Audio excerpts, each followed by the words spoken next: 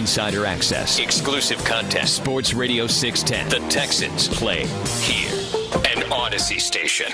Sports Radio 610 presents Seth Payne and Sean Pendergast. We coming to H time. Let's get the work in, man. Let's go. Great day, great day. Oh, give me some juice, baby. Hey, what's happening, everybody? Happy Thursday to all of you. Nice to be with you. Appreciate you getting up with us. We're with you till 10 a.m. Got a lot of stuff to get to. Got a lot of things to get to, people. I'm Sean Pendergast.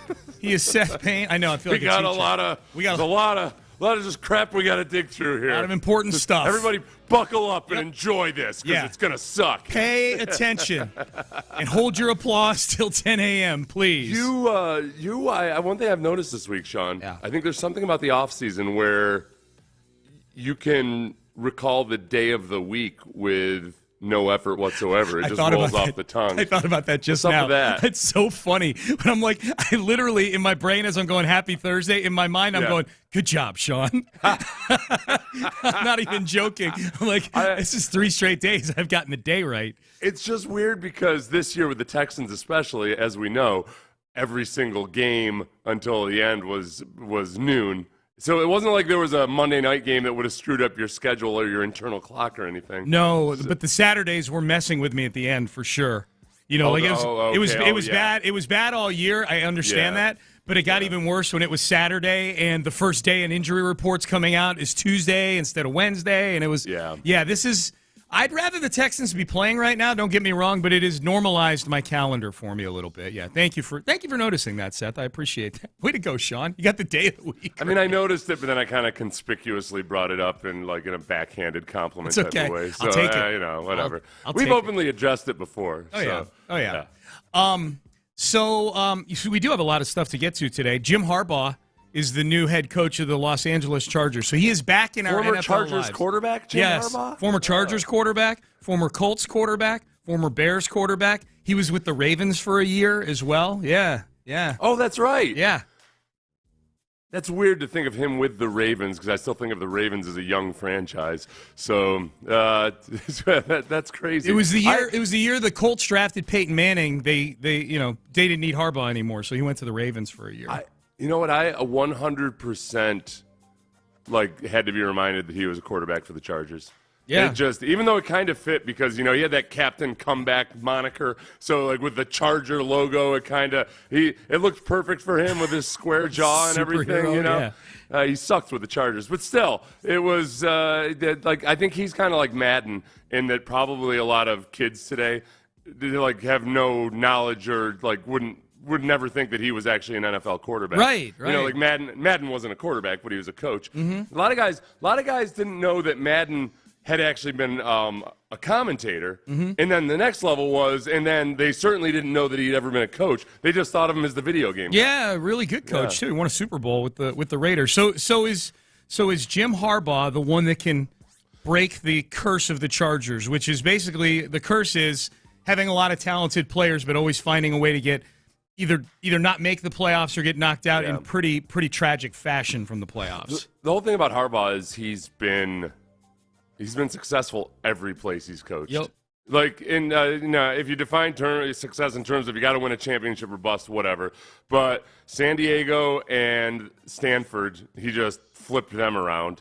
The 49ers were in one of their several dysfunctional stages when he came in, took over, turned them around completely. Turned around Alex Smith's career for certain. Alex Smith was a bust at that point. He saved Alex Smith's career. He came in. Alex Smith had 3 different offensive coordinators in 3 years. Jim Harbaugh comes in, and all of a sudden, Alex Smith plays another 10 years. If it weren't for Jim Harbaugh, Alex Smith never would have broken his leg. So, thanks a lot, Jim. He wouldn't have stuck around long enough to get mutilated by J.J. Watt and Kareem Jackson, yes. And then he's won a national championship. Mm-hmm. I think that, in a season in which he was suspended twice for 2 different infractions, but still, he's a winner, damn it. I don't think he'll make the Chargers winners. I don't think in this city we're going to put any asterisks on Jim Harbaugh's championship. He earned it. Kids today need to be reminded that Jim Harbaugh was once an NFL quarterback. Kids 20 years from now will have to be reminded that, no, he was suspended twice that season. Yeah. National champ for 2 separate infractions. Yeah. Well, and it was the best thing to happen to Sharon Moore because it sounds like he's going to be handed the Michigan job. The interim, for those who don't remember, he was the interim when Harbaugh got suspended these couple of times. Yeah. And did a good job. He won some big games. Well, he's put they're funding half their NIL with his swear jar. That's right. That's right. That's right. He's cursing. I do think, so I think it'll be good for the Chargers. Yeah. Despite Harbaugh's long track record of success in the national championship and all that, I'm going to credit D'Amico Ryans for getting him that job. How so?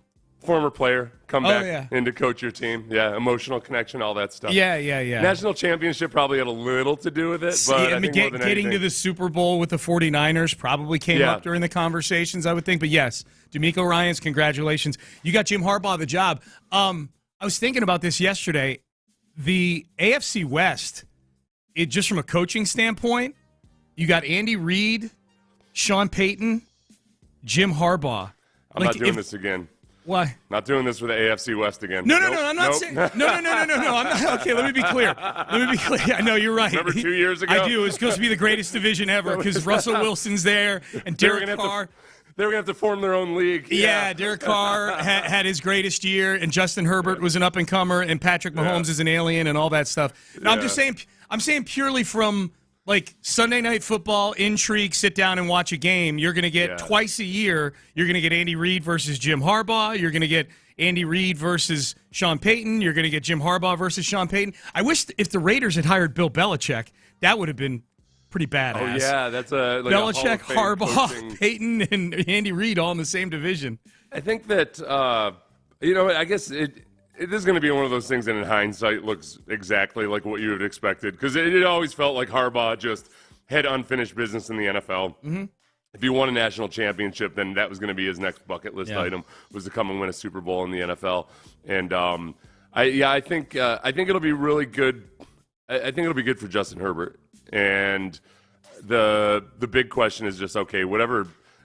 I'm the least superstitious person I know, and yet the Chargers really test me. Yeah, there's they just routinely through different coaches, different players, different GMs, they just can't get out of their own way. It's the damnedest thing. Like they charge. They've become a verb. They charger all these games. They just blow so many games in the fourth quarter, or games they otherwise should have won. It's just the strangest thing. This is the NFL version of what we see in college sometimes, like where. Like when Scott Frost got hired at Nebraska. Scott Frost is from Nebraska. He went undefeated at UCF. Like he's a really good resume. Like and it was like, okay, if Scott Frost can't succeed at Nebraska, then who the hell do you hire to succeed? I think the Aggies with Jimbo Fisher, I think when he got hired, like, all right, you're paying $75 million guaranteed for this guy who won a national championship, and you are pushing your chip. If he can't do it, then who do you go get? This is the NFL version of that. Like you pointed it out, Seth. This guy wins everywhere he goes, and he's inherited situations far worse than the Chargers situation. Right, Stanford was the worst team in Power 5 football when he inherited, and that's a hard place to win too with the academic restrictions. And he won at a really high level there. Like he got to New Year's Day bowl games with Stanford. Similarly, San Francisco was a joke when Harbaugh got there. I mean, they were a laughing stock. As you pointed out, like Alex Smith was cycling through coaches like people cycle through underwear, and he came in there and they were good in year one. They made the playoffs. I think they made the NFC title game in year one in 2011 there. I guess the counter argument I would give if we're bringing up historical examples, I guess, would be Urban Meyer, but it doesn't feel like it applies. Urban Meyer had never coached in the NFL before, right? But he had nothing but success. He had nothing but success. The big difference is he did not understand the NFL game at all. I don't even know if he wanted to coach. You know what I mean? I think he just got pulled in. That's check. I think this. Yeah, I wonder. Like with Sean Payton, I don't know if he really wanted to coach, but it's so much money. It's a ton of money. Yeah. Especially he'd gotten divorced. Yeah. Oh yeah. Delaney Walker, this is one of the weirdest things that happened to me at 4 a.m. in a while, at least after I had been sleeping previously. Yeah. Weird stuff is happening at 4 a.m., sure. but not after a night of sleep. This is the weirdest thing at 4 a.m. Right. I was looking through for some Harbaugh information, and somehow I clicked on a link on Quora, that search. I don't know if does that always pop up for you, the Quora stuff? No. Okay, I must have some add-on on my browser or whatever. But Cure is a website where a lot of people just answer questions. You can ask, so it's like a search engine except with people attached to it, and they gain clout or what have you. So somehow I clicked on this link that said, "Do you think Jim Harbaugh was a bad coach or just unlikely?" Which I think he meant unlucky. But whatever the question was, that's the one I clicked on. Delaney Walker, tight end, I remember him. Notably for the 49ers forever, and then also the Titans. He answered. He was the top-rated answerer, and he said he's a player. He's just like one of us. Jim Harbaugh is always in the locker room. He's in the locker room playing basketball with us. He's in there joking around. He eats with us. He doesn't sit with the other coaches. He sits with the players. He just wants to be a player. He goes to practice and sometimes puts on the full gear, throws the ball. He conditions with us. I think that's what makes everybody buy into his philosophy. He believes in it so much that he does it. It reminded me a little bit of what guys like Will Anderson have been saying about D'Amico Ryan. For sure. Yeah. I wonder if this go-around Jim Harbaugh will still be that way. That was 10 years ago.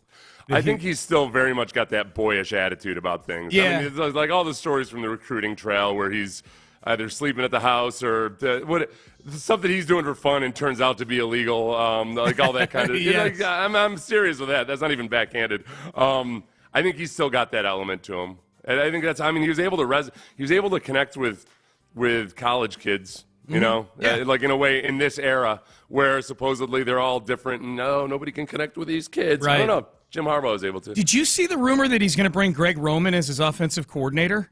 That wouldn't surprise me. I wonder if part of that is that he. Okay, let's go back and look at some of the criticisms of him as an NFL coach, and maybe that some people thought he was too rigid and wanting to be old school. And Greg Roman, it was funny because they brought in the pistol and all that, and you would think of it as new age, but in a lot of ways they were extreme throwbacks because they were running old school power football, like the way it was done in the 40s, before the forward pass was all that cool. And I think that he probably figures, like Greg Roman maybe did some things that limited Lamar Jackson, but Jim Harbaugh is a quarterbacks guy, and he's an offensive coordinator type guy. So I think that maybe he likes Greg Roman for his ability to help in the run game and all that stuff, but it's going to be Jim Harbaugh's show. Collaborative, yeah, absolutely. All right, Payne and Pendergast with you, off and running on a Thursday. We got some more honors for some of our young Texans players, and let's take a look. Jim Harbaugh is the coach with the Chargers now. What is the game of musical chairs looking like for Bobby Slowick and Gerard Johnson? A new opportunity pops up for the Texans quarterbacks coach yesterday, so we'll get to that in just a minute. Stay there. But first, Soda weight loss. If you are looking to drop weight here in the new year, it's still January. I know a lot of you have probably flushed your new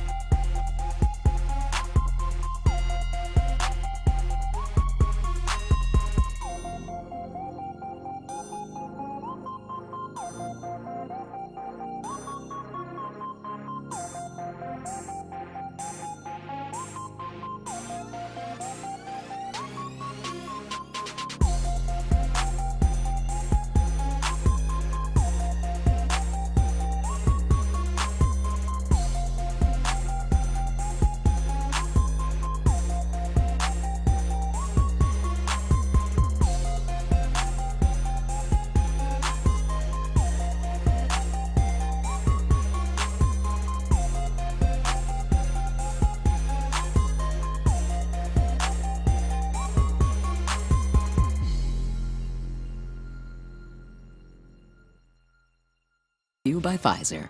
Sports Radio 610 presents Payne and Pendergast.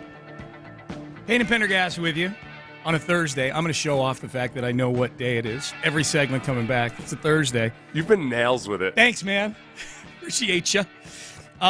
Hey, Will Anderson, speaking of nails, here's Will Anderson talking about the vets helping him get up to speed his rookie year. We have vets like Rank. I know I just love talking about these guys because I don't think people understand how special they are, but we got guys like Rank and JG and Jerry who knows the system and knows how offenses work.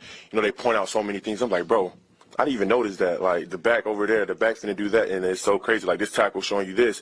And I would say, like, that's how my game was taken to the next level, like the second half of the season, just by recognizing those little things. Yeah, and as a result, Will Anderson is a Pro Bowl games participant now. He's replacing Max Crosby. So Will Anderson on his way to Orlando, Seth. Thanks to the vets who got him up to speed. It takes a village to get Will Anderson to the Pro Bowl. Well, that soundbite was notable just because I think we talk about culture.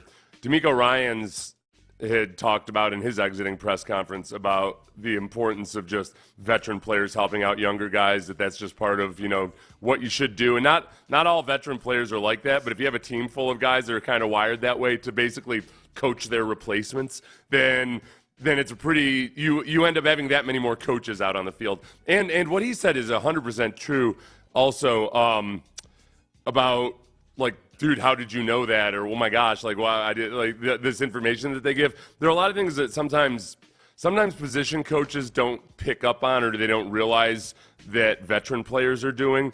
So they don't bother coaching it, or they don't think that younger guys can. But I remember my 10th year in the league, we had Bob Karmelowitz, who's a long time, awesome NFL defensive line coach. But I remember I kind of freelanced on a play once, and he asked why I did it, and I explained that I could see, you know, based on the formation and based on the stance of the guard, I knew exactly what play was coming.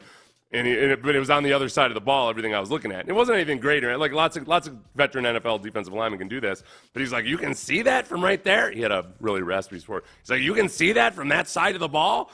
I'm like, yeah, you've been in the league for 30 years, I was just going to say. Like, yeah. I was like, am I the first non-dullard you've met?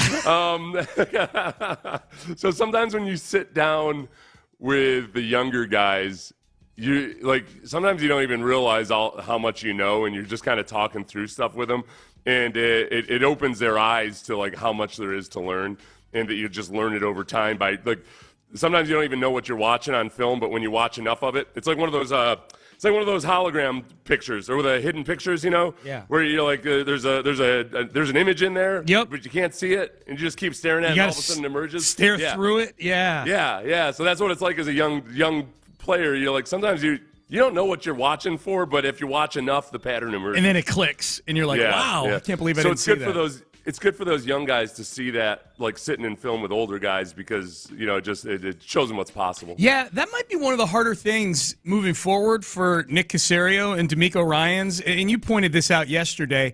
The first couple years that Nick was the GM here, they brought in a bunch of culture veteran guys that are teaching the young guys, but they were all guys that were hanging on to a paycheck, it felt like. You know what I mean? They were all guys that were just hanging on for their NFL lives. Like, what are they going to do? Be uppity and not teach the young guys? Christian Kirksey, Kamu Grugier-Hill, you know, like all these guys.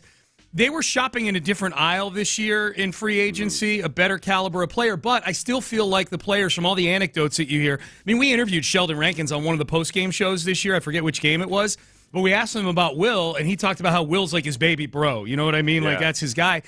And I think it's probably the better caliber of player you get, there's probably an inverse correlation to how willing they are maybe to help young guys out, I would think. I don't know. I don't know. It's tough for me because in the defensive line meeting room, like, almost every team plays with a rotation. Mm-hmm. And as you get older, if you're still good, you get to be the guy that, like, you know, only comes in situationally. So it's much more of a communal feel there. Like, it takes a village on the defensive line. Like, gotcha.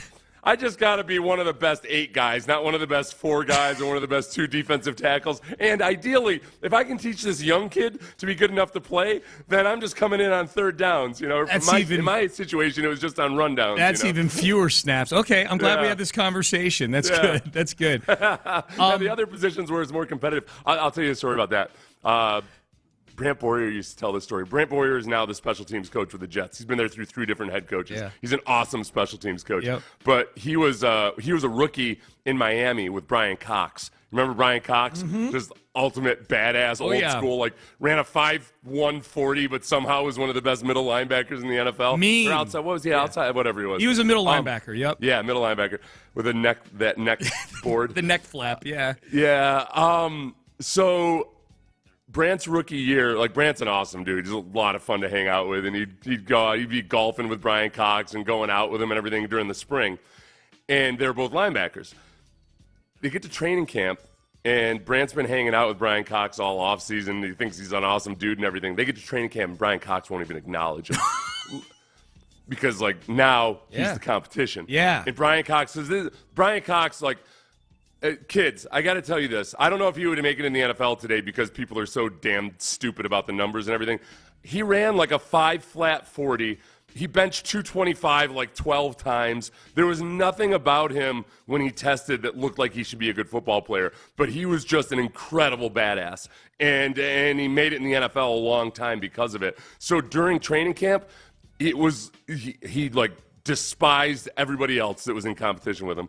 Once they made the team, it switched right back like 180 degrees, and they were best buds again. So it was like psychological warfare for him. And I think like once they're on the team, he helped guys out and everything. But it wasn't quite the same dynamic that you hear about Malik Collins and Will Anderson. Brian Cox was in the league for 12 years. Yeah. And in those Miami years, where was he a teammate of his, Seth? In Miami. In Miami? Yeah. Okay, yeah. Brian Cox was really good. Brant was on the practice squad. I don't think he would have been on the roster. 3-time Pro Bowler in Miami his first 5 years, Brian Cox. Let me fact check my 40 time.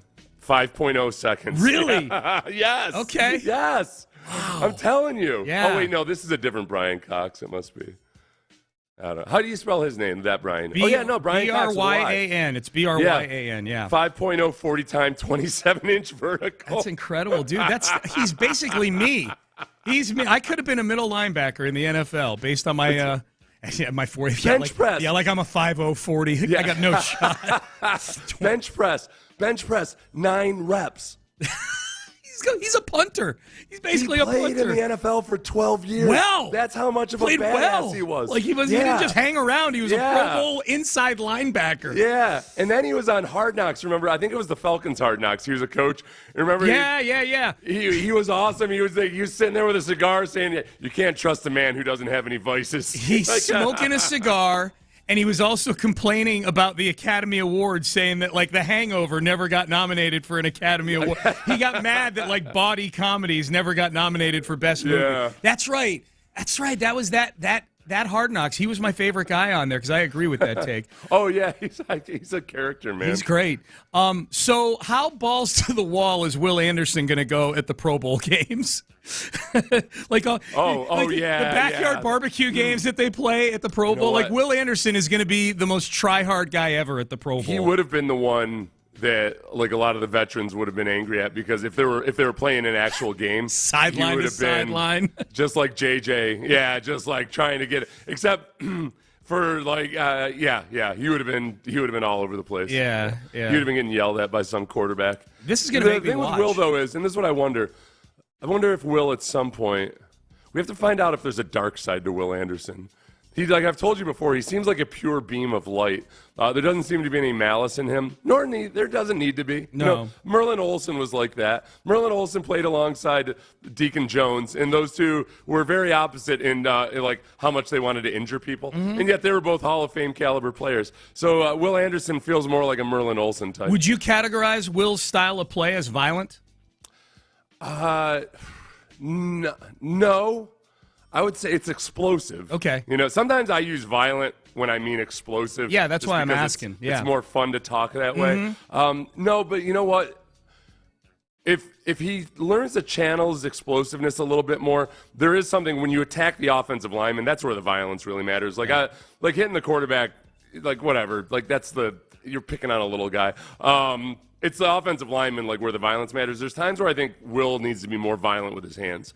So he kind of gets into this mode where he starts becoming a bull rusher, and he's not really strong enough and violent enough with his hands to be a bull rusher until he starts to offset it with more of his speed rush. So, yeah, he's explosive as an athlete. When he's inside, he looks more violent. With his hands, it's learning to transfer that to the edge rushing and be violent with his hands out there. All right, let's quick update on the coaching carousel. We got done talking about Jim Harbaugh. Jim Harbaugh, the new Chargers coach. If you're just waking up, just getting in your car, he's the new head coach of the Los Angeles Chargers. Dan Quinn is getting a second interview in Seattle, according to Adam Schefter. He just tweeted that a few minutes ago. So that's important for the Texans. If you're someone who wants Bobby Slowick to remain here, Seattle is one of the jobs that Slowick is up for right now. So Dan Quinn, I don't know if he's thought to be the leader for that job, but certainly that's when Pete Carroll was moved out of his role. Dan Quinn's name was the first one to come up as the possible replacement for him. Did Dan Quinn? Did the playoff game? I almost said championship game, like Dallas would be in a championship the wild card game. round championship the game. wild card game. Yeah. Did the wild card loss that the Uber coordinator Dan Quinn just completely flopped in? Does that affect him at all now that he's kind of a two-time loser in terms of big games and just huge letdowns? That's a good question. They know him very well in the building in Seattle, so it might hurt him for some jobs where they don't have a working knowledge of him, but he was the DC up there for a number of years. So they know. I don't know. I know a lot of people really well that I don't want to hire back. I feel like my point is he's getting a second interview. You know what I mean? Yeah, like I know. But the thing about where the reporting on this has gone, people were acting like it was a foregone conclusion that he was going to be the hire in Seattle. And now it's like, okay, great, he's getting a second interview. If anything, that could be just that because people like him up there, but it doesn't necessarily mean he's the favorite. Well, I'll answer your question. It probably didn't help. Yeah. It probably didn't help. But I think, and it may have eliminated him from some of these other jobs. I mean, I would say that just about him as a coordinator this year. I mean, he's a very, very good coordinator. He's got a track record. But this year, that Cowboys defense, you saw the signs down the stretch in the season. They could not stop a team at the end of a game. Yeah. Like Dak Prescott had multiple wins that he won in the fourth quarter that were taken away by that defense just completely falling apart. And and some of it was based on Dan Quinn changing play calling strategy on that final drive. I look at that and I start wondering, all right, well, I don't between this and the Super Bowl loss. And I know that was Kyle Shanahan's decision to keep passing in the Super Bowl, but Dan Quinn's a damn head coach. Yeah. He can get on the headset and tell Kyle to stuff it. Well, that might be a bigger red flag than the Cowboy wildcard game. Like, you're the head coach. Exert your leadership. Yeah. Yeah. You want to hear some good Nick Sirianni audio, Seth? Boy, do I. Philadelphia head coach Nick Sirianni getting grilled by the media yesterday. He's going to stick around for another year. But he was asked by a media member, what exactly is it that you do? Defensive coordinators could be in charge of the defense. What is your role going to be? The head coach of the football team. What does that entail? How does it change? Yeah, I guess it'd be this very similar to what's going on right now. Does that mean I'll sit more into defensive meetings at times? Maybe, right? Instead of always being in an offensive meeting, maybe I go to a defensive meeting here and there. But my job is to be the head coach of the team, not the head coach of the offense, not the head coach of the defense, not the head coach of the special teams, but be the head coach of the football team. And so that's building the culture. That's making sure the culture's, working, with our 5 core values, are taking every day at a time. Like, we're not coming up with new core values. We may shuffle of where the things are that are important, and working at high level. And then that's where our connection with the players and then their connection with each other works well too. D-. You know what? It didn't seem that bad to me because, although, I mean, he used the word maybe, which he probably shouldn't have if now what you are is the guy who sets the tone for the organization, that is specifically your job, don't throw the maybe out there. Pretend you got a little focus and direction. Maybe I'll even visit the defense. Who knows? So I'm going to explore the space. That's what I'm going to do. Yeah. But it didn't seem that bad because I heard multiple different Texans officials over multiple years try to explain Jack Easterby's job description and fail. Remember when we couldn't get an actual job description for Jack Easterby? Right. That was weird. That was weird. How'd that turn out? not being able to describe your job. This is where I give Sirianni a break, Sean. I did an interview last night with a high school student who was doing a project and wanted to interview me about my job. And I was recording it on Zoom, and I went back and I watched it afterwards, and I was like, my God, could I spit out a complete sentence, please, once? It was awful. Like, if that were an interview for broadcast, I would have been disgusted with myself. Wow. But it's just that it was a different environment and a different topic than what I do every day. I was not up to my standards, which was cool. I knew it because she's writing a very short article, so she's just going to take snippets out of it. But I think that Sirianni's a little bit like that. I think in his element, he's one way, but like in the press conference, that's just not his thing. I feel like we're back to square one with the Sirianni press conferences. The first part of being smart is knowing what to do. Yeah, I feel like we're back there again. I feel like he had a good run there for a couple of years, and now we're back to less thinking. Less thinking equals talent take over. He alluded to the 5 core values or principles. He did. Yeah. Was it 5 core principles? 5 core values. See, it was 5 core something, and he ain't changing them. He said, "We're not changing those." Well, yeah. So that's where. Yeah. So one may become more important than another. I forget what he said. And maybe he'll visit the defense every now and then. Dude, Gerard Johnson is interviewing for the OC job there. I would recommend running the other way. Here are the 5 core values: connect and trust, compete with each other, accountability, playing smart football, which means knowing what to do. Yeah. And the 5th core value is actually 3 core values. Do you want to hear this? The 3 core values that comprise the 5th core value? You do it quickly. Fundamentals, fundamentals. Okay.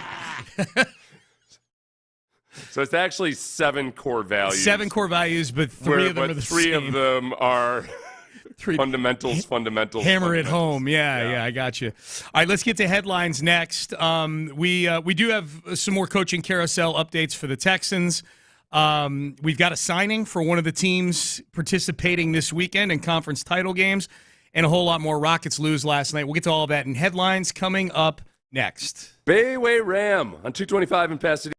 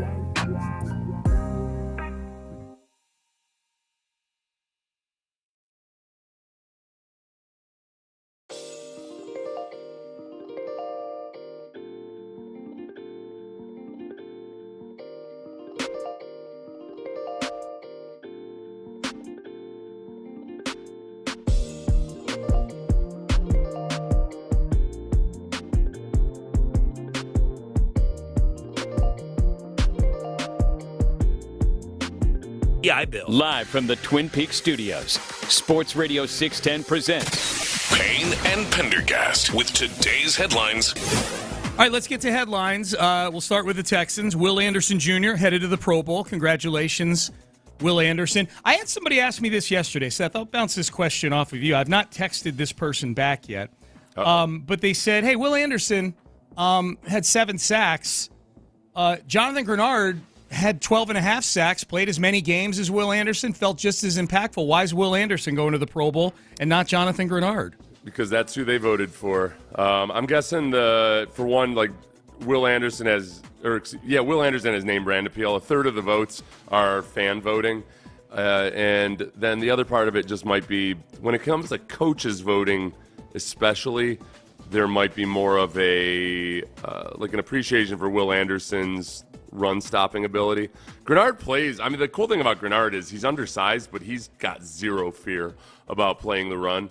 And so I think a lot of it is that there's not really a good rational answer necessarily, other than that, like Will Anderson's a name brand already because of what he did in college. That's what I thought. Yeah. Because I think they were very equal this year. Well, I'll tell you another thing. Like Chase Young has worse numbers in a lot of regards than John Grenard on a per-game basis over the first 4 years of his career, and yet I will not be surprised one bit if Chase Young gets like twice as much money as John Grenard in free agency. Yeah. Now Chase Young is a prototype athlete. Like he's big. I think sometimes those guys just simply have to be accounted for in a different way because of their size, because their radius is so big. But it's one of those irrational things that just seems consistent over time. Guys who are number 1 overall picks or top 5 picks, there's a certain glow that stays with them over time, and you get that halo effect. 100%. Like that to me is one of the things that coaches say all the time, and I understand them. I understand what they're saying when they say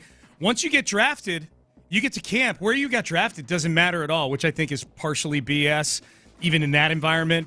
But it's definitely BS when it comes to the longevity of guys' careers. I mean, Sam Darnold will be a quarterback in the NFL for another 8 years if he wants to, because he was the 3rd overall pick. The thing that gets those guys drafted high means that there will, like the athletic traits that gets those guys drafted high, means that there will always be coaches out there who think like, well, I could bring it out of him. I could. Well, or realistically, maybe he just needs to be in the right situation. Right. So I think that's where your scouting report keeps paying dividends down the road. I don't know. I feel weird having this conversation because it feels like I'm criticizing Will Anderson or something. I'm not.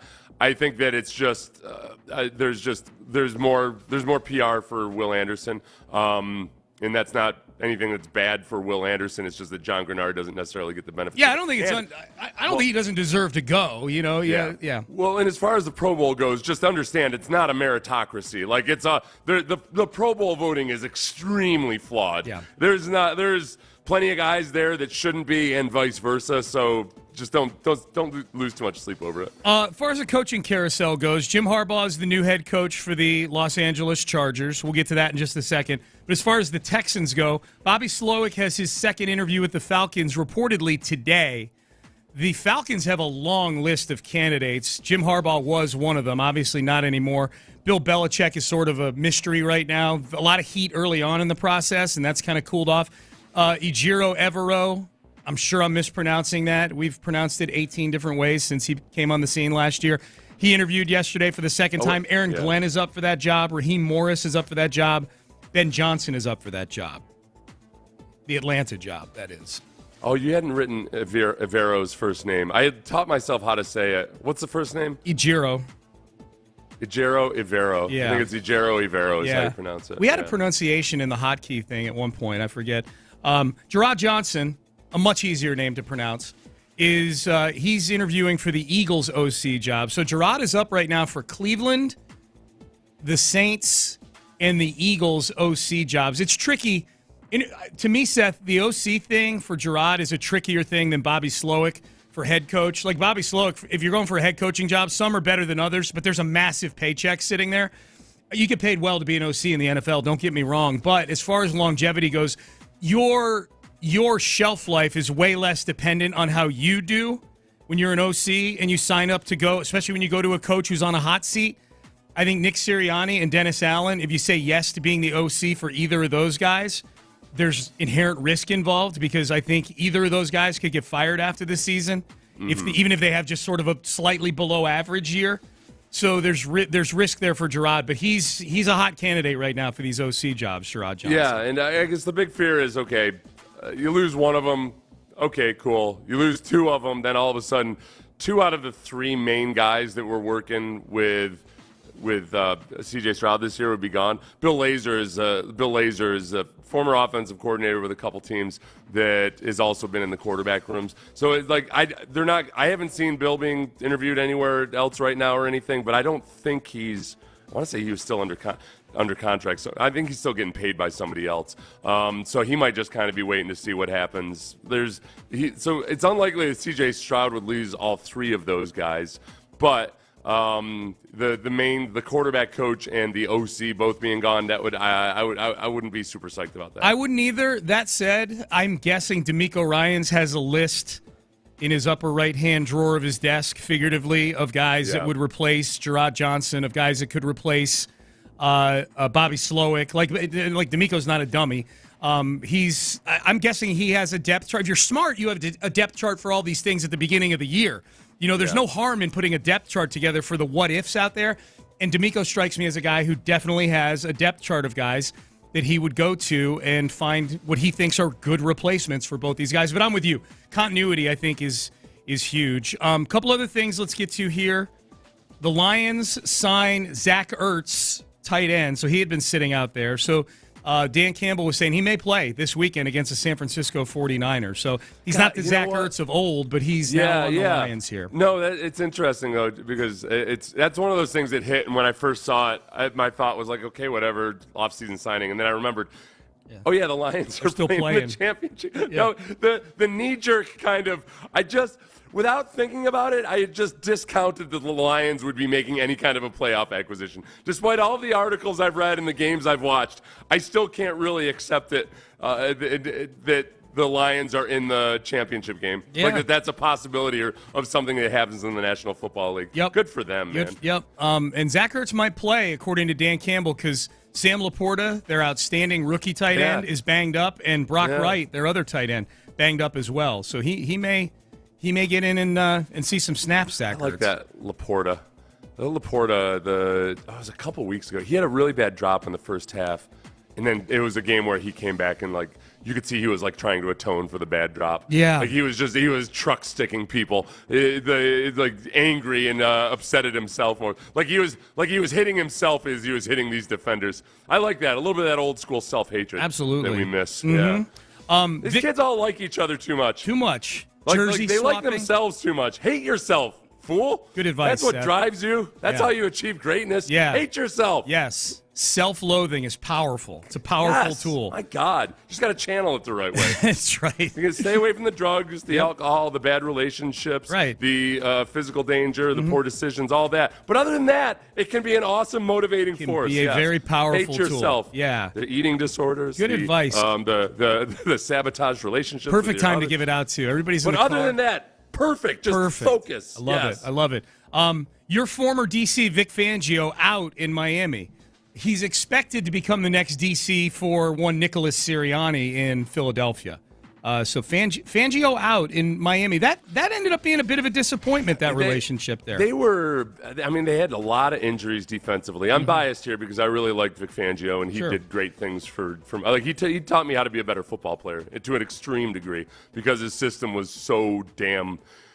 I think a lot of times with Fangio, they talk so much about the coverages and what have you, and I think he thinks it's hilarious because people act like him playing cover 2 is like the most brilliant thing anybody's ever devised. But as a defensive lineman, he taught me a lot of things where after I learned them, I was like, oh, that's so stupid that not everybody does this. Oh my gosh, this is really, really smart. Why is everybody else playing football like an idiot? And he made me 50% better in the course of 2 months. So I think he just got screwed by bad injuries there in Miami. Good hire. And also, this feels a little bit like when Sean McVay fired Wade Phillips, and it wasn't because Wade Phillips had done anything wrong. I mean, the offense was the reason that the Rams had fallen off. The defense was still good, but what he realized was he wanted to face the defenses that he was seeing now. Mm-hmm. These Seattle-based type defenses. He wanted a coordinator in there. All right, Blazers beat the Rockets last night in overtime at Toyota Center. Bad loss by the Rockets last night. They were up by 4 with 4 seconds to go in regulation. They lost in overtime to the Blazers. All right, into the 7 o'clock hour we go. Seth, we have anonymous executives. Anonymous executives saying things about C.J. Stroud, saying things about other big news going on around the league, including other quarterbacks. Anon is back? Exec Anon is back, and we'll hear from him next. But first, nothing anonymous about Dr. Ben Salento. He's not Doc Anon. He's got a name. In fact, he's even got a website with his name on it. He's that proud of the work that he does, and he should be. He's amazing. He's my sleep doctor. He's Dr. Ben Salento. DrBenSalento.com is the website. Texas Sinus and Snoring is the name of his practice, and he fixed that noise you heard was me snoring many, many years ago. He fixed that. He helped me with my sleep issues big time. I get great sleep now. And sleep is the foundation for everything that you do. It's the foundation for your health.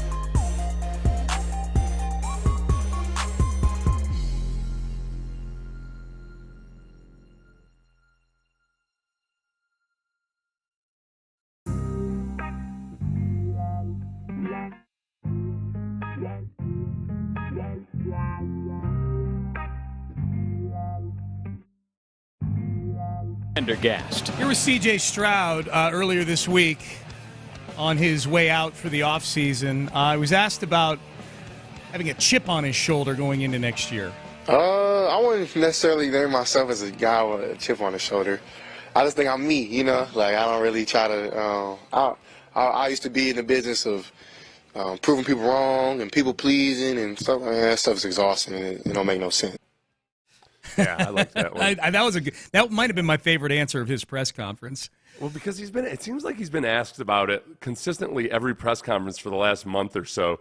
And it's not always the same person asking or anything. They'll say, like, what do you feel about proving the doubters wrong? And I don't know what the genesis is other than I think, like, more articles have come out about how the S2 test has been wrong or all that. Yeah. But, like, for the most part, he's received nothing but almost unanimous praise for the last 6 to 8 weeks or so. Yeah. Really, since the Bucs game, I don't know if there's really been anything negative written about C.J. Stroud. No, I wonder if some people, when they're asking it, are just conflating it with the Texans as a team. You know, or the Texans as a team, or they've been an underdog all year and a surprise and doubted and things like that. And it's a good thing to ask because every now and then you get a really good people do have good answers about the chip on their shoulder. Yeah, for sure. So Jeremy Fowler of ESPN.com is out doing the Lord's work, and the Lord's work for Payne and Pendergast is locating anonymous executives, anonymous scouts, anonymous people in personnel positions throughout the league. Even though, now this is the one thing with Jeremy Fowler, I hated him last year just because he acted like, there was a quote where an anonymous executive basically said, who knows what the Texans are doing. So that was the anonymous quote, but that could be interpreted as like, well, who knows? Like, nobody knows. No, that's what the quote was. Nobody knows what the Texans are doing, which could be basically, I think what the executive probably meant was like they're keeping their lips closed. They're not saying anything.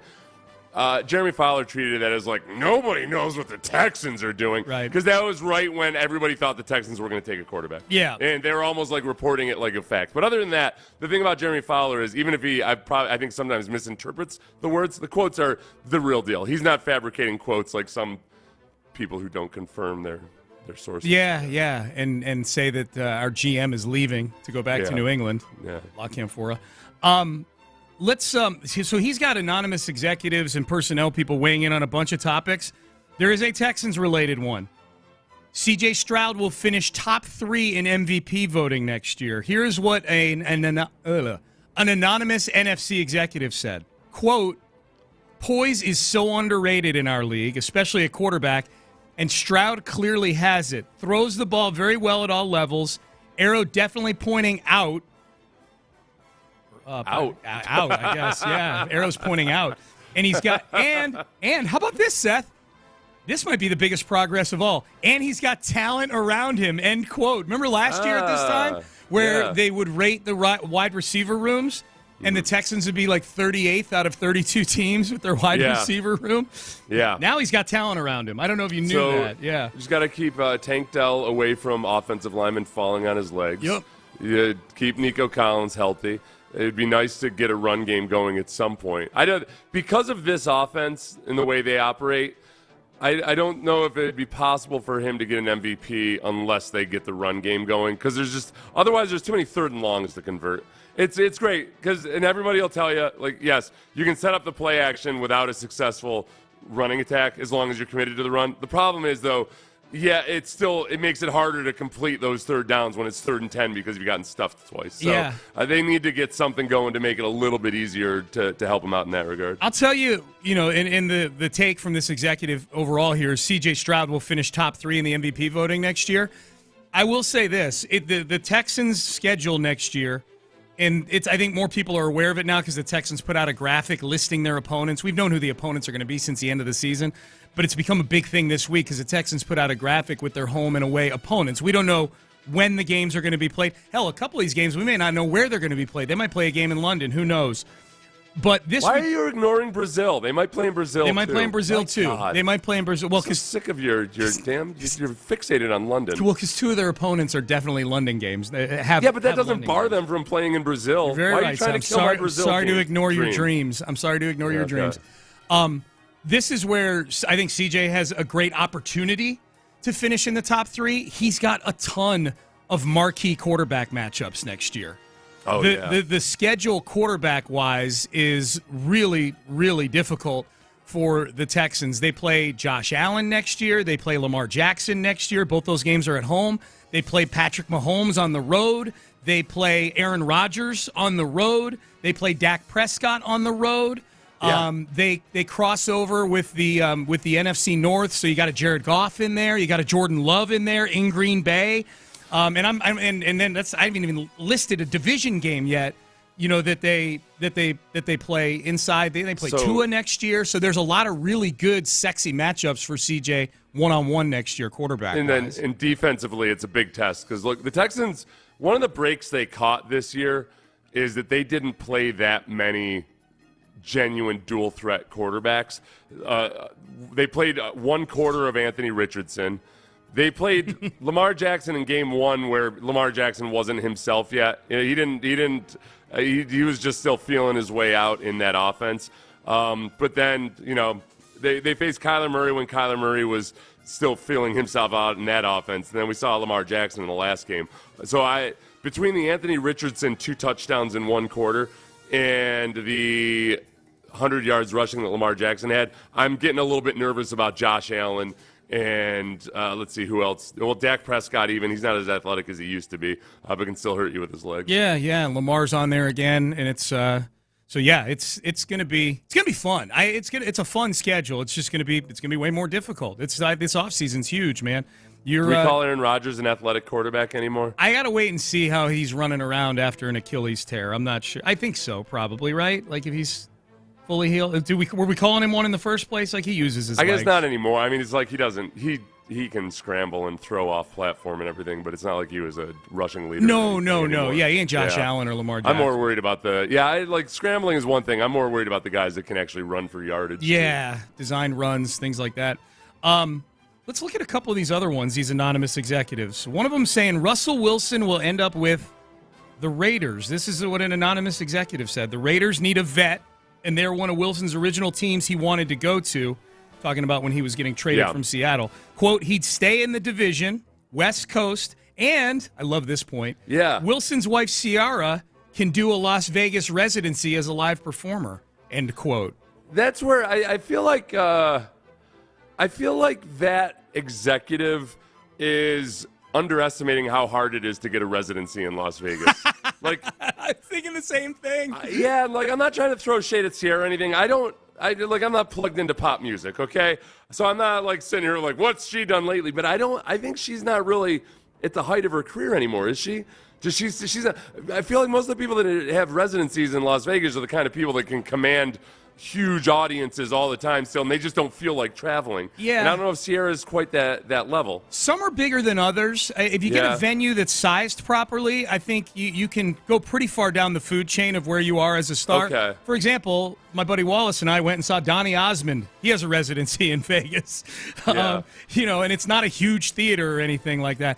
We went as a guilty pleasure, everybody, okay? It's not like I've got Donny Osmond popping on my iPhone every day. But Donny Osmond has, like, an appeal to, like people still – he was a heartthrob to a lot of women that now have, like, money to go see him when he's in Vegas. Like, there's a certain loyalty amongst his audience. Yes. I'm genuinely asking, anybody out there, any of our multiple listeners who I'm sure are huge Sierra fans, does she still pop like she once did? Yeah. I don't know. Oh, yeah, I'm aware of Donny Osmond's audience. If Wallace and I were single and we were of mind to go after women in their late 60s, that was a target-rich environment at that Donny Osmond concert. I'll tell you that. You're going to go get the cast-offs from Donny Osmond? Yep. His little waffle. Would you like to be a roadie for Donny Osmond? Waffle runoff. Yeah. Probably be in bed pretty early. You could have just pretended you were a roadie. I know. For Donny Osmond. Just put on a black T-shirt Good and tactic. be like, and by roadie I mean a resi, because you're in residence. So you're not a roadie, you're a resi. Wearing one of those like CB comm things on your shoulder, a little IFB in my ear. Absolutely. All right, couple more of these here. Anonymous executive says that the 49ers will take a step back next season because they've been losing so much brain power in their front office. An NFC executive says that after they lost Rand Carthon and Adam Peters to the Commanders, they had another executive leave to go to the Jags named Ethan Waugh. Quote, that's a lot for John Lynch to overcome. they could get exposed in free agency in the draft, end quote. Sounds like that anonymous executive thinks that John Lynch is a stuffed suit. It's a pretty face on top of an expensive suit that's letting everybody else do the dirty work for him. I was thinking the same thing. Yeah. Yeah. Let's see how the jock does without all the actual smart guys, huh? Yeah, let's see how he does now. Now I have nothing to do but to pull for the 49ers in their offseason. I have to hope that John Lynch does one for the jocks who didn't earn their way up the ladder, and just go ahead and shut this dude up. Brock Purdy's finishing up his second year. I am very anxious for the 49ers to be pushed to their moment of truth with Brock Purdy after his third year as to whether or not he's worth paying upper tippy-top quarterback money to, Yeah. And I know 7th-round pick, a lot of people get wrapped up in that, and rightfully so. Like, it's, there's a physical talent thing to it. He's been really, really good. But I don't know. I wonder if they feel like he's worth paying after next year. I guess when you say there's a physical talent thing to it, what do you mean? Just kind of what we were talking about earlier with Grenard and Will Anderson, and are they going to get? I mean, this is a team that traded 3 first-round picks to draft Trey Lance. And it didn't work out. I get it, but they're not prone to being sucked in by the physical elite traits of a quarterback and dreaming what that might look like in that offense, as opposed to a guy who is Mr. Irrelevant with Brock Purdy. I guess. Yeah, I don't know. I think their core philosophy is like they just want to find a guy that can run the system, and they'll do whatever it takes. Like they traded for Jimmy Garoppolo. They traded all those picks for Trey Lance. Mm-hmm. But I don't think there's a part of them that has their ego attached to, like, we want one of our big moves to pay off as opposed to the 7th-round pick. Right. Like, Tony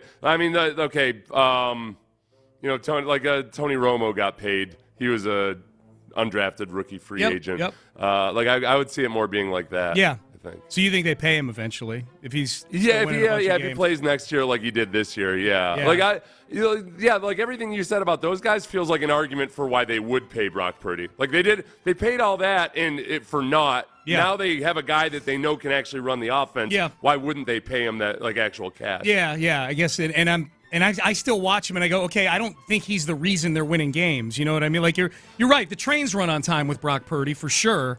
He did.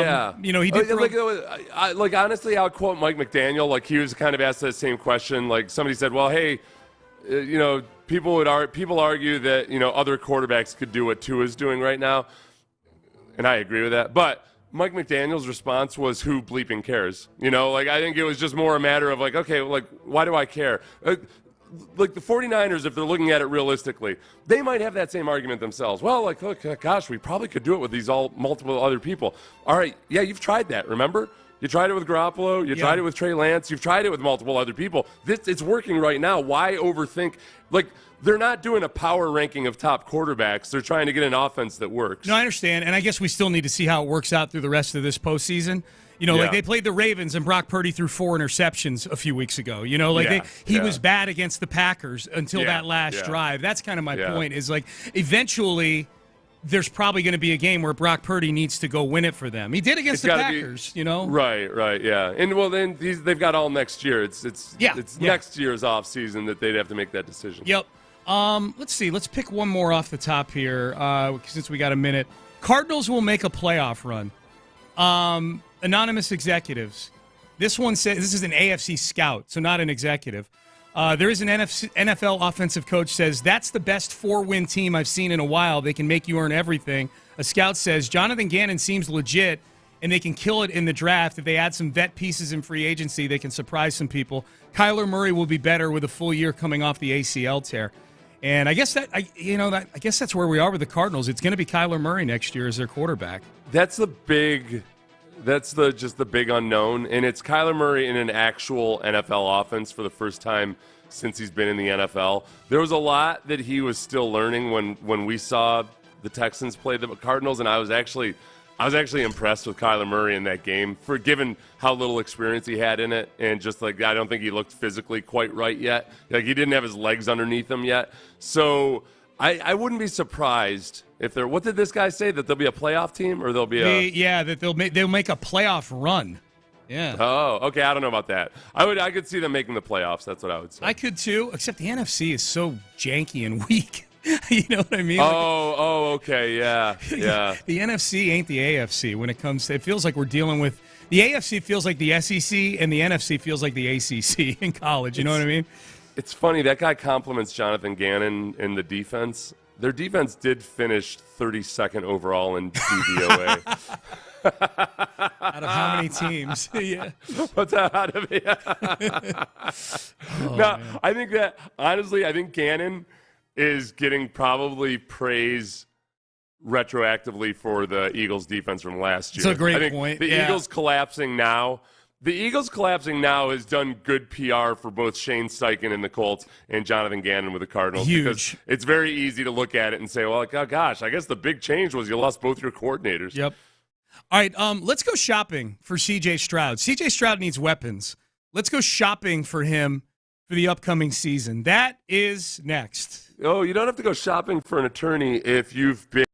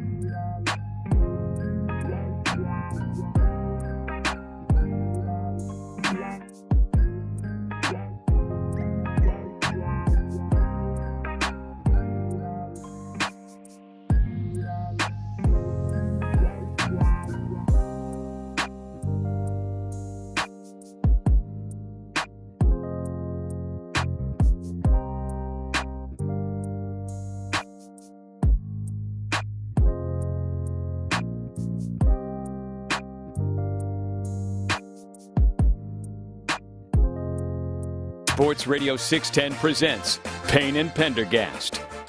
Did Landry just say attention sucky golfers in that promo right there? That was pretty funny.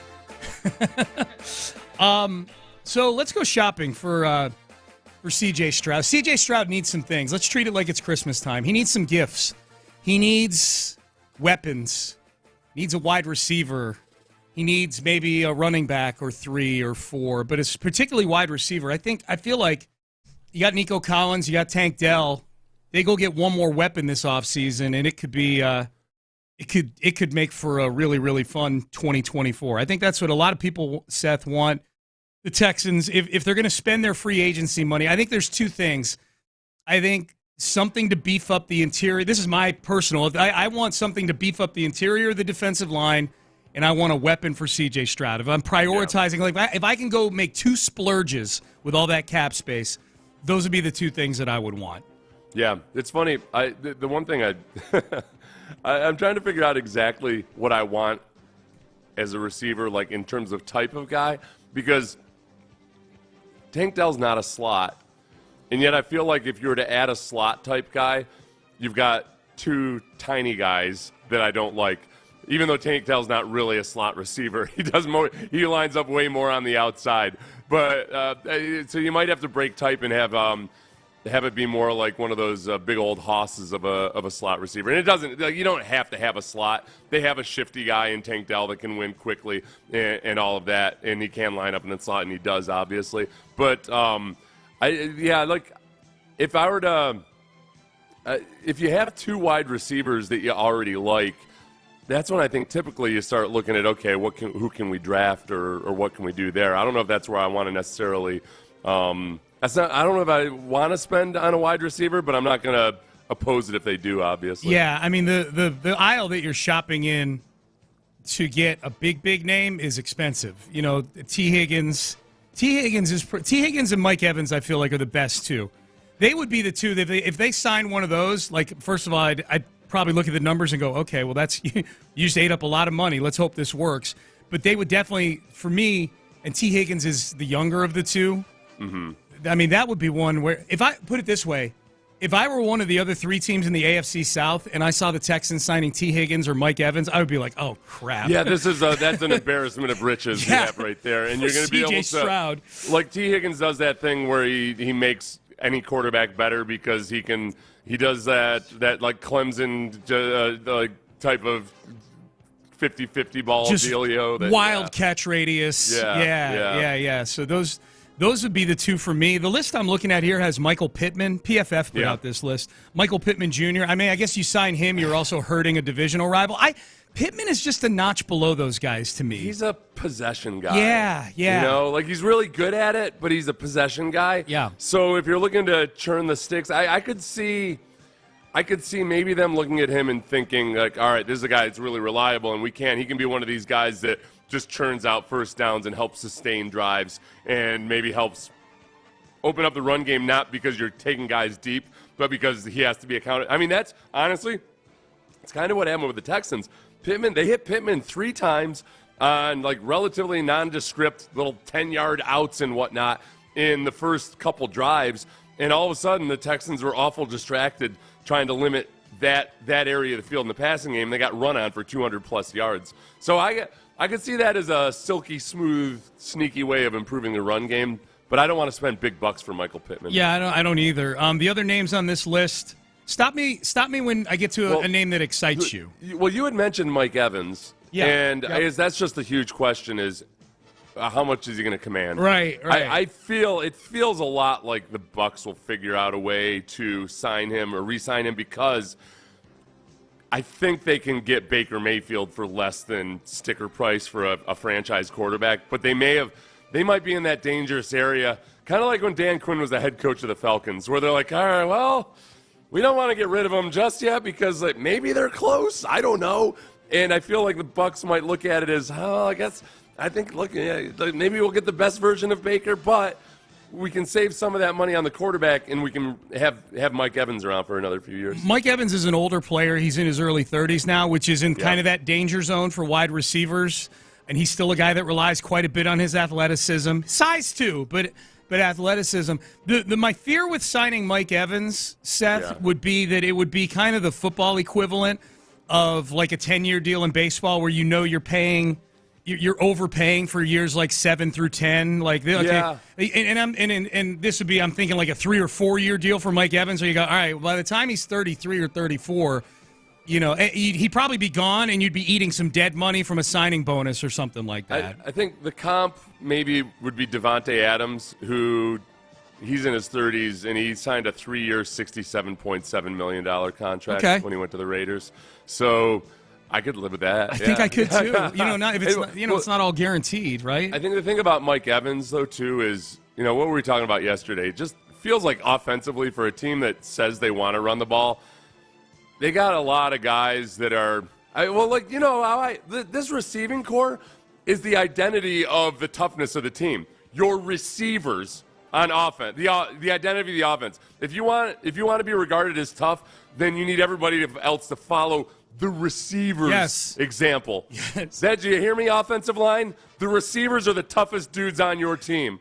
All right? Like, in a heartbeat, I would take Nico Collins in a bar fight over any of the offensive linemen. In a heartbeit. Dude. And I would take Dell. Damn it. I would take John Mechie.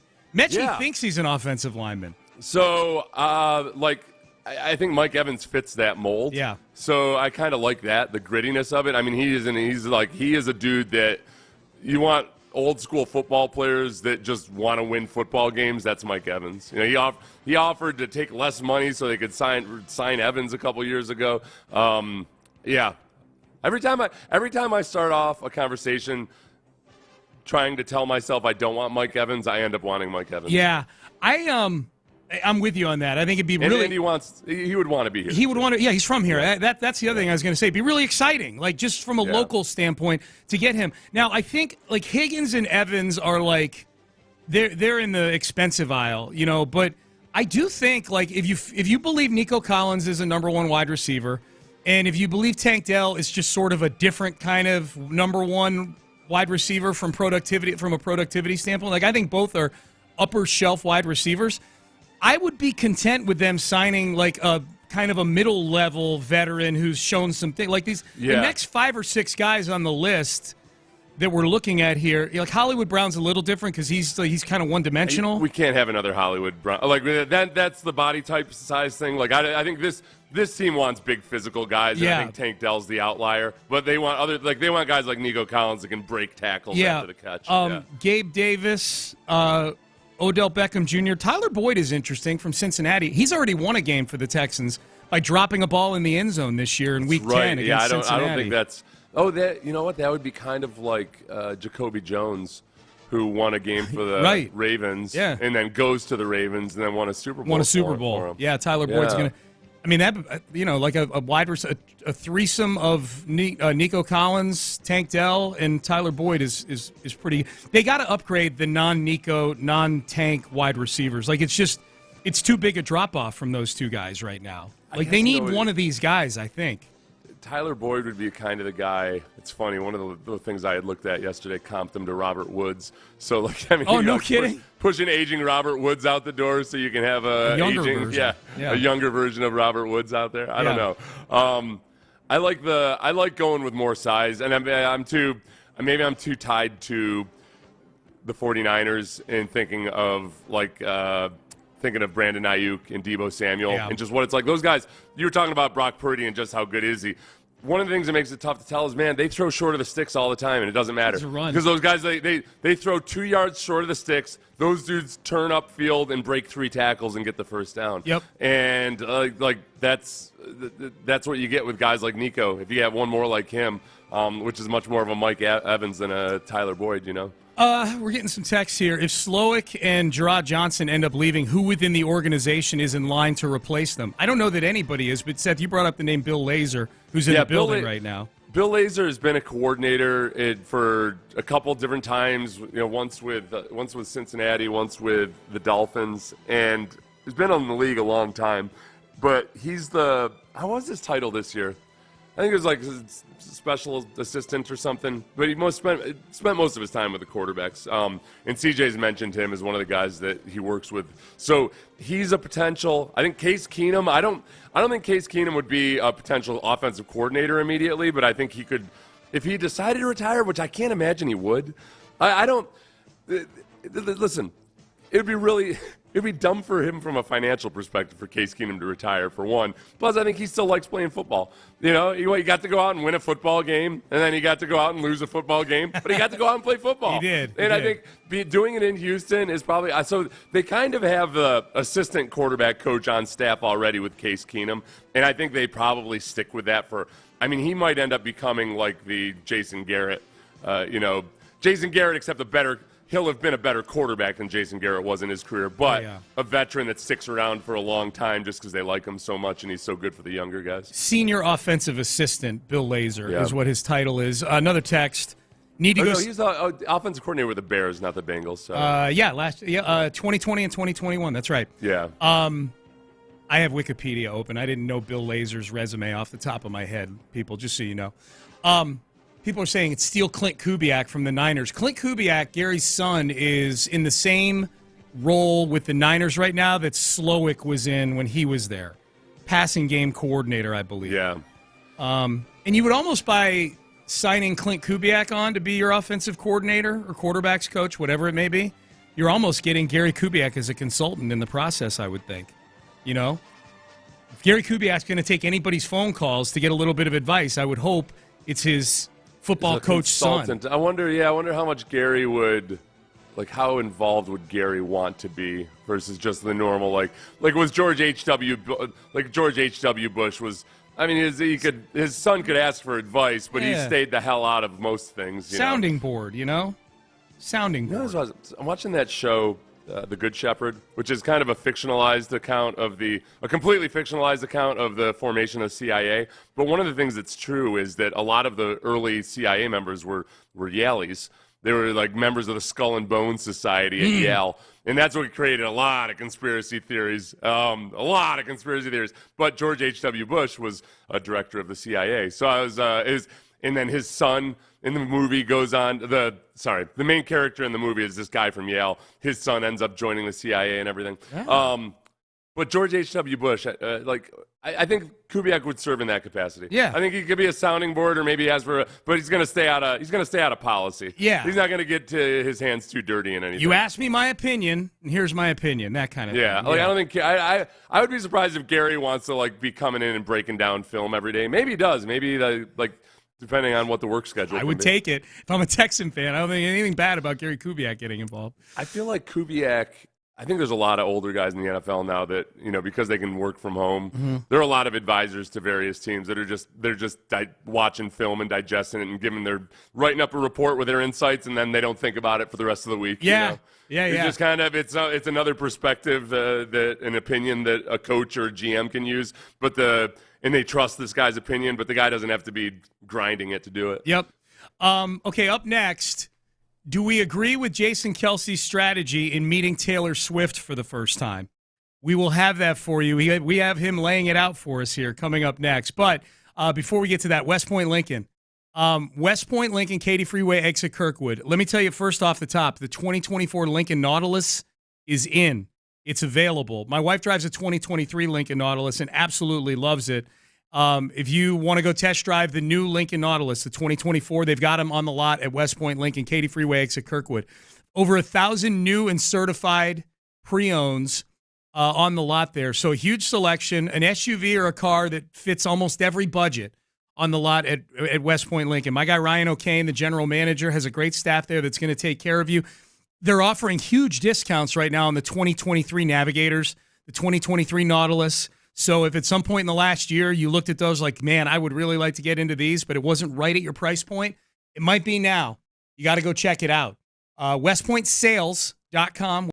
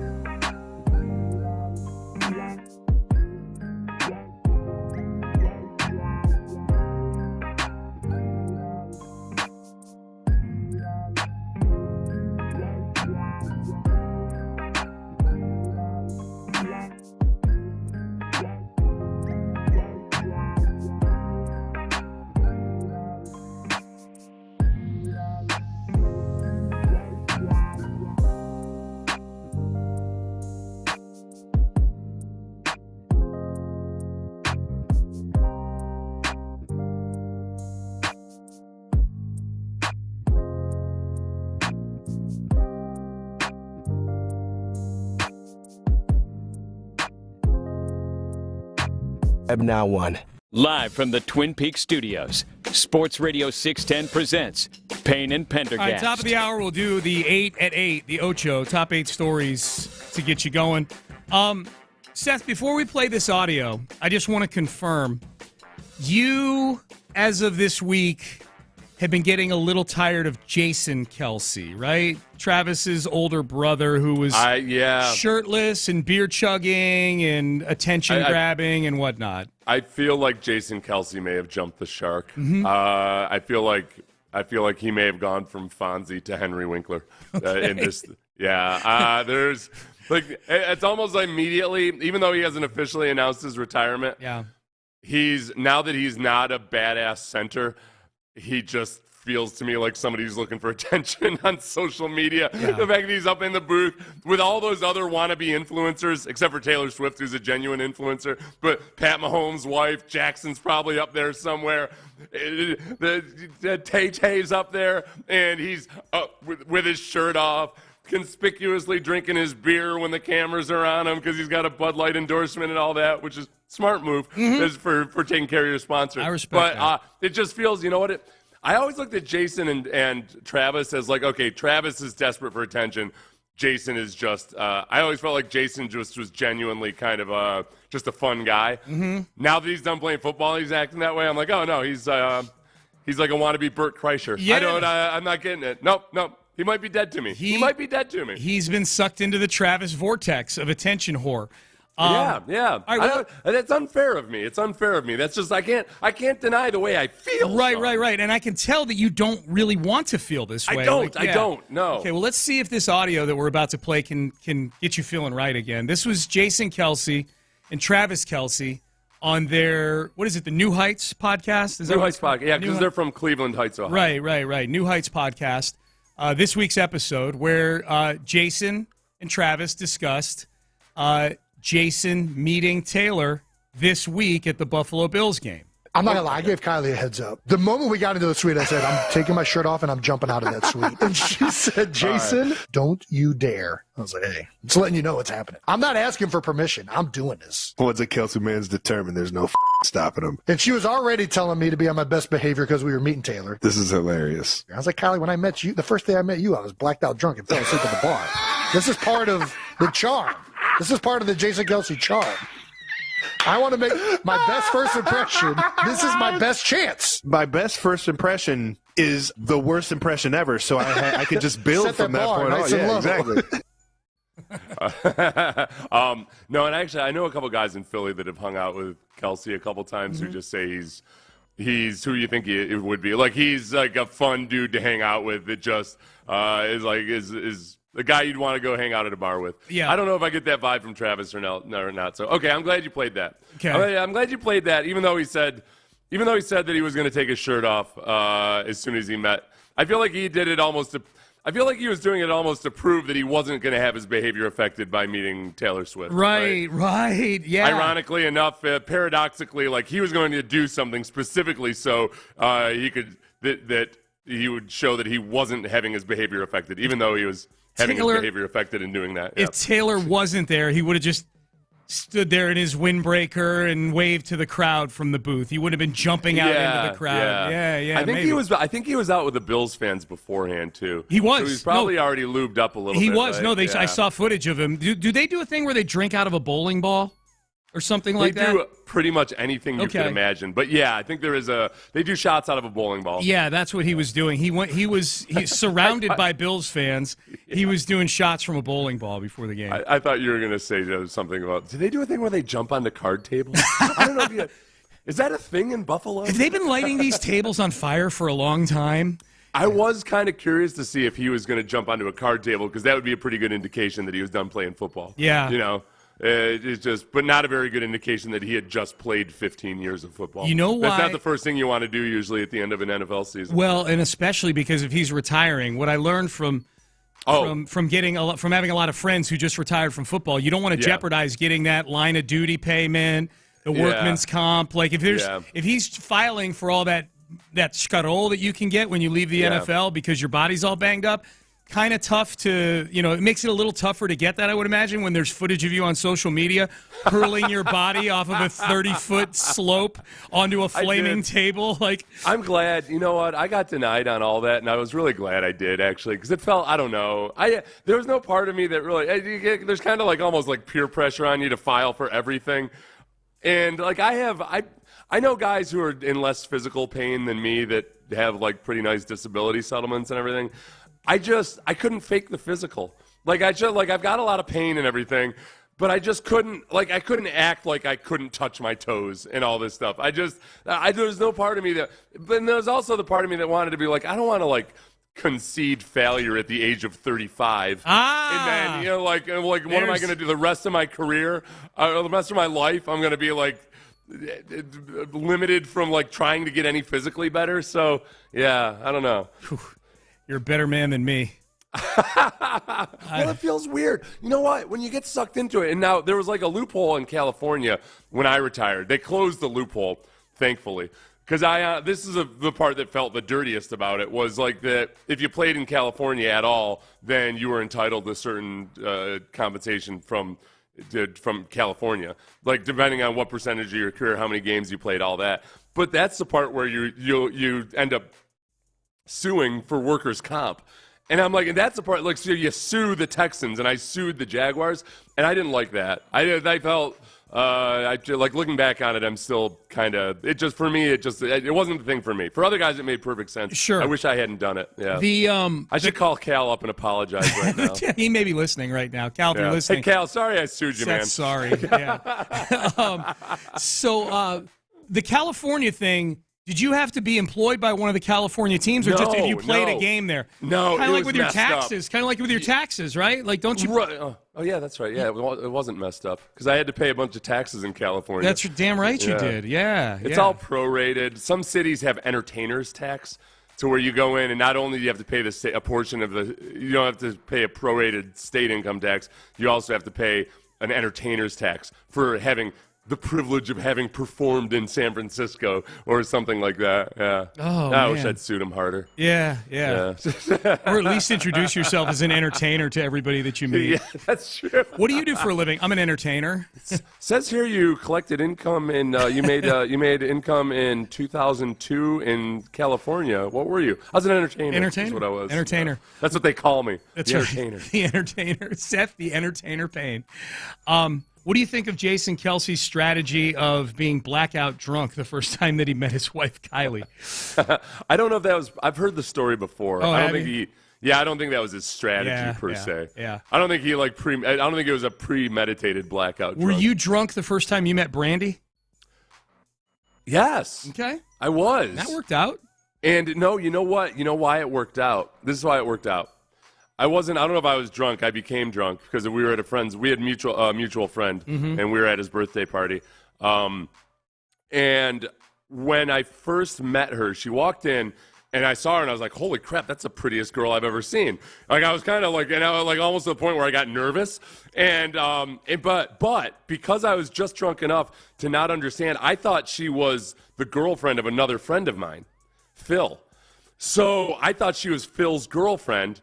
And I'm all right, I'm a little drunk, and I'm kind of blown away by how pretty she is. I better be on my best behavior. I didn't want Phil to have any perception that I was trying to hit on his wife or anything, or his girlfriend or anything. Yeah. So I was super polite. Yeah. And was incredibly deferential to her. Never tried to hint her. But we ended up having a conversation. Mm-hmm. And at one point I was kind of Phil's girlfriend is kind of flirty. This is weird. And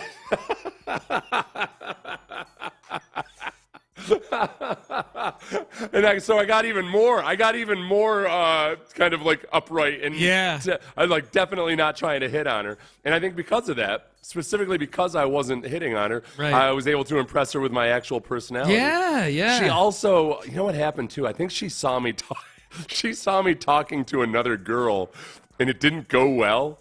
But she was impressed because by that point I was really drunk. So this other girl kind of I pissed her off or something. I can't even remember what happened. But Brandy saw me kind of just handle it with grace. I didn't get all psycho about it or anything. I was just kind of what are you gonna do? And so she saw me get rejected, and somehow quite the opposite of like usually you think like, oh, if a girl sees guys with like other good-looking girls, you know, that makes that guy more attractive, which is still true. But with her, it was almost like the grace with which I handled rejection. Just because I accidentally spilled a beer on myself while I was talking to this girl, she was actually impressed by that. Okay, and then it was a slow roll into that. It wasn't almost like, you know, it wasn't like we. Yeah, like how long after that you guys started like you became a couple, like started dating? It was like a month after. Okay. So we ended up keeping up a conversation afterwards and everything. It helped. She was really, really good friends with one of my friends. She had grown up with my friend. Okay. You know, Scott. So you know, so it was like. Brandy and I got close within about a month later. And then it was about 2 years of me grilling her about her relationship with Scott. Right. To where I felt comfortable. Okay. Yeah, this is not the same guy I met at that party that one night. So you and Scott, good friends, are you? Huh. Seems awful convenient that we're always hanging out with him. You see the look on Seth's face. No, Scott's off. No, and so her friend that we were mutual friends is one of my favorite people in the world. So it was like all jokes aside about the insane jealousy. Like so I had like really good intel on her because of Scott and all my other friends. Yeah. Well, she was like kind of like I had good intel on her. Gotcha. Where did Farragher fit into all this? That's my guy. Farragher met Brandy. That was one of the reasons I actually started, like, because I was committed to, like, I never wanted to get married at all. But Jeff Farragher, who was at Notre Dame, was a freshman when you were a senior, right? Yep. One of my childhood friends. The first time he met Brandy, you know, Brandy and I were dating, and we were cool and everything, but it was still early in the relationship. And I remember we were sitting at the bar talking, and Brandy went to go to the bathroom, and Jeff was like, dude, what the hell? You better not mess around with her. Oh, okay. She's awesome. Oh. Yeah. Okay, so Farragher did play a role. I like Farragher that. was really, Just throwing his name out there. All right, so he was critical to the love story. All right. Do you know Scott Carroll? Have I told you about Scott? No, my Philadelphia friend that I went to Cornell with? You may have. I'm not. Okay. I don't recall. He also gave a good, like, it was kind of like every one of my guy friends that met Brandy was like, dude, what the hell? Whoa, how'd you do that? Okay. Like, because of her personality. I mean, she's very pretty, but also, like, she's a really cool chick. Yeah. No doubt. I there's part of me that feels like for you, like getting these ringing endorsements from your friends, like you might take a step back and go, okay, what? Like you might feel something is a miss here. A miss? No, no. No, I respect all those guys. Okay, got you. Not like my other friends. Or coworkers.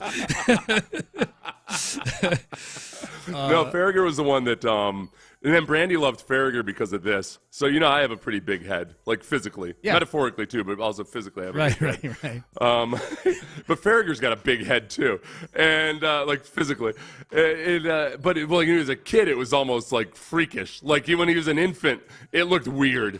And so we were sitting around talking about that when he first met Brandy. And I said, dude, that one photo of you as a kid, you look like a glowworm.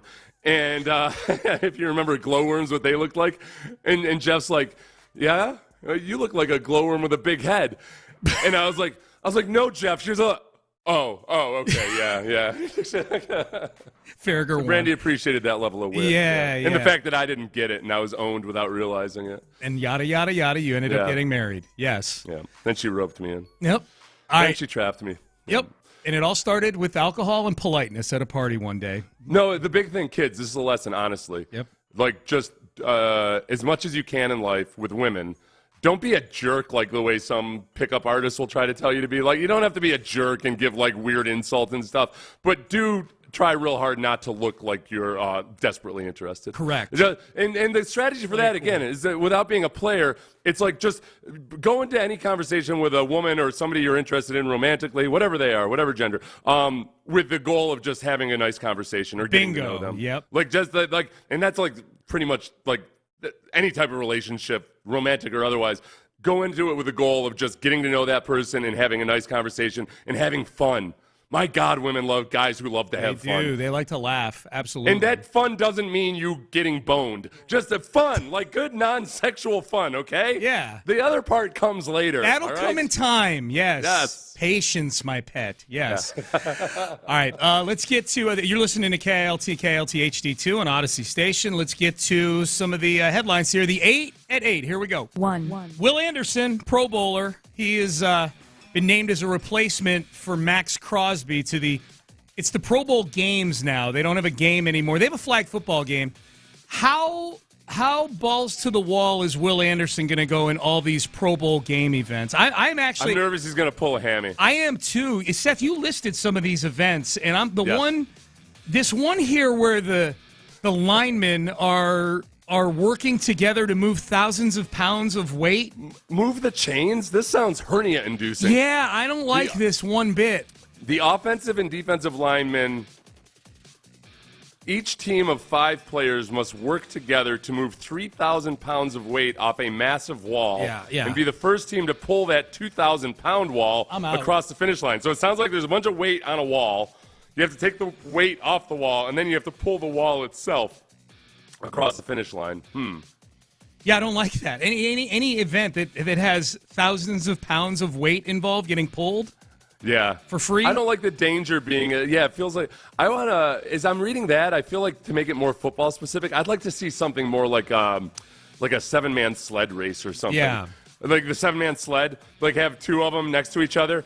And then find Andy Reid and whoever the other biggest coaches in the NFL, have it so Andy Reid could be wearing an Olympic tracksuit, all spandexed out, yes, with a bobsled and just for good measure, a swimming cap too. Right.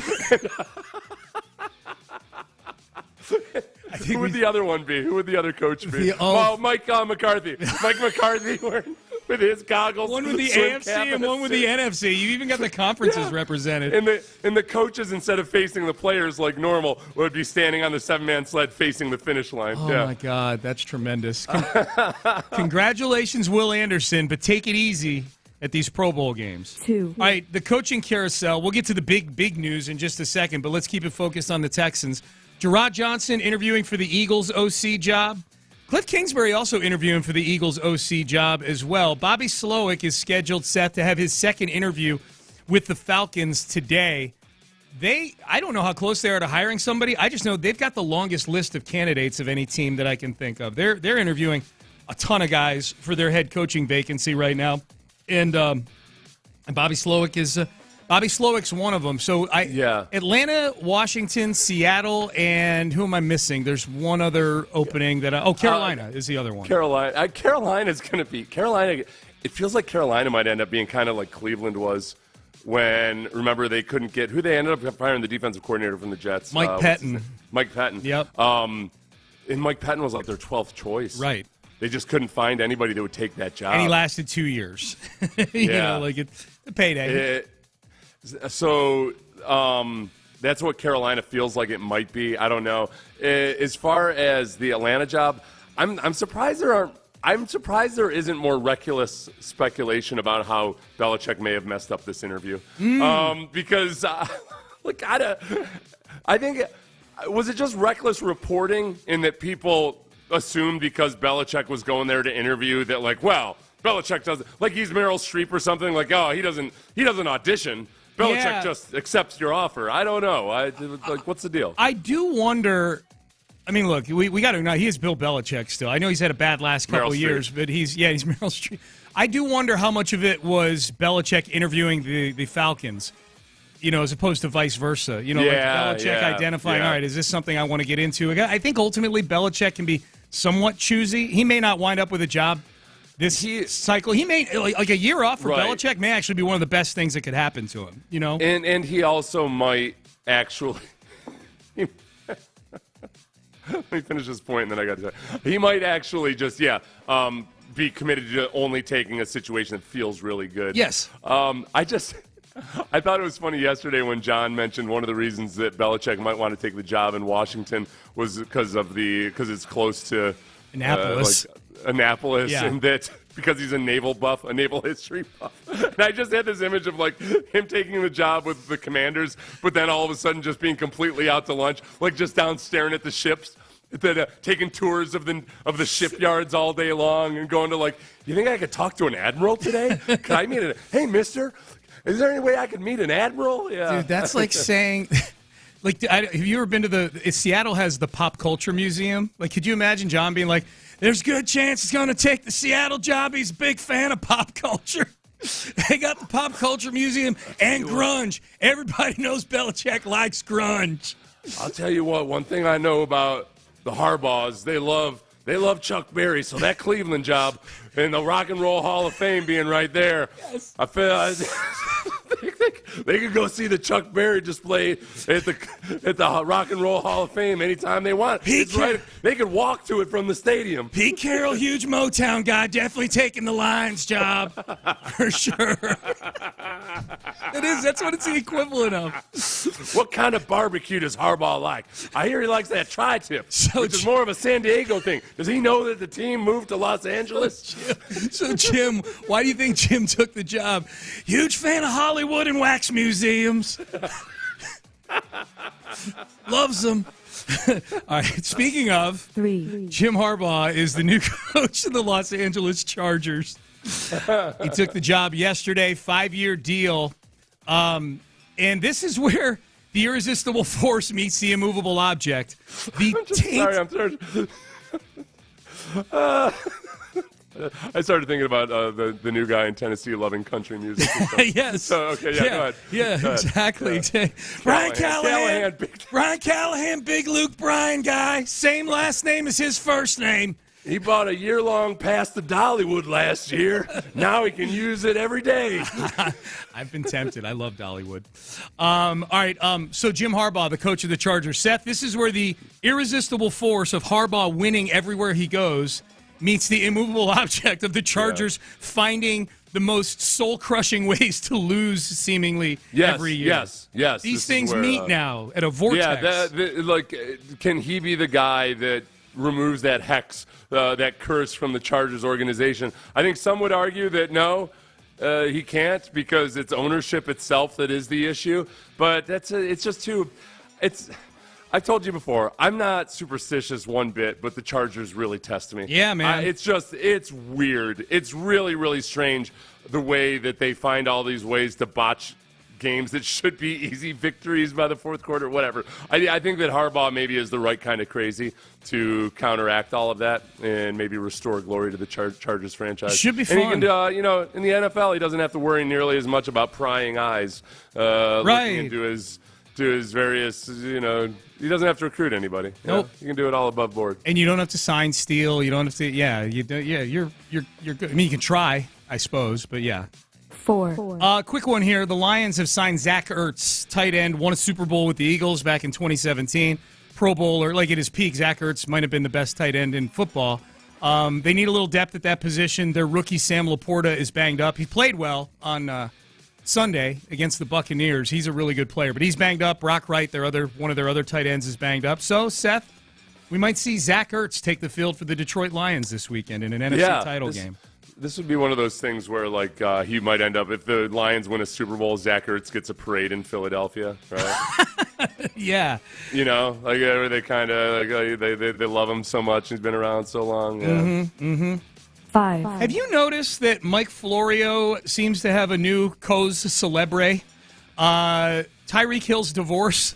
I feel like there's as many posts on Florio's website about Tyreek Hill's pending divorce over the last 2 days as there is about actual football. I think Florio's fascinated with, and for those who haven't heard, Tyreek Hill has filed for divorce in whatever county in Florida he lives in from his wife of just a couple months, Kenny Vaccaro's sister. And it's been a busy year for Tyreek Hill.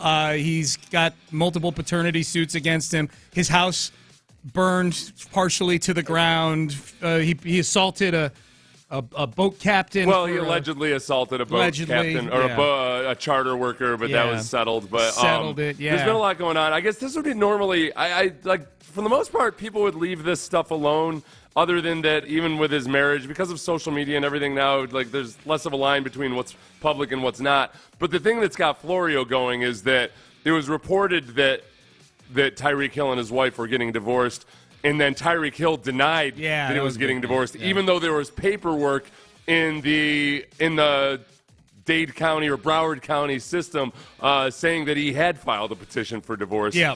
It looks like the issue might be that she, at least when he had denied it, may have not been served the papers yet. Right. So, I don't know. I guess if I were Tyreek Hill's media advisor, which is probably a fun job, I might have said, like, hey, man, just keep quiet about it in general. Don't make any denials, and then Florio won't all of a sudden turn this into his 8 blog post a day thing that he takes up on every now and then. The biggest sigh of relief is being breathed by Jonathan Gannon, who now Florio is distracted from his other crusade to blame Gannon for the Super Bowl loss last year because he was getting tampered with by the Cardinals. Yeah, I was trying to remember what like the various other things that he kind of gets up in arms about that nobody else cares about. Yeah. Like legal tampering, like he desperately needed everybody to understand exactly how much tampering was going on, and it felt like you were stuck at a party with somebody telling you that you're just a sheeple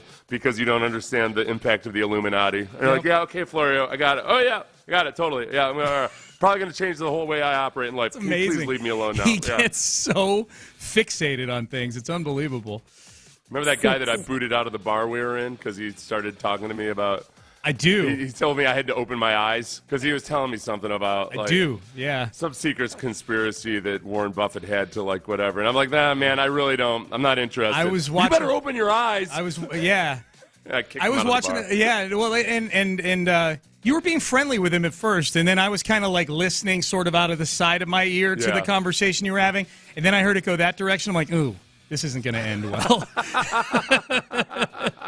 I was fine. No, you were polite. You were very polite. Until he said, you better open your eyes. That's when I was like, all right. And I think even then you were polite to the guy. Like you could have yelled at him. You didn't. You just told him to. I just cut him off. I cut him off. Cut him off and told him to. I like a child. I said, no, that's it. No, man. No, we're done. He tried to explain. I was like, no, you're done. Go. That's right. Leave. Yeah. Yep. 6. Real quick here, Vic Fangio out in Miami. I'm bringing this up, Seth, because he's your former defensive coordinator. I know you're a big Vic Fangio guy. I think a lot of people thought this might be the hire that was going to put the Dolphins over the top in the AFC this offseason. Yeah. We knew they had a huge explosive offense, but it just didn't work out defensively. Injuries played a huge role in that, especially at the end of the year when they lost Bradley Chubb and Jalen Phillips. And now it looks like Vic Fangio is on his way to Philadelphia to help Nick Sirianni keep his job. I think this is the way it comes full circle, I think, is that this feels like one of those things where it might not even be – I don't think – because the defense had a bunch of injuries this year. I could see it not being that Mike McDaniel – it's not that he doesn't like or want Vic Fangio. It's that he might want to bring in a different coordinator who runs a different system because that's what he struggles with. Mm-hmm. Much ironically enough, that's what happened when Sean McVay fired Wade Phillips.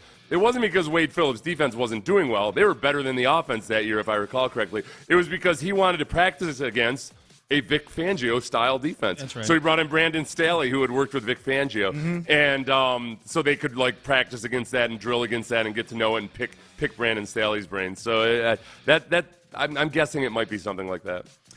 7. All right, quickly here. The Rockets lose last night, 137-131 in overtime to one of the worst teams in basketball, the Portland Trailblazers. If the Rockets, it's an 82-game season, so it's one game is not a massive swing with anything. But if the Rockets at the end of the season wind up one game out of anything, the play-in, not having to play in, whatever it may be, this will be one they go back and circle. They were up by 4 points with 4 seconds to go in this game, and the Blazers hit a 3 with 3 seconds to go to cut the lead to 1.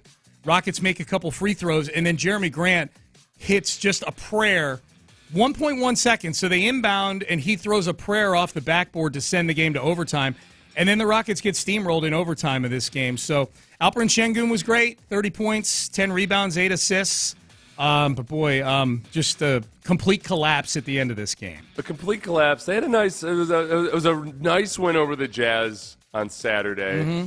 Then the Celtics game was Sunday, right? Yes, back-to-back. Yep. Yeah. So they lost the Celtics game, and then lose this one, and blow it at the end. I just, I don't know. I feel like we raised our expectations to the point where all of a sudden 500 is disappointing, whereas like a lot of diehard Rockets, like even analytics types, didn't think they could get anywhere close to 500. No, well, I think at home too. They were so good at home early in the season. Yeah, and now that the home court looks a little shaky, I think that's disappointing some Rocket fans. 8. Last one here. I need to just a shout out to the Four Seasons in L.A., the hotel.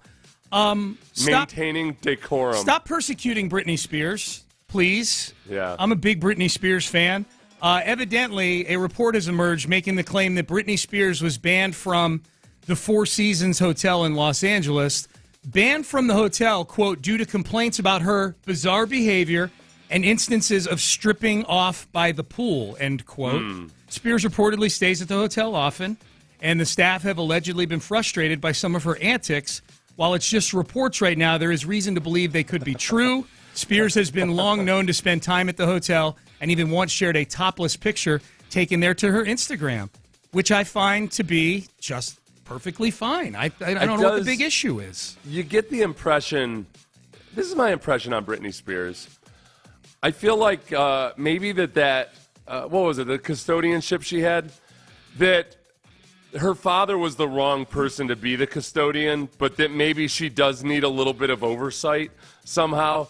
Because when she went and she grabbed what's his name there, the Spur, Victor Wembanyama. Yeah, thank you, Wembanyama. Yep. She grabbed Wembanyama at that hotel. Like there's this, you get this reemerging pattern, and it seems like she's just kind of living in a world where she doesn't think a lot of the rules apply to her. Yeah.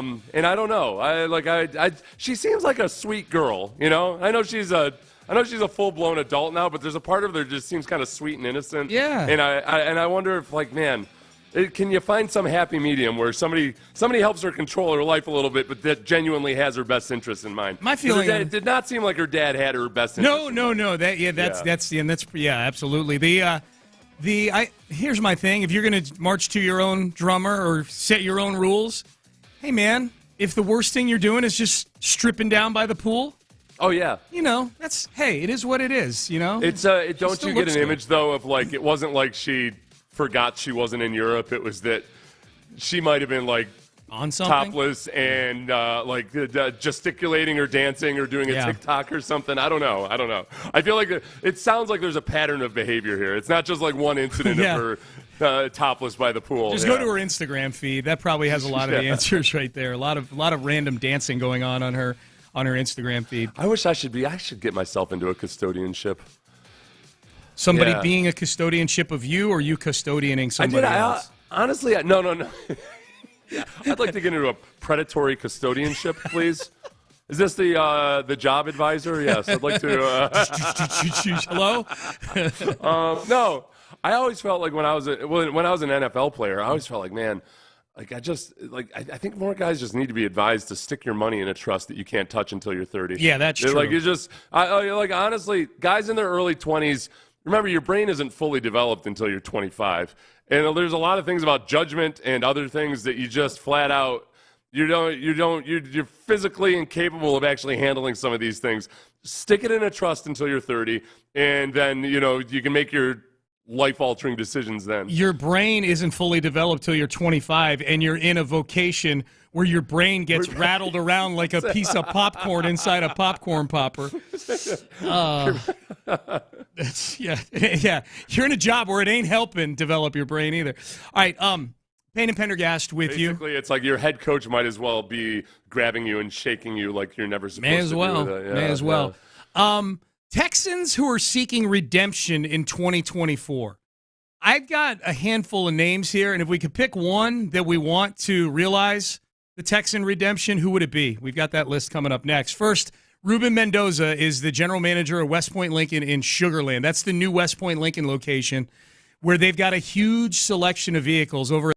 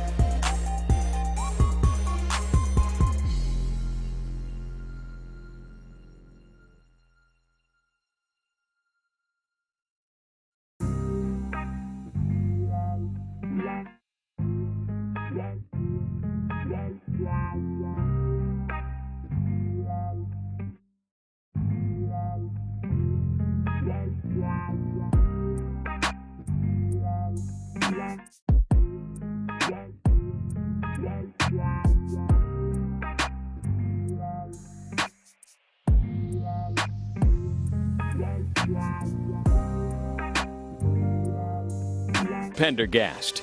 All right, so it was a good year for a lot of Houston Texans, particularly the 2023 rookie class. I'm looking. The Athletic did their all-rookie team yesterday, and understandably, C.J. Stroud is the quarterback. He was a unanimous selection by their staff. Will Anderson, unanimous selection. Tank Dell got a little honorable mention at wide receiver. Boy, it's really too bad. It's too bad that Tank Dell got injured when he did. The wide receivers that are ahead of him, they put 4 wide receivers on this team. Yeah. Puka Nacua, unanimous. And then the other 3 are Rashee Rice of the Chiefs, Zay Flowers of the Ravens, and then Jaden Reed of the Green Bay Packers. Boy, so both Rice and Flowers going to get some attention this weekend as they play each other. Yep. And I thought of that with Zay Flowers last week, where Zay Flowers had a very good rookie year, almost 1,000 yards receiving, but he's not been nearly as electric as Tank Dell. I'd take Tank over him. Yeah, yeah. Well, other than that, I mean, Zay Flowers isn't a big guy either, but a little bit more sturdily built. Yeah. I think that Zay Flowers is averaging like 11 yards per reception. He is much more of a classic zigzag, catch it underneath type of guy, whereas Tank Dell can do it in multiple different ways. And I think Tank Dell has more of an effect, more of a positive effect on the rest of the offense. But he wasn't healthy, so he wasn't there. But it's just, he could be that guy, damn it. Yeah. Henry's that. I can't torture myself with this, so I hardly ever do. But then I remember, oh yeah, this offense with Tank Dell in it, and especially for another. If they'd had another half season of CJ working with Tank Dell and Nico Collins both out there at the same time, what it could have evolved into, it gets me excited about next year. It gets me excited. Like, at the end of the day, I don't know that they make it any further. It probably looks better against Baltimore in the divisional round, but I don't I don't think Tank Dell cost them a run to a Super Bowl or anything like that. The only thing I would say is that the Texans' defensive strategy could have looked a lot better if the offense were able to sustain drives. That's fair. You know? Yep. Like, you go out there and you blitz the hell out of Lamar Jackson, but then, you're right back out there 5 3 seconds plays later. Yeah, they get multiple looks at you. Like, so much of wanting to be able to control the clock when you're going against a good quarterback, it isn't even as much about like old school, controlling the time of possession. It's just keeping the other guy off the field. Yeah. Just don't give him more samples and examples of what they can and can't do. Just keep them off the field so they don't get a good look at what you're trying to do. It's interesting because if I'm looking at Texans, I think this 2023 rookie class did a lot of good things. And I'm not just talking about C.J. Stroud and Will Anderson. Like, when Jared Patterson was in there before he got hurt, he did some good things. I thought Juice Scruggs got better by the end of the year. He's still got work to do, but Tank Dell, we just talked about. Even some of the other lower round picks, Henry To'oTo'o contributed on special teams, whatever. Dylan Horton, before he went out, was in the rotation and making a play here and there for them. So feel good about that class. The 2022 rookie class, though, Seth, is chock full of guys right now who I think are playing for spots next year, 2 years in. Kenyon Green, 2 years in, has either been bad or injured, missed all of last year, and missing a whole year. It's not just the games you miss. Like, it's the opportunity to be in a new offense and learn it. Like, he's basically going to be operating almost like a rookie next year in some ways. Jalen Petrie, huge expectations for Jalen Petrie this past season. He did not have a good year. John Mechie, we know his situation's a little bit different because of his rookie year was completely wiped out because he was getting cancer treatment. But his first full year as a player, very little impact for John Mechie. And then Dameon Pierce, who there's a chance, I don't know. I feel like there's a chance Dameon Pierce might have taken his last regular season snap as a Houston Texan. The way that D'Amico didn't really go out of his way to give like full-throated support to Dameon Pierce when he was asked about him in his final press conference. Now that doesn't always mean anything at all, but I do think that there might be this might be a situation where Dameon he told you and Clint that this scheme was really hard for him to pick up and that he thinks it's going to be something that couldn't be fixed during the season. He's going to have to learn it this offseason. I think that realistically, if D'Amico and Bobby Slowick and Gerard Johnson, whomever else is in charge on offense, are sitting down and looking at it and thinking, okay, well, there's teams out there that, are not as outside zone heavy that might be very interested in Dameon Pierce, and that might be the best thing for Dameon Pierce too. So if there's a trade opportunity there, that might end up being the best. Instead of Dameon sitting here and trying to spend the whole offseason learning a system that he doesn't really feel comfortable with, then why not get compensation for him, allow him to go somewhere where he can thrive, and then you start to find guys that do fit the bill more. I love his attitude about it. He was just awesome talking to you guys about it. He's gung-ho about just figuring out how to run in this system. Yeah, I would hate to see him go just from purely a personality standpoint. Hey, he's a great dude, no doubt about it. Okay, you're Nick Caserio, and some team calls up and says 5th-round pick for Dameon Pierce. I think I'd probably take it. I think I would too. And this is the thing. It's kind of like you could have a really kick-ass sailboat, and you could have a really kick-ass motorboat. But depending on how you want to use those two things, that kick-ass motorboat might be completely useless to you. Yeah. And I think Dameon Pierce, ironically enough, I shouldn't have used the motor analogy, but Dameon Pierce is a motorboat. He just gun it, go. Yeah. A sailboat that needs to be able to, tack and go back and forth, all that stuff. Vandermeer can tell you that sailboats do. It's just a different vehicle than what the Texans need. If you could pick one of those 4 guys to realize the 4 remaining guys? The four 2022 draft picks I just listed. Kenyon Green, Jalen Petrie, John Mechie, Dameon Pierce.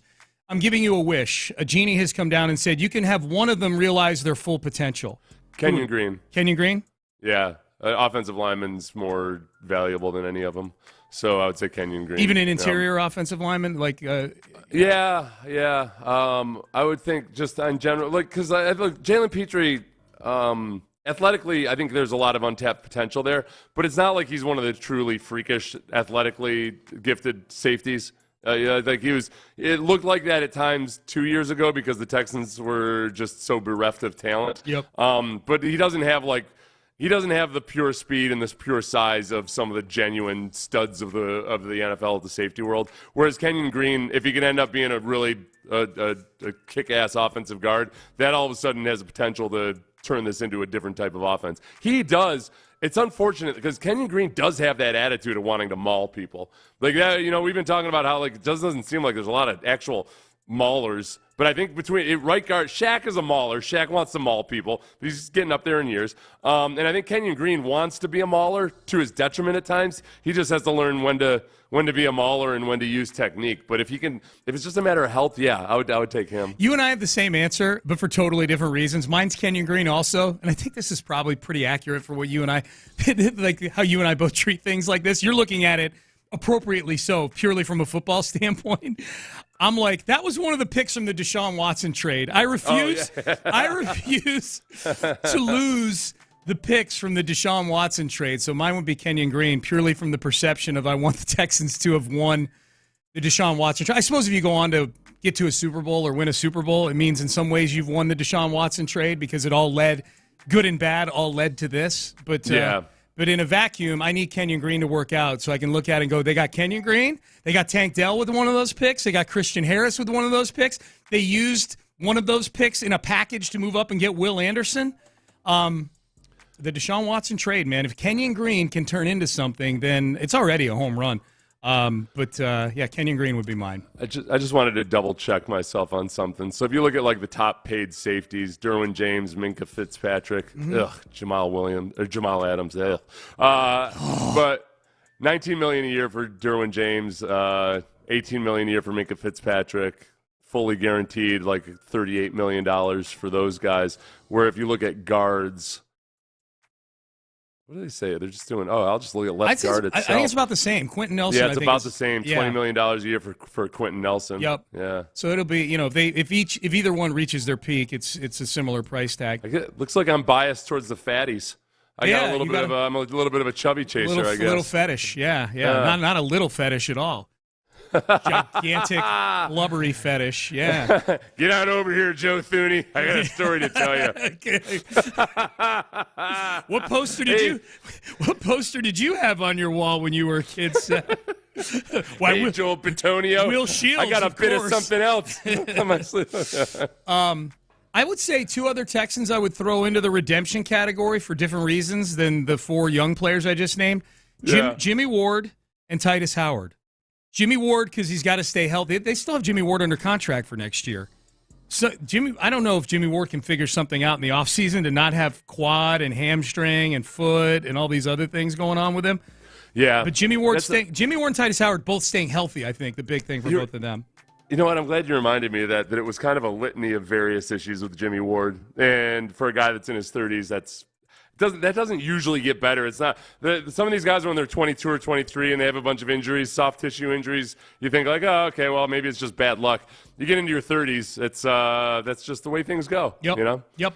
All right. How much did Josh Hader, the Astros signing this week, their closer, move the needle in Vegas?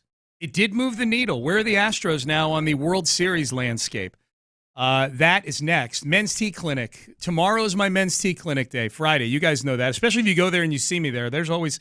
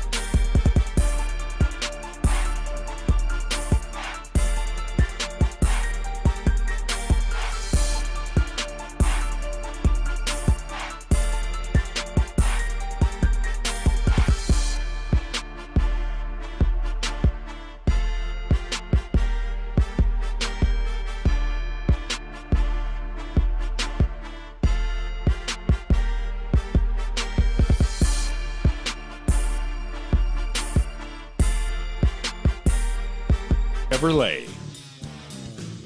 Live from the Twin Peaks studios, Sports Radio 610 presents Payne and Pendergast. All right, so the impact on the odds board. Josh Hader, what are the odds makers? What are the markets saying about the Houston Astros on the heels of signing Josh Hader, one of the top closers in baseball, who may or may not be a closer all the time for the Astros? It all depends. Ryan Presley one day, Josh Hader another. Who knows? The Astros, though, now, Seth, are the top AL team on the board to win the World Series this year. The Dodgers and the Braves are substantially out in front of everybody else. The feeling seems to be that the Dodgers and the Braves, whoever represents the NL out of those two, if it's one of those two, would be the favorite. Plus 360 for the Dodgers, so you bet 100 to win 360. Braves are 6-1. Astros, first AL team on the board, 8.5 to 1. Well, that's where they were before the signing of Josh Hader, though, too, right? They were favored over the Rangers. They were but the Yankees have slid behind them. I think they were behind the Yankees. I thought they were over the. Okay, I got you. I didn't realize the Yankees. Yeah, were they're the over top them. AL. They're the top AL team now. The Yankees. Just with the addition of Hader, it made that much of a difference. Well, they're 8.5 to 1. The Yankees are 9 to 1. So it's not this big chasm between the two. Take that, Yankees. Yep. Script flipped on them. So that's. I like the Hader signing, man. Like, hey, if Jim Crane's ready to go into the luxury tax, I would say doing it for the best closer in baseball, a logical move. Well, I think the one thing about this team right now, where I think there's almost a little bit of it's like a refractory pessimism from the ejection at the hands of the Rangers that I sense, that I myself have succumbed to a little bit. You have to remind yourself, and this is where the stat nerds can help you a little bit, like the way baseball looks at Framber Valdez right now is pretty damn bullish and optimistic. Yep. And I think last year, we went into it wondering, like, wait, how come Framber isn't higher on the Cy Young odds board and everything? Then this year, because it wasn't a smooth and steady ship for him, you kind of forget that he actually still ended up with a really good ERA, and that he had to work through some rough patches, but he's still now. I think he's higher on the Cy Young odds board now than he was. Going into last year. Yeah, he's second behind Cole. Yeah. So I feel like Framber Valdez, maybe just because people realized that he was human, because the year before he'd been so freakish with all of those quality games started in a row. Yeah, he was a freakish display of consistency. Yep. But then also getting Javier and Urquidy and Garcia. Well, Garcia's the big one. Garcia and Javier is with Garcia coming back and whatever McCullers does. I guess the big question is just what is Christian Javier and how is he used? The guy does he need to go back to being just like from the get-go? Is he going to be a long relief or what, or an opener or what? Yeah, and he's making $13 million. I know. But that can be really valuable as a guy that can come in and give you 4 innings. It could. I mean, this postseason. Remember, he's back. He gave you some Javier starts in the postseason, and then he gets shelled. He gets absolutely shelled at the end of the ALCS. I don't know. I think we jumped to a lot of conclusions from 2 years ago, and that Javier. I think you almost kind of forget that Javier built himself up into being a full-time starter that year. And it's a lot different when all of a sudden you're going to be a full-time starter right from the get-go. Yeah. And it's either, I guess this will be the year now that he's gone through it once in that regard, maybe that's all he needed.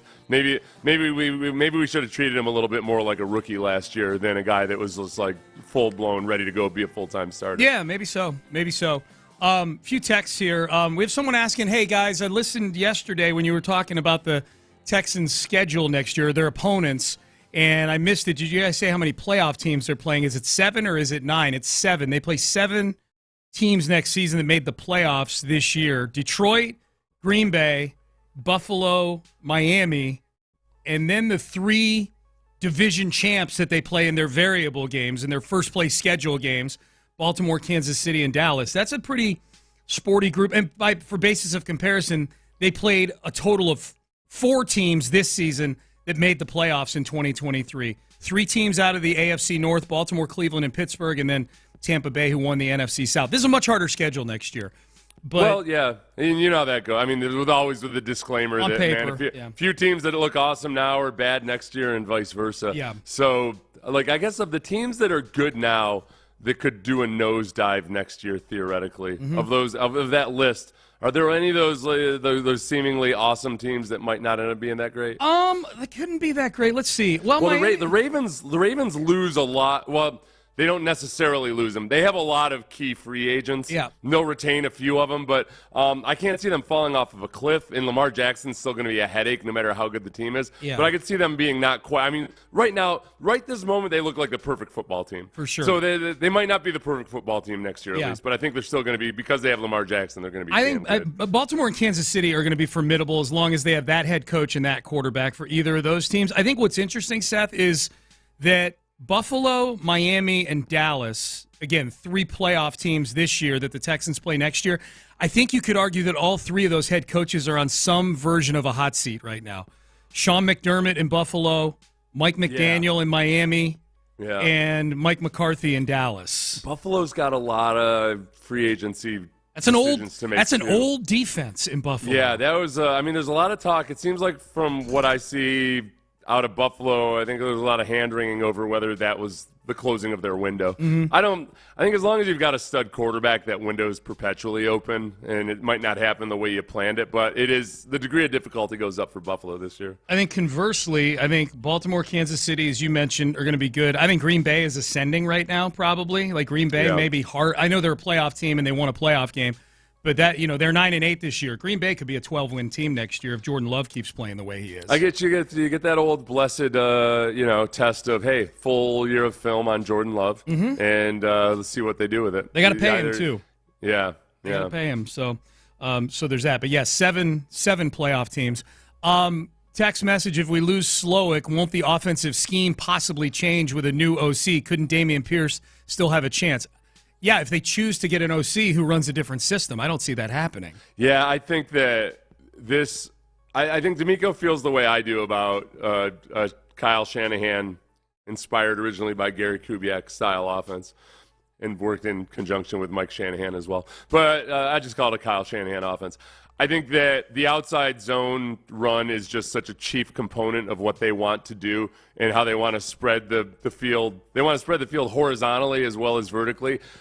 I think D'Amico, just like me, played against those schemes and understands, like, it's a pain in the ass. When that's executed properly, it's like the swan kick in Karate Kid. No can defend. So it's a crane. It's the crane kick, not the swan. What did I call it? The swan kick was even more lethal. Have you ever seen a swan kick somebody? Yeah, because swans are much angrier in real life. They are angry. You're right about that. Yeah.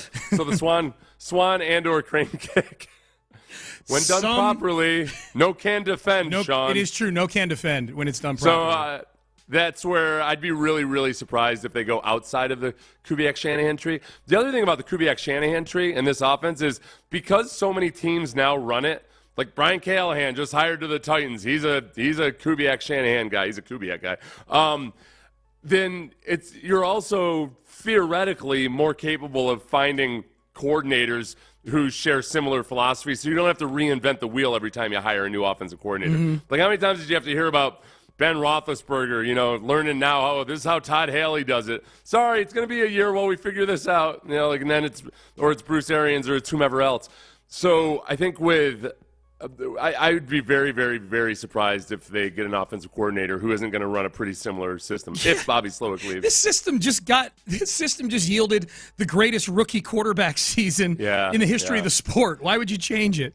And in a lot of it, system maybe – like, it's more of a philosophy in a lot of ways, but there's some common themes to the philosophy, and one of them is the outside zone running game. Yeah. I find it very unlikely that they move away from that, and that's the thing that causes Dameon Pierce the issues. Boy, McLean got some people angry on our podcast on Utopia. They one of the video snippets that got dropped online yesterday was McLean just offhandedly saying, CJ had a great year, but it wasn't the greatest year for a rookie quarterback. That would be Ben Roethlisberger because he went 13-0 with the Steelers in 2004.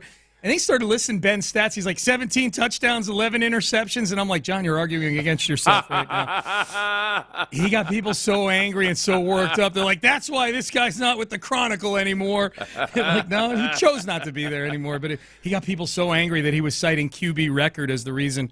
And I took him to task for it. I said, John, I think if I put C.J. Stroud as a rookie on that Steeler team, they probably go 13-0 also. Like, he'd be just as big a reason for the record as Ben Roethlisberger was. It's the one thing I would, if I were to maybe offer advice to people nationally talking about C.J. Stroud, it would be to mention more often how little support he had from the run game. Yeah. That this is, usually really good rookie performances are almost always tied to also having a strong rushing game already. Russell Wilson his first 2 years, Ben Roethlisberger his first couple years, Tom Brady his first couple years. It's just it's really hard to do without a good rushing attack. Where does the Jim Harbaugh hire stack up on the Lovey D'Amico coach upgrade scale? That was a question asked of us by a loyal listener, Coach Middle Screen.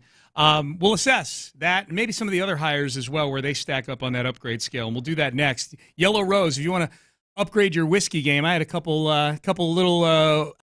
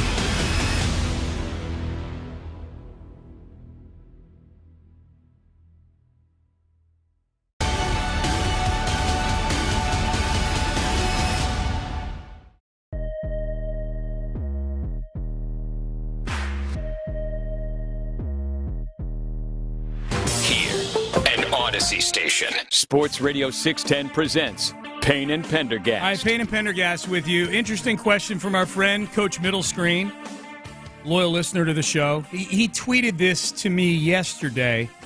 He said, where does the Brandon Staley to Jim Harbaugh upgrade rank on the, calls it the Lovey D'Amico coach upgrade scale? I see it's any scale, you name it after the extreme ends of the two things. And the Lovey D'Amico upgrade was a pretty massive one this year, I would say, going from 3-13-1 to 10-7, and completely recalibrating the culture in the building in the process. Sorry, the coach that got you, C.J. Stroud, wasn't good enough for you, Sean. You and your precious Tom Middle Screen. No, yeah. You know, it's sorry, it's a tough business. Lovey will be okay. I do think, honestly, I feel like Cully. If it were a direct transition from Cully to to D'Amico, I feel like that would be more illustrative of it. I mean, Lovey was look, both Cully and Lovey got thrown into weird circumstances, except that Lovey, it was even weirder because it was a last minute deal, and to try to veer away from a tragedy, and so I give Lovey a huge pass in that. I think he's a better coach than the record showed last year. I don't think he wouldn't have been my chosen choice, and I think that's reflected in the job offers he didn't get this year. Fair. Let's call it the Cully D'Amico upgrade scale. Yeah. Lovey, Sorry, I'm arguing about something that's not. Since Lovey is just, I feel like Lovey is just kind of sort of swept up in the process here. So either way, massive upgrade from D'Amico to what was going on the last couple of years. Where is Staley to Harbaugh in your mind as far as an upgrade goes? Staley to Harbaugh compared to Cully to D'Amico, I would say, boy. I think it's an even bigger upgrade because there was something missing. The problem with Staley was there was just absolutely nothing about him that looked, felt, sounded, played, or anything like an actual NFL head coach. Staley is a less goofy version of David Culley. Yeah, I mean, well, he just because he cites analytics. He took a job where he was defensive coordinator of a defense that had 4 future Hall of Famers on it, and somehow got cited with being brilliant for playing cover 2. Oh my God, do you see what he does? He takes both his safeties and he puts them in the back because he's got Hall of Famers all over the place. Yeah. He can do it. Yeah. So, and then he comes in and he's, So it was a travesty, the amount of love that was showed to Brandon Staley just because he would pray to the analytics god. You know what? There's a lot of people, looks at it, use a lot of analytics, John Harbaugh. And he also acts like a football coach. Yeah. So, this is a big one. David Culley acted like more of a football coach than Brandon Staley. He did at times. Yeah. Nerd. Staley, I think it's potentially just as big. Because let's face it, Jim Harbaugh has a body of work that already shows he's a damn good NFL coach. Yeah. And by the way, I wasn't mistaking the John and the Jim there. The right. Ravens are so when I said John Harbaugh, the Ravens are very, very analytical. For sure. Yeah. For sure. The other hires this cycle, have these teams upgraded? The one that matters the most to the Texans, I mean, until Bobby Slowick goes somewhere, if he goes anywhere, Tennessee. Are we sure that Tennessee has even upgraded their head coach from Mike Vrabel to Brian Callahan? Brian Callahan's had a lot of instances where it's what are you actually doing? Oh, great. Matt Stafford had 2 4,000-yard seasons under Brian Callahan. All right, how many? What's that mean? 18 that he's had in his career. The Bengals. All right, hey, great. Joe Burrow has been good, but you're not the play caller, right? Mm-hmm. What the hell's going on? I don't know. No, I think they're taking a flyer on somebody that they think can help Will Levis, but it's no slam dunk guarantee. Yeah. I mean, Vrabel might wind up. I hope to learn to hate him eventually. Who, Brian Callahan? Yeah. I thought you might have meant Will Levis. I'm like, aren't we already there? He went to De La Salle, Brian Callahan did. Did he? The one is that the one in California, the high school? That's the really, really good high school. Like the football factory, right? Yeah. Aaron Taylor went there. I don't know why I'm throwing that in, but he did. That's the one name I know that went to De La Salle. Let's see.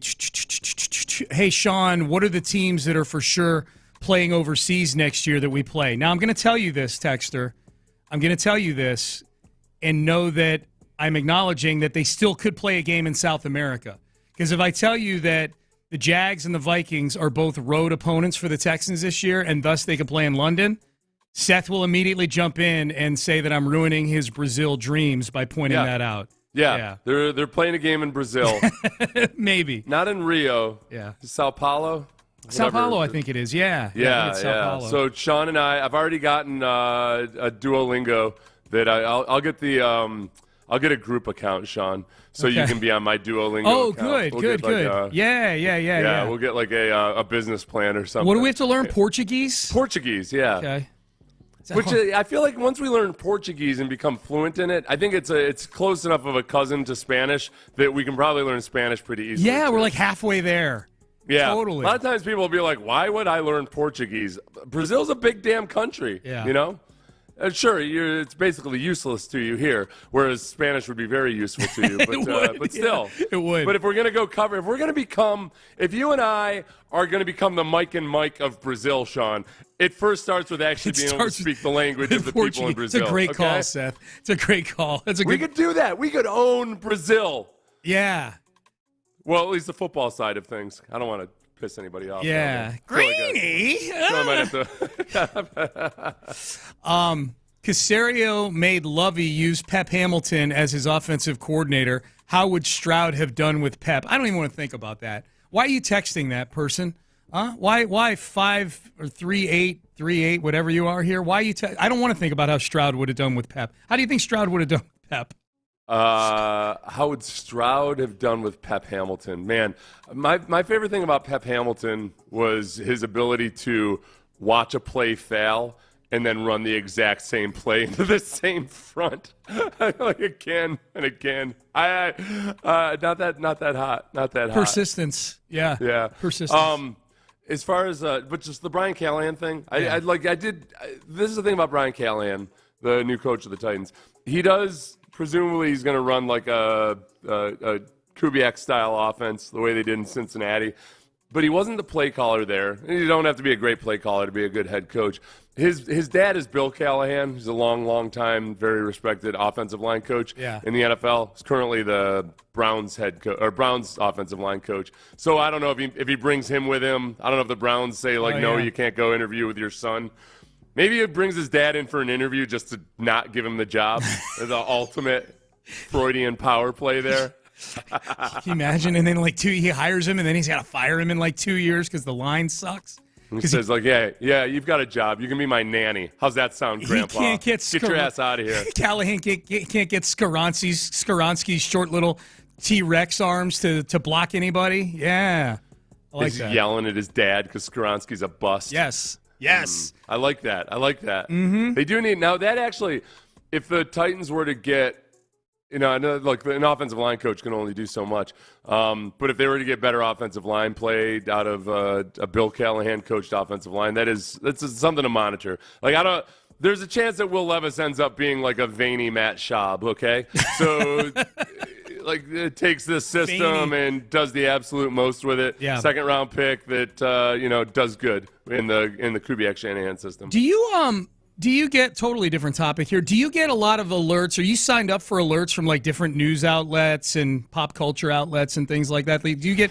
I get emails. I get a lot of emails during the day from with different news alerts or pop culture. The only alerts I'm signed up for are because I don't remember doing it, but they seem to be relevant when they show up. There's a Bleacher Report app for just the Texans. Okay. So I get Texans alerts in Sports Radio 610 alerts. I must get at least 5 emails a day from People Magazine, which I like because it keeps me plugged into that corner of the universe. But they come in 2 forms. One is just a newsletter that lists 10 links to articles on people.com. And then you get the occasional one where it's just one story and it says People News Alert. And I'm like, oh, this must be super important. I better click on this.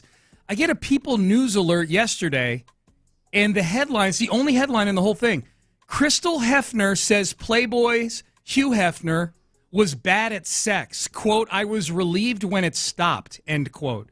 That was a People News Alert yesterday. The People magazine felt compelled to tell me that Hugh Hefner's widow, 60 years his junior. Yeah, that's what I was going to ask. Was bad at sex. Yeah, and no she kidding. didn't enjoy it. Yeah. That's no, and I kind of skimmed through the article, and I just assumed that she was a lot younger. I realized I had made that assumption. Yeah. But I just I skimmed through it, and I get to the final paragraph, and I'm like, it reads almost like, am I supposed to feel sympathy for her that the sex was bad? Like, you married a really, really rich guy, who was 80+ years old, and you're complaining or talking about how the sex was mechanical. Okay, all right. I wish you hadn't written this book that ever made an excerpt across my eyes. Yeah, she's got a memoir out. That's where this is coming from. She's got a memoir out where she describes the sex with a dude who's 81. Like, yeah, it's robotic. He's 80. You should be happy that any parts of the robot work at age 81. I think she probably was not happy that they worked. Yeah, I think maybe. She was hoping that maybe she had married this gentle old guy that didn't want to. Well, no, she knew what she was. She was a Playboy bunny, and like she was into the whole group. Like every night they would go up, and there'd be like kind of a group scene going on. Yes. But she said that it sounded, the way she describes it is interesting. I don't feel bad for her because she knew what she was doing. Yeah. But it is interesting when she describes the way it all went out. It almost sounds like she made it sound like it was almost like brushing your teeth before bed. Like a process. Yeah, okay, we're going to have a few people up here. We're going to do this thing, and then we're done. Yeah. Quote, this was a well-oiled, well-practiced sequence of events. She wrote this in her memoir. Also, is oil. One that went the exact same way every time. Picking some girls from the party and bringing them up, changing into the uniform for the job, silk pajamas, the dimming of the lights, the music, the porn, passing the pot, and then the sex. End quote. Are you shocked that there was porn? Are you like, wait a second? No, I'm assuming she means sounded elegant until you brought that into it. No. But I'm like, did you really need to pop something up on the TV in there? Like you got 6 women in there.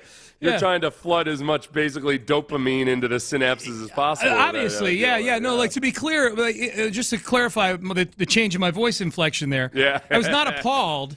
Just mildly surprised. That's all. That was a requirement. Do you think he insisted that it only be Playboy soft? Soft like there was so that's probably why she was disappointed. Leave a little something to the imagination. Trying to get into this thing, and we're kind of like I'm looking at an airbrushed image of somebody. Yeah, she's basically saying like, dude's just staring at the ceiling the whole time he's doing it. One of our listeners says it's like picking up a rotary phone and expecting it to FaceTime. Bingo. He's a rotary dial phone. That's really good. That is awesome. Who is that guy? That is I'm a little awesome. jealous that he came up with that analogy. 0154 guy. Good job. You know what? I read a woman who had gone over to be like in a sheik's harem once. She was a model that had gotten paid like an outrageous sum of money to go over and be like one of his stable of women that he kept around at any given time. Yeah. She described it that like it was very like, this guy, it was like such a part of his life that it was just kind of like you might down an espresso on your way out the door. Like that kind of like, like the guys, it's just around all the time. And he's going to do whatever he feels like. And he's not interested in like trying to prove that he's the world's greatest lover. Right. It's the whole thing. It's basically like a yoga for him or a workout. Like we're just getting through this here, and it's the same every time. If you're Hugh Hefner and you wear that smoking jacket and everything, it feels like you should be trying to put a little bit more effort into being kind of like the consummate ladies man, which it doesn't sound like he was. No, this feels a little bit, I was going to say slanderous, but if it's true, it's not slander. But I feel, you know what I feel bad? I mean, he's like the face of the sexual revolution, and he's not really around to defend himself right now. You know what I mean? Like, we just have to take her word for it. Like, he's not here. Yeah. And I don't know that there's a bunch of people out there corroborating her account. And again, her account is with a man who is in his early 80s. In his early 80s. Yeah, I think that's what needs to get pointed out here. But this is what like, People magazine constitutes as important. You're right. You got to step back and remember, wait a second, she's complaining about the level of attentiveness and variety from her 80-plus-year-old husband. Right. That the cardio on this 400-pound man is deficient. Let's take it back even a step further and remember that not only is she saying that, she's saying we were having group sex every evening, but it wasn't the tender affair and passionate affair that I thought it might be. When I got married to him at age 21, when he was 81. I thought we were having group sex every evening, but it never felt like he really cared for me. Like, oh, okay. I guess I'm sorry you couldn't devote more personal attention to you. Okay. I say all this to say that People Magazine, you get me. This is an important news alert. This is an important news alert to me. That was one of the pieces of advice Bob Allen gave me, as far as like staying young. Yeah. Was like, or at least like staying in touch with what's relevant and people are actually talking about. He said that, like People Magazine and In Touch Magazine, he's like, they're gossipy rags, but this is what people are talking about. Absolutely. And these are the references they make and everything. So I got to start doing that because I don't know a lot of celebrities anymore. Yeah. There's a lot of celebrities that are really, really famous. Otherwise, that I don't know who they are. Yeah, here's the problem. This is what I'll say about getting the alerts from People. There's two, TMZ and People are the two that I get a ton. I get like probably 3 or 4 emails a day from TMZ and People Magazine. Yeah. The problem with People is that it's hit or miss. There will be one email where it is celebrity gossip stuff, celebrity relationships, divorces, Hugh Hefner sucks at sex, things like that. And then there will be 1 or 2 emails where they're just like devastatingly depressing stories about actual real people. Like something about Gaza or something. Yeah, or like this person, Minnesota couple left their kids out in the cold and they froze to death. Stuff like that. Yeah, like really bad stuff. So you just got to know going in that you may get some things that depress you. I've got something that you'll feel better about, Sean. These are the 10 most famous people on Instagram. These are the most Instagram famous people. Okay. I feel like we're not as out of touch as we thought we were. Let's hear it. Tell me just yes or no if you know who these people are. Okay. I'll start at 10 and work my way up to 1 very quickly. Yep. Do you know this Kendall Jenner lady? I'm aware. Yep. She's related to the Kardashian family. Yes. Do you know a woman by the name of Khloe Kardashian? She is also related to the Kardashian family. Yes. Are you aware of a Beyonce? She's not a Kardashian, but she is a Houstonian, yes. What about this apparently more famous lady, Kim Kardashian? Also related to the Kardashians, yeah. Here's one that I'm only vaguely... Here's one, I'm going to admit this. I know that Ariana Grande exists. Mm-hmm. I have no idea what she does. She's a singer. Dwayne "The Rock" Johnson. Oh, one of my favorites. Yeah, absolutely. I didn't know if Ariana Grande was a singer or an actor. She's a singer and one of the many women who've broken the heart of Peter Davidson. Yes. Oh, that's right. Yeah. Kylie Jenner. Damn, these Kardashians. Kylie's got more than Kim. Yeah. Oh, poor Kim. Yeah. Selena Gomez, I know her. Lionel Messi. Yeah. And Cristiano Ronaldo. There we go. Yeah, footballer. We know all 10 of them. So if you're a footballer, a Kardashian, or The Rock, you're super famous. I know 9 of the top 10. Ariana Grande, all I know is that she licked a donut once. Okay. That wasn't hers. That counts. You're 10 That's not for a 10. sexual metaphor. That was like she licked an actual donut. You're 10 for 10. Yeah. I'm counting that. All right. I just, during the last break, clicked on a mock draft. This is 2 days in a row I've done this. And this particular one, I just want to say, like, I think there is a very, very little chance to zero chance that the Texans are drafting this position, or that they may even be able to upgrade this position this offseason. We'll tell you what it is next. Johnson Fitness and Wellness is America's largest.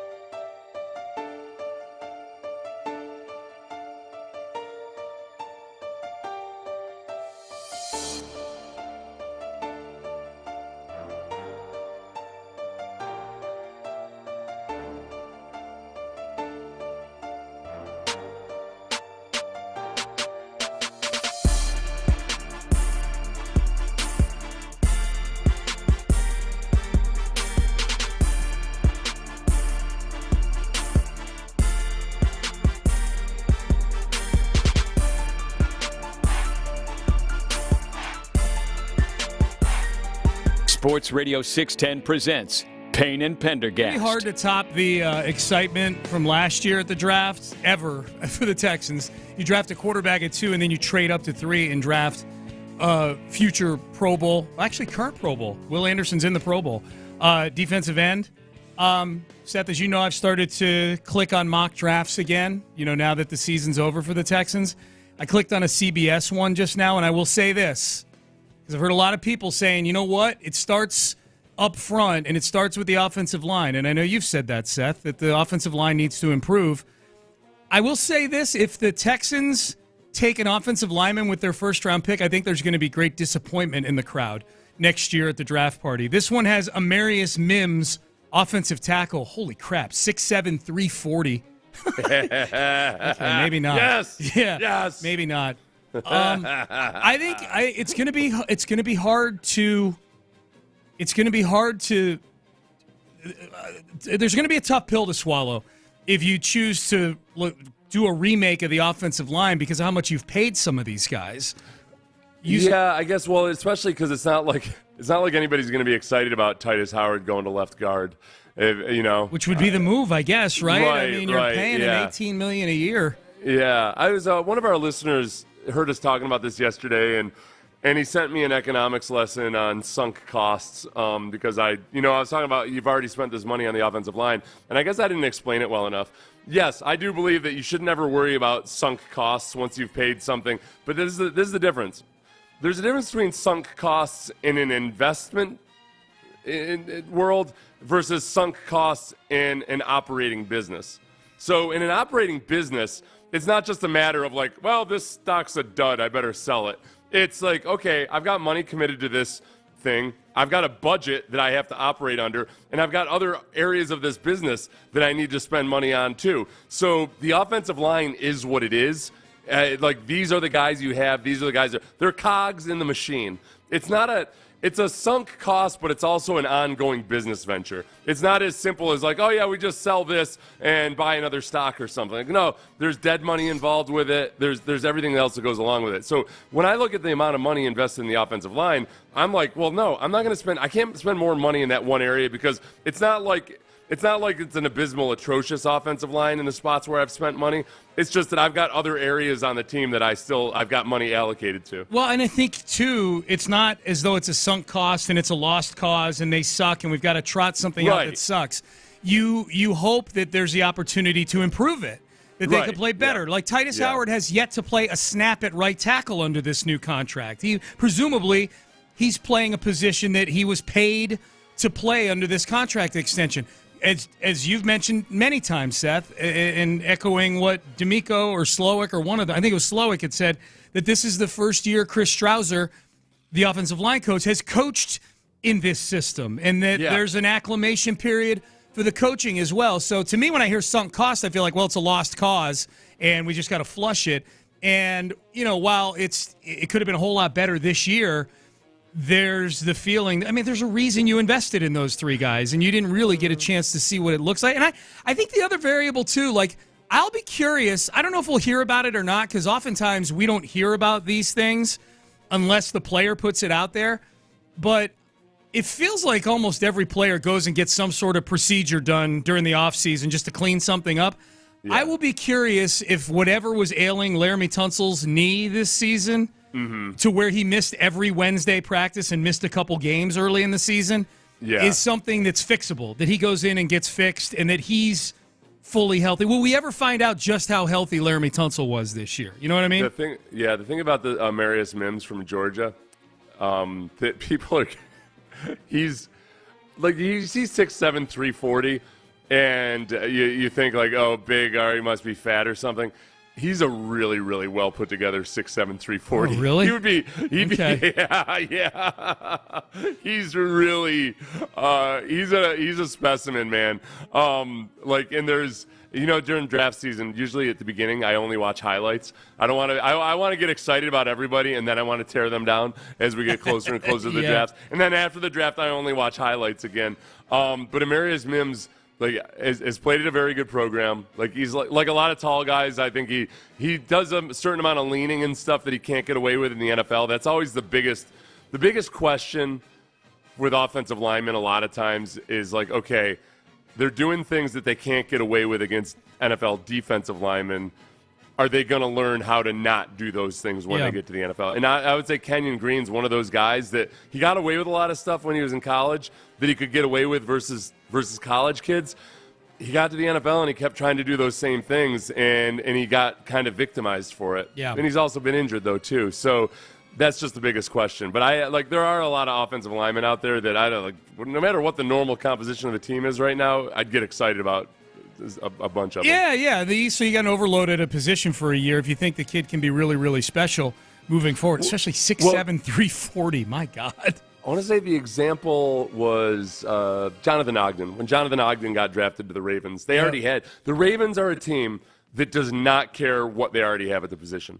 They draft – and this is why the Ravens are that way forever. Damn good every year. Yeah. They do what every other team claims they do, but doesn't. They just take the best player available, other than the quarterback position. So, they drafted Jonathan Ogden when they already had 2 good offensive tackles. They've done that at multiple other positions. And when you do that over and over and over again, when you try not to galaxy brain everything and you just say, look, this guy's a really good football player, and our team needs really good football players. We'll figure it out later. It's kind of a Daryl Morey approach to it. Mm-hmm. And that's what they've done. So I wouldn't – and this is why it makes me a bad draft talker sometimes.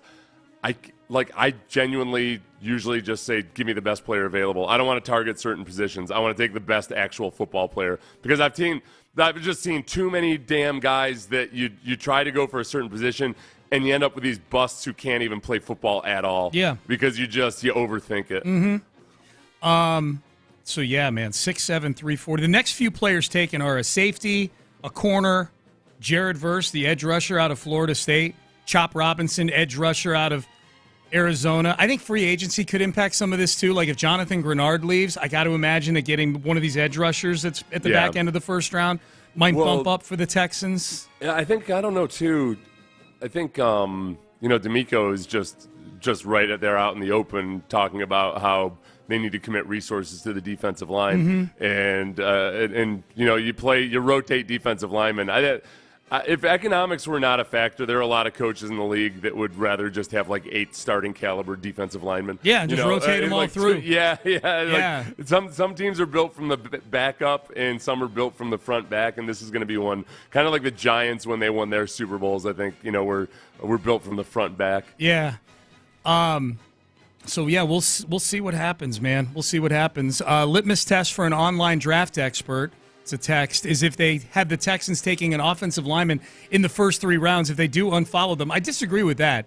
I do think that there's a chance that if you're the Texans, whoever you're taking at 23 or wherever they end up picking in the first round, it should be somebody who contributes this year and gets on the field and maybe even starts for you this year. But I think once you get to the second and third round, then you're just going best available. If you feel like there's a guy who slipped to the third round who you had a late first or early second round grade on, I don't care what position he plays. Yeah, I don't know, because a lot of strategies are different. Some teams, when they get into the third round, start really looking more towards need and try to shot. Nick is very big on kind of where the pockets of players are. Yeah. So he's going to draft up to a certain area because he thinks there's several players that he likes and one of them might fall to him. And frankly, I don't know I think with Kenyon Green, this is a pure guess, but just because you and I have had maybe in Houston, you and I had more conversations about him, about specific draft strategy than anybody other than John Harris and Mark Vandermeer. Mm-hmm.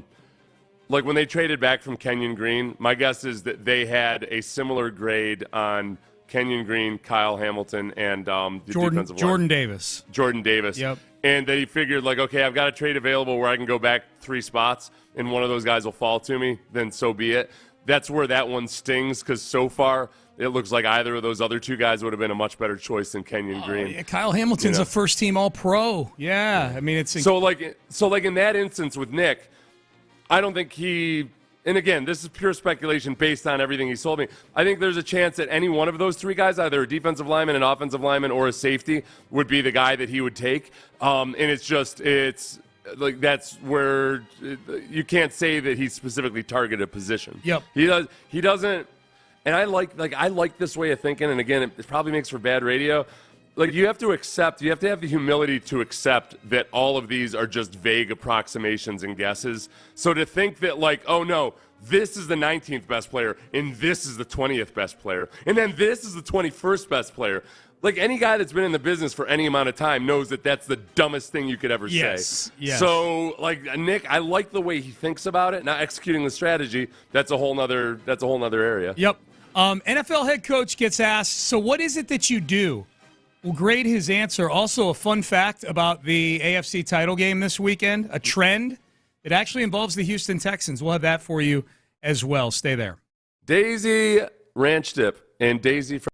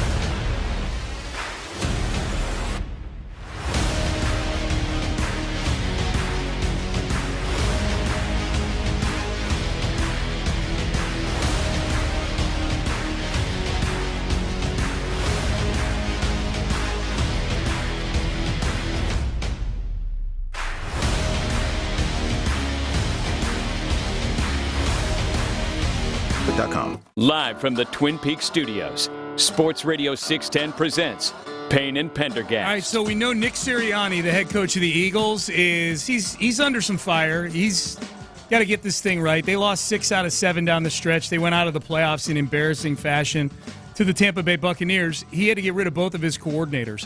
After having 2 coordinators the previous year who got hired as head coaches, he fired Brian Johnson and the other guy, Desai. The dude, I just know him as the guy who got replaced by Matt Patricia. I feel bad that the Desai guy had to officially get fired at the end of the year. Like, first you're demoted, and you have to live with that while still working for the team for several weeks, and then you get the added.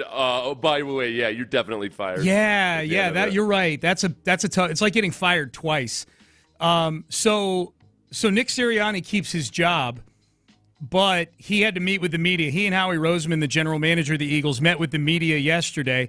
And Sirianni, of course, did not call plays offensively. He's an offensive guy. Obviously didn't call the defensive formations. So he was asked by a media member, what is it that you do? Defensive coordinators could be in charge of the defense. What is your role going to be? The head coach of the football team. What does that entail? How does it change? Yeah, I guess it'd be this very similar to what's going on right now. Does that mean I'll sit more into defensive meetings at times? Maybe, right? Instead of always being in an offensive meeting, maybe I go to a defensive meeting here and there. But my job is to be the head coach of the team, not the head coach of the offense, not the head coach of the defense, not the head coach of the special teams, but be the head coach of the football team. And so that's building the culture. That's making sure the culture's, working, with our 5 core values, are taking every day at a time. Like, we're not coming up with new core values. We may shuffle of where the things are that are important, and working at high level. And then that's where our connection with the players and then their connection with each other works well too. Okay. I thought it was a horrible answer, and the main reason I thought it was a horrible answer is because the easy answer is just to keep it high level. Like, I work on putting this team together with Howie. I work hand in hand with the GM to put this team together. I make sure that we're hiring the best coaches to develop our team. He started in, so what is it that you do? And it was almost like he went to his calendar for that day and said, well, at 8:30, I sit down and I go through my memos. And then some days at 9:30, like, he's literally going through all the tactical stuff. Dude, just keep it strategic, man. That's all you got to do. I told you one thing I do enjoy is older men explaining their days and their daily routines. I do enjoy that, like old retired men, because they usually get pretty excited about it if they have a good one. Right. Like they want to tell you exactly which diner they go to and everything. I don't want that out of my head football coach, though. Yeah. That's exactly right. That's exactly right. Usually when I hear with older men, I'm kind of like, oh, that sounds delightful. Or I don't want my head coach to be having a delightful time, other than if it's what delights him is kicking ass and taking names. That's what he was doing. He's like, some days I'll go into the offensive meeting, and then maybe there's days I'll poke my head in the defensive meeting. And you know what it is? I think that part of that is part of your job as a head coach when you're not a coordinator is having answers to questions like that, because it is all about setting a tone, setting expectations, all of those things. And the fact that A, he wasn't prepared for that question, and B, that he didn't ever really get an answer for it, tells me that C, he's not really the right guy for the job. Correct. Like Jimmy Johnson. Jimmy Johnson wasn't the offensive coordinator or the defensive coordinator. I'd be interested to know, back in the day, if you asked Jimmy Johnson, for one, I think the reporter probably would have asked it in a little bit more of a respectful tone. For sure. But Jimmy Johnson would have given an answer, something revolving around culture, motivation, oversight of the offensive and defensive coordinator, both to be the nice buzzword that people like to use, is be a servant leader, but also as somebody that can be a sounding board for those guys. And frankly, I've got a lot of expertise. I'm Nick freaking Sirianni. Yeah. So, but it's probably somebody, I guess it's just kind of a simple thing that you should always keep in mind, whatever job you're doing, is what is my job description? Yes. It's kind of like when you start, a lot of times people give you the advice, if you're going to write a speech or anything at all, pick the title in advance. Be sure that you got the title, and be sure you nail the intro and the hook, because that's the actual, what is your main theme or thesis? Because it's really easy to get bogged down in descriptions of your daily schedule if you don't. The reporter was basically asking him for the 30-second elevator speech on what it is you do. Oh, nice to meet you. What do you do? I'm the head coach of the Eagles. Oh, okay. Well, what does that entail? What do you do? Yeah. And he, if that was the answer you gave somebody in the elevator, I'd be like, okay, well, you sound like a dolt. But the other thing he didn't mention, that's an easy one to throw in there, is on game day, I make the big decisions. If it comes time for a replay review or a decision on what to do at a crucial juncture in a game, the buck stops with me. That's what they wanted to hear. You know what I mean? You use a phrase like the buck stops with me, that'll get a lot of the torches and pitchforks kind of quelled down at the gate right there. All right, well, this guy's taking control of the situation right here. You know how I know? There's a buck, and it stops with him.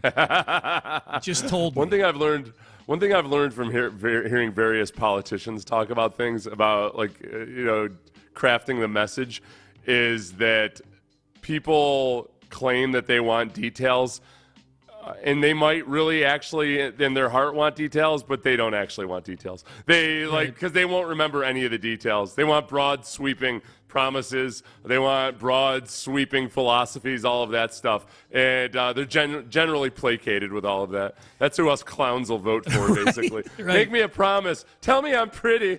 Tell me I'm pretty. Tell me a lie. Make my taxes lower and I'll vote for you, sir. Someone says he sounded like Easterby.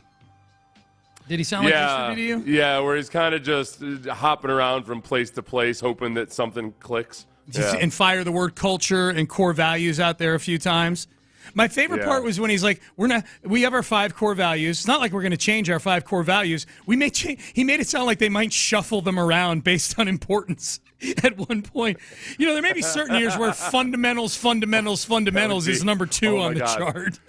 Can you imagine? Can you imagine if he was that kind of guy, where all of a sudden that becomes his obsession, is being power sure ranking? Where that they're power ranked appropriately. Order of the core values. They're having daily meetings for an hour a day. You've got the whole staff in there trying to figure out exactly how you should order the core guys, core values. Conference room, 10 minutes. All right. Where do we put accountability this week? It was 3rd last week, and I'm not getting the sense that guys are being super accountable. Oh, I was in a meeting once where we were crafting a mission statement, and there were so many people involved, and they were so intent on making it a democratic process that it, A, was the longest, most painful meeting I've ever been involved in on any level, and B, ended with a 700-word single-sentence mission statement that I had no clue what it meant. Was I there? No. Okay. This is long. This is long ago. Okay. But it was like that. Yeah. And, it was rough. Yeah. Kids, if you're going to come up with a mission statement, keep it something that's easy to adhere to. The more words, the harder it is to attack that mission. So kill. That's an easy one. Yeah, that's an easy one. How about this? Have you ever heard the phrase "hurt people"? No. That's the people who have been hurt tend to hurt other people. Oh, hurt people. Okay, yeah. Hurt people. Yeah. There was a scene in Arrested Development where the therapist's son-in-law is telling his mother-in-law, hurt people. And she said, yes. Hurt people. As if there's an order? Doubly just, go on, hurt people. Yeah. Hurt people. I like that. How about this for a little coincidence?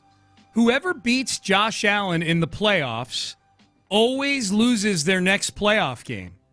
It's never failed. It's happened 4 times.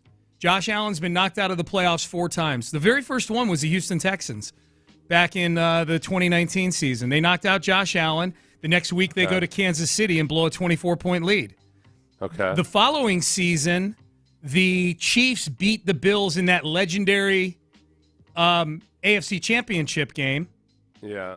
They go and lose to the Buccaneers in the Super Bowl the next week, or the next game. Okay. The next season, the Chiefs beat the Bills again in the divisional round, but the Bengals beat the Chiefs to go to the Super Bowl. Okay. And then last year, the Bills lost to the Cincinnati Bengals, who then went and lost to the Chiefs in the AFC title game. So if you beat Josh Allen... The Bills have lost to the Chiefs 3 times in the playoffs. They have in different... the Bills have lost to the Chiefs 3 times in the playoffs, yeah. The Chiefs never won the Super Bowl once? The Bills have... let's see. Well, they now have lost to the Chiefs 3 times. This is the third time. Oh, okay, I got you. Yeah, this is the third time. So the point is the Chiefs are going to go lose next week. It's not one of my duties as head coach to understand simple Keep track things of like that. Yeah, you had me confused. That's why I have for a you. Yeah. No, I did. They're 0-4. The teams that beat Josh Allen are 0-4 the following week in the postseason. Is that a coincidence, or is that a is that? I think that's probably just, I'd say, small sample size on that one. There's a 50%, like in any given whatever, they did a 50% chance that they'd be 2-2. So like, oh no, they're 0-4 instead of 2-2. Thanks for helping me talk myself into my big bet that I made last night. I was feeling super smart for a second there.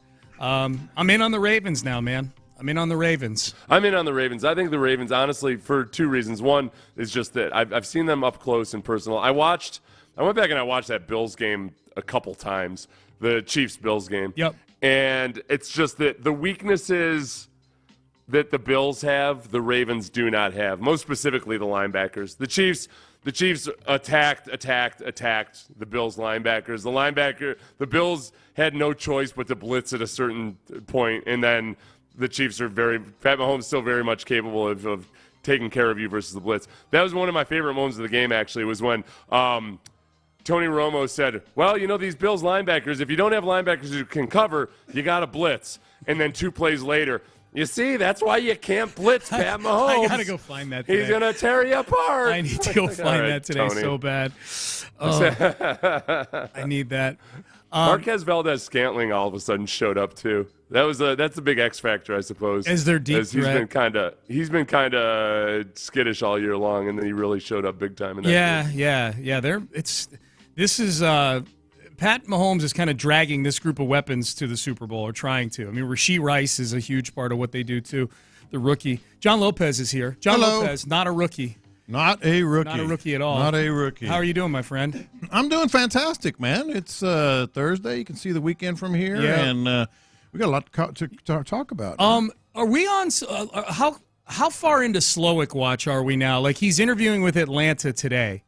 Like, what are your expectations for resolution on this? I've been thinking he's going to take a job all along, and these second interviews, Well, Atlanta's interviewing a lot of guys for a second time. How many guys have they interviewed? They've got like 14 guys they've interviewed. So I don't take this interview with Slowick to mean that he's got pole position to get the job. I'm just wondering, there's 4 jobs left. Atlanta, he's in for. Washington, he's interviewed for. Seattle, he's interviewing for. I guess and Carolina asked permission to interview him, and I don't know if he's done a second with them yet or not. So yeah, no, I don't either. He's in on all these. Harbaugh getting the Chargers job. Why, are you starting to climb toward maybe he's just coming back side of things? I don't know if he's going to get offered a job, I guess. That's my big thing. It feels like people have been operating under the assumption he's definitely getting offered a job, and there's still like a lot of big names out there. Sure. James Palmer publicly tweeted that Atlanta was very impressed with Bobby Slowick. I know that I feel like there's good reason to believe that that's true. Mm-hmm. Except the problem is that Atlanta is also interviewing like 400 other people. Yeah. So I think the thing I worry about with losing at Bobby Slowick is that the being qualified for the job is only part of it. The other part is just the interview, which a lot of times people way overvalue the interview. I think Slowick is going to blow owners away with his interview because he can speak kind of at a higher level. He's got an analytical background. I think every one of these owners wants somebody who can marry the analytics with the old school football side of things. And I could see Arthur Blank being very intrigued by just like Bobby Slowick's kind of ability to talk philosophically about football. I totally agree. Totally agree. And also, where's their big waste in Atlanta? Skill guys like up the kazoo, and that's where he would thrive. I wonder what they do at quarterback if Slowick became the coach. I mean, he ain't coming in there to salvage Desmond Ridder. I don't think so. Yeah. But he's got all the other weapons, you know? Yeah, like I wonder if Bobby Slowick's the coach there, all of a sudden does Kirk Cousins look at going to Atlanta? Like, that might make sense. Yeah, I mean, he's run, that offense. Mm-hmm. Or do they trade for Justin Fields? That'd be a different type of quarterback for Slowick. But he's from Georgia. Yeah. I don't know if you knew that. Which, part of this, too, I think sometimes we look at it as we look at it as, okay, what's the best situation? And we look at all the personnel and draft picks and everything. But just like, what about the actual personality of the owner himself? Like, I feel like Dave Tepper would freak me out. I feel like I would dislike Dave Tepper within 30 minutes of talking to him. Or 30 seconds. So, like, Arthur Blank, I don't know. I feel like I would either really like him or he might creep me out a little bit. I think I'd like him. I think he's thought of as a good owner. Mm-hmm. Yeah. The jobs that are still out there, I think Josh Harris is thought of as he's new, but he's owned other teams and well thought of. I think Arthur Blank is well thought of.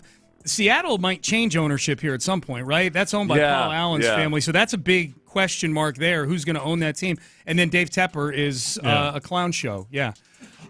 Seth, we are done. Antibodies to you, my friend. Antibodies to you, Sean. Thank you. I appreciate that. Just that. That's all. Okay. That's all I need. That's all I need. Crosstalk brought to you by D&M Leasing. You're listening to KILT and KILT HD2, an Odyssey station. In the Loop, Landry Locker, John Lopez, Figgy Fig, they start now. Let's be real, though. You and Sean would like anyone that's a billionaire. Like, y'all flock to people with money. Let's be real. Like, there's not a billionaire y'all wouldn't like. Y'all would flock to I think him. It says a lot about Dave Tepper that we wouldn't like him. I think y'all would love him. I would not like Dave Tepper. Y'all would be. I would not. So you don't like that billionaires? I mean, I don't. I mean, they are what they are. Not really. Yeah, not really. They are what they are. Dang. But you guys sink 3 feet when billionaires walk through the building. Not Dave Tepper. You guys look like Vern Troyer as soon as he comes in. It's a pretty good pull. Get him some pads. Yeah. Has success made John Lopez unrealistic? You're laying out expectations for the Texans before the show, and I'm sitting here and I'm like, man, are you getting carried away? No. Not Is even. John Lopez getting carried away with the Houston Texans? 713-572-4610. I think you people, you and Figgy, Sean, if he's in this group, the loopholes, you need to rise to my level. You need to get on my level. That's an absolute fact. So you did this to me, by the way, yesterday. We're sitting here talking about, like, the Texans, I don't know if they want to get a free agent and spend that much money. I don't know if they want... that's me doing you, by the way. Yeah, I don't know if they want John Grenard and blah, blah. And I'm like, what is going on here? This is the most cap space the Texans have had. It's $40 million more than they had in 2021. Let me tell you about the NFL, John. You don't win in free agency, sir. You buy low, you sell high. I'm sorry you're new to this, but this is you don't win in free agency in the NFL, my friend. But when you're here, you do. Yeah. Dan Snyder. When you're here, you do. Okay, Dan Snyder. You're illustrating. Let's go sign Albert Hainsworth. No. That's what you're trying to do. It's not my money. There's a salary cap, sir. That's the first thing There's a salary cap. That's the first thing I typed this morning. Not my money. Yeah, but like wrong sport. Wrong sport, brother. This team has $34 million more than they had in 2022, $45 million more than they had in 2021. Why are we like, I don't want to spend that money? Because the pool of free agents that want to be here is such to where you don't have to overpay guys.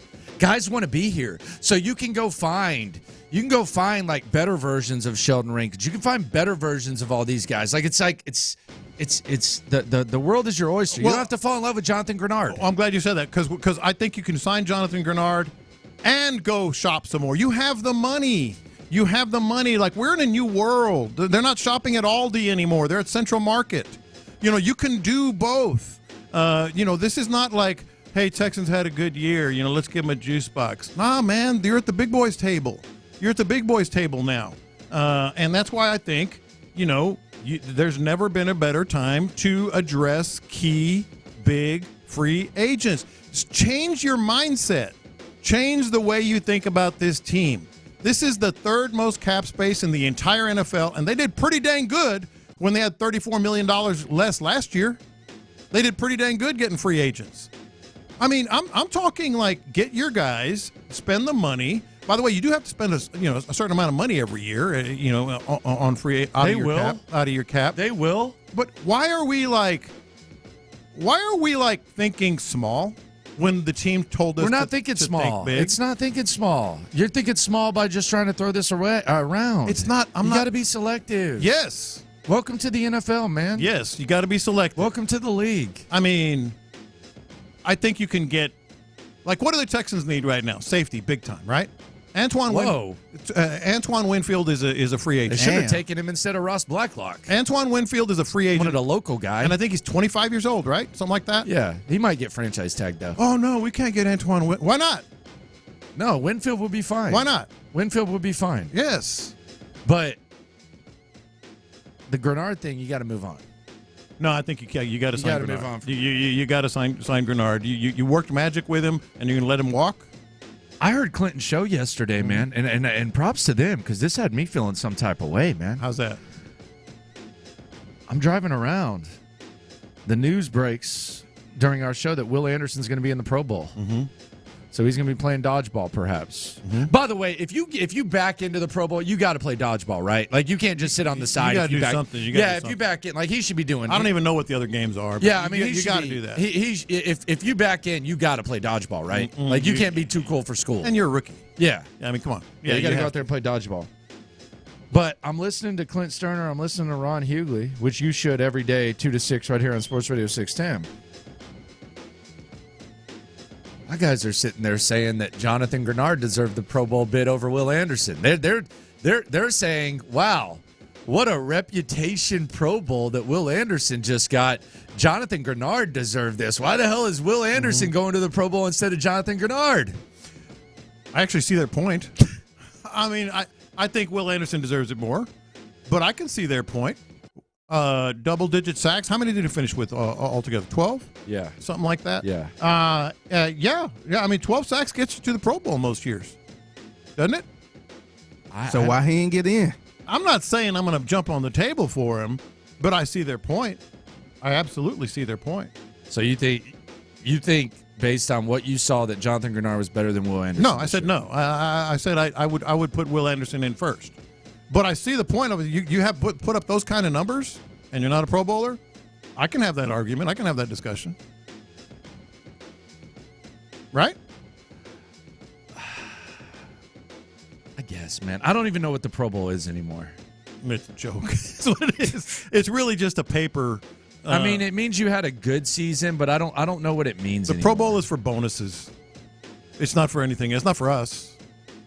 I'm not going to watch any of that crap. Maybe some highlights. Yeah, you will. Maybe some highlights on Twitter. You will. Highlights on Twitter. Yeah, you will. You'll watch. No, you'll watch. By the way, it's next Sunday. We'll be going to Radio Row. Yeah, you'll watch. We'll be in the air. Yeah, you'll watch. No, I'm not. We're going to be in the air. I'm going to be watching a movie. By the way, I'm worried about Clint. You're worried about Clint? Let me get this out of the way. hit the confession. I got to tell you. Watch this. These are my confessions. The innocence of Clint Stoerner is... I thought he was the Baytown badass. He is in Baytown, but once you leave Baytown, it's a different world out there. You've said a mouthful. I was talking to Clint yesterday. Yeah. And I don't think he'll be mad at me for asking this. I mean, it's an innocent question. He's very authentic with the listeners, so he'll. You know what he asked me about Vegas? Mm-hmm. This dude is going to get smacked by Vegas, dude. I know he's probably been a couple times, but he probably had someone guiding him. Yeah. You know what he asked me? What did he ask? 713-572-4610. Figgy, did I tell you what he asked me? You did. I was sitting right there. Oh, you were there too. I was sitting right there. Ooh. Yeah.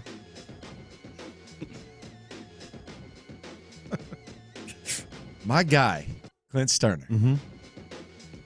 2 to 6, right here, Sports Radio 610.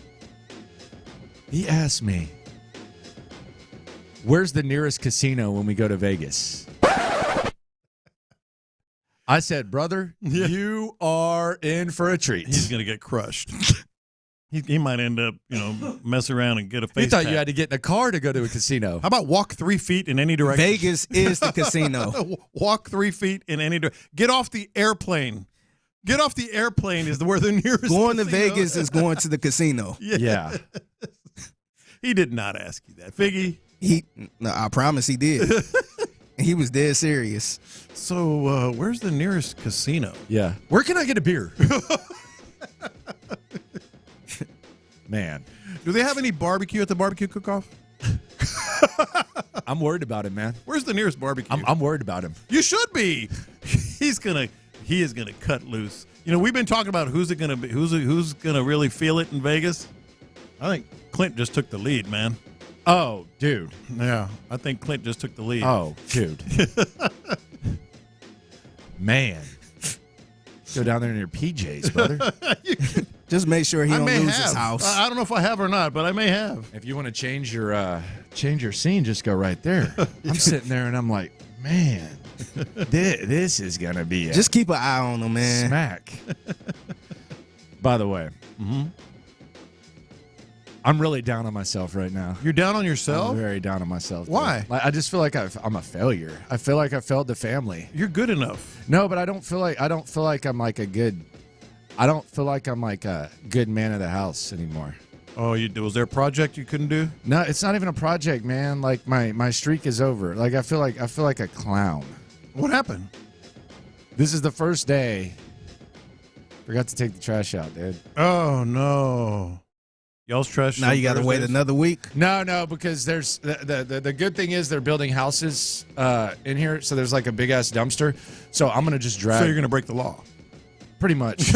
I'm just gonna go dump it in the dumpster over there. The same thing. But I feel like I'm really like being hard on myself. Like I feel like I almost no. You get into those things. Hey, like, that's the worst feeling ever, man. I feel like a slime ball, dude. Yeah. I feel like a legit scumbag, low life idiot. Do they get the trash in the mornings or? Yeah, like okay. Usually it's gone by the time I get there. But I drove, and the crazy thing is I was already like I was beating myself up so much over it that I'd already gone from I'd already like driven probably like 10 minutes to where you get on the freeway. I was thinking about turning around. I would have. And by the way, I know this is probably sexist, and I'm saying it up front. I don't know about y'all, but my wife loses her bleep when it comes to trash day. Like, it's like I lost the nuclear codes. Like she's like, did you get the trash? Trash day is today. Did you get the trash? Got to take the trash out. Because you feel good. We take the trash out the night before. But you feel good when you get rid of it. Yes, but it's like, don't forget the trash. Today's trash day. I'm like, okay. So, okay. But here's my thing. Like, they're working on houses in the subdivision, and there's the dumpster. I almost feel like I have to go on like a top secret mission to dump the trash and wait till night when they're gone. Oh, I do that. I've done that. But my thing is, have you ever scouted out your neighborhood for the best dumpster to dump your stuff? I've driven around for 20 minutes before. I mean, we don't have the only reason the dumpster's there is because they're building. But do I have to? I can't do it in broad daylight, right? Nah, I wouldn't. I've always done it in the evening. So just wait till the evening. Why am I admitting this? Like whenever I've had like a project or something, there's a bunch of garbage. I'm like, okay, so that one's pretty good. Let me go to this one and see what that looks like. Yeah, no, there's no cars around. You get out real quick, dump everything out, and get back in your truck. Don't let me see you doing that. I'm like, man, that dude dumping the body. Yeah. Have you ever seen those like investigative stories where like someone goes and digs through the trash and that's how they get busted? Like the Balco lab, they got busted because that's like when the investigative reporters really go on the sticks is when they go through people's trash. Yes, and you find stuff. Yes, that's how they got. Was it who was the Wall Street guy? No idea. I mean, that's a broad statement. No, the one that was ended up killing himself. He had underage I think girls. There's a few of those. What was his name? I saw the documentary and I can't remember it. Epstein? Epstein. Yeah. That's how they got him. They found a bunch of stuff in the trash at first that he was putting in there. Really? Yeah. That was the first clue from the local PD. The documentary is pretty dang good, actually. Yeah. It really is. I've seen it, yeah. But no, you man. and Sean would have been big fans of his, dude. Who? You and Get Sean. out of here. He has money. That's how y'all. That's y'all's skill. Yeah, if you have money, they're in. I just said Lopez would have been on that plane. I just said I'm not a Dave Tepper fan. Damn, Aaron Rodgers on the island. Come on, man. Hey, on the island. Come on, man. Come on, dude. Yeah. Lopez about to write the tweet now. Hey, jackass. Yeah. That's a good idea, Figgy. Lord. So Jim Harbaugh got hired yesterday, and I started thinking about the Texans, and I was just like, this is kind of the Texans tier, right? Like we got the Chiefs and Ravens playing this week.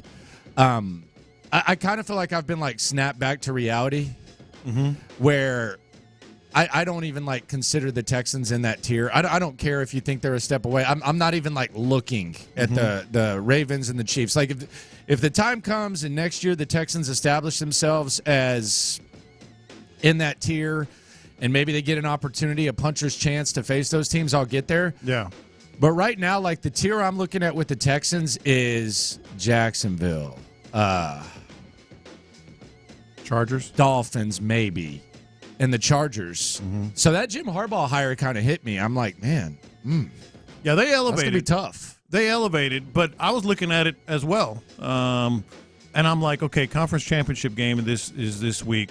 It's Chiefs and Ravens, and I'm like, who else is standing behind in front of the Texans?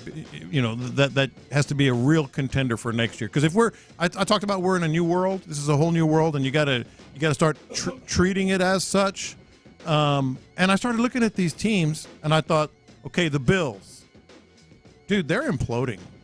The Bills are imploding. I'm not saying they're not a superb team, because they are, but they're going to be in salary cap hell this offseason. They have 22 unrestricted free agents. All right, what about the Dolphins? They're super talented, super talented. They're going to be $45 million over the cap. They have 26 unrestricted free agents. And is Tua sustainable? Is Tua sustainable? I don't know. Right. I mean, he's kind of where if they pay Tua, then I'll be happy. Yes. I'll be like, thank you. Yes. The Browns are in good shape, but what about Deshaun? Yeah. I'm talking about like AFC but that's championship the Texans tier. I think we're talking about the tier. And what I'm saying is there's no reason for them not to be in this discussion, if not this game, next season. The Bengals have Joe Burrow, but they're probably going to lose T. Higgins. Tyler Boyd's a free agent. DJ Reader's a free agent. Yeah. I mean, it's going to be wild. It's going to be wild. The Texans are in that conversation. By the way, on the text line, there's a lot of people upset with me. And I'm just being honest with you. I apologize to all the loopholes. Shout out to the loopholes. If you listen, you are one. Talked about how I forgot to take the trash out, trying to find a dumpster. From the 832, as a developer, this conversation is raising my blood pressure. It's expensive to rent and get those construction dumpsters picked up. Plus, we get extra charges if there is trash that isn't construction materials. Let me tell you something, sir. Let me tell you something, sir. And I appreciate your hard work and all that. Let me tell you something, sir.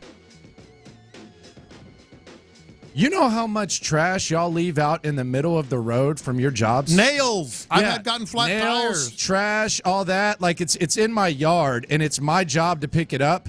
Yeah. I'm sorry if there's an extra trash bag there, my friend. I'm sorry, but y'all ain't cleaning up after yourselves. You know how many 6-packs are just sitting out there after everything? And props to y'all for working your ass up. But I'm sorry if you have to pick up an extra trash bag. Don't do the dumpster 936. We in the construction industry carry guns. That's cool. Damn. That escalated pretty quickly. 713 is a small business owner who has to regularly pay for an overfilled dumpster fee. I can't stand hearing talk about illegally using other folks' dumpsters. I feel their pain. I feel you. I get it. But the construction thing, brother, you know how much I've had to pick up like a whole bag of y'all's trash. I feel their pain. You're right. I don't feel bad for y'all. If you had to put a percentage of just regular old people, Houstonians in neighborhoods that have ever been stuck in that moment where they had too much trash and actually went to a dumpster, it's easily over 70%. I'm just saying, like, y'all ain't cleaning up after yourselves. Yeah. Don't get mad at me. Yeah. It's going in the dumpster. I apologize. Shout out to the no disrespect. I respect your hard work, all that, but hey, it's going in the dumpster. Get over it. Coming up, John McClain made a lot of people mad yesterday. Oh my, he made me mad. He made a lot of people mad yesterday with something he said about CJ Stroud. We've been talking really good about CJ Stroud. John McClain is not as impressed as a lot of us are, or is he? I couldn't really follow along. That's next. First, I want to tell you about Orchard's win.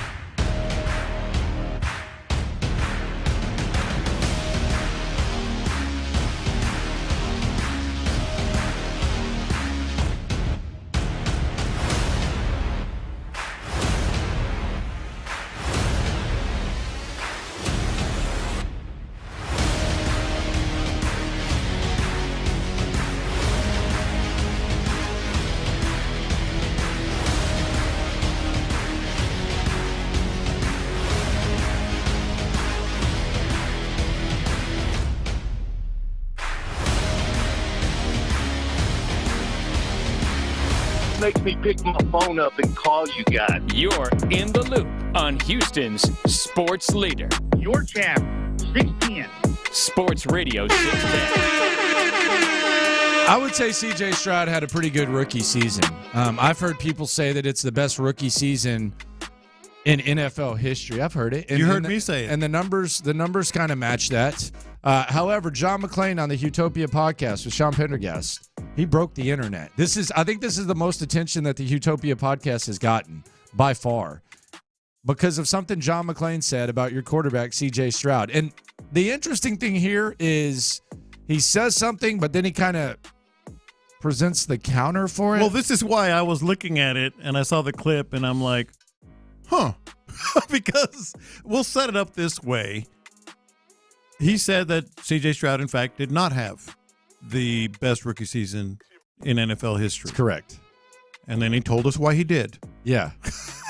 Here was John McClain with Sean Pendergast on the Utopia podcast. CJ, I saw on ESPN saying he had the greatest season for a rookie quarterback. Well, no, he didn't. He ended up with 4,108 yards, 23 touchdowns, 5 interceptions. He was 10-7 as a starter. In 2004, Ben Roethlisberger was 13-0. They had 17 touchdowns, 11 interceptions. They were a predominantly running team, and he had 2,621 yards. But he helped them get the AFC Championship game, where they were upset at home by New England, and I covered it. And Andrew Luck in 2012, he went 11-5, threw for 4,374 yards and 23 touchdowns, same as Stroud, but he had 18 interceptions compared to Stroud's 5. Okay. John, do you think if you plunk 2023 C.J. Stroud on the 2004 Steelers that he goes 13-0 with that team? Sure, why not? Yeah, that's what I'm saying. Like you're saying it's a great running game. You're saying Ben Roethlisberger had a better rookie year. Yeah, he won a bunch of games. He also had a bunch of Hall of Famers on that team with him. Like CJ's digging a team out of the muck whose best player was Dane. Yeah. What is going on there? This maybe rationally irritated me. Let me just reiterate for those who weren't listening last week when I said it, I think for the first time on Monday, C.J. Stroud is the best rookie quarterback I have ever seen in my life. Yeah. I mean, Ben Roethlisberger's not even in the discussion. He was a game manager his rookie year. John McClain just said, well, they were predominantly a running team. Yeah. Okay. Yeah. Big Ben was he was a game manager. That's what he was. You could probably argue Robert Griffin more than Big Ben. Yeah, RG3 was great. His rookie year. Yeah, for sure. And then, of course, I've always talked about Marino, but that's way in ancient history now. So why do you think this is, though? Like, why is it that the prominent face of Houston football and Houston media coverage, why is it that he's trying to minimize something that's like all-time great that has happened with this organization? Like, why is that? Is there a mindset or something? Yes, that's exactly what it is. I think it's the same theme that, kind of the discussion we had, topics, if you will, before the show. All three of mine had the same theme, if you want to talk about themes. And that theme is, what's it going to take for fans and some media, obviously, to understand what we have, to accept what we have? You have the greatest rookie quarterback in the history of the NFL, and we're like, nah, that can't be true. Yeah, it can.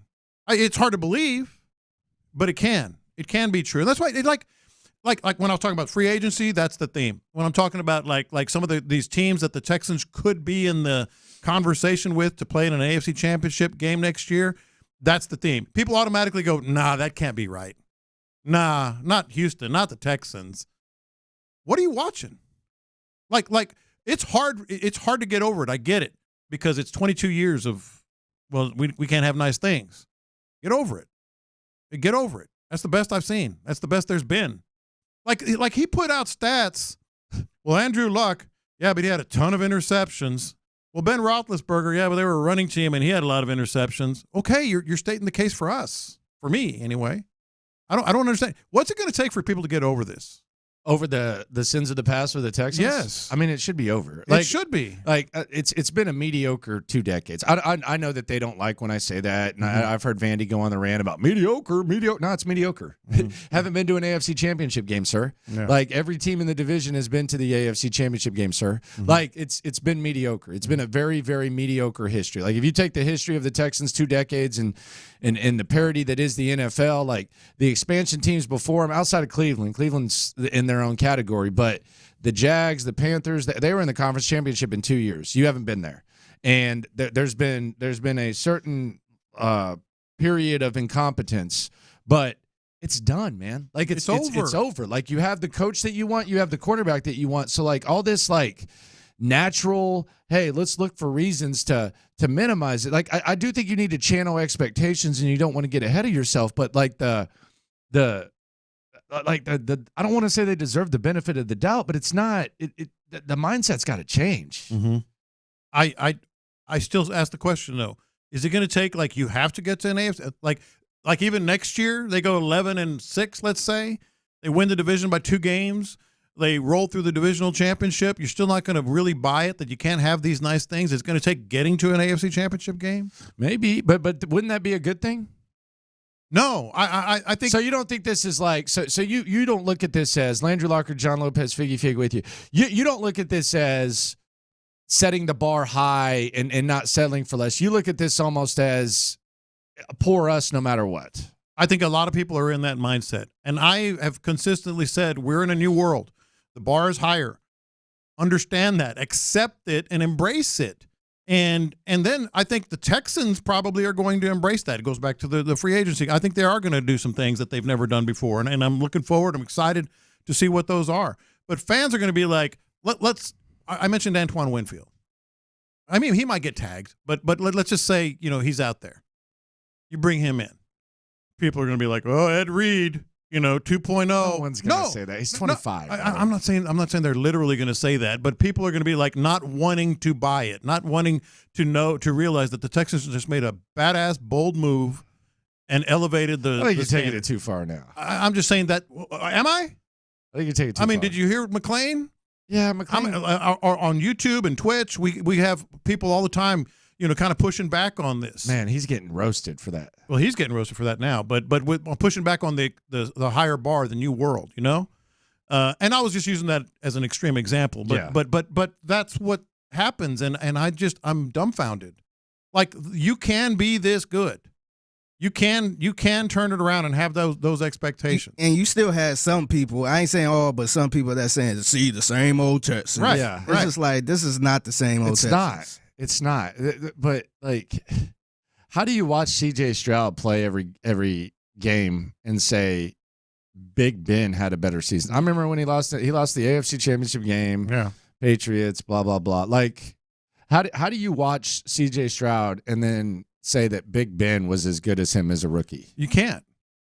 And I've always said, like when the Texans were in the doldrums, when the Texans stunk, and fans were making excuses. A lot of fans are always making excuses. Why are you guys so hard on them? Why are y'all? Because they sucked. You've heard me say this a million times. Because they sucked. You've heard me say this a million times. You have the right to demand more as a fan. You do have that right, not to just say, "Oh no, they're going to take it away from us if I don't demand more." Well, okay, you still have that right, even at this level. Demand and expect more. Landry Locker, John Lopez, Figgy Fig with you. We're a few days away from Championship Sunday. The Texans will be sitting on their butts watching the Detroit Lions. However, I have 5 things that'll make you think that perhaps next year's Texans could be a better version of this year's Lions. That's next. What a season. It may not.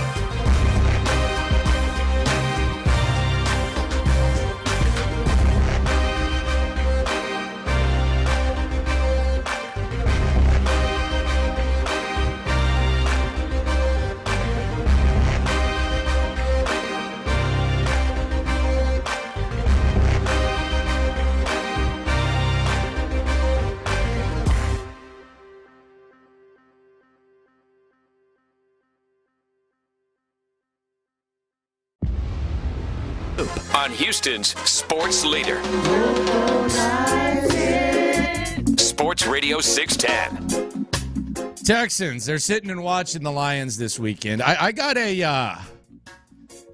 5 reasons that the Texans can be a better version of the Lions, or at least the blueprint for the Texans to be what the Detroit Lions have become throughout their process, which is a team that's a game away from a Super Bowl, which is a team that's somewhere where the Texans have never been. And I think there's a lot of similarities there, and I think there's a lot of sources for motivation for Nick Caserio and company. Brandon Scott coming up at 11. He wants to turn public enemy number 1 into a prominent member of the Texans. We'll talk about that in a sec. But Texans being a better version of the Lions, I think step 1 is pretty obvious. Will Anderson needs to have an Aiden Hutchinson-type jump. Will Anderson, the Texans traded up for him. They drafted him number 3 overall. A big reason why the Lions are where they are is because they drafted Aiden Hutchinson number 2 overall. He's already one of the best defensive players in the league. He's a better player than Will Anderson. Maybe Will Anderson can get there. He's not quite there right now. But Aiden Hutchinson this year, he doubled his quarterback hits. He went from 15 to 33. Mm-hmm. The Texans, if Will Anderson takes a huge jump next year, and I think he will, that's step 1 to getting to where the Lions are. And the Texans have done what the Lions did, getting like a blueprint edge guy like the Lions did Hutchinson. So he doubled his quarterback hits. Yeah. What if our guy can do that, Will Anderson? That'd be great. Doubling his quarterback hits. That'd be step 1. That would be enormous. That might be the second most important one because I saw your list. Step 2, these guys were in the same rookie class. Nico Collins was actually selected ahead of Amon-Ra St. Brown. Well, we don't want to talk about that. Amon-Ra St. Brown is a first-team All-Pro this year. He's gotten better every single year. This is the first year where we've actually, Nico Collins, you could say, had a good season, I would say, and was able to stay on the field.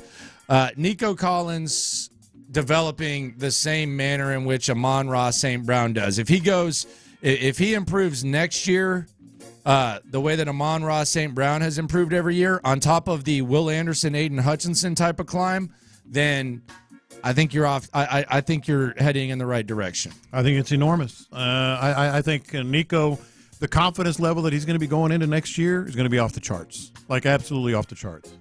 Next one, Landry Locker, John Lopez. This is it. Figgy Fig with you here on Houston Sports Leader, Sports Radio 610. So I've been talking about this for so long. It's exhausting. I can't do this again. Well, I can't do this again.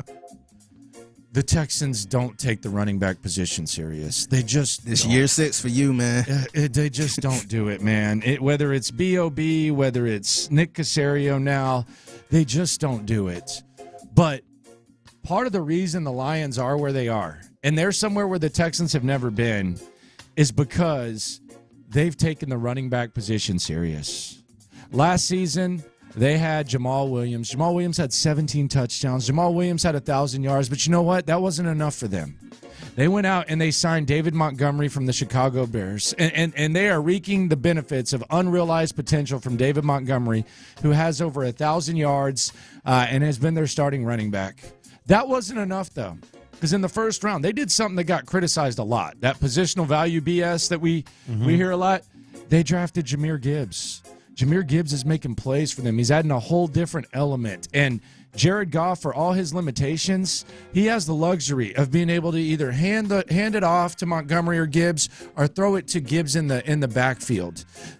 Step 3 for the Texans to get where the Lions are. We've talked about Hutchinson development. We've talked about Nico Collins development / Will Anderson / St. Brown.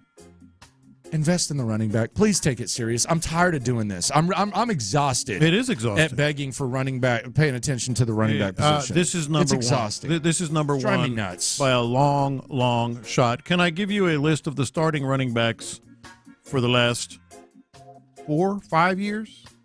Obviously, it ended up being Devin Singletary, and we were good with that. But he's a number 2, maybe a number 3, right? Yeah. Dameon Pierce last year. Good year, but he's a number 2 or a number 3. Mark Ingram.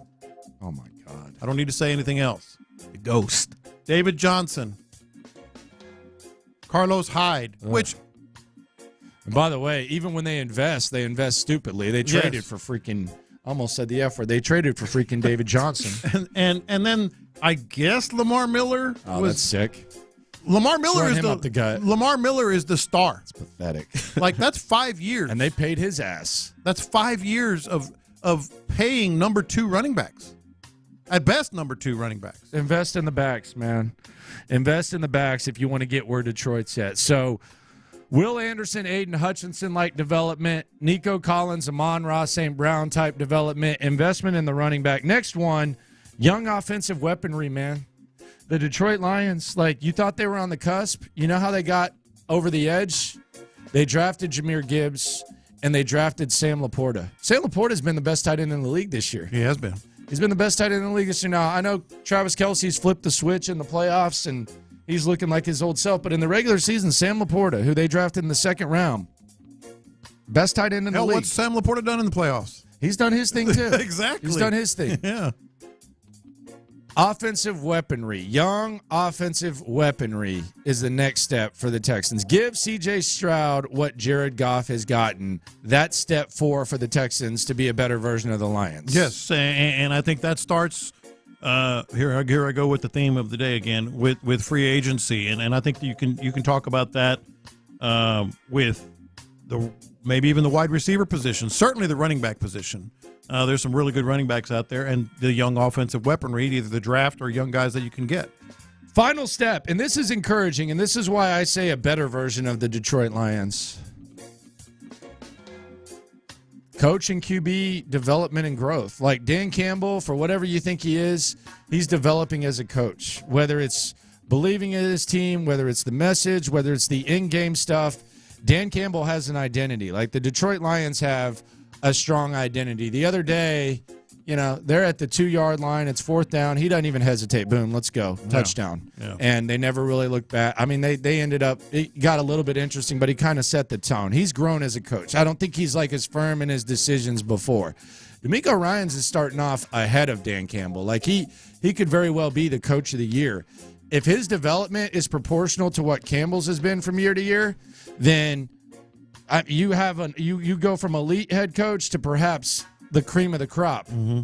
C.J. Stroud, Jared Goff. Jared Goff's gotten more comfortable in this system, and Jared Goff's become more of kind of a leader. C.J. Stroud is already that. If he takes the leap that Goff has taken from like a leadership perspective, et cetera, the sky's the limit. And that's why I say better version of the Lions, because their coach and quarterback have grown. Your coach and quarterback are already, I think, a step above them, especially if you go to early on in their tenure. That's the next step right there. And that's an encouraging one because I think that's very realistic. Jared Goff is, and I'm just throwing a number out here, let's say Jared Goff, in my view anyway, is a 40% better quarterback than he's ever been. 30 to 40%. If C.J. Stroud does that, well, then you're talking about the best quarterback in the league. Right up there with Mahomes and anyone else you want to say.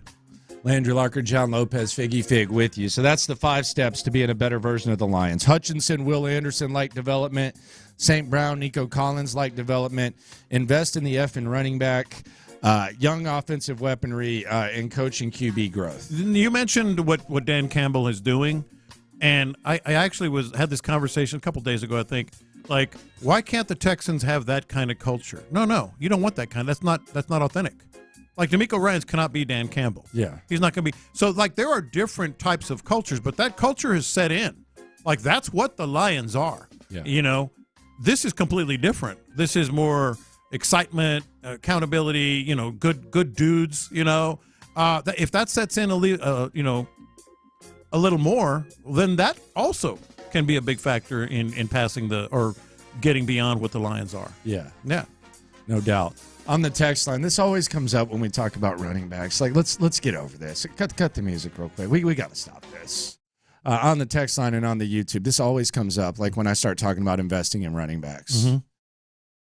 Arian Foster was an undrafted free agent. Oh, yeah. All right, well, why don't we just draft quarterbacks in the 6th round too, so we can find Tom Brady? Yeah. Like, let's quit acting like that's the norm. Yeah, there's exceptions to a lot of things, and I'm sure you can point to it, but invest in the running back position. Get you a Brock Purdy, man. I mean, come on. Last pick of the draft. Yeah, wait till the last pick of the draft to take a quarterback. Boy, if he wins the Super Bowl, he's going to be the next. Oh, man. He's going to be the next. That's better than Tom Why Brady don't you at that draft point. him at Mr. Irrelevant? Yeah, it's just like the Arian Foster thing. That the reason it was so impressive is because it was that crazy. That's why you remember it. Yeah, that's why you remember How many it. undrafted free agent running backs are now in insurance? Cut it out. You know?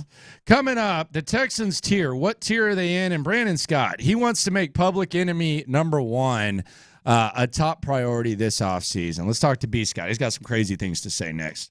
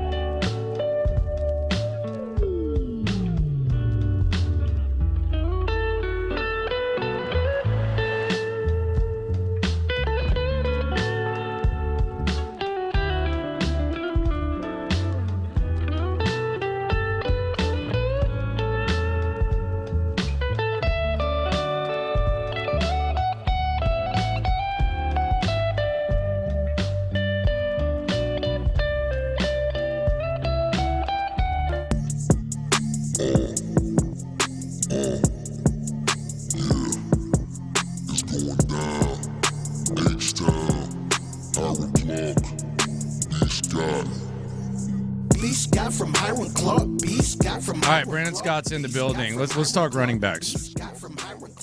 B. Scott wants to make the biggest Texans killer perhaps a Houston Texan. Lay this out, B. Scott. Lay this out, because this is music to my ears. For me, the top priority for the Texans, especially offensively in free agency, should be Derrick Henry. You talk about the running back position, how they haven't prioritized the running back position or how they haven't taken it seriously. I don't necessarily agree that they haven't taken it seriously. I just don't think that they've gotten it right. I think they've just failed at it in a lot of ways. Like you think about this past year, and I don't really blame them for this part of it. We all thought that Dameon Pierce was going to be a lot better than he ended up being. Like I think Dameon Pierce, in a lot of ways, was them taking the running back position seriously, and that just didn't work out the way that they wanted it to. But you add Derrick Henry to this football team, and we're completely changing the look of the offense, or at least what the offense can potentially. I don't think you're changing the identity of it, and that's kind of the beauty of it. Like, you're not signing Derrick Henry and then all of a sudden becoming the Tennessee Titans of a few years ago. Mm-hmm. It's still C.J. Stroud's offense. It's still the Shanahan offense with C.J. Stroud as the star player, as the feature player of it, whether it's Slowick calling the plays or whoever it is that they bring in. But now you've added the element of Derrick Henry when it's time to go play in the cold, or when it's time to go to Baltimore and play, or to go to Kansas City or go to Buffalo and play. You've got Derrick Henry on your side. And also the other side doesn't have Derrick Henry. You better believe that all of these other teams that are in the mix, all of a sudden the Texans are in the mix in the AFC among the contenders, right? You better believe all the rest of them will be interested in Derrick Henry, the Kansas Cities of the world, the Buffaloes of the world, the Baltimore Ravens of the world, the team that just beat you. Not only do you change the look of your offense or what you're able to do late in the season in January, but you also keep them away from the other AFC contenders. I think that Derrick Henry, it also masks a little bit some of the issues that we talked about the run game. Mm-hmm. Okay, what have we talked about all week? Not really a lot that you can do about this offensive line. This is the offensive line that you have kind of married, at least in the short term, at least for the next couple of years, at least next year for sure. So this is your offensive line. What would make them a lot better? Derrick Henry. Derrick Henry's side, he produced last year. Look, to be fair, with an offensive line that was not as good as this one, the Titans' offensive line, not as good as the one that the Texans have, even though we're nitpicking the Texans' offensive line. So I think it works for everybody. Throw some money at Derrick Henry, and let's go. Landry Locker, John Lopez, Figgy Fig with you. B. Scott in the building. And I think there's ties, too. The Alabama ties. They obviously like Alabama guys. D'Amico went there. Nick Caserio, I mean, he's experienced a Derrick Henry butt whooping. The 2019 season, we talk about the upset of the Ravens last week that the Titans had. He had 182 yards on 34 carries and a touchdown, as well as one catch for 22 yards against Nick Caserio. So Nick Caserio is very familiar with Derrick Henry. At this point, too, I would take Josh Jacobs. I would take Saquon Barkley. Saquon Barkley is my dream. And then you have Austin Eckler. You have all these other guys. And I would still bring back Singletary if you want to, and draft a running back. They need a committee. I'm with it. They need a committee. But at this point, like, you've made an investment in the offensive line for better or worse, and you're stuck with it. Like, it's not like it could end up being good, but you're stuck with it. Like, you're invested in this offensive line. So, like, any notion that you're going to draft an offensive lineman in the first round, second round, it's just not going to happen. I don't think it's going to happen. Running backs can make the offensive line better. So you almost have to, like, protect your investment and realize, like, and the other thing is, people don't value running backs as much as they should. You got to do it. Yeah, you got to do it. And also, I wouldn't be like, and we can talk a little bit more about this later, but I wouldn't just be as down on the offensive line just based off of the inconsistency of what you saw this season. Like, they were injured, they had guys playing out of position. Mm-hmm. Michael Dieter was their center. You know, the year before that, Scott Quessenberry was their center. Like, we haven't really seen, and this is not to say that we will see it because, like, things happen, right? But we really haven't seen the offensive line whole and at full strength in the way that I think that they envision it. I'm not exactly sure how they're going to envision it next year, but I wouldn't just automatically assume that all is lost with the offensive line. They actually at times did okay, all things considered, it just wasn't good enough. But again, you add Derrick Henry to the mix. He was productive again in an offensive line with an offensive line that was not as good as the one that we're talking about right now. Man, I think it looks good. Throw some money at him, man. I'm with Landry on this. I prefer Saquon, but the premise is exactly what I do agree with the premise. I just think Derrick Henry is diminishing returns. I'm just thinking about the cold, man. I love Saquon. I'm good with all Saquon. Josh Jacobs is another good one. Hey, let's do it. Yeah. Jacobs might even actually be the meeting in the middle between the two of what we're talking about between Saquon and Derrick Henry. I'm just thinking about that game in Baltimore, man, where you could just lean on him a little bit. You can and Derrick Henry also still like at 80% of the Derrick Henry that we know still is better than most. Well, I mean, we just differ on who. Yeah. The premise I agree with, but here's the other part of it, and Landry said this a second ago. I absolutely would keep Devin Singletary as the changeup, and then draft somebody as well. If you have those three guys, then I can live with it, whether it's Derrick Henry or whomever. But I just prefer Saquon. But if you can get those three running backs, your offensive line automatically becomes better, even if the personnel is exactly the same. Yeah. And I just wonder, because I was talking about this yesterday, like with Nick Caserio, like I feel like it's almost been like a waste of time the last few off seasons to like try to predict what Nick's going to do. I mean, like not necessarily predict, but to try to find tendencies, because it's been like different situations each year. Like he's not going to hire David Culley, last year. He's not going to hire Lovie Smith. Like it's just different. But where he is right now is the most similar to what he was in New England. And I'm not saying he was making the decisions, but the decisions that they made in New England, where you had your quarterback, you were at this tier, you had a decent core. Like this is as close to what he was in New England. And when they were in New England, they loved running backs. Yeah. Yeah. Like they drafted Sony Michel in the first round. And they it's not like anyone was thinking that they were starving for running backs. I don't think there's a first round running back this year, but I mean I could see a scenario where you sign one of these top tier guys, you bring back Devin Singletary, and then like if day 3 comes around and like Jonathan Brooks from Texas or someone is there, like just take it, man. Yeah. Just get the running backs. Yeah.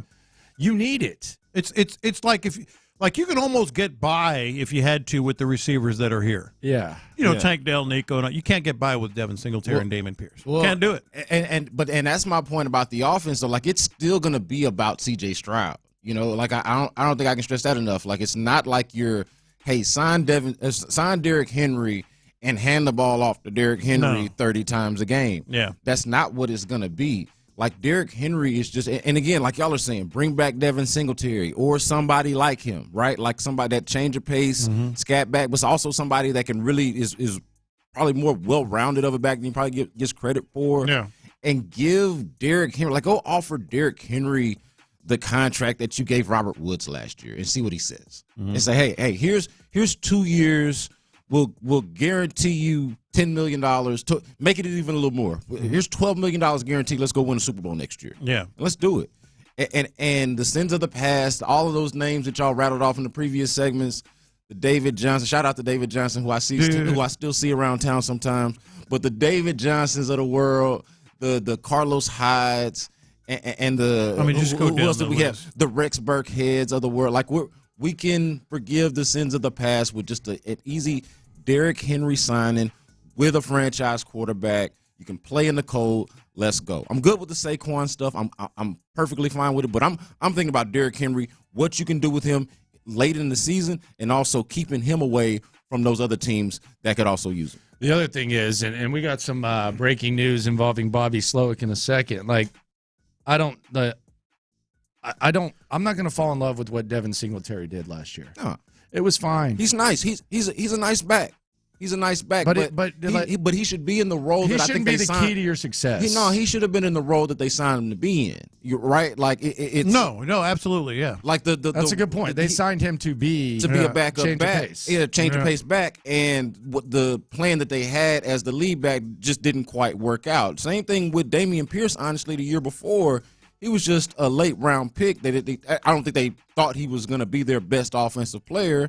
Or you look up and he is, but probably shouldn't have been, right, on a real team, on a serious team. So, like, it's all about sort of the change of expectations. Your earlier point, Landry, like, this is a whole different vibe, a whole different scenario. Now you're talking about surrounding a franchise quarterback with weapons. I wrote this last week that C.J. Stroud needed to be surrounded with more weapons, and I was talking about the wide receiver position. But the more that I thought about it and the more I look at what's out there, I'd much rather throw money at Derrick Henry than, say, some of these wide receivers that are out there that are somewhat enticing, the Mike Evans and T. Higgins of the world. Give me Derrick Henry over and that. Just prioritize it in the draft. Like I actually disagree with you. You said Dameon Pierce might be the one guy because talking Carlos Hyde. Just prioritize the running back. Get us, actually, whether it's money or the draft or both. I mean, Dameon Pierce was a 4th-round pick. Yeah. Back to your theory. Yeah. You want a really good running back? That you can invest in the 1st or 2nd round. No, but that's what I'm saying about the 4th rounder's not. There's no guarantee that guy's going to be. That's what I'm saying was the mistake of last year. I think we ate the cheese a little bit, and I'm talking about the collective we, the way it was discussed, and the way I think it was approached by the team was a little bit. When was the last time they that's the running back? They tried with Lamar Miller, but it was kind of like that's 6 years ago. Well, I mean, this past year, I think Dameon Pierce was clearly the running back going into the season. But he's a 4th rounder. What I'm saying, with your actions, prioritize the position. Here's my other question. But they didn't do anything else because of that, I think. Brandon Scott with us here on In the Loop, Sports Radio 610. So I'm asking leading questions here. Yeah. Because I'm trying to fit my running back agenda that I've been obsessed with for 7 years. So where does DeMeco Ryans come from? As in, Alabama. Coaching? No, where did he learn to coach in the NFL? Oh, yeah. I mean, San Francisco. He's from San Francisco, right? Yeah. They're pretty good, right? They're okay. They're playing. What they do? They're playing Sunday, right? Yes. We always talk about Brock Purdy and all this. What is the reason why the San Francisco 49ers have elevated their play the last 2 years? Let's be serious. Christian McCaffrey. Exactly. Yeah. They traded damn near half a draft for Christian McCaffrey, who at the time it was, man, this guy can't stay healthy, all this. If they don't trade for Christian McCaffrey, I don't know that DeMeco's in the NFC Championship last year, and I damn sure don't think that Brock Purdy, we're sitting here talking about Brock Purdy the way we are. The reason San Francisco is there is because of Christian effing McCaffrey. They took the running back position serious. The Lions, what did the Lions do that they got made fun of like crazy? What did they do? I was just about to say you're about to make me uncomfortable. What'd they do? No, you're about to make me uncomfortable. Another running back. They drafted Jahmyr Gibbs. If they don't do that, they're not here. I don't want to have the Jahmyr Gibbs conversation. Honest to God, I don't want to derail us, but you're going to make me uncomfortable about the Jahmyr Gibbs thing. Why? Because I think Jahmyr Gibbs got a little McCaffrey in him. Yeah, and he was the 12th overall pick. Yeah, and I'm not saying. I'm just saying. Yeah. He made the play that got him here. Yeah, he made the play. No, how would you? Let me just put it this way: how would you like to have Jahmyr Gibbs? I would say thank you very much. Are you going to go Will Anderson? No, I'm just saying. I love Will Anderson. I'm just saying. Saying. I would say thank you very much. I'd like to have the guy. Yeah, the reason they're there is because of Christian McCaffrey. Yeah. Mm-hmm. We got some big news. B. Scott here. So Albert Breer says that Bobby Slowick is in the ATL. He's going to meet with Arthur Blank, CEO Rich McKay, and GM Terry Fontenot today at Blank's home. He says Slowick really impressed the brass in his Zoom interview Sunday, and he also met with the Commanders on Tuesday. So he's meeting with the owner, the CEO, and the GM. Yeah, at their house. At his house. At his house. Yeah. I think an offer is imminent. Really? Yeah. You think so? Yeah. Man, dude, you don't think they're just trying to get Belichick to bleep or get off the pot? Oh, they should. I mean, maybe that'll be like a happy coincidence. Hey, wait a minute. What do you think they should be doing? Because I think they should be going the Slowick route. If I were them, you wouldn't go the Belichick route? I'm good. I'd go the Slowick route. Based off of their personnel, what they got going on over there, they need to figure out the quarterback situation, which, hey, another reason why I wouldn't bring in Bill Belichick. Yeah. But with those weapons, that is an offensive-centric team that has invested a lot in weapons with premium position or premium draft picks. Mm-hmm. You need an offensive guy. You need somebody that's innovative. Belichick has not shown himself to be that. I know he's an all-timer. He's probably the GOAT. But, hey. That's their identity. Hey, look. Bill Belichick's identity is defense. Yeah, man. Come on. Hey, I would be going for Slowick if I were them. Come on. You don't meet with the owner, the GM, and the CEO. I mean, it's a second interview, right? And it's a second interview. Who else do you think's in an interview? At his house. It's an in-person. Who else do you think? What do you mean, with Atlanta? Yeah, who else do you think is there? Anybody who's in the decision-making process with the top three guys for sure. What do you think it's like going to Arthur Blank's house? What do you think? How do you think he's living? Oh, I think he's pretty cool. I was going to say, I don't know if I've... Yeah. No, you think you go through a gate and then you got to... Oh, for sure. You go through a gate? Yeah. for sure. You think, and then you just park? You probably have to buzz in. No, you probably got a driver. Yeah, buzz in with a security guard, and then buzz in. and then you're good. No way you're going to Circle Arthur, Drive. No way you're going to Arthur Colonial. Blank's house for an interview, and you're not like you don't have a driver. Do you think he answers the door himself? No. You don't? Nah. Hell no. Nah. Do you think that? How long will it take Bobby Slowick to have like a drink in his hand? Like, oh, he's not going to drink. However long. No, I'm talking about just like water or something. Oh, they'll less than 5 minutes. Yeah, they'll ask immediately. Yeah, less than 5 minutes. 5 seconds. Yeah. Can we get you in? As soon as he gets in the door, as soon as he's inside. What if he just pops a beer? Like, man, give me a beer. That's a baller move. It depends on the move. Yeah, you got any scotch? Catch a vibe. Just come in. What if he just gets out of his car? I mean, what if he walks in and there's just like beer cans everywhere, all over the table, like billionaire's house, but it's just like it's like Jim Irsay. There's one little room that he has to walk through that's just like trashed, and hey, here's where we're gonna talk, right here. Bobby Slowick meeting with Falcons owner Arthur Blank, their CEO and their GM today. One other job off the board. Okay. According to Schefter, the Panthers are hiring Buccaneers offensive coordinator Dave Canales as their new head coach. Who? Per source. The young guy? I'm sorry. Dave Canales. Run that by me again. Panthers are hiring Buccaneers offensive coordinator Dave Canales as their new head coach. Panthers have offered the job, and Canales is taking it. Quote, "It will get done," per source. Dang. Wow. So, wow. Wow. You telling me Frank Wright lost his job to somebody named Dave Canales? Yeah. Who I do not know. By the way, I feel that's a race card. Is it? I have no idea. I have no idea what color any of these people are. No, Canales is Hispanic. Oh, okay. Yeah, no, it wasn't the nationality of the name. It was the anonymity of it. Yes, I know. I'm just kidding. So it was not knowing who it was. So Slowick is meeting, and Dave Canales is going to go, damn, this don't know you, Dave. Might as well Ian Rappaport, a surprise. No kidding. Hey, shout out to breaking barriers and everything, but I don't know you. Might as well have said David Culley. Right, exactly. Same thing. Oh, same thing. Yeah. There are parallels. Same thing. There are parallels. Same thing. Might as well have said that. By the way, Bobby Slowick, like going into Arthur Blank's crib, we talked about him having a drink. He kind of strikes me like Bobby Slowick, like strikes me as like the 40-year-old virgin scene where everybody's drinking and he has a Fanta Orange like in front of him at the poker table. What is his drink? Bobby Slowick's? Yeah. Probably beer. Michelob Ultra. Yeah, I bet he could get down. Ultra's a good call. Michelob Ultra. Or wine, white wine. Yeah, Michelob Ultra. Yeah, Michelob Ultra is low in carbs. That's a good one. Uh-huh. Coming up, we'll react to this Bobby Slowick news, as well as discuss what tier the Texans are in. In the Loop continues with Brandon Scott next. Place your bets, ladies and gentlemen.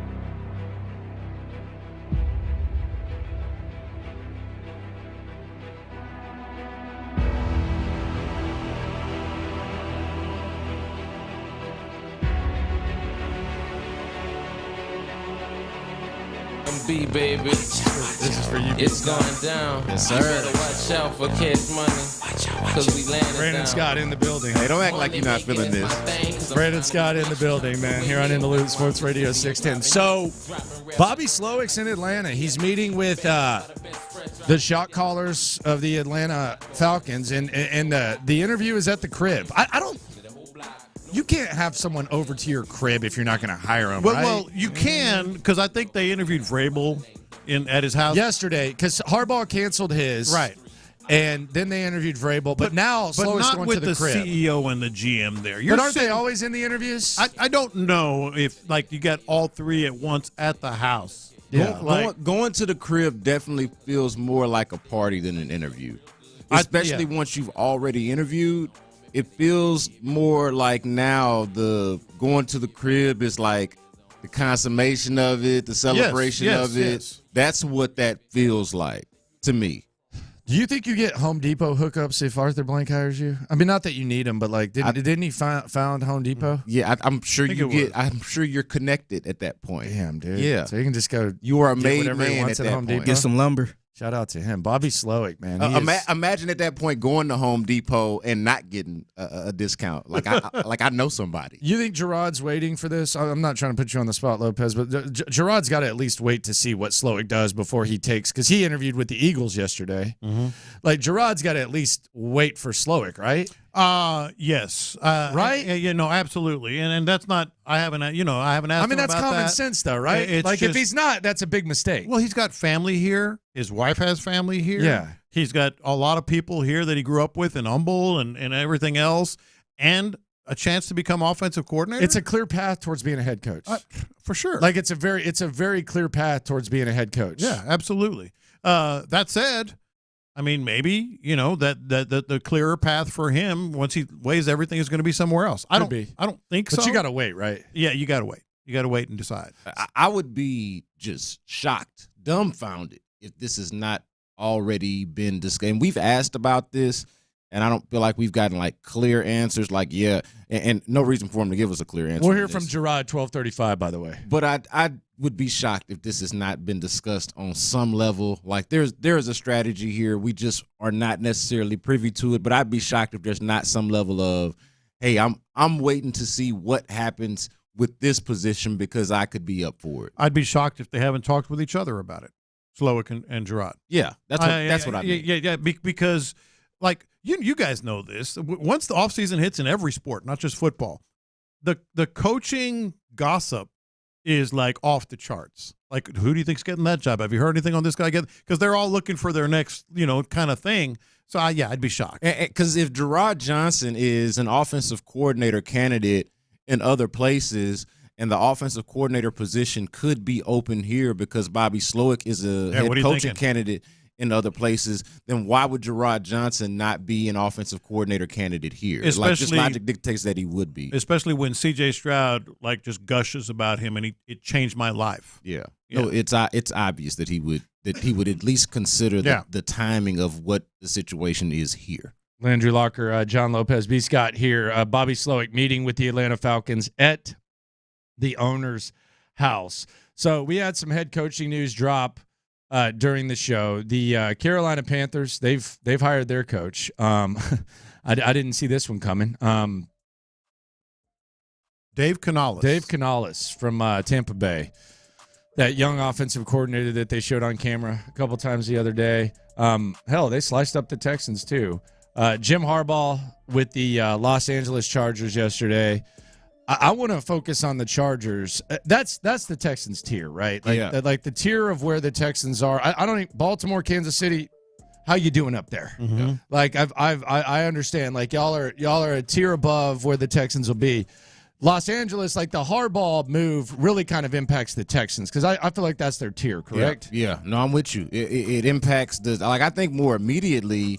It threatens, like, I look at the fact that Kansas City, they're right there with a chance to go to another Super Bowl, win another one, sort of change their legacy and conversation and everything. But we saw them sort of decline a little bit. So, like, if I was in Kansas City, I'd be looking at it and really be kind of looking behind, looking on my heels a little bit. But for the Texans, I'm with you. Like, they're they're in the same group of teams that's trying to get to where Baltimore and Kansas City and, I think that's the list. Where those teams are trying to get. I do. Yeah, I think it's Baltimore, Kansas City, and the AFC. That's it. Yeah, everybody else is fighting. Yeah, and I think they're trying to get there. And with Harbaugh, I feel like that's like their first move. Like, we're all talking about what are the Texans going to do. Y'all did a segment earlier in the week. Where do the Texans go now? Where do the Texans go from here? What do they do now?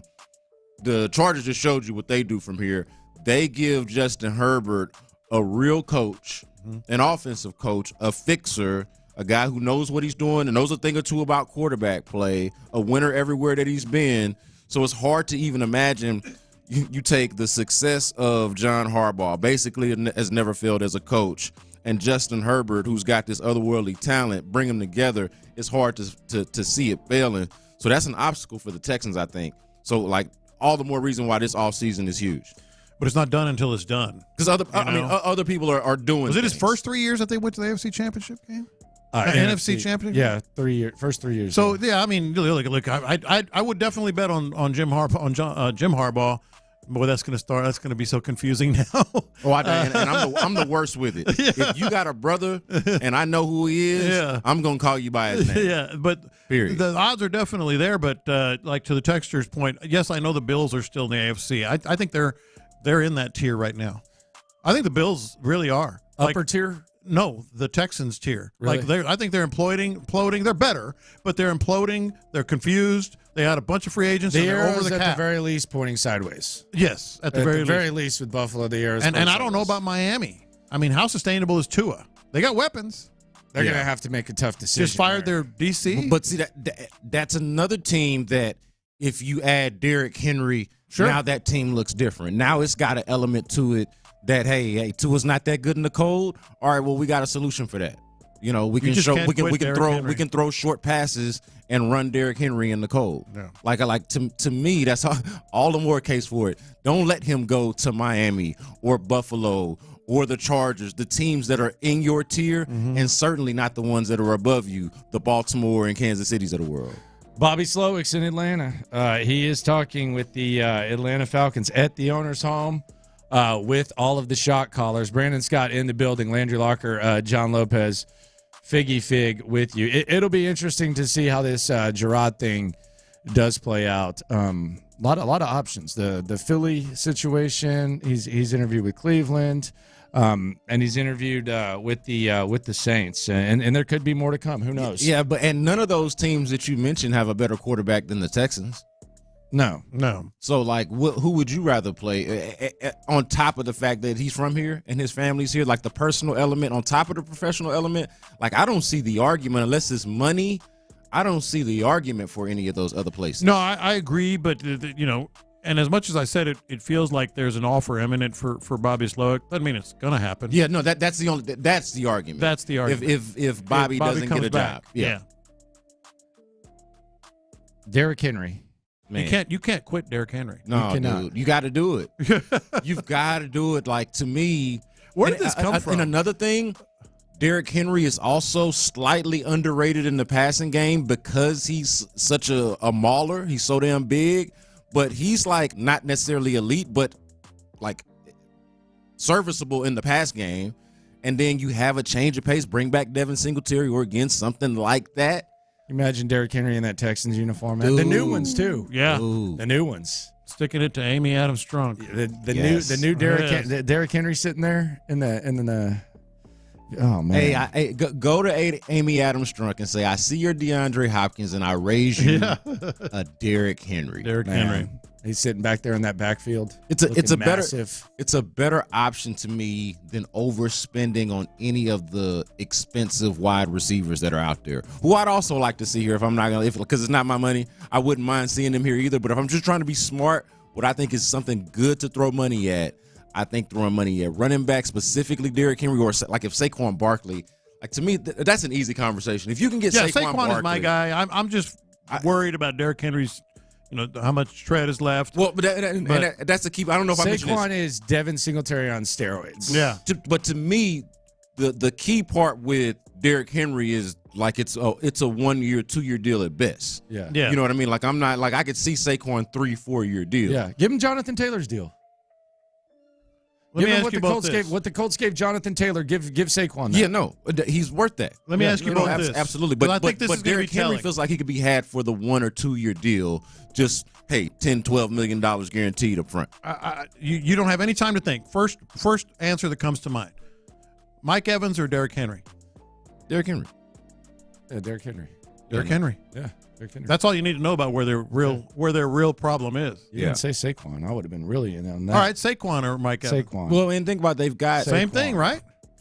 They still got 5 wide receivers on the roster. 3 of them should be up for roster spots, right? Like the only guys who should be guaranteed spots next year are Nico and Tank Dell.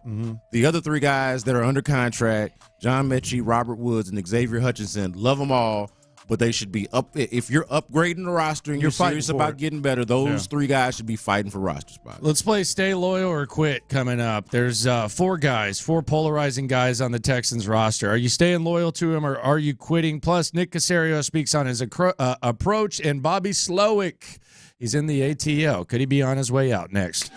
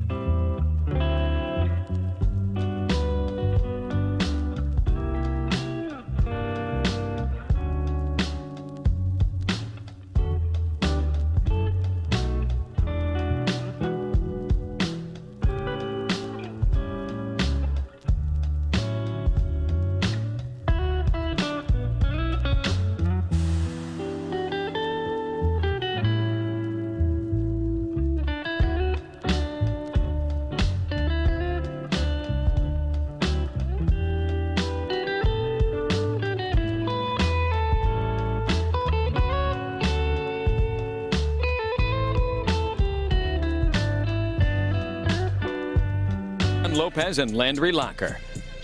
Stay loyal or quit. Let's play a little game here. 4 guys with a lot to prove next year. When we say stay loyal, that means that, and by the way, Bobby Sloak, we got some big news on him as we play the hits. Brandon Scott in the building. You have hope. Stay loyal means you have hope for this guy to be a productive member of the Houston Texans. Quit means you've completely given up any hope of this person being a productive member of the Houston Texans. Let's just go around the room. I'm going to start with number 1, Jalen Petrie. Stay loyal or quit, B. Scott? Stay loyal. Stay loyal. I still feel like I've seen, and I'm already anticipating arguments that I'm going to make for other guys later on, so I'm trying to get through this. But I've seen him be productive. I've seen him make plays.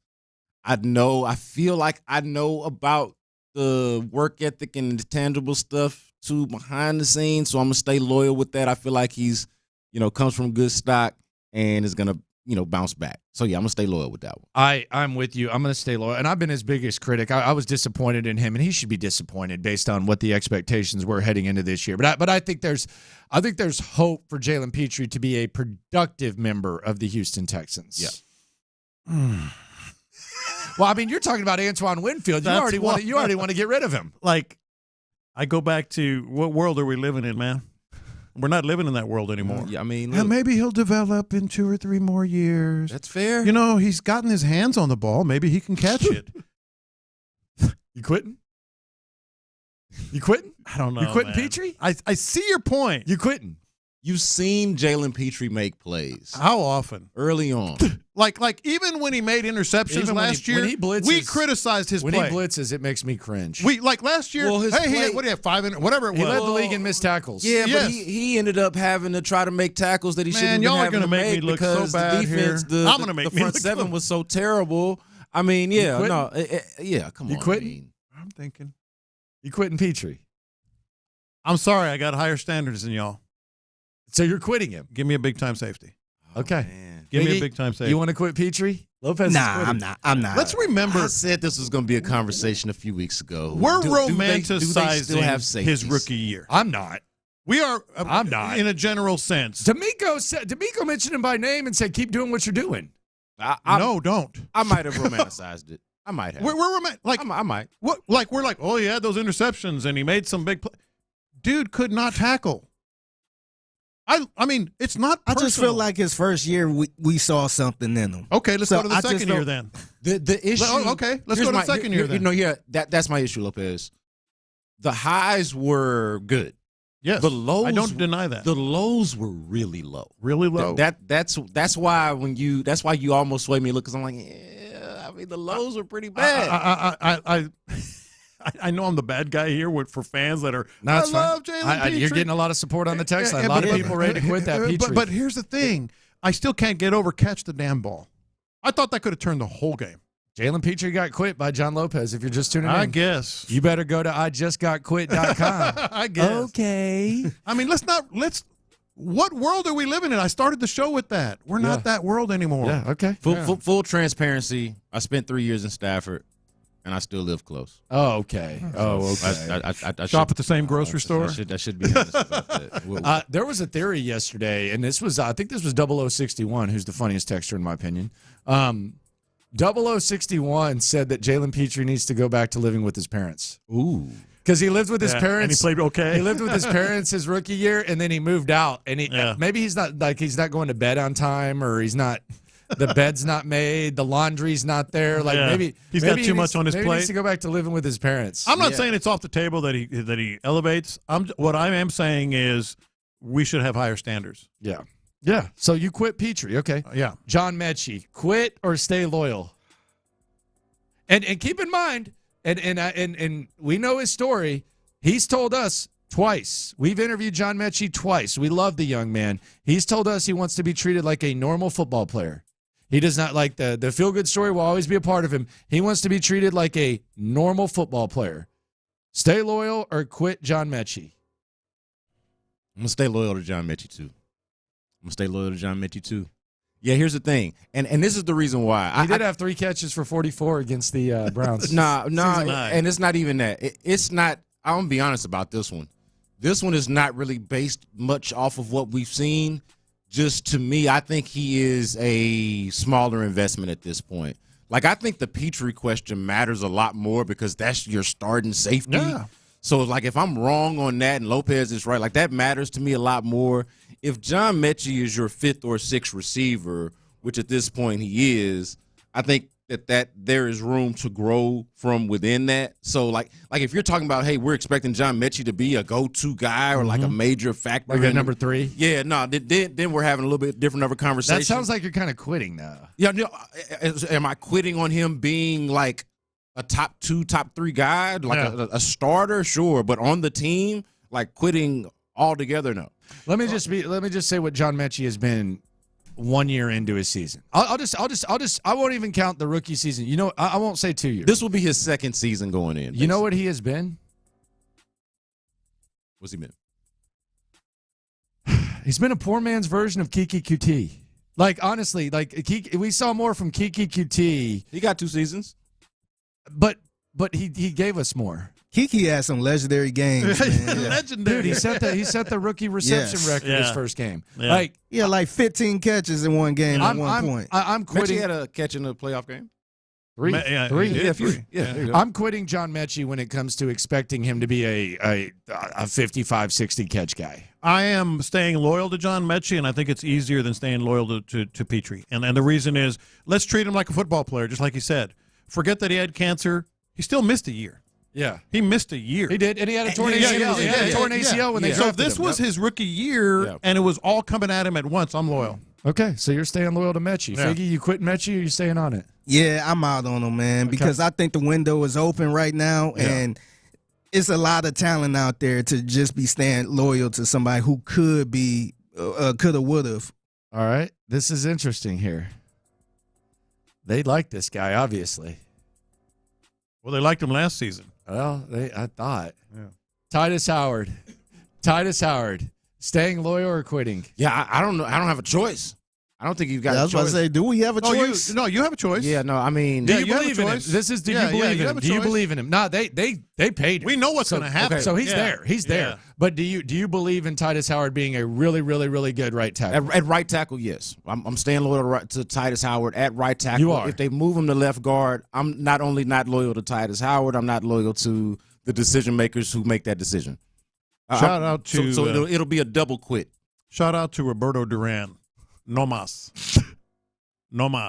What is it about Titus Howard at right tackle that has got y'all out on him? He's going to play because they didn't think he was good enough to play it this year, and they put him at left guard where he sucks. I don't think that's what happened though. No. The moves. That's what happened. What happened? They didn't have a left guard. Okay, but the backups were better. Like he was terrible. So if he's so good at right tackle, then why? Once Kendrick Green got hurt, that's when he ended up at left guard, right? So they didn't have any more backups. I'll put it this way: they had nobody left, and so they put him at left guard. But I'll put it this way: he still sucked at left guard. He was still better at right, but he didn't. He didn't lose. I don't think he lost his job at right tackle. Here's how I would illustrate it best: Charlie Heck could replace George Fant, but Titus Howard could not. I don't think that's what's happened. It was what happened. It was because like he was already out for the year. When they put Charlie Heck was George Fant was a healthy, not scratch, but he wasn't a starter. I think and something weird was going on with that. But Titus Howard couldn't do that. I don't think that happened either. But don't you think? But I don't think Charlie Heck actually outplayed. But don't you think? Well, he was there. But don't you think you make do? Like if he's as good at right tackle as y'all say is, don't you just make do and figure out what to do at guard? No, I think there was a weird situation where they had we talked about this. They had a surplus of tackles and a shortage of guard. And the one guy that they thought could play guard still didn't play guard as well, but the drop off at tackle was less than the drop off at guard. But if you are a starting right tackle, it was a double-edged sword sort of thing. But if you're starting right tackle that can be productive, who cares about a surplus at tackle? You're the tackle. No, but it was the issue at guard. Oh, I understand that. So who's going to play guard? George Fant can't play guard. Apparently Titus Howard can't play guard either. How did Juice do? But Juice was hurt. But not the whole time. I think it was like a week. I don't know if it was a week or not, but the overlap there is not very much. I just right, so and long story short, he's going to be the right tackle. but I'm quitting. Yeah, man, he was a good right tackle last year, and then all of a sudden they start jacking around with him at guard again like they did 2 years ago. Stop that. Stop doing the guard thing. Do the tackle thing. So you're in on Titus as a good tackle. As a tackle specifically. This is the most polarizing one. Show quit him yesterday. Kenyon Green. If we're just being honest, we're being honest right now, right? I'm not trolling. We're trying to be. I'm quitting Kenyon Green. I'm quitting Kenyon Green. Like, because this is to your point earlier about being serious. Now, I am intrigued. I am very, very, very, very intrigued by Kenyon Green going into, like, I really hope to be wrong about this. Because I think that's the guy, like, to me, if he can turn it around, you got to think about it like this. That's still a young player who I think last year not playing hurt him more than it helped the perception of him.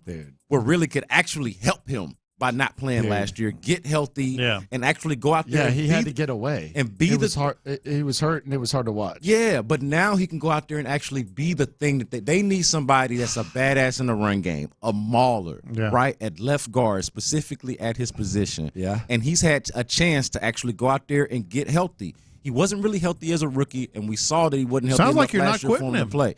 Look, no, I'm quitting him because I think they need a more serious plan at left guard, so that's why I'm quitting him. Like, I don't think you can go in and be like, hey, Kenyon Green's going to put it all together, and that's going to be our left guard. He's on the team, so, like, they don't have to quit him. He's on the team. So, but in terms of, like, hey, can I, like, honestly project this? No, it's hard to do. Yeah. It's hard to do right now, and especially given how desperate they are at the position.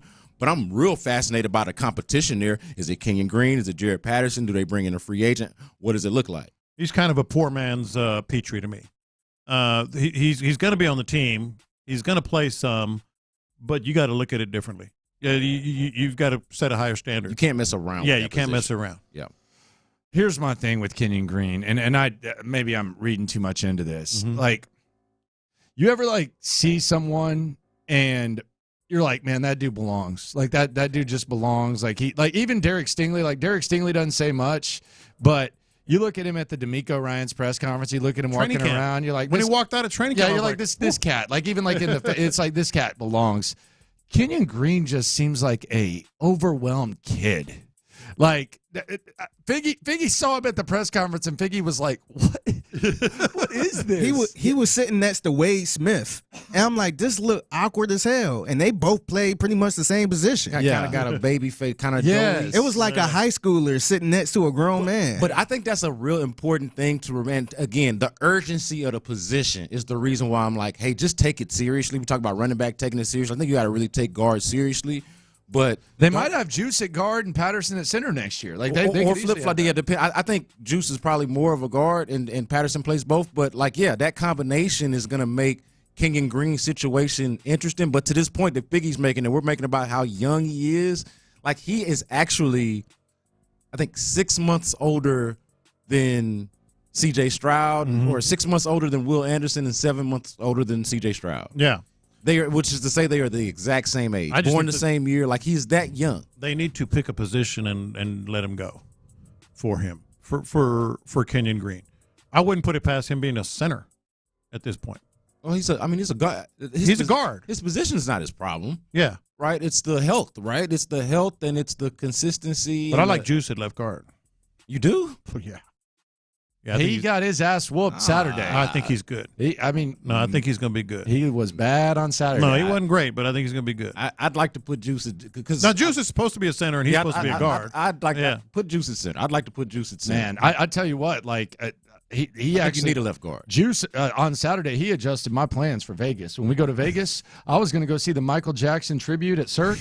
I don't need to because that dude he was. I saw enough moonwalking from Juice on Saturday. I don't need to see the Michael Jackson tribute now. He was displaced on a play or two. He was. Oh gosh. No, he was. Man. Well, a lot of guys you can say weren't exactly themselves on Saturday. I get it. B. Scott, appreciate you for coming through. Yes, sir. Coming up, Bobby Slowick is in Atlanta. Could he be heading there permanently? Plus, Nick Caserio speaks on his first full season and how to attack free agency next. All right, guys. Houston Automotive Show is going on right now.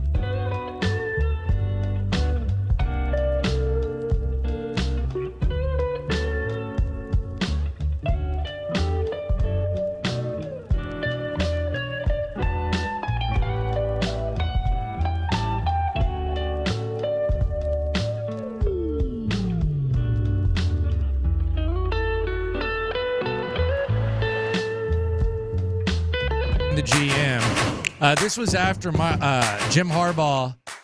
He canceled his interview with Atlanta and took the job in Los Angeles. So Jim Harbaugh's back in the NFL. Bobby Slowick's in Atlanta, though. This seems like a rather important meeting.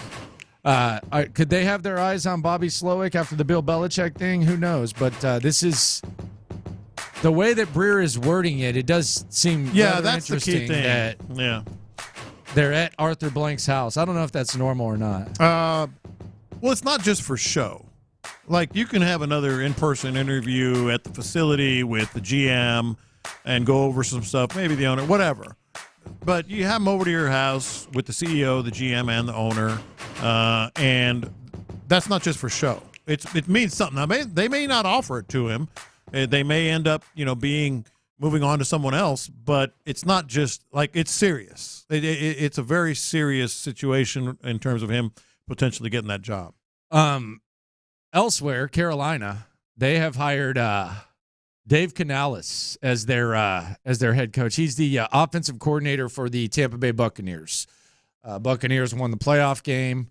Dave Canales is the coach in Carolina. Dave Canales. Who? Dave Canales.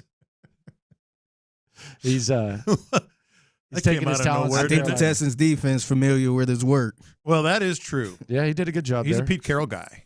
Yeah, okay. Yeah, for what that's worth.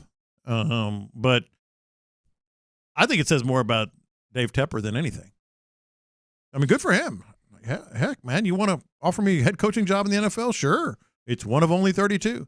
But he's a little younger than Culley, though. He is younger than Culley. And he's well-liked and respected. A lot of people think he's going to do a good job, but he wouldn't have been – like, there are better candidates, more qualified candidates out there. Nick Caserio, up for exec of the year. Could very well win it.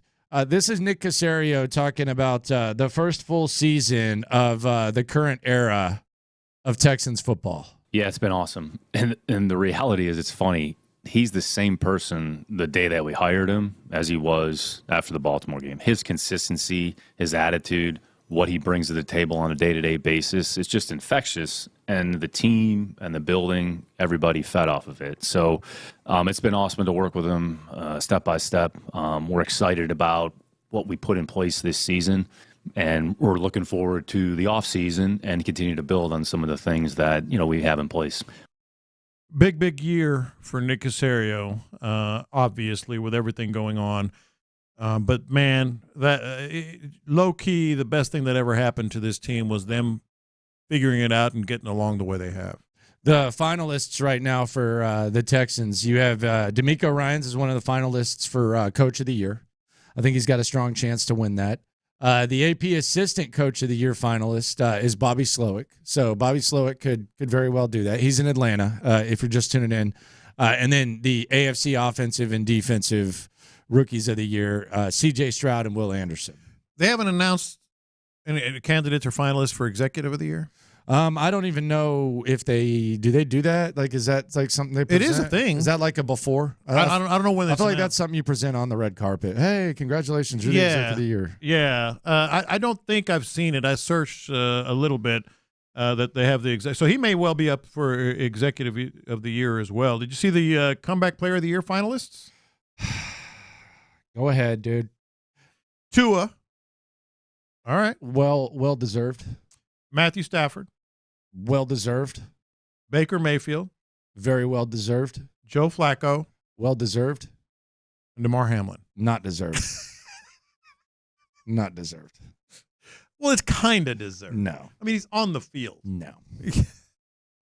No. I think John Mechie should be on the list then. You've said that He was before. on the field, too. I don't think that's a bad take, man. Yeah, DeMar Hamlin doesn't deserve it. He got back on the field, Landry. I don't care. Good for him. I'm happy that he's okay, but no. Flacco's got to win it. Does he? Yeah. He won't. Hamlin's going to win it. That's Man, just, I think Baker Mayfield should have a really strong chance, man. How many tackles did DeMar Hamlin have this year? 2? I think less than 10. Yeah. Less than 5, maybe. He was inactive for like 5 weeks. Yeah. Try to fake punt. And they were just he was. They were trying to have a feel good story. He was a factor in there, wasn't he? They were trying to have a feel good story. You think that Sean McDermott was like, "This is our chance"? How cool would it be if DeMar Hamlin converts this? Yeah, our gutsy play with DeMar Hamlin. You think he got lost in the sauce? I think it was a factor. So you think that if DeMar Hamlin hadn't been back there, he would have just punted instead of No, he it? still may have gone for it, but I think it was DeMar Hamlin being back there was like, hey, this is going to be good. It's going to be good for everybody. Good for him, man. I mean, I'm glad he's playing football. I'm glad he's good. I'm glad he's alive, like all that. But he didn't do anything. He didn't. He didn't do anything but play. I thought this was an on-the-field award. Yeah, that's what I thought. Exactly. Yeah, Like that's what this is. stats Give and it all to that Joe stuff. Flacco, seriously. Yeah. For real. Flacco or Mayfield. I think Figgy's right about Mayfield, too. Honestly, like if DeMar Hamlin wins it, we're going to be in Vegas, right? Yes. I think we're going to the NFL honors, right? Yeah, it's the Thursday night, isn't it? Yeah, we're trying to get in there. We'll probably be there. Yeah. I'm telling you this right now. If we're close enough to the stage, if DeMar Hamlin wins, I'm pulling a Kanye. No, I'm pulling a Kanye. You are not. I'm pulling a Kanye, and I'm going up there and basically saying that Beyonce had one of the best videos of all time. Joe Flacco had one of the best comeback stories of all time. Yeah. No disrespect, DeMar, but I'm here. I'm pulling a Kanye. No disrespect. I'm pulling a Kanye. I'm serious. I'm here. I'll be there for that. Yeah, I'm pulling a Kanye. Definitely going to want to see that. Yeah. No, and I don't care if I get tackled or not and have to leave. If DeMar Hamlin wins that comeback player of the year and I'm close enough to the stage, I'm pulling a Kanye. I'd pay good money. I'd pay good money for that. Just bail me out, please. Nick Caserio talking about free agency. The Texans got a lot of money. They got a core that they like. We've seen Nick Caserio, different situations, different scenarios with free agency. This is obviously a much more exciting time for him. Here was Nick Caserio talking about the free agency approach. It's not an unlimited budget. Right. So we always start with our players first, and we can talk to our free agents from now up until the start of free agency, March 13th or March 11th, whenever the negotiation period is. So, I mean, it's as simple as we're balancing a checkbook here. You want to make sure you don't have any overdraft fees, so you want to make sure that you stay within the rules. And if you go over a certain level, the league is going to tap you on the shoulder and say, hey, wait a minute, like you have to do something. Right. So there'll be opportunities for us to acquire players, and we've shown a willingness to spend. I think one thing that's a little bit different maybe the past couple of years, we don't have multiple first-round picks. So when you have multiple first-round picks, there's a cost associated with that, so you kind of have to budget and plan for them accordingly. So we're in a little bit different situation than we've been. We certainly have some financial flexibility. Part of the evaluation process right now is taking place. Acquire this player. Here's the cost associated with that. And really, you have to look at it. The salary cap charge is really, you're talking about year one and year two, and then the bigger the number, then it's going to eat into future years. So if there's an opportunity for us to add a good player, like if we think that's the right thing to do for the football team, then we're certainly going to do it. How excited does he sound? Because he knows what I've been. Giddy is Caserio, man. What I've been saying, and he said it in there. He says it's certainly a better situation. Yes. Damn, he's feeling it. Let me say this again. 2021, they had $45 million less than they have this year in the cap, and they made some moves, off the street and free agents. 2022, they have $34 million this year. They have the money. The cap is kind of like this scary word for a lot of people. Oh, you don't want to go over the cap. They don't have to. They can go get a big ticket item. They absolutely can. Saquon. I keep going back to Winfield. I don't know why that popped into my head, but let's just keep using that as an example. Saquon, Derrick Henry, Jacobs. Get a running back, please. Yes. Get two. You can do it. Make it happen. You really can. This isn't like, it's not my money. I get it. But there's pie. But they have the money. They have $74 million, there's man. Pie, bro. Yeah, or 72, whatever it is. But they have a lot of money to spend. It's there, and that's keeping your own free agents, as he just said. We start there. Okay. None of these free agents that they're going to keep, few, I should say, are going to be outrageously expensive. So you can do that, be diligent, and then go get the big ticket items that are going to put you over the top. Not Albert Haynesworth, but somebody that who's got something left. And like you don't win in free agency though. Like you can go over the top. Yeah, you can get missing pieces. You can go. You can. But take you don't win spending big. You don't build your team in free agency. Doesn't necessarily. Yeah, it doesn't. And they're not. They're not building their team in free agency. Well, the other thing about it that I think is a new element, and this can add to Nick Caserio. By the way, Bobby Slowick in Atlanta. If you're just tuning in, he's at the owner's house with the shot callers of the Falcons. The other thing about this is, like in the past, it's always funny where player A signs with Baltimore or Kansas City, and then you'll have some Texans fans on the text line say, he signed for $3 million. The Texans could have had him. It's like, no, he wasn't going to come here, sir. Yeah. Like he was. But they are now. He wanted to go to Kansas City or Baltimore. The Texans might be in that tier now. Yeah. Where this player wants to be a part of what the Texans appear to have going. I'm not going to say they have it going because it's only 1 year sample size, but the Texans are now kind of they're shopping in a different store right now. Yeah. Like the bad teams are the ones that have to overspend typically, right? Yeah, the ones that just like you have to like if Carolina's going to get the guy to come there. Commanders, the Texans, stuff like that. Remember when we used to talk about a Texans tax? Mm-hmm. Like that's what like Carolina's in and Washington and all that. I don't think the Texans have that tax. No, I think you are now a magnet for some of these top free agents. Remember, B. Scott joined us earlier, and you can hear that on the Odyssey app. But he was talking about one of the big reasons he wanted to keep Derrick Henry is to prevent other contending teams from getting Derrick Henry. The same is true in free agency. Like the Indianapolis Colts have almost the exact amount to spend as the Texans. Well, you don't want the Indianapolis Colts to start snagging these guys. The Bengals, an AFC contender that are probably looking for things. They have just as much. They might lose Higgins. They might lose Higgins, but they have just as much to spend. The Titans, which who knows what you think of the Titans, but they have the second most salary cap space in the NFL. So the same premise carries over to free agency is like, well, you don't want him to go with someone else. You don't want them to go out with someone else because they have the money to spend. Yeah, I agree with you, and I'm looking forward to seeing what the Texans do with this bread. It's a unique scenario for Caserio. Very, very unique scenario for he. I'm very, very excited about to see what he works with, what he's working with. Do you care if like these awards that we hear about? Does that how does that make you feel? Like I'm just more like cool. Oh, cool. Will Anderson. Yeah, I'm just more like if cool. Will Anderson wins Defensive Rookie of the Year, like good for you. Yeah, like D'Amico, Coach of the Year, cool. He wins it. Hey, that's cool. He doesn't win it. Cool. Same thing. Same answer for both of them. Like I don't know. Like I hear like these debate. Like the other day, C.J. Stroud was having his like end of year media availability, and he was like asked, "Hey, make a case for Will Anderson for Defensive Player of the Year," and you could tell he was kind of like, "Okay, he's a really good player and he deserves it." Like yada yada, but what does it really do? Like, what does it do? Like, if Nick Caserio wins Exec of the Year, it's do you think he cares? I don't think Nick Caserio gives a rat's butt about it. I think he would if he won it. You think? But if he doesn't, you think? Yeah, if you win it, you're like, wow, so. That's really cool. I think it's kind of the same boat. I think CJ wants the Offensive Rookie of the Year. I think Will Anderson would love Defensive Rookie of the Year. I don't think that I truly don't think that Caserio and D'Amico care about that.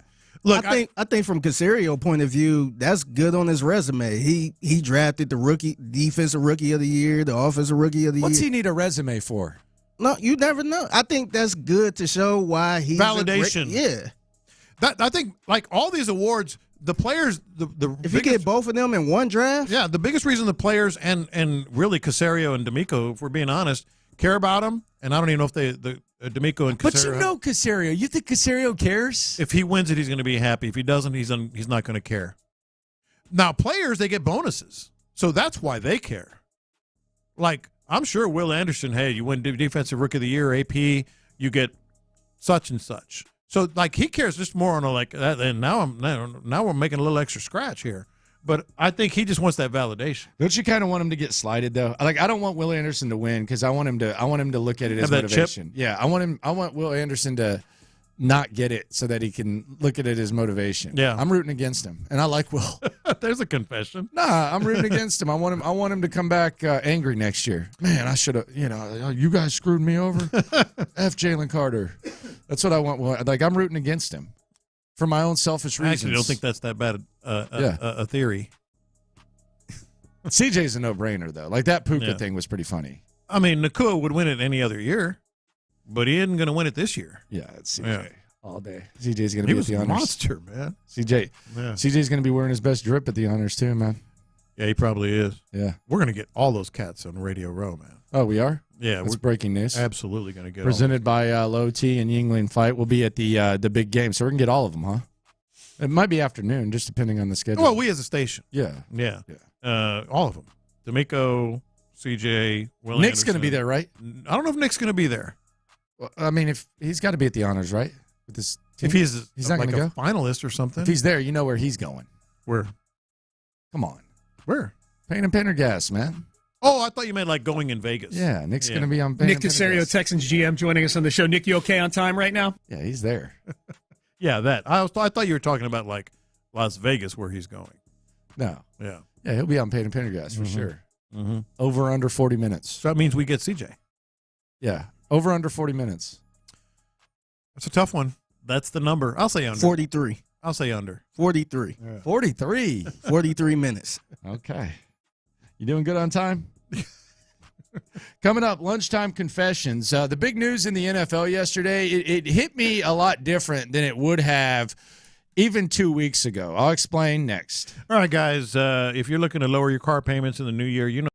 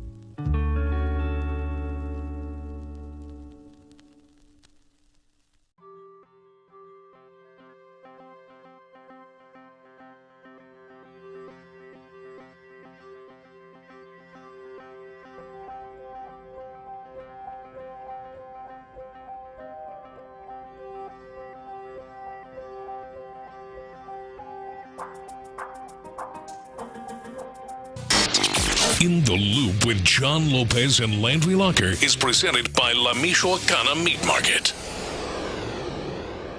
Watch this.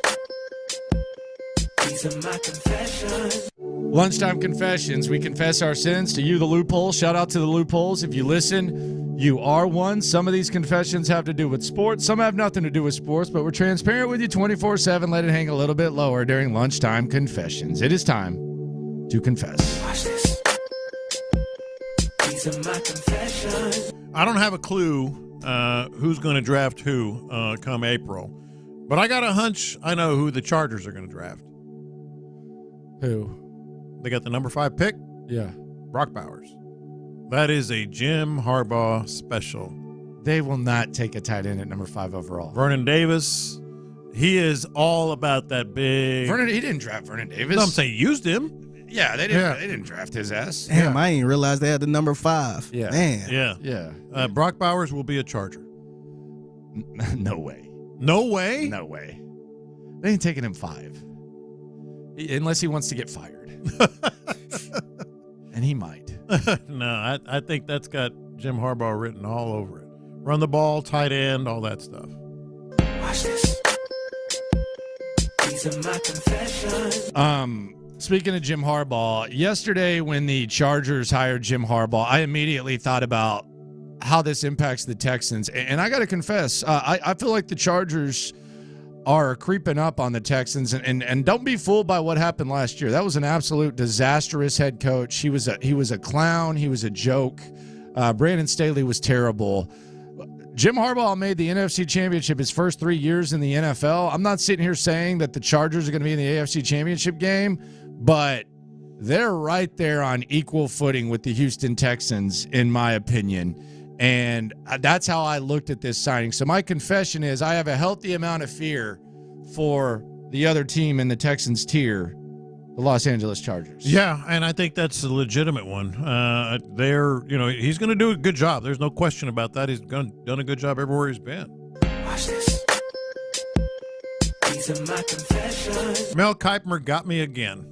I always say it. I don't care about mock drafts. Get a little later in the process, all that. Mel Kiper put out his first mock draft, and I got suckered into it like I always do. You know who the Texans take in his mock draft?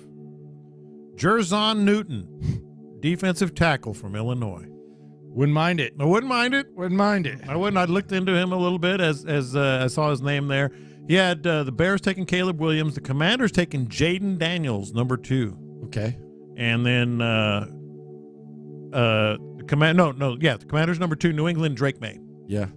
Well, Gerard Mayo basically said we're taking a quarterback. Yeah. And Marvin Harrison to the Cardinals. Didn't really hide it. Yeah. Well, they would be happy about that.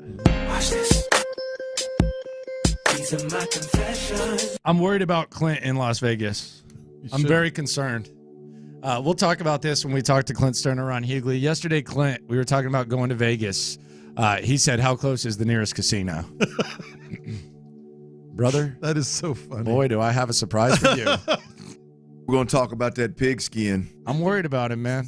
I feel like it might get him. He wasn't kidding. I'm glad he's on in the afternoon, though. Yeah. I'm very glad he's on in the afternoon because I would be terrified if you're in the mornings. They got to be there like at 3:30. Yeah, the latest.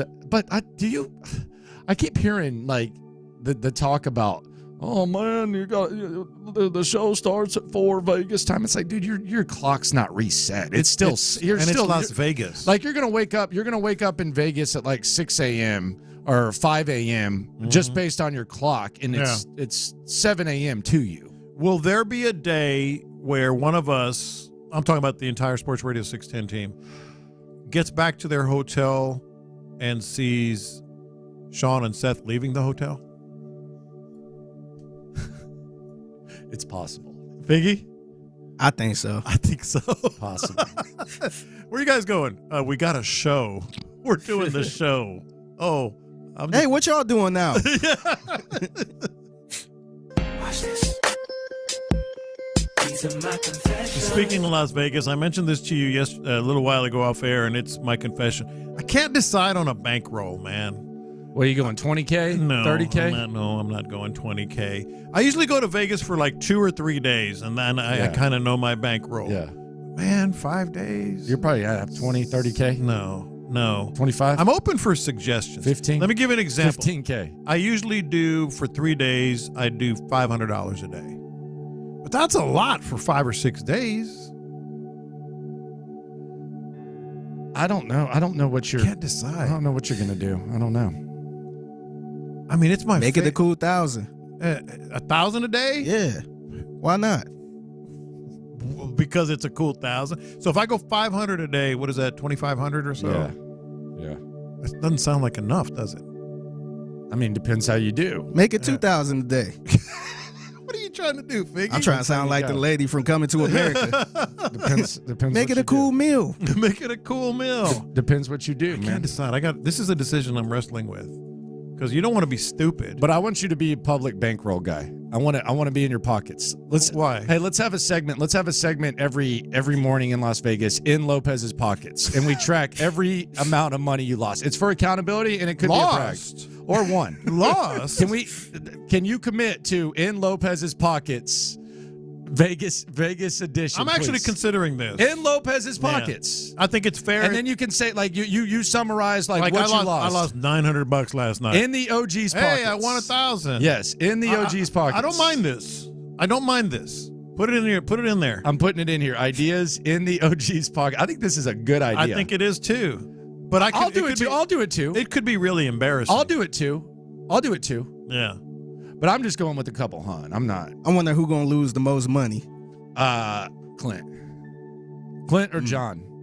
I usually go 500 a day. Clint or John? Is my bankroll. Yeah. Look at this guy. Yeah. There's nothing wrong with that. That's not a lot. I mean, that's just what. I mean, you have like 800 in your wallet right there. No, I don't. So yeah, good for you. Yeah, you know. It could get dicey, man. Yeah. If you see me at an ATM machine, just drag me away. Boy, those surcharges on that ATM. Ooh, $30. It's like 15. Yeah. People over there getting their last penny, $15 surcharge. I always want to know the backstory. But that's why you always go to. That's like you got to. If you go to Vegas, like the number one thing I can tell you: maximize the Walgreens, maximize the CVS's, maximize the ABC stores. ABC stores are huge there. Planet Hollywood. Yeah. I go to the Planet Hollywood Sportsbook. It's right there on the edge of the mall. Mm-hmm. I'm just walking to the ABC store to get my drinks on. Yeah. I know that's because you can carry them around and stuff. That's absolutely true. So there you go. In the OG's pockets, coming your way. When we're in Las Vegas. Yeah. Because it could be really embarrassing too. And it could also be humbling. It could also be like something that sets you up. Yeah. But you got to think positive now. Yeah, no, you got to think positive. No, you'll multiply. Watch this. These are my confessions. I was a little disappointed in Sean today. I didn't know if I wanted to confess this, but I got to confess. I was very disappointed in Sean today. With what? I just kind of thought they mailed it in. They mailed it in? Yeah, I kind of thought they mailed it in. I know mail what in? That's a bold statement. The segment that I listened to is just a complete mail in. And I know football season's over. I know that you shouldn't be saying this. This is probably not me being the best teammate, but, I mean, my guy was just reading the text to the point where he was making sounds while he was reading the text. Like what? Like listen to this. Like come on, guys, we got to step it up, man. We're Houston sports leader. We got to bring it. This was Sean today. I don't know why I'm throwing that in, but he did. That's the one name I know that went to De La Salle. Let's see. Hey, Sean, what are the teams that are for sure playing overseas next year that we play? Now, I'm going to tell you this, Texter. What is that? Let's see. Text. All right. Yeah. Okay. What is that? I do like the drop. Let's see. He's literally reading for an idea. Sean, you're the radio goat of Houston. Don't coast, man. Don't do what so many people have done before. I feel like this is like getting in Lopez pockets. This is public accountability. Sharpen it up, buddy. Okay? Damn. Don't half-ass our lead in. Let's go. One more time. Okay. Sound like a train, man. Play the whole thing again. Like he's like, what are we doing, man? I don't know why I'm throwing that in, but he did. That's the one name I know that went to De La Salle. Let's see. Hey, Sean, what are the teams that are for sure playing overseas next year that we play. Now I'm going to tell you this. I need you, brother. I need you. We need you, man. We need you. We need you. Come on, we need you, brother. Stay with me. Stay with me. We still got some work to do. Oh, man. Watch this. These are my confessions. I'm going to hell on scholarship. I think Bobby Slowick's going to get hired. By the Falcons? Gotta admit it, man. Okay. Just the way, you mentioned it too, the way Albert Breer worded that, made sure to mention all the hierarchy that's there, how good he did in his previous interview, et cetera, et cetera. I'm thinking he's going to get hired. I just have that, this is confessions, I just have that sinking feeling.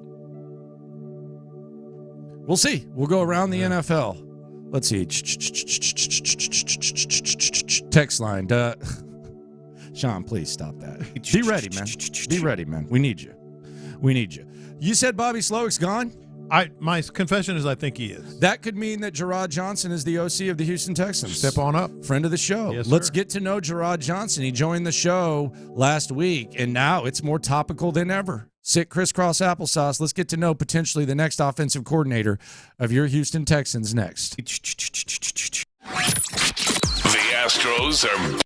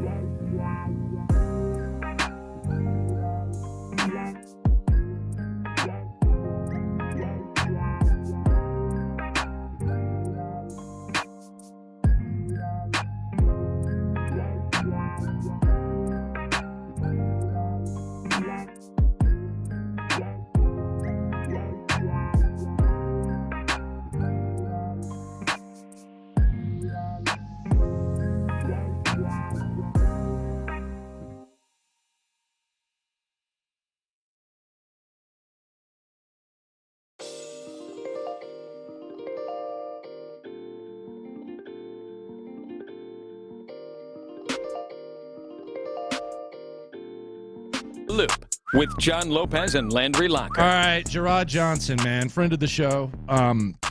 Very popular guy. Philadelphia interviewed for their OC gig yesterday. He's interviewed in Cleveland not once but twice for their OC gig. New Orleans, they interviewed him as well. Let's hear from Gerard Johnson. Let's hear what Gerard Johnson had to say when he joined us last week. And then this is a topical conversation now. If you're trying to get a grasp of what the Texans could be losing or who could be Bobby Slowick's replacement, you've come to the right place. This is the only interview that Gerard Johnson did this season. How about that? The potential offensive coordinator, current quarterback coach of your Houston Texans, Gerard Johnson, joined the show.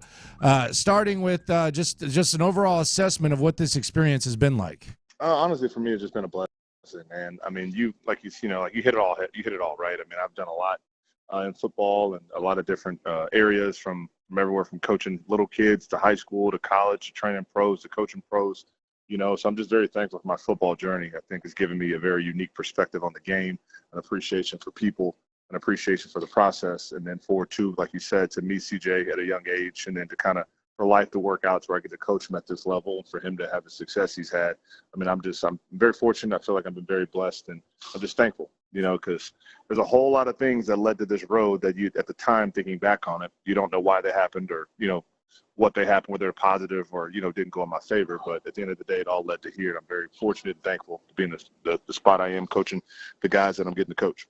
You mentioned that, and obviously, we've talked a lot about it, but you go back to that time. I believe there was a time where you were coaching either in high school. I might have the timeline wrong here, Gerard, but you were either coaching in high school or doing camps, and your brother, Marquise, who's now with the Vikings, he was riding a, what do they call him, pedicab or whatever, at NRG Stadium. I mean, from that moment where he's driving a pedicab, and now he's in Minnesota, and you're coaching kids of various ages in camps and such. That wasn't that long ago, man.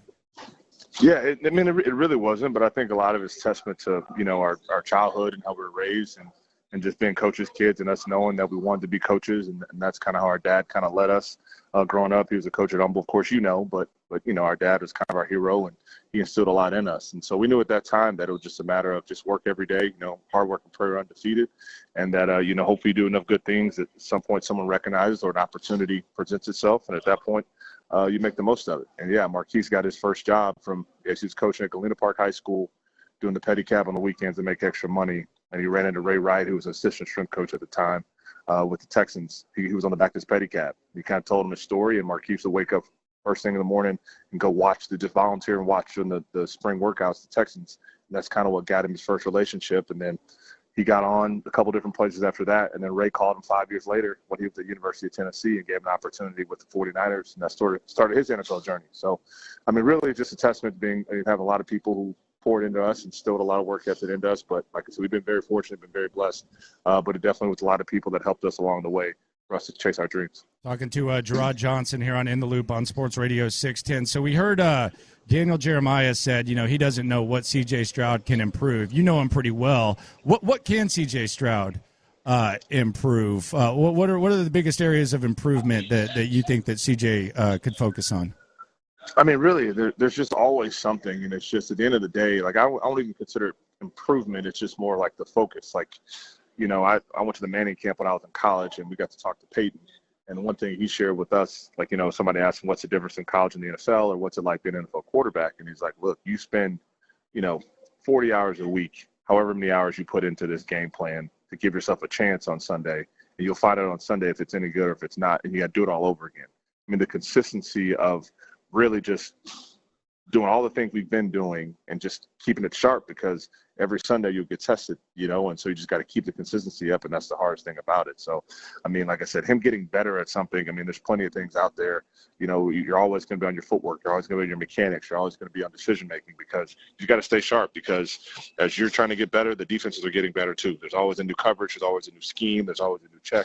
And you're just trying to be as sharp as you can, so at our position we can react and make the best decision for the team. I want to go back to how your relationship with CJ started. I remember texting with you when you were at the Elite 11 camp, and Hudson Card was there, Bryce Young, Haynes King, And a lot of people don't realize CJ was kind of one of the last entries accepted to that Elite 11 camp because he was like a 3-star guy before that. And you took on CJ Stroud. Just what was that like? When did you realize, okay, not only is this guy good, but he could be something else? Really, it kind of grew throughout the week. We spent I think we spent 5 or 6 days with him, and every day was like jam-packed with camp stuff, on the field stuff, leadership training, media training. I mean, it was just, you take the top 20 kids in the country and put them in a setting to give them resources that could help them, they can use later on in their career. And so really, there's a pro day competition we do every year to where you simulate, I think, 35 straight throws. We simulate a pro day, and we rank every throw. So I want to say, one of the highest scores, we've had up to that date. Doing that, and it was just the natural accuracy was the first thing that caught my eye, and so that was the first thing that caught my eye. And then for him to realize and recognize and appreciate the resources that were there, and he stayed late, he asked questions. I mean, he really took that entire week and he got the absolute most out of that week. And so for me, that was when I really kind of understood that this kid's different. There's something special about him.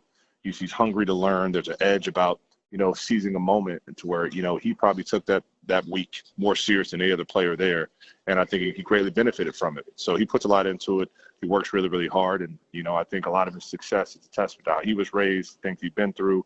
He attaches himself with people he feels can help him out. And I think that, his trainers in California, Ohio State, choosing that university, all those different things have been decisions by him that I think it worked out for him. And, he comes in every single day and he always wants to get better. He's hard on himself. He believes in himself, and he's having success. And that one moment in Indianapolis, it was interesting. We've talked about it a couple of times here. The first person that we saw anyway, that C.J. Stroud went to, literally crying when you clinched the division, was you. I mean, what was that like for you? And I guess that's just reflective of what you have built with C.J. Yeah, I mean, that was a cool moment for both of us. We kind of reminisced a little bit sitting there as the time was going out.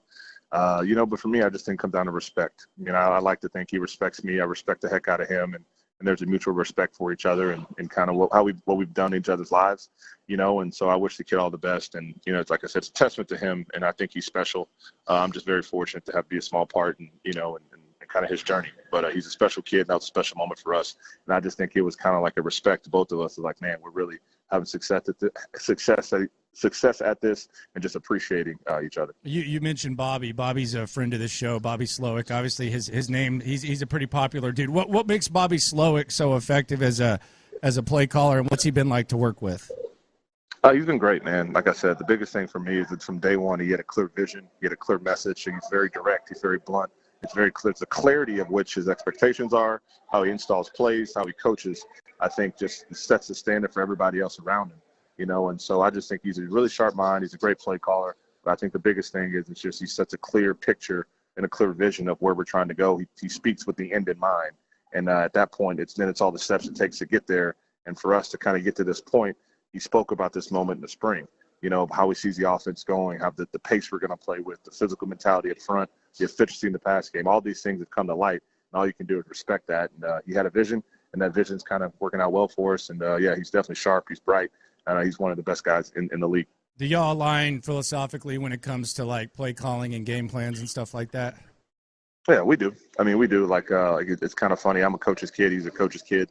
My kind of first real knowledge in football is playing for Mike Sherman, who came from Gary Kubiak, who came with the Shanahans. And so us in the West Coast-ish world, I guess there's some similarities to it as well. But I do think what they did in San Francisco and what we're kind of creating down here is an exciting brand of football that's had success. So we're just trying to keep that going. Now, there is one thing that he does, and we've given Bobby a hard time about sometimes how those ball caps look a little too big on him during games. But there is one thing he does, and I want to put you in Bobby Slowick's shoes, which we've done a few times this week for different reasons. I won't ask you about that. But if you had Bobby Slowick's hair, would you let Frank Ross cut it? Well, I would, man. I was with Frank. Really? So Frank Ross can cut it. So Frank Ross can really cut hair because that's a real good friend of the show. Frank doesn't do many things not full speed. I mean, he gives 100% effort at anything he does, and you best believe he's got 3 mirrors. He has a little sign with the little red, white, and blue barber's cut. God. Puts on the Frank Sinatra like it is not a game. He puts on Frank Sinatra? Frank, yes. When you know Frank Sinatra's playing in the locker room, Frankie's chopping somebody up. So he takes the cut game real serious. Do any of the brothers let him cut their hair, or is it just like because I know that's kind of a thing. Figgy always gives me a hard time and says we can't go to the same barbershop. Do any of the brothers have the guts to let him cut the hair? I knew that button was coming at some point with that question, but some do. I mean, so I go to my boy Julian, who runs Empire Barbershop. We went to high school together, Empire Barber Studio. He comes to the facility and cuts the team as well. So I go to Julian, but I know some guys do go to Frankie. But at the end of the day, if I had to get my hair cut, I would trust Frankie. I really would. Okay. Man. Okay, I see you. Gerard, good luck, man. How many watches we packing? What are we rocking on Saturday? I got one. That's all I got. Is it the same one you wore against the Browns and Colts? What's that? Is it the same one you wore against the Browns and Colts? Yeah, I only got one. That's my All right, go-to. good. That's All right, good. fastball. Okay, good. For now. Yeah, don't change it. Yeah, for now. For now. All right, we appreciate you, my man. All right. There you All go. right, thanks. There you go. It's Gerard Johnson. So Gerard Johnson, if you're just tuning in, he interviewed in Philly yesterday. Bobby Slowick is in Atlanta. He's at Arthur Blank's house. I wish there was like a Hard Knocks style production to where I could just see what it's like pulling up to Arthur Blank's house for an interview. Like they probably pick. Does he fly private? Like, do they send him a private jet? Yeah.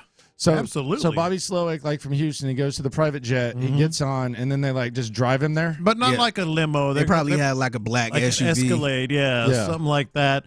Goes to the front of goes to the neighborhood, which is gated, but then goes to the house, which has a security guard with a gate.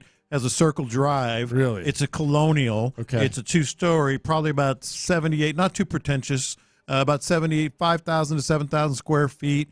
It's got a bunch of old stuff in there. He's an older guy, old style. And he walks in and they say, would you like anything to drink, or do they have a tray? No, somebody answers the door. And they have a tray? And they say they're waiting for you. Mr. Blank is in there? Mr. Blank is waiting. Mr. Blank and his party is waiting for you in the back in the sitting room. I just don't know. Have you ever had a house with a sitting room? No. Me neither. I just don't know if going and interviewing at someone's house is ideal for me. I think you're in. I think you'd be confident. Like if I, not only somebody's house, but with the entire brass there, you got to feel like an offer's coming, right? That's what I do. Yeah, they ain't doing that with every candidate, right? No. You don't think Belichick went By to the this way, trip? the Falcons have interviewed 14 candidates. Yeah. For their head coaching job. They're going all in, man. I don't know if any others, but it means something that Bobby Slowick is going there. They're going all in. Yeah. Let's go around the NFL. Caserio lays out expectations for next season and a moment that stands out from the previous. A lot going on around the NFL next. So the weight loss plan has been just so good for me.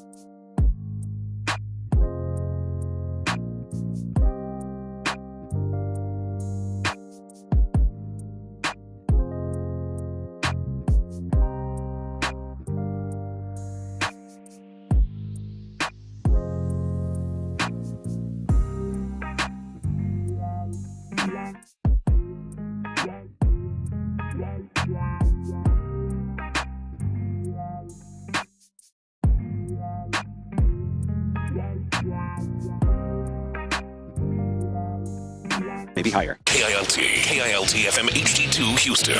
Insider access. Exclusive content. The Texans play here. Always live on the free Odyssey app. Let's go around the NFL to keep you in the loop. This is Houston's sports leader, Sports Radio 610. All right, so a local legend is, he's drawing a lot of criticism, and he's going to be under an even bigger microscope under the biggest stage. We'll get into that when the internet goes nuts, which John McClain broke, by the way, yesterday with something he said about C.J. Stroud. Let's hear from Nick Caserio, though. Expectations. You know Nick ain't going to answer anything about expectations. Here's Nick Caserio. We'll see. Maybe he will, maybe he won't. Here's Caserio. Yeah, you're always looking for progress. That's the most important thing. And then are you improving? And as we put the team together, we felt that we would have a competitive team. And nobody really knows what that entails, what that means in terms of wins and losses. But we felt like we had enough good players that if we went out there on a week-to-week basis, we'd at least give ourselves a chance, an opportunity to potentially win some games. Started off slowly and then kind of hit our stride there a little bit, 1 to 2 games. So we're what you want to be able to do is get off to a fast start. We didn't really get off to a fast start, but we're able to kind of stem the tide there a little bit, and then we kind of work through the course of the year. And essentially, every game other than a few, we were in every game. We really didn't get blown out of too many games, but we were in a lot of games. And we felt with just the makeup and the composition of the people that were in the building and on the roster that at least we would have a chance and have an opportunity, and it certainly came to fruition. So our job is to just focus on the short term, just focusing on team and individual improvement, and let some of the other things sort of take care of themselves. If you have good process with the right people and you do the right things, then you would hope that that correlates to wins. Fortunately, that was the case in a lot of situations this year. There you go. So Nick Caserio, not a lot of expectations, but the clear improvement. Next step for Nick Caserio is going to be free agency, and then the draft. And as he brought up, this is the first time in a couple years they want to have 2 first-round picks. So and that weighs in the free agency thing. Go all in on the running back. What was your favorite moment from this season? I'm going to ask you and Figgy, your favorite. If you had to pick one moment, what was your favorite moment of the 2023 Texans season? The first one that popped into my mind, I'll just go with that. Case Keenum to Dalton Schultz, snags it away from the DB in Tennessee. Boom, take that, Amy Adams drunk. That was your favorite? It's the first one I thought of. I'm sure there were a bunch, and there were, but that's the first one that popped into mind. Figgy, you have a favorite? Yeah, I would say the Browns butt whooping, man. To me, that shows you because ain't nobody expect that game to go like that. Yeah, it's a big moment, man. That's you. The Dare Agumbawale extra point or field goal. That's pretty sweet. Yeah, the field goal. I felt like that was just kind of like what's sweet. going on here. Yeah, that would be my favorite. Yeah. Here's Nick Caserio talking about his favorite moment. Now, do you think Nick will pick a moment, or do you think he's going to sit on the fence? I think he's going to talk around it and then finally pick a moment. There were several, Mark, but blah blah blah blah blah. But if I had to pick, something like that. I think he's going to name like 3 different moments. Yeah, but you'll know which one was his favorite. I think he's going to say winning the division. Oh, that probably is pretty good. I think the Pittsburgh game, was certainly a good team victory because we got contributions from a number of different people in a number of different phases, and that against a good team. Yep. I mean, they were a good football team. We're talking about 2 good edge players, good offensive skill players, and we played well. We played with the right mindset. We played with the right mentality, and we did some things, I would say, in all 3 phases where when you look at that game, you say, all right, that looks like a pretty good football team. I think the road win in Cincinnati, was certainly a big win on the road against one of the best teams in the AFC, and we played well in critical situations and critical moments. So there were just at different points you're able to see kind of the evolution of the team take place. Kind of hit a little rut there with the Jets game and kind of right around there. But at the end of the year, we ended up winning 3 of the last 4 of the last 5 before the Baltimore games. So I think there was, I would say, glimpses at different points, and then as we got going there midway through the year, and especially after the Cincinnati game, all right, we might have a shot here to put ourselves in a position, but anything that comes down to individual execution in each game, and we kind of took a week-to-week approach, and at the end of the year, we were playing pretty good football and put ourselves in a position where we have a chance to play January football. All right. That was a lot. So a couple different ones. Yeah, Pittsburgh and Cincy. I should have thought of Cincy. That was a good one. The Matt Amendola field goal. That was a really good one. CJ to Noah. Yeah. Noah goes down. Yeah. Jared Goff, man. He might have coming around yet. This was hilarious. So he's getting talked about there's a big talent gap in San Francisco. This is one of the best back and forths of the NFL season, and it just kind of shows how relaxed Jared Goff is and really how funny he is. Mm-hmm. Remember when he called out Ryan Fitzpatrick for saying he was a poor man's whatever? This was hilarious. This is Jared Goff with a media type. You guys got a lot of really good players, obviously, but maybe not. Oh, thank you. What's that? I said thank you. You are maybe not viewed though as the superstars like maybe the 49ers have or others. All right, never mind. But I mean, guys like St. Brown and getting you. Yep, St. Brown was first team All-Pro, so. Right. So was Panay. Sorry, continue. I'm sorry. Absolutely, but do you feel like this is a chance for more? Yeah, I know what you're getting at. Yes, I do. I think we've got a ton of great players who, maybe haven't had the national stage that up to this point that a lot of other guys have, and obviously they have a ton of good players as well, and a ton of Pro Bowlers and all Pro players over there, and we feel like we've got a lot of good players too, though, like you mentioned, and excited to play on another national stage and be able to showcase that. I didn't miss any, did I? No, you got it. All good. That's hilarious. So he says, y'all have a lot of talent. He says, thank you. And then he goes, well, obviously not as much as San Francisco. I was like, never mind. Well, then forget what I just said. I think it's kind of reflected just how loose he is, right? I mean, he's been in the situation. He's just Bowl. like let's go. He's having fun. Yeah. I like it. You like their chances?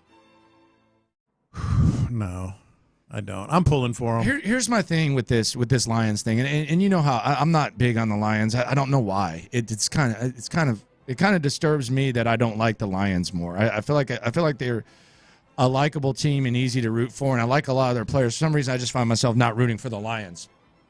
But the thing for me with this, and maybe this is disrespectful because people have been sleeping on this guy for a while.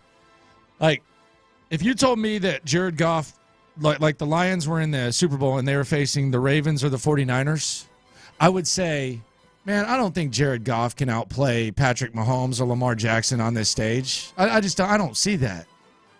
But would it be crazy for him to outperform Brock Purdy? Like, is that the craziest thing that you've heard? No, it wouldn't be crazy. My hesitation, and I have been very much a fan of the Lions this year. I think I picked them to win the division. I was a big fan of the Lions this year. While that's the most important position, boy, the Niners are so much better everywhere else. Like usually it's like when C.J. Stroud is playing head-to-head with somebody, you're like, I like this because we have C.J. Stroud. Yeah. That's 90% of the time that's the case. But sometimes all those other dudes make up for it. Who would you be the happiest for to win a Super Bowl? Like, of all the possibilities, and you could say Mahomes just because. By the way, I saw a discussion yesterday with Patrick Mahomes going around the NFL here on In the Loop on Sports Radio 610. It was Peter Schrager. I love Peter Schrager. I love Good Morning Football. It's one of my favorite shows. But he was like asking the question, if Patrick Mahomes retired today, would he be a Hall of Famer? Yes. Yes, he would. Like, yes, he's 28, but yes. Like, first ballot, unanimous maybe even. Yes, he would. But who would you be happiest for? Because there's a list for Probably, me. There's a long list. I'll give you 3. I do not want to see Dan Campbell up there. God. I'll give you 3. Ugh. Number 1, Lamar Jackson. Yes, I would too. Number 2, Dan Campbell. Ugh. What about Goff? And number 3, Jared Goff. I mean, they traded you, and then they won a Super Bowl, and then you get it. I'd be happy for Goff. Yeah. I'd be happy. But Campbell was destroyed, including by me. I mean, we were all making fun of him. Dude, he's done it. No, he's doing his thing. Done something It's just a lot. For me. It's just a lot. Yeah. It's a whole lot. See, I would be happy for Lamar.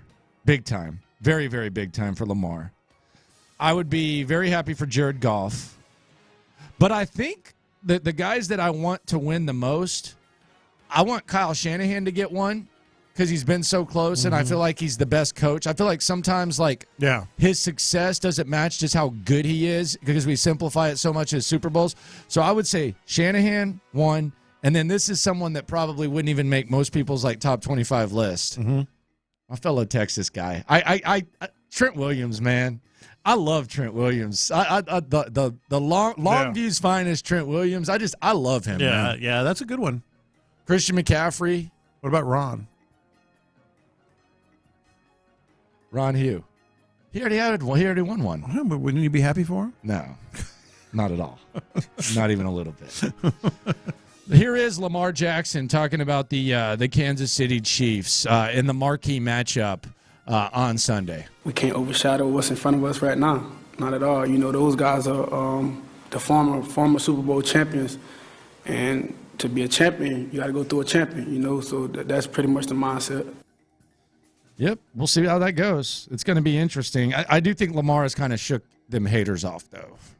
Yeah, but it's still not done, including me. Yeah, I was critical of his playoff performance before last year. Yeah, but it's not done. It's not they're done. the favorite. Yeah, because then it'll kick back up. You think they're going to beat the falls Chiefs? Short. I guess we're picking the game tomorrow, huh? You think they're going to beat them? Yeah, I think Lamar's going to beat them. I think that the Ravens they're hot. By the way, is Mark Andrews resting, or is he good to go? No, I think he's going to play this week. All of a sudden, he's feeling a little better. You know what? That's embarrassing. I think I could go now. Yeah, they rested. I think you were right. They rested his embarrassing. ass. They rested him, didn't they? Against the Texans. You think he's good? You think he's resting, Figgy? You think he's going to be out Oh, there? yeah, he well rested. He's well rested. He's chilling, huh? Yeah. Okay, well, wasn't too urgent last night. management. He's out there doing cartwheels. Nick Sirianni was asked a pretty simple question. I feel like he made it very difficult. So we know that they've fired both coordinators. We know that Nick Sirianni was basically playing musical chairs with play calling last season. What exactly do you do here, sir? The offensive coordinator is going to be in charge of the offense, and the defensive coordinator is going to be in charge of the defense. What is your role going to be? The head coach of the football team. What does that entail? How does it change? Yeah, I guess it'd be this very similar to what's going on right now. Does that mean I'll sit more into defensive meetings at times? Maybe, right? Instead of always being in an offensive meeting, maybe I go to a defensive meeting here and there.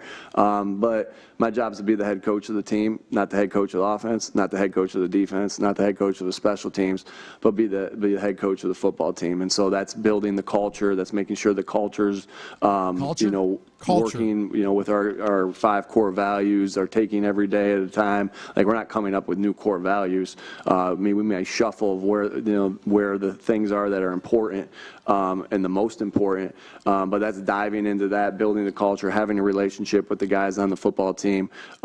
Because I know when I have that connection with the guys on the football team, that's when things are, that's when the culture is working and working at high level. And then that's where our connection with the players and then their connection with each other works well too. Let me answer a question. Let me take one. Okay, Howie. Why do you want to answer a question so bad? The end of that is like they're just shuffling. He's a dead coach walking. It looks like it, right? But boy, they're good. But he's been successful. That's what I'm saying. It's kind of wild. He's been successful. Was it Office Space? What exactly is it that you do here? Underrated movie, by the way. Oh, I love that movie. I feel like Office Space kind of got pushed aside because The Office was so good. Maybe. That's a straw man, right? Like maybe. I made that up. Like no, what was I saying? I'm thinking it gets. I think it gets confused. One with the other. But do you think it gets the appropriate amount of respect? It's a cult classic, man. Like, I love that movie. Real quick, name the 3 best. Like just the 3. Like if I told you had to watch a comedy right now, give me 3 comedies that you would just watch. Yeah, without being bored or anything. It can be anything. Any comedy. Go. Any movie, go. show, yeah, whatever. Movie. Go. Well, probably Coming to America. Yeah. Probably would be. You're gonna laugh, but I love this movie, Arthur. I think it's brilliant. What? Arthur is really funny. It's really brilliant. And Blazing Saddles. Okay. Yeah. Okay. Yeah. That's a good movie. Yeah. All right. You? 40-Year-Old Virgin. Easily. 40-Year-Old Virgin. Superbad. Oh, golly. God, Superbad is funny. You need to watch Big Boys or whatever it's called. I watched it the other day. It's like a new version of Good Boys. Good Boys. Good Boys? Dude, you'll die. You'll die. I'm in. It is like, I don't know how this went so under the radar. It came out in 2019. Good Boys is like the new Superbad. It is funny, man. Oh, I think you said something about this before. Good Boys. Yeah. You need to watch it. God, it's funny. I don't know.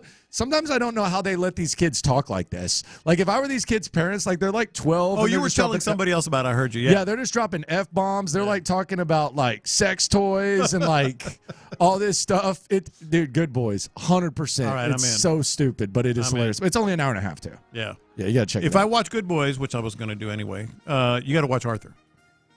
Okay. Well, you respect my other 2 picks. Yeah, I'll check it out. Blazing Saddles. I'll check it out. Yeah, it's good. Did you hear about that controversial movie that's coming out that Richard Simmons is real upset? Like they're doing like a documentary on Richard Simmons and Pauly Shore is playing him. I did not. Which I think is a perfect. That's a great, perfect guy to play him. Yeah. But apparently Richard Simmons is like, they didn't give me credit for this. I don't know what the deal is. I don't know why they're doing this to me. Whatever. How was he so popular as a workout guy? Because it was a phenomenon. It was like something people had but never was he seen good? Before. I guess. Like, did you look at him and say, I want to get in shape like him? No, I think people watched him because he was the common guy. No, people watched him for entertainment value. because he was out there. He was, obviously very, exuberant, and no one had ever really seen anything like that. And he wore those really short shorts. Yeah. He and Jane Fonda. Jane Fonda workout was at the same time. Went nuts. Boomer Esiason. We know that the Chargers have hired Jim Harbaugh. We know that the Panthers have hired Dave Canales. Titans hired Brian Callahan. Antonio Pierce is in Las Vegas, and Gerard Mayo is in New England. Here is Boomer Esiason calling his shot. And by the way, Bobby Slowick's in Atlanta right now meeting with Arthur Blank. He's at his crib. Here is Boomer Esiason calling his shot on the Washington gig. He sounds way too sure of himself for this not to be it. His name is Ben Johnson. He's the offense coordinator for the Detroit Lions. Never been a head coach, though. I know. Runs an unbelievable offense, but he's going to be the head coach of the Commanders. I told you that. So you're telling me that's a lock? Yeah. Head coach of the Commanders? Yes. Ben Johnson? Yes. Grain of salt spot? Nope. Lock spot? Lock spot. Lock spot! Okay. I mean, he knows something. That's what he's saying. Yeah. Boomer also seems to believe that Bobby Slowick might be getting kind of messed with. Now, this was before the news today that Bobby Slowick was in Atlanta at Arthur Blank's home. But apparently Boomer thinks that the Falcons are on standby, courtesy of arguably the greatest coach in NFL history. And I'm telling you what's going on in Atlanta. Okay. I'm telling you. Oh, the whole thing with the... Belichick sits down with Arthur Blank. They have a great meeting. Mm-hmm. Belichick knows, look, I want a tight building. I want everybody in that building to be pulling in the same direction. I am not stepping, I don't have to because I'm Bill Belichick. I'm not stepping into a building where I have to inherit certain people at certain levels of the organization that I don't believe are going to have our best interest in hand. And the way that I see things is this way. The way this other person sees things may be that way. And I know that going in, so I'm not taking a job unless all this other stuff is wiped out. Okay, so maybe. That's what he's saying. But the Ben Johnson sounds just like, that sounds too... Like somebody's told him something. Yeah, that sounds just too in the know. He was too adamant about it. And as you mentioned, the other thing with Belichick, the Falcons might have said, cool, we're going to Bobby Slowick then. I mean, Bill Belichick has never been called the most likable guy in the world, so I think they may. You don't think Bill Belichick's likable? I think he's probably he probably has a lot of charisma when he wants to because he knows everything. His storytelling is amazing when you hear him talking about old players and stuff, and he's really interested in it. But I think he's not generally likable. You think the game might have passed Bill by? No. I think he's probably... Because I do think there are people who believe that. Like, the way that Bill Belichick gets spoken on, it almost seems like there's some people who would say, I would rather have this isn't like than Bill Belichick. Like he's lost it, it's passing him by. No, I think, he has certain things, as you just heard Boomer talking about, but I think a lot of people are realizing, boy, he needs a lot, and I don't know if we can give him all that. And why would he go to... You mean he needs a lot of money? No, a lot of things. He has a lot of demands, as Boomer was just talking about, but also like the players, the people he wants. I think he wants to come in and be GM and coach, which he's earned it, but I don't know if everybody's going to be on board with that. Do you think Landry Locker, John Lopez, Figgy Fig with you? Let's live in like an alternate universe right now. Nick Caserio, like D'Amico Ryan says, Texans, I want nothing to do with you. Mm-hmm. Screw you guys, I'm out of here. Oh, that would be a surprise. Yeah, it would be crazy. It's not going to happen, but let's just pretend. Mm-hmm. And Nick Caserio has to hire one of two guys, okay? He has to either hire Bill Belichick. He's got to go back to those New England ways. He's got to deal with old Bill. Yeah. Or David Culley. Who does he hire? Bill Belichick, right? I don't know. Yeah. I don't know. Like, how much do you think Nick Caserio would want to have Belichick with him right now? Yeah, but he knows his body of work. But he left his ass. And he did leave his ass. He left his ass, and he built this. Yeah. Yeah, see, that it would take away from everything that he's earning. Yeah, so you think he'd rather reception? You think he'd go Belichick, though? He just doesn't want to be a goofball? Belichick, yeah. Biggie? Yeah, I think so. Okay. I think so. Okay. Okay. And plus, Caserio is the actual GM, so. All right, but he wouldn't be. Bill Belichick or Lovey? Belichick. I think Lovey's worse than Culley. In some ways. Culley's like Sirianni. He's Sirianni. He's stubborn, man. Where do I go? What do I do? Remember when he didn't know where to go at training camp? Yeah, he admitted that. Yeah, he walked out onto the field and said, okay, what do I do? Yeah, that was bad. That was a sign. We might need to revisit the introductory press conference of David Culley. Man. I really I think we can laugh at it now, right? I was in the back of the room. The faces on Texan staffers who were all standing in the back of the room. Dude, it would be, I would have a gazillion hits if I videotaped it. They were like, mouths open, eyes wide. This is him? This is our guy? Man, I didn't know who he was. I'll be real. I had no clue. I'd never heard of him. Who did? I actually called the shot. When they said he had the interview, I'm like, watch, it's going to be somebody like David Culley. And I dismissed and you did. No, I dismissed the hell out of you. Admittedly so. I dismissed you. I said, nah, come on, brother. Like, be serious. Little did we know. Yep. But we're in a better place now. C.J. Stroud had a good rookie season. I think he did. I think it was all-time great. The best I've ever seen. Well, John McClain disagrees, and he broke the internet in saying such a thing. Plus, a local legend. He is getting roasted right now. We'll tell you who next. Place your bets, ladies and gentlemen.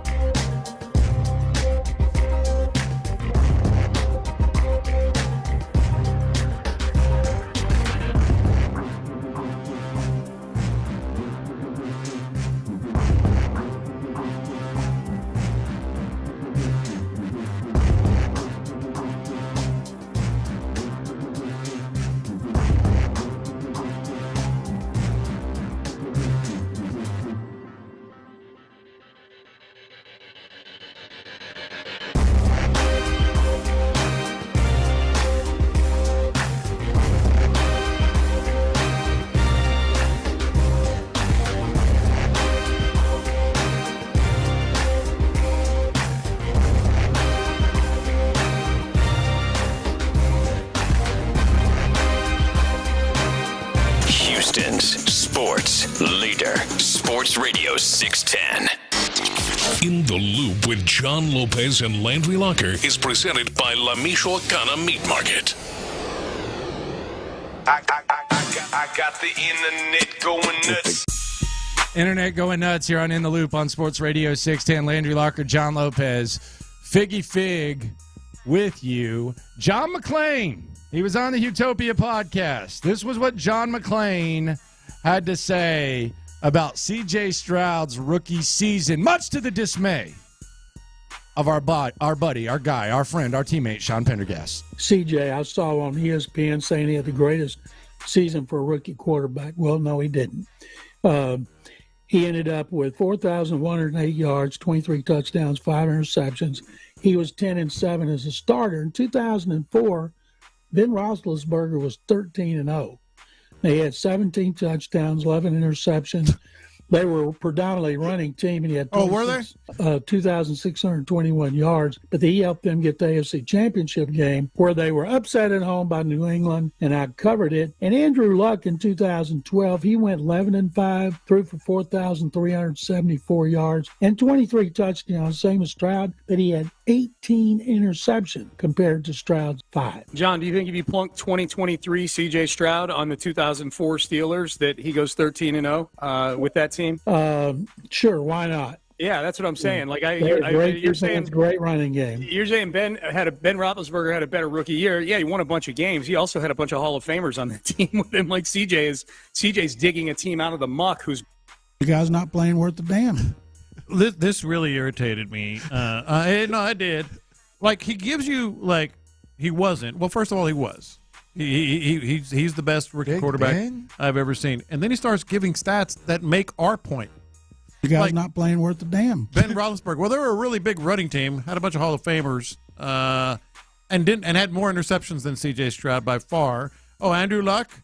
Yeah, C.J. Stroud played 2 fewer games than Andrew Luck and had 23 I guess. 23 touchdowns, 5 interceptions. The guy's not playing worth the damn. Oh, you are wrong, John McClain. You are wrong. This was really wild. I don't understand why even John McClain, a legendary legend in Houston sports, just can't let himself think that it really can be this good. It really can be this good here. I know we're not used to it, but it really can. I got the internet going nuts. Jim Nance and Tony Romo, baby. They are making the internet go nuts as we speak.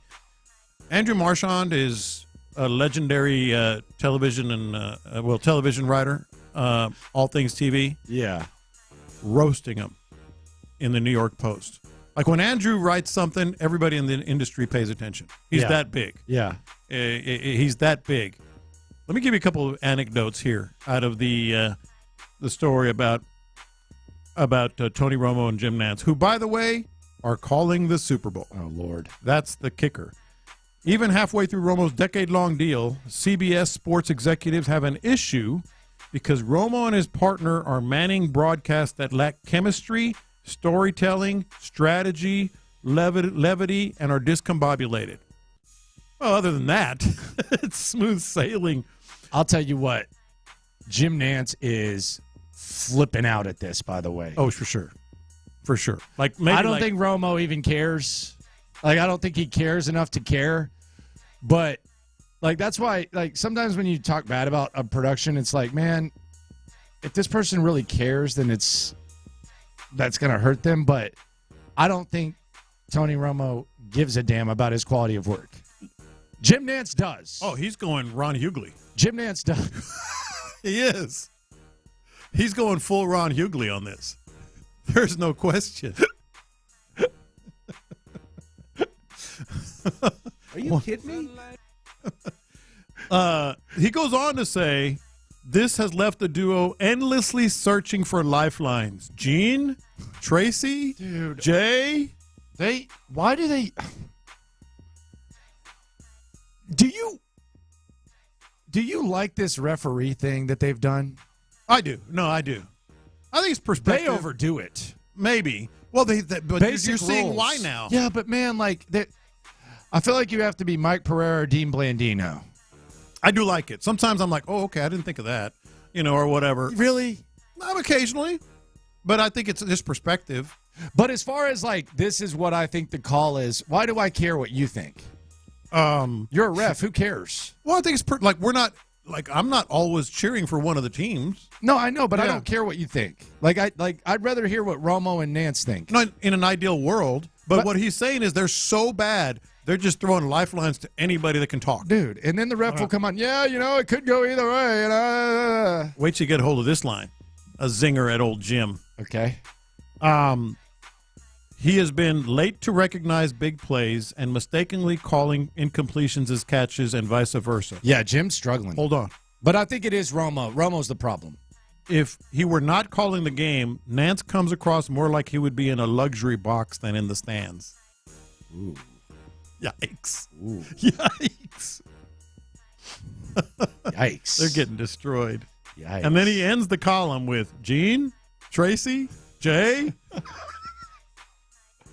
I'm telling you, man, Jim is flipping out. That he's got to be. He does not like it. Yeah, full run. It's a local guy too. He's not feeling. I mean, man, like they're going to call a Super Bowl, the Super Bowl, and they don't even have. Well, you heard it. You heard what Marshawn said. Is there any appeal to being so bad though that people like? Is there any appeal to where Al Michaels kind of got to that point? I don't know if these guys are there yet. But you think like Romo?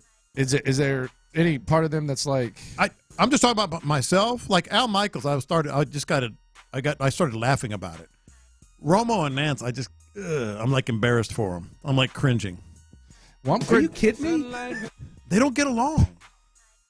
You don't think so? No. There's no way there's no way Jim Nance, one of the best broadcasters of our lifetime. For all we're saying about him, one of the best broadcasters of our lifetime. First of all, I don't think he's is he mailing it in like Al Michaels? I think he's checking out, not because he doesn't care, but because he knows it's not working. Because there's nothing he can do. It's not working. There's nothing he can do? Yeah. So his partner is just rambling all the time, and there's nothing he can do. He's talking about 70,000 people at his house watching him the other day. That's like Romo. my house. Nance was like, okay, moving on. You think Romo's sober? Oh, yeah. I don't think I've never heard anything. Like he would be one of those guys. Are you kidding me? I mean, he sounds drunk during games. No, I don't even think Tony's a drinker. I don't even think Tony's a drinker. I think that's just the way he talks. Yeah, but like, what is he doing? Like in the Pittsburgh game, and I feel like he on something. What's he doing? Man. This was in the column. I didn't clip it, but like they were covering the Steelers game, and he was talking about a running back. Like never seen this guy before. Jaylen Warren. Yeah, never seen him before. Yeah. Wait a minute. It's rough, man. It's rough. It's really rough. Yeah. Really rough.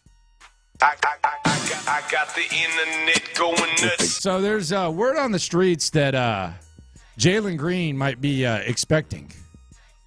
Expecting what? A baby. That's kind of a surprise. Yeah. With Drea Michelle. Drea Michelle, formerly of she used to date Tyrod Taylor.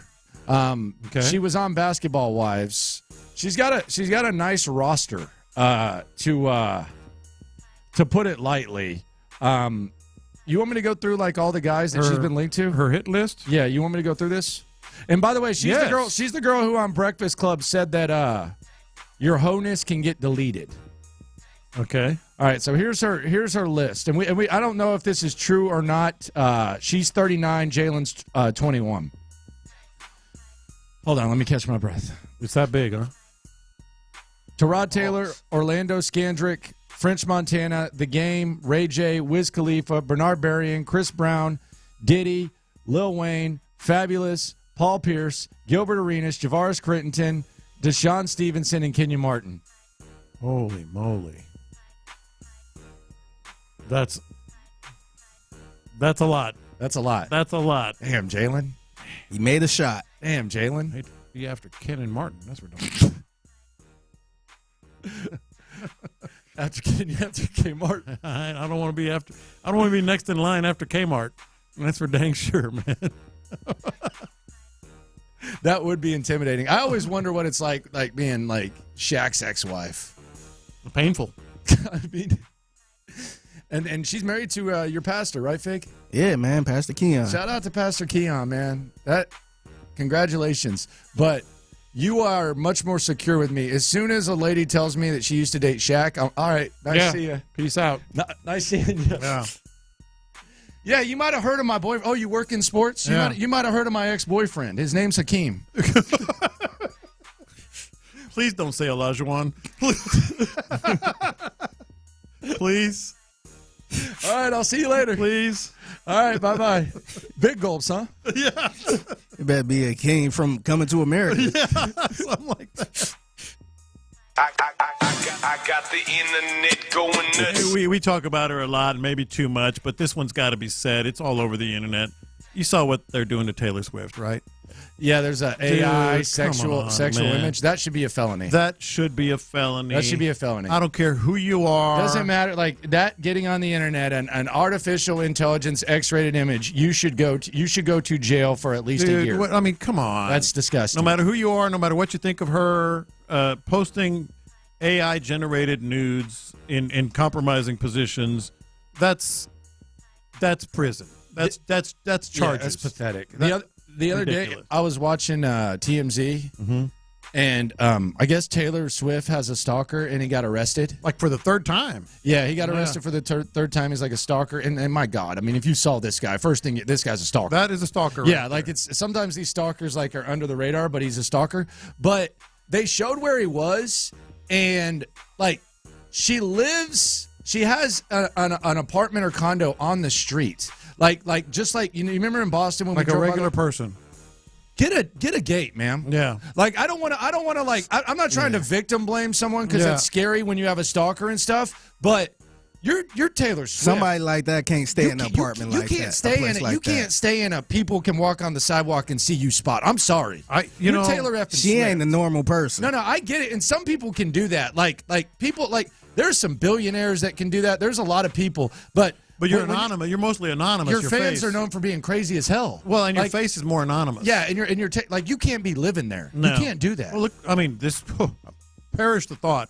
Please perish the thought. But look, John Lennon lived in the same type of apartment building. Yeah, walked out of his building. Yeah, there's a stalker. But you can't. Yeah, you can't even like it can't even be a possibility. Like if I'm like her mom, dad, hell, if I'm Travis Kelce, like. Babe, I know you want to try to be as normal as possible. Remember? Yeah, I know you want to try to be as normal as possible, but hey. Not going to happen. This ain't working. Yeah. There's too many nutsos out there. Yeah, that is crazy. Yeah. Just absolutely insane. On the text line 281, you guys, someone says that's just disgusting, the Taylor Swift AI image. Can you send me a link? Oh, man. You're going to hell on scholarship. You knew that was coming. Going to hell on scholarship, 281. Coming up next. The Texans. Why am I laughing? The Texans tier and how the Texans get to where a team that's playing on Sunday is. It might be easier than you think. Next. The Astros are.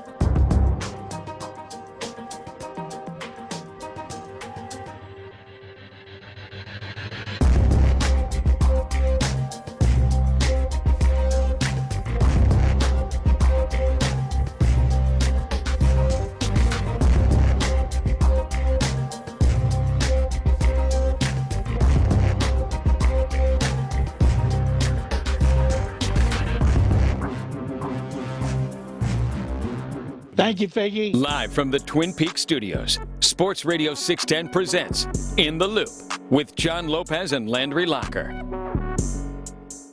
Texans watching the Lions this week. I think there's some similarities. Now, this is not proportional, but it is similar when it comes to the Texans getting somewhere where they've never been.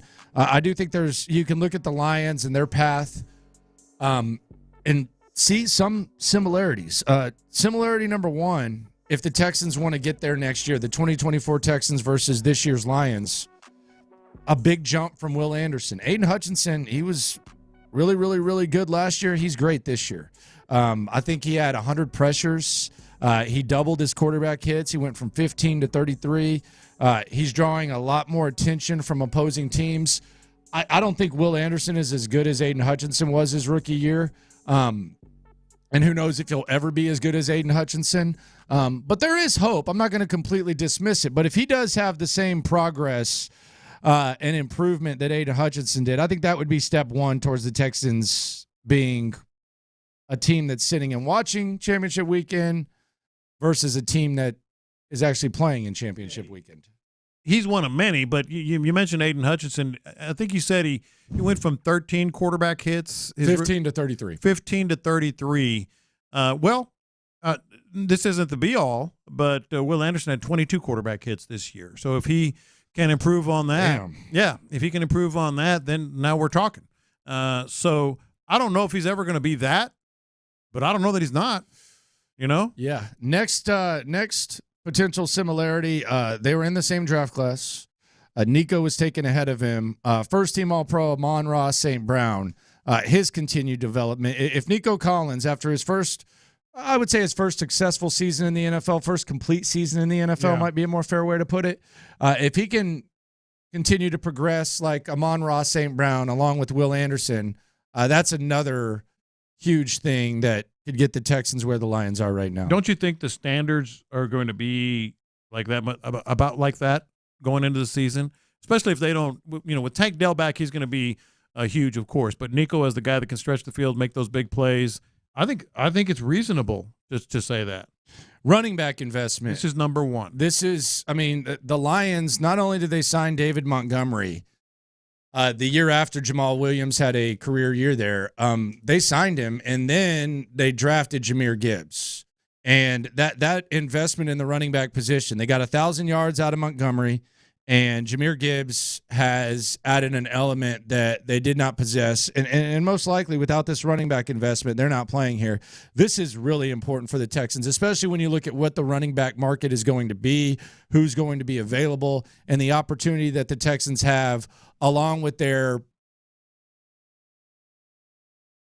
obvious flaw when it comes to the running back room. Look, it's been different coaches, different general managers over the last 5 years, but the Texans have yet to prioritize the running back position in 5 years. You've gone from Carlos Hyde, should be a number 2, to David Johnson, wheels falling off. Oh, he was dead. Yeah, to Mark Ingram. Yeah. Should have been a number 2 at that point in his career. To Dameon Pierce, drafted in the 4th round, to be probably a number 2. Yeah. And Devin Singletary, who ideally would be a number 2. Yeah, that's what you brought him in to be. Yeah. So you have yet to prioritize the running back position, in the last 5 years. Make it easy on CJ. Yeah. It's hard to find receivers. Running backs, it might be like bargain shopping at this point. Mm-hmm. Young offensive weaponry. And you can connect this to the running back position, but Detroit invested heavily in the offense with Gibbs in the 1st round and Sam Laporta in the 2nd. Texans need to do that. And Jared Goff, it paid off for Jared Goff. Texans need to do the same thing there. And they have a higher caliber player too. And draft a running back. Sign a running back, keep Devin Singletary, and draft a running back. And I think you're going to be going off the charts offensively. And final one, coach and QB growth. Dan Campbell has progressed, as has Jared Goff. He seems more comfortable, seems a little bit more smooth. D'Amico Ryans, he might be starting it off with Rookie of the Year, or Coach of the Year, C.J. Stroud, Rookie of the Year. That maturation right there, that's why you could actually be a better version of the Lions. Yes, the head coach and quarterback thing is just it's a game changer. It has been. We saw it this year. But let's talk about just the quarterback growth now.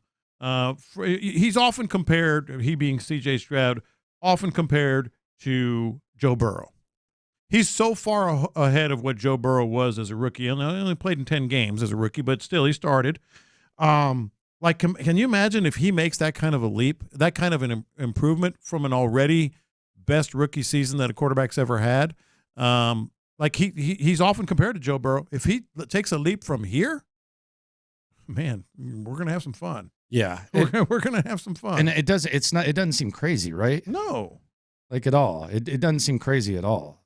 Joe Burrow, his second year he just skyrocketed. His numbers, his touchdown interceptions, everything. We get some improvement like that from C.J. Stroud on top of the other things you just mentioned. Like I said, we're going to have some fun around here. It's going to be real fun. Yeah. Can't wait. Landry Locker, John Lopez, Figgy Fig with you here on Houston Sports Leader, Sports Radio 610. We're going to talk to Clint Stoerner in a little bit. A little worried about Clint in LV. We'll have this tough discussion. Does the Houston Rodeo have any bulls or horses? We got it. We got to get it. Does McDonald's have any hamburgers? Yes, where the closest casino was. How do you get to the casino? I'm concerned, man. I think it's going to hit him. I think it's going to hit him all at once. I'm put it this way. I would be, of all the wagers I could make, if Clint Stoerner had the Payne and Pendergast time slot, I would put the over-under at 2 shows missed, and I would probably take the over. Man. Does this keg party have any beer? Our guy, Clint Stoerner, coming in here on In the Loop on Sports Radio 610. Jim Harbaugh, by the way, he's with the Chargers. Bobby Slowick's in Atlanta right now with Arthur Blank, and Albert Breer knows Bill Belichick a little bit. Yeah, a little bit. Yo, Albert, you up? A little bit. Yeah. He is now he's saying something about him. He is insinuating that old Bill Belichick might not be interested in Atlanta. If Albert Breer says it, it's basically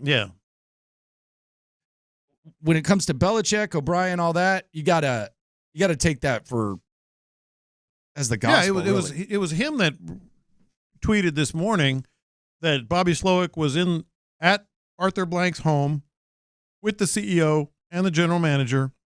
A couple hours later, tweets, I don't know about Bill Belichick. I don't know if they have to meet in the middle, I think is what he have to say. So you put that together, I'm feeling an offer coming for our guy, Bobby Slowick. Yeah, I just don't I don't know how you interview someone at your house if you're not going to hire him. That just seems with everybody there. Yeah, that seems weird. And I don't know that I would want to interview at someone's house unless I already had the gig. Oh, I would. I don't want to go to Arthur Blank's house. Heck yeah, I would. I don't want to go there. Yeah, man. I don't know, man. You got the whole gang there. You're walking in like you own the place. Nah, they're going to offer you. We rent somewhere. Let's. I don't want to go to your house. Like if I were going to Arthur Blank's, I would be okay. I mean, no. You have a chef, man? Can I get a quesadilla? Prime rib quesadilla or something like that. You got something working there? Yeah, I think he's in a good spot. I was watching Girls Next Door, the old reality show. By the way, those girls are pathetic the way they're coming down at half now after the fact. I mean, give me a break. Mm-hmm. Did you really have to write a book saying that you only liked him because he had money? No kidding, lady.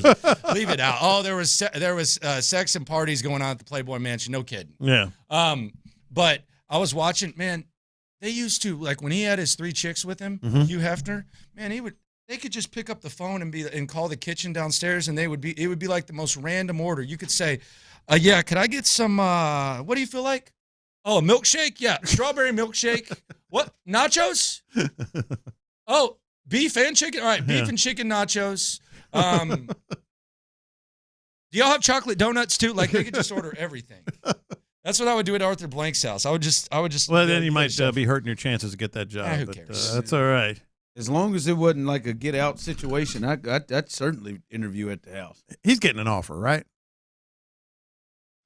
I mean, Albert Breer's saying that it seems like Belichick's not going to be there, and Albert Breer, when it comes to O'Brien and Belichick, I just take it as the gospel. I mean, this is an awful lot. Unless everybody. Now, I will say Atlanta has They have done a lot of second interviews. Vrabel yesterday. Well, they've interviewed 14 people. I guarantee you not all 14 were with all three of those dudes at Blake's house. Now I wonder how many were at his house. But with all three of those guys? Yeah, no, this looks. I mean, is Belichick really a guy that runs a 14-man race?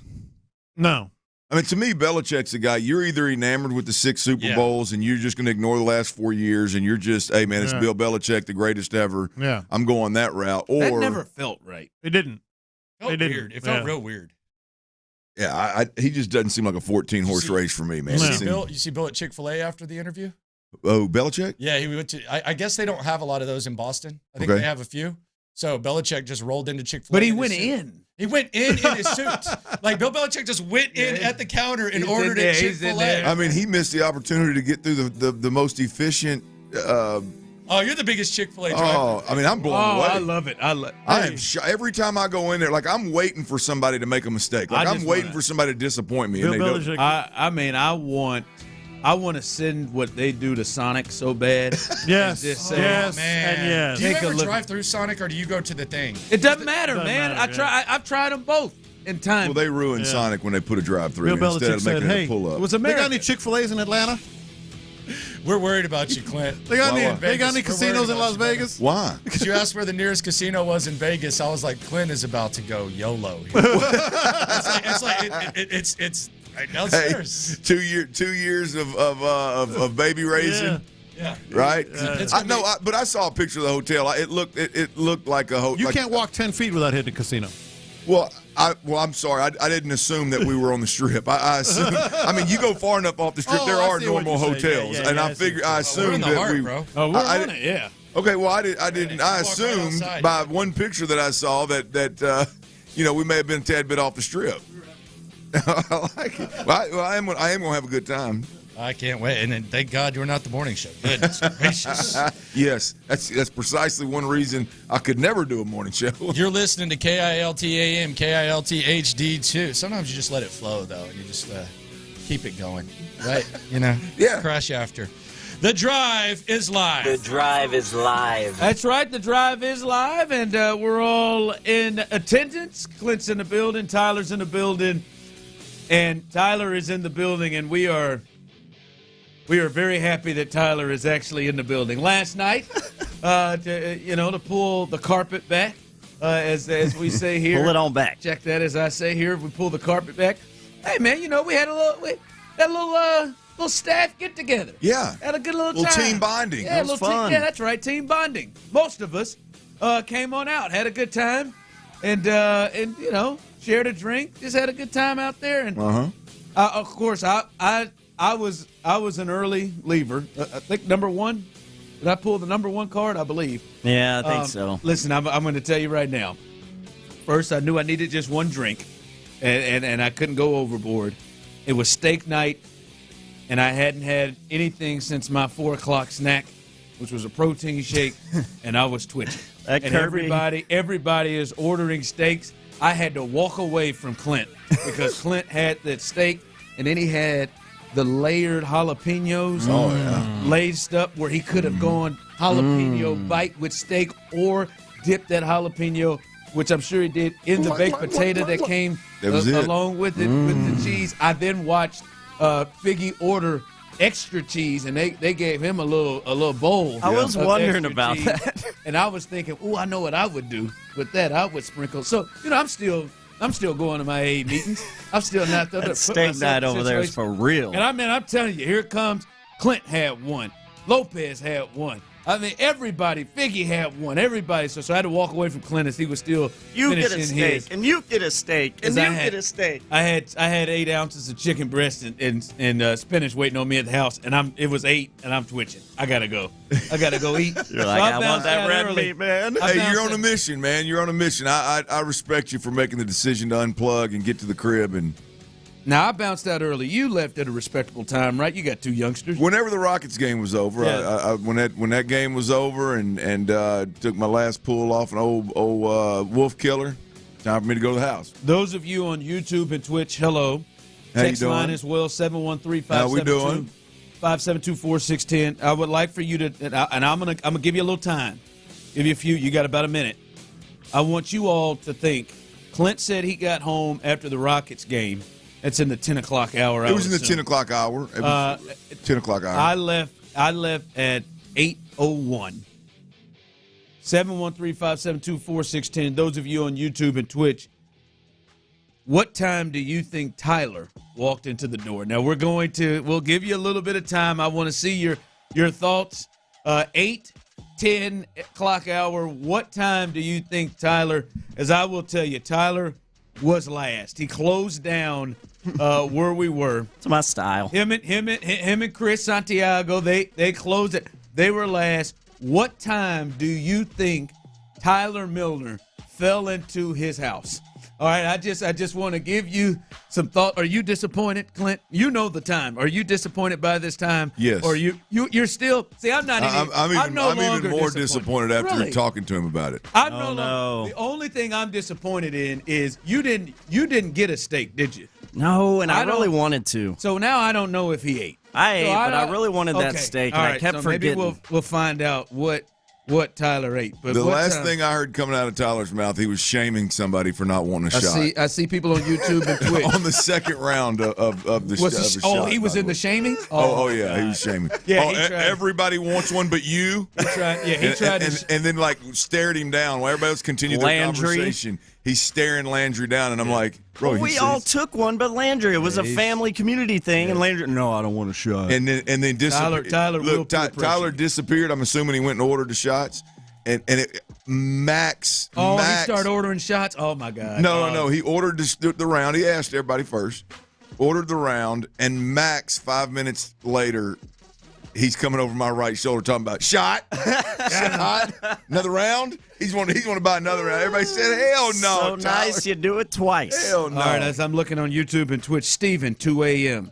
I can't say your first name, but 2:30. Why can't you say your first name?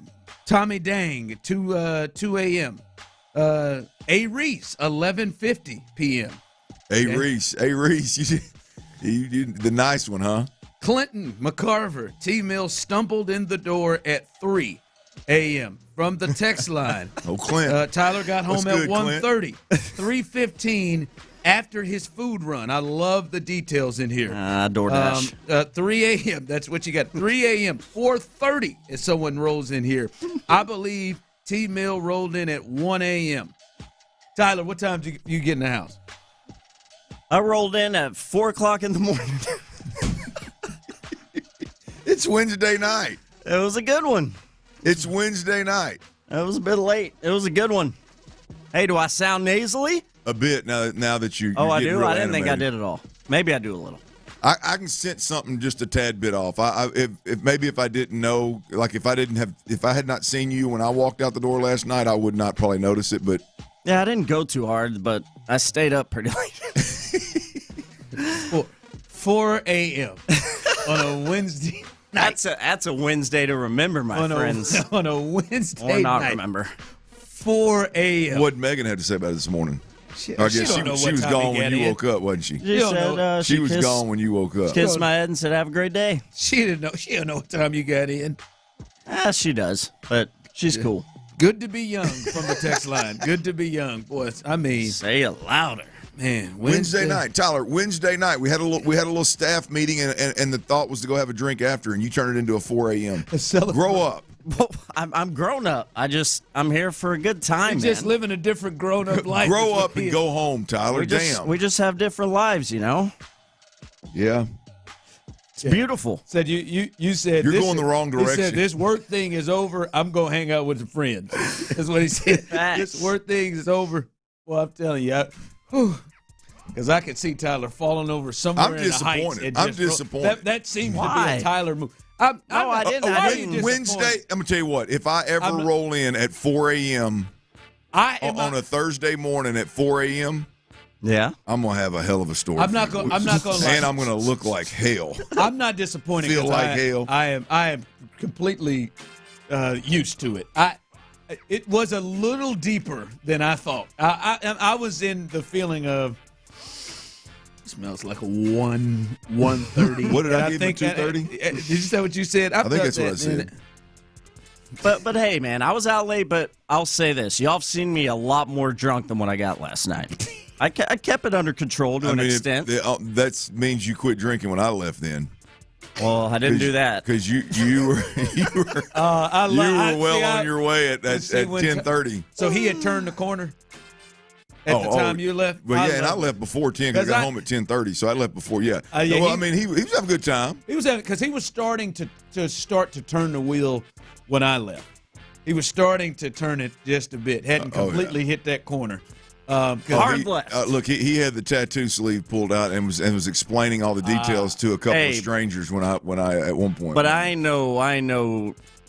I mean, she asked me. I wasn't just like, "Hey, girl, check this out." She was like, "Oh my gosh, that looks awesome. Let me see it." I just said it was a couple of strangers. I didn't know. Yeah. No. I just wanted to make it clear for the audience. I'm not that guy. See, I knew where he was. I started because Tyler can sniff me saying goodbyes, and I started the goodbyes, and Tyler just went single rod to me from a distance before I got to him.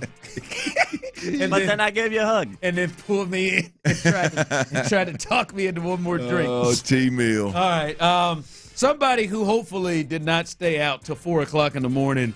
This is I hope he did. Oh yeah, okay. For Texans fans, you hope he showed up. I think more highly. Blasted. Is Bobby Slowick. And this is I'll be honest with you, before I saw this report, I was thinking this could work out for the Texans, right? As Jim Harbaugh fills the Charger job, then early we see that the Panthers, they fill their vacancy, and it's like, all right, now you just got Seattle, Washington. Ben Johnson's been pretty strong on the Washington gig, Seattle. Dan Quinn has been talked about big there. Other candidates, you thought maybe the Texans may sneak out of here without Bobby Slowick getting a job this round. Then reports are out that Texans offensive coordinator Bobby Slowick will meet with the Falcons owner Arthur Blank, the CEO Rich McKay, the GM. They're going to be at Arthur Blank's house. They mean like this ain't happening in Flower Ranch or Flower Mound where their offices are. This thing is happening at the house, and that feels a little bit more serious when you're bringing people at the house. And it also reports here, Slowick really impressed the brass in his Zoom interview on Sunday. He also met with the Commanders on Tuesday. But you're going to meet at the house with all of the power guys, the owner, the GM, the CEO. That feels more serious. And they're doing this after they've already interviewed Bill Belichick twice. Yeah. Well, as I said before, Bill Belichick's been interviewed twice and is obviously tied to nobody but Atlanta at this point in time. But at the same time, Atlanta's interviewed 14 potential coaches. And it doesn't seem like Belichick is a guy that, boy, if a team really wants Belichick, we're going to say, hey, man, we really like your resume and the fact that you were one time the hottest thing in the NFL. We're really turned on by that. We want you to hold off when we interview 13 more people. It doesn't seem like Belichick. They're real sold on Belichick if that's the way they're going to go about this thing. So, and Bobby Slowick going to the house thing is interesting to me. What is it? Yeah, that's. I mean, when I hear it, I'm thinking, oh, they're serious. Yeah, I mean, that's not where you take it. Well, the only thing I can think of is like Arthur Blank is clearly in a hurry to get somewhere and doesn't have time. Like they need to go to him because he doesn't have time to drive back and forth or helicopter back and forth or whatever. So you don't necessarily think this means he's trying to bring him into a more intimate space, his home, and not the office to get a deal. Yeah, I have a hard time looking at it like a recruiting trip. Like let me bring you to my crib and entertain you kind of deal. There's got to be some kind of we want to get all these as you said, the powers that be, the decision makers, all in one room, and Blank he doesn't have time to be in two different places at one time, so we're going to go to him and we're going to knock this thing out at his crib. It seems like one of those, but I just don't know what else could be more important than hiring the next head coach for the Atlanta Falcons, and I would think that would be done in professional fashion at the facility sometime or in a corporate office somewhere, not at the house. But hey, man, it's to each their own. At the house with those three guys there, that is I mean, we can celebrate. I'd like to celebrate at Arthur Blank's house. How about celebrate? That? How about but that's the thought is, all right, we do it, now we're going to celebrate. Real quick, around the room. Tyler, Bobby Slowick, is he the next coach of the Atlanta Falcons? No. Bobby Slowick, is he the next coach of the Atlanta Falcons? Absolutely. Yeah, I do too. Yeah. Ooh. They cut these interviews. Bobby Slowick's going to Atlanta, and Gerard Johnson's going to be the. They cut these interviews with Gerard Johnson out. Dang it, Bobby! That's exactly what we don't want. He's going to be the offensive coordinator by the time our show starts tomorrow. You think so? No. Damn, I think that's what. I think that. Yeah, I think that's. No, I think that's what happens. I just don't think it's going to happen all by tomorrow. By tomorrow, but you think that's eventually? Even though I like that, because to me, all that matters here is what the hell the Texans going. How does this impact the Texans? What are they going to do? Yeah. And I think the best case scenario for all of us is DeMeco makes an immediate hire following Bobby's announcement that he's going, and that immediate hire is either Bill Lazor as the offensive coordinator or Gerard Johnson as the offensive coordinator. And all the attention that Gerard Johnson is getting, if it's real, and these aren't just courtesy interviews from people that he's worked with in the past, if it is absolutely real, then I'm going to assume DeMeco Ryans knows that and knows that better than anybody. And I'm going to assume that DeMeco Ryans is going to name Gerard Johnson the offensive coordinator immediately following the Bobby Slowick announcement. Yeah. As people are, I mean, hell, he's a hot a name out there in terms of offensive coordinator world as anybody. As someone texted in, if Slowick leaves, they need to bring in Clint Kubiak as the OC. No. Not if you can get Gerard. Now, maybe if Gerard makes a decision and says, I really want to go to Cleveland or Philly or New Orleans, which I don't think he would do over this, then you'd have to look out. But there's no way I would want anybody over Gerard right now, unless you just don't have it right. Unless you just don't have you don't have a really good feel about him as a play caller or designer, and you're really concerned about that. But I don't think that would be the case. I would want somebody who's been in there and somebody who seems to have the relationship that CJ says he has with him. You talked about this with the Astros coming into last season and this season. Especially with C.J. Stroud, I would love to have as many people still in the building that were associated with what happened this season. The change of quarterback, coach, and OC, the guys that he spoke to and was around, and I think was a big part of his development. All of them gone. That's a tough one. That's a tough one. So no, I would like that. Someone texted in, Ron, relax. Vrabel went to Blank's house too. From what I'm hearing, Belichick is their choice if he's willing to give up some power. Oh, okay. And that raises an interesting question. Like, I mean, are you just going to? What are you hearing? I mean, who's going to choose to give up power? Texas? Is Belichick going to give up power, or is Arthur Blank and the organization going to give up power? Can't and imagine either way, the hoodie giving up power. I mean, it just like it's not a. Like, let's just be honest. The Belichick thing's not going to work. It's not going to work. It's not going to work in Atlanta. Let's just be honest. If Bill Belichick was the guy, you would see Bill Belichick interviewed in minorities. It'd be easy. It'd be Bill and a bunch of minorities to do what you need to do for the. Like, come on, you wouldn't have 14. You went 14 deep. I'm not guaranteeing you that Bobby would be there. I think it is interesting that Bobby is meeting with the entire brass for the second time, and Albert Breer. Someone who's really Albert Breer, who is really tied in with the Patriots, saying that he doesn't think that the fit is with Belichick. Yep. That's a big one there to me as well. I don't know. He may not be. Maybe it is Vrabel. Maybe it is. I don't know. But like this ain't if you want Bobby Slowick to stay, and you're hearing reports that he is flying down for his second interview with the Atlanta Falcons in the home of the owner, with every major person in the organization there meeting with him, and you're saying relax? Okay. All right, Aaron Rodgers. The relax is Gerard Johnson, come on down. Like, it may not happen, but this ain't this ain't practice. Hell, they don't have to practice at Arthur's home. Talking about practice? I've seen some practice interviews. Eric Bieniemy ain't been to nobody's house. Practice that thing over Zoom. Or the local middle school. Coming up. this baseball season is coming up. The Astros, they said that people are already there at the facility working out. The big-name players. There is one guy, though, that I think we got to discuss. And I'll be honest with you. You know, sometimes I get concerned. I'm not even concerned, man. I'm really scared for this gentleman.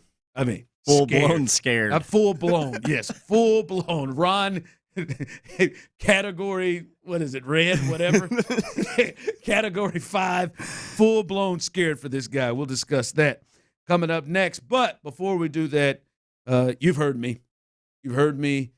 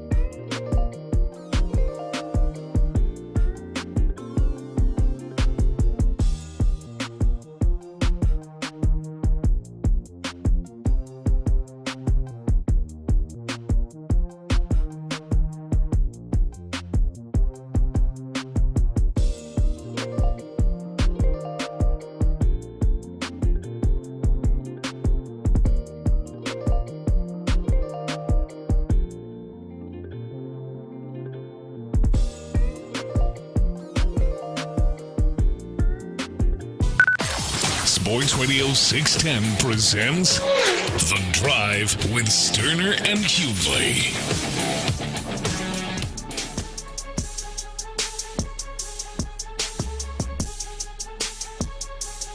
All right, welcome back, beautiful people, here on The Drive as we're having a great time through this piece. Someone texted and said, Clint, you think about being the OC? Nah. I like getting on radio and talking about them. I like getting on the radio and talking about them. Yeah, no. I'm a developer. I'm a developer. I take not a play caller. I take a raw product and we work, we grind, we develop, we work technique, we work mechanics. We prepare for the battle so that when battle comes, your second nature is to lean into some really, really strong habits and not have to think about it. Well, if Slowick leaves like y'all think, and then they promote Gerard to OC, why don't you become the quarterback's coach? Nice. Between you and they'd have to put a really good offer on the table, man. Really good one. I think Cal and Hannah like us. I think they can make that happen. All of a sudden, there's us, huh? I don't really. No, going with them? No, I don't want you to leave. If they could do that, just stay in that chair. And allow him to still do the show. Is that possible? Ooh. Not. People work 2 jobs. Probably not. Boy, could you imagine one of those young offensive assistants? Clint just roll up in there off afternoon drive and become the quarterback's coach, and they've been breaking them tapes down and working their whole lives. Kind of like Josh McCown. Be great, wouldn't it? Well, if we're talking McCown, Clint will be head coach soon. Yeah. Where is he? On the streets? Is he on the streets? Hanging out with Frank? Do you think we've lost Josh McCown as a potential head coach? Got old Bible study with Frank in Charlotte. You think that ship has sailed on the Josh McCown head coach? No. Oh, head coach? Yes. Right now, I'm just saying with that, with this now. I think he'd make a tremendous coach somewhere. I think he would make a tremendous quarterback coach. I can't believe the Falcons aren't interviewing him. 1 year we lost. Damn, boy. Life comes at you fast. It turns quick on your ass. All right, Astros coming. They're coming up. That's going to hit you quicker than you think. February pitchers and catchers will report, and they'll be out in Florida faster than you know it, except for Lance, of course. But he may be out there just. Oh, he'll definitely be out there throwing on that flat land. Yeah, nobody. And I mean nobody throws on flat ground quite like Lance McCullers. Nobody's played more catch than Lance McCullers. Come on now. In the last 2 years. Man, he is good. Hopefully, bury me in the H. Hopefully he gets on the mound soon. But hey, by the way, that bury me in the H just reminded me. That may be one of Larry's finest moments. When he called the other day at the end of the show. Oh, what did he say? He said, talking about that, bury me in the H. You want to take your ass somewhere else. When you get ready to die, come on back here. We'll bury you. Them churros or whatever that stuff they eat down there. Churros. Lance can bring his ass back to be buried if he wants to be buried in the H. Lance. But there is a guy that I'm nervous for. I really am. And it's because of many of you. Hold on, so. Many of you listening, it's Ron, Larry. Many of you listening, I know Clint won't do this. Tyler will say he won't, but I think mentally he might. But many of you, there's a few texters that come to mind, especially that gentleman who ends in 8-5, that are going to do this. Yainer Diaz. He's the one that concerns me. I'm concerned for him because, Clint, I feel like the expectations for him are through the roof, are going to be through the roof, and unfair for him. He had a spectacular rookie season. And, yes, many of you, if you want to say he was held back for a chance to win Rookie of the Year, I can go with that, with the way that Dusty was making the decisions with Maldonado and him. Yes, he hit 282, 23 homers, 60 RBIs, and 355 at-bats. He had a great rookie year, showed power, had a lot of extra base hits when he got opportunities. But see, I think many of you are going to have expectations of him. Hell, if he did that in 355 at-bats, what will he do with 500 plus? I think some of y'all may expect this man to hit over 30 home runs, stay at this 280 mark, and be one of the best offensive catchers in Major League Baseball. And I think that's a little quick. I think that's a little unfair in what will be his first full season catching all the time. Remember, he didn't catch all the time. He played a lot of DH, even some first base, but didn't catch a ton. And I hope that we can back off a bit and give him the fair expectations and not overvalue this and think this cat's going to just double this or replicate what he did over 130 starts. I'm nervous for him, Clint. I'm nervous. Well, I mean, you that doesn't surprise me. I mean, you're a nervous individual by nature, and but you're wrong. You're wrong. You said Clint won't do this. Oh, you said Clint won't do this. Oh, so what are your expectations for him? 30 bombs. 30 bombs. By the way, you mentioned the stats: 282, 23 homers, 60 RBIs in 104 games. Ron, yeah, 30 bombs. Now expectations. That's high, man. I mean, I don't want to get stuck on like, does he get to 30 or is it 31? If he gets to 28, it's not a high 20s, low 30s. Yeah. I need an RBI guy, meat of the lineup RBI guy that strikes some fear from a power perspective into the opponent. Now, does he need the part to me that's a little bit blown out that I do not expect? This dude was batting near 300 a good chunk of the year. Yeah, he finished at 282. I mean, that is catching every day. Catching it like that, to me, that asking a guy to go hit 285, 290, that would be a little bit much. They're going to figure him out. They're going to pitch around him. Now, if he replicated this, then the Astros should try to sign him immediately. Immediately to try to lock him up while they can. There has to be, based on what I saw, there has to be, that power can't be a fluke. Like that there has to be a real power dynamic to his game. And yeah, the high 20s, low 30 bombs, yeah, I expect that, right? See, to me, if he comes in next year and he hits 250, 260 and hits 20 bombs and catches 120 games, I will press the button right now. Right now, because I think to the point that you made, but I don't think right now, I don't think that will be good enough for Astros fans. I think Astros fans would be disappointed if he hit 250, coming off hitting 282, and like you said, 300 most of the year, and hitting 20 bombs. I think people would be disappointed with that. To me, like his first full year, as Clint just alluded to, like we saw when teams started game planning for him in the playoffs and how he struggled in a big way. Now people kind of have a book to see him, and they may try to find his weaknesses. Like what it feels like to me, fellas, is like I think they did this to Jeremy Pena after his playoff run, and that the expectations for Jeremy Pena, and so much so that people wanted to keep that man in the two-hole when he couldn't hit nothing. Like the expectations were high, and people were disappointed with his season, and it was like, I said, man, he had an amazing 30 days. Like, we got to give him, like, let's not get too crazy with it, man. Don't expect this man to hit no damn 280. And I just need the power there, Ron. And you mentioned about the obviously he was wild as hell at the plate. Like that, to me, that's his number one priority. A lot of folks are going to talk about, well, the majority of his time behind the plate last year came with rookie pitchers on the mound. It wasn't Framber, it wasn't Verlander. And how does he take to catching those guys? Look, I think he's going to be fine catching those guys. And I'm going to be honest with you. Justin Verlander needs to make sure that he's fine catching. Framber Valdez needs to make sure. If they need a damn catcher that's known as the best game manager and play caller in the damn game in order to be effective, then that's shame on them. Those guys are big-time horses, aces.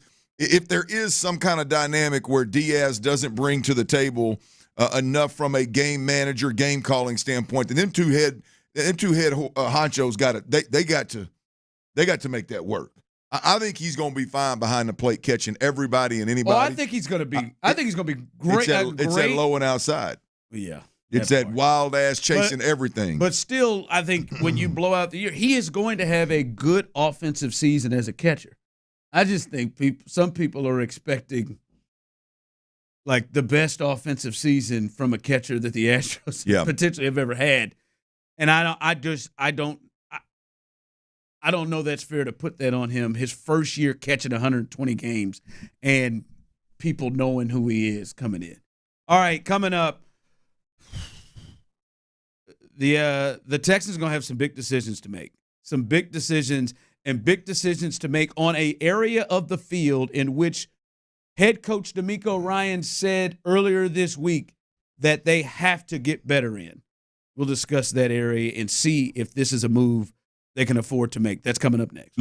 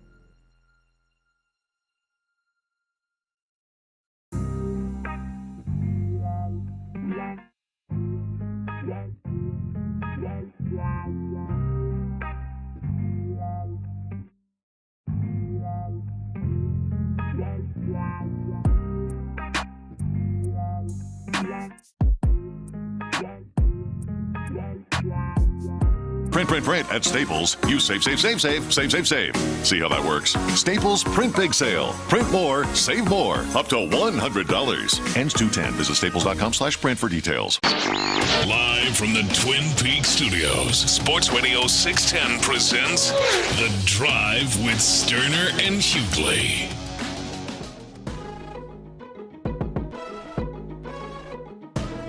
There we go from the text line. Jokes, I hope, but I think there are people who really believe this. We just need Diaz to be Buster Posey. Here we go, baby. Yeah, that would be nice, friend. That'd be nice. Be awesome. I'm telling you, if he was Buster Posey, like a Hall of Famer, NL MVP, would be an AL MVP, boy. Why stop there? Let's go Piazza. I'll change my complete tune of what Dusty did last year. I'd be right on that ass right there. If he did, completely. You were right. It was Dusty's fault. Son of a what you go Dana Brown. You go Dana Brown real quick. I'll go with like some of these people who text in and believe Dusty can't count to 12. Speaking of that, Ron. I don't believe you, by the way. I would. You're a loyal guy. I would. I would. If he would, you'd find a way to talk about it. Find me the best Buster Posey season. I guess I don't need you to do that, Tyler. I guess I can look it up. Hey, here's the deal. I'll get Cheryl on it. Hey, all joking aside, boys. She's been gone. Dana Brown really needs two guys to work out, doesn't he? I mean, it was already. I got Yainer. Who else is the other? Oh, it's Jake Myers. Oh, well. Oh, no, Ron, well, you like of all people, that's what you picked. Like, what was his comments? Well, we got a center fielder, Jake Myers, or what was his comments? Basically committing to Jake Myers. I mean, he all but voted Jake Myers as a captain. He all but Lovie Smith Davis milled that joker. If they are losing or not playing as well, then maybe. But like if they're still winning and it's just like, all right, that's a move you got to make at the break, it'd be all right. I don't know, man. Jake's batting ninth, right? It don't matter. Sure as hell better start there. It doesn't matter. Like the deal is to the point we've made. Whether it's old rocket arm Dubon or it's white boy Chaz. I mean, either way it goes, you've got. I mean, options that were really good last year. I mean, you got a guy two guys far better than Jake. Far better than Jake. I mean, you could have now. You don't have the name, and you don't have somebody with the accolades, and maybe you don't have an option that is just a top 2 or 3 center fielder in baseball. But you do have options that have proven to be significantly better than Jake Myers. And Dana Brown, for one reason or another, I don't know why, but he came out of nowhere talking about Jake Myers in center. And last year, I don't think it's a stretch to say that he was stirring the pot in the front office with this Diaz Maldonado deal. I don't think that's a stretch, but he has gone out on a limb and said, "No, we got our catcher." He is adamant about it. Like, I think he needs those guys to work out. Yeah, well, Yainer, yes, but Yainer he'll get some leeway there because of how good he was last year, and everybody wanted Yainer. Yainer would have to absolutely suck ass for long stretches for people to give up on that because they're dug in. Not Jake, though. Like, the part that would be the issue of Jake is if they get dug in their heels and Dana's like, oh, no, one more week, one more month. Yeah. Like, if they get dug in their heels and at some point we get the first month of the season and Jake is looking like the Jake we've mostly seen, and they just don't say, all right, let's pull the plug and we're going to put Dubon over there or we're going to put Chaz or something until we go and find, the guy that can replace him. Like, if they try to hang on this thing for a half a season and just delusional about that it's going to work with Jake if it isn't, then that's one thing. So shout out to you, Jakester. What's Buster? You got Buster. You got Buster's best year. Jakester. This is what people want. Just a Buster Posey. Yeah, if Diaz could turn into this, it'd be awesome. 2012, it's looking like to me was Buster's best year. He hit for 336 batting average. Slugging was 549. OPS 957. Yeah. And how many RBIs did he have? Let's see here. 2012. My eyes are bad. 103 RBIs. That's not bad. How many bombs did he hit, T? 24. In a tough ballpark. Well, Diaz is already there. He already at that damn number, damn near. 23. Shoot. Yeah, that was a career high for homers for Grab Buster. that 336. 336 would be fun. 336. That would be nice. It'd be a hell of a year if we hit 336. Put that catcher's mitt down. Grab a bat, young blood. All right. Buster Diaz. All right. Listen, D'Amico has talked a lot about what they want to improve upon. You've talked about the physicality part.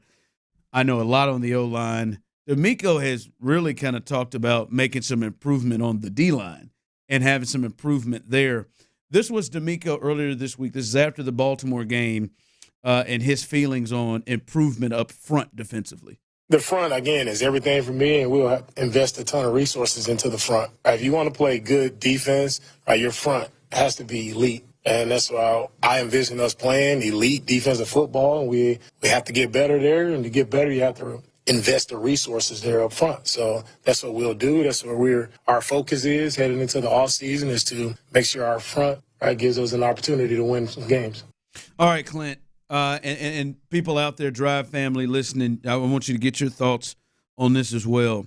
After everything he said, the front is big for him. They've got to get better, and to do that, to invest in that. Can they do that and not bring back Jonathan Grenard?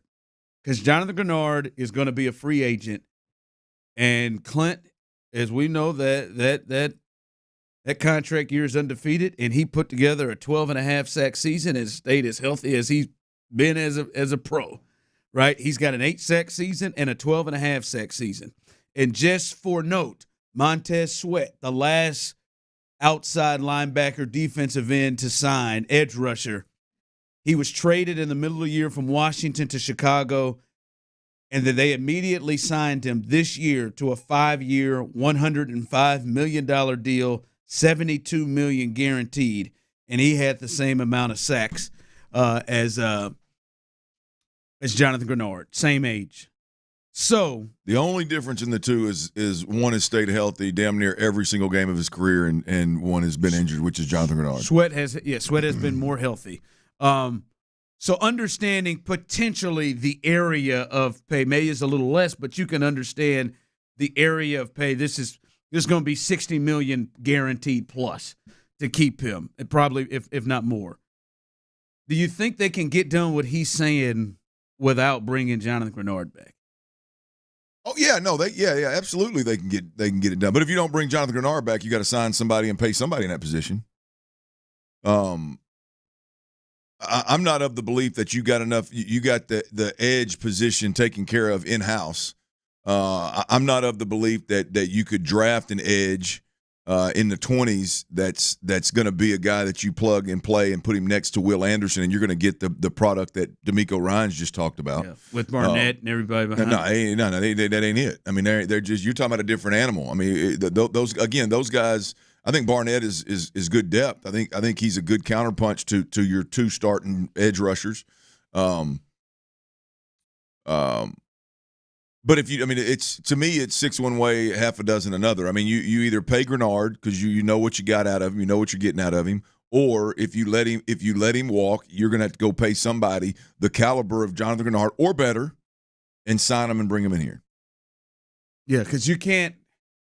Yeah, I'm with you. I don't think you can let Grenard go, and then all right, I'm in the draft. That's what I don't think for me to get what you're, because what he's saying, we're going to improve and invest in this. And if you let Grenard go, now like you said, hell, all right, there's a Chris Jones that's available that's going to be a free agent. There's some guys that are going to be free agents that you'd say, all right, if you want to allocate money, now that's going to cost more, but you want to allocate money, I get that, but it's got to be that way, right? And to me, well, you know what Grenard is. It's easier. Like to me, it's easier to say, all right, I got Will and I got Grenard, and I could go with we're gonna draft a big dude in the middle. I could get with that, but that boy, not having Jonathan Grenard there, you better bring somebody in to me close to that area that has to be of that note to be able without to a doubt. And Ron, look, I think it's I think it's across the board. I mean, you've got to re-sign Jonathan Grenard, and you've got to bring in some big-time upgrades, at least one, more than likely two big-time upgrades in the interior defensive line. So you would put that money – you would put the money towards Jonathan Grenard. Well, no, I mean, I would. Yes, I would have no problem doing that. In fact, I think you could get a little bit lesser deal because of the injuries. But I mean, I like Jonathan Grenard. I think Jonathan Grenard is a starter in this league on a really, really good front. But if there was somebody out there, for instance, if I wanted somebody with a little more lead in their ass that was maybe a bigger, like if I believed that Will Anderson would serve me better as a weak side more pass rushing type of edge, and I had a big body defensive end that could play that play side, strong side defensive end, then maybe I got a little different equation or a little different formula to get to that dominant front that D'Amico Ryans is talking about. But it's either Jonathan Grenard or you spend more money and upgrade. You spend more money and get a better player, or it's JG. To me, that's moving forward and not spending money in the position where Jonathan Grenard had played this year, that is not an option. Yeah. Like someone texted in, Josh Allen for the Jags, he's going to be a free agent. No, they came out today. The Jags came out today and said that he will absolutely be a Jaguar. I was going to say, I don't think they're going to re-sign him. But to me, what you got out of Jonathan Grenard. I'd rather pay that, and he probably would be cheaper than Josh Allen. I'm looking at a list right here, Ron. Chris Jones, these are interior defensive linemen. Chris Jones, Justin Matabike, Christian Wilkins, Leonard Williams, DJ Reader. Those are your top five. Yeah, those top three, I would definitely take on and move on past Jonathan Grenard. But to me, that's it. I don't know that there's an edge rusher out in terms of when you think of the money, because you got to pay Will down the line, right? Like you moved up, he's rookie of the year, unless he falls off the mat. You're going to pay Will. Do you want to have that much money tied up in those two spots? I'm sure what they're thinking. So, I mean, it's a tough decision, but boy, when he says we want to improve, we want to invest in that, it is hard to see that happening without Jonathan Grenard if they're not getting one of them top three dudes that you named.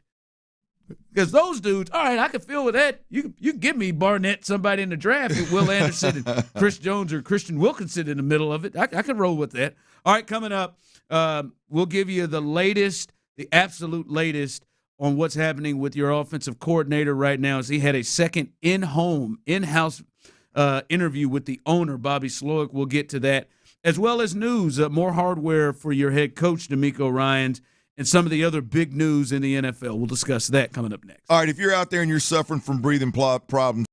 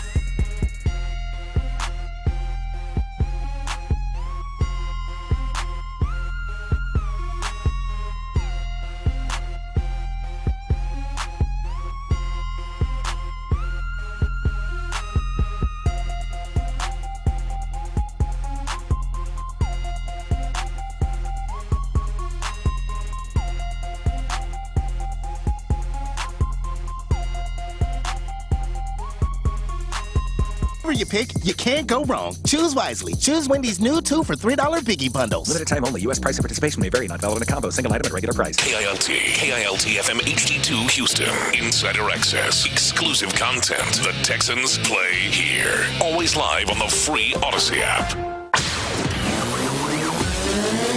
Sports Radio 610 presents The Drive with Stoerner and Hughley. With the biggest stories of the day, it's the Big 3 at 3. Number 1.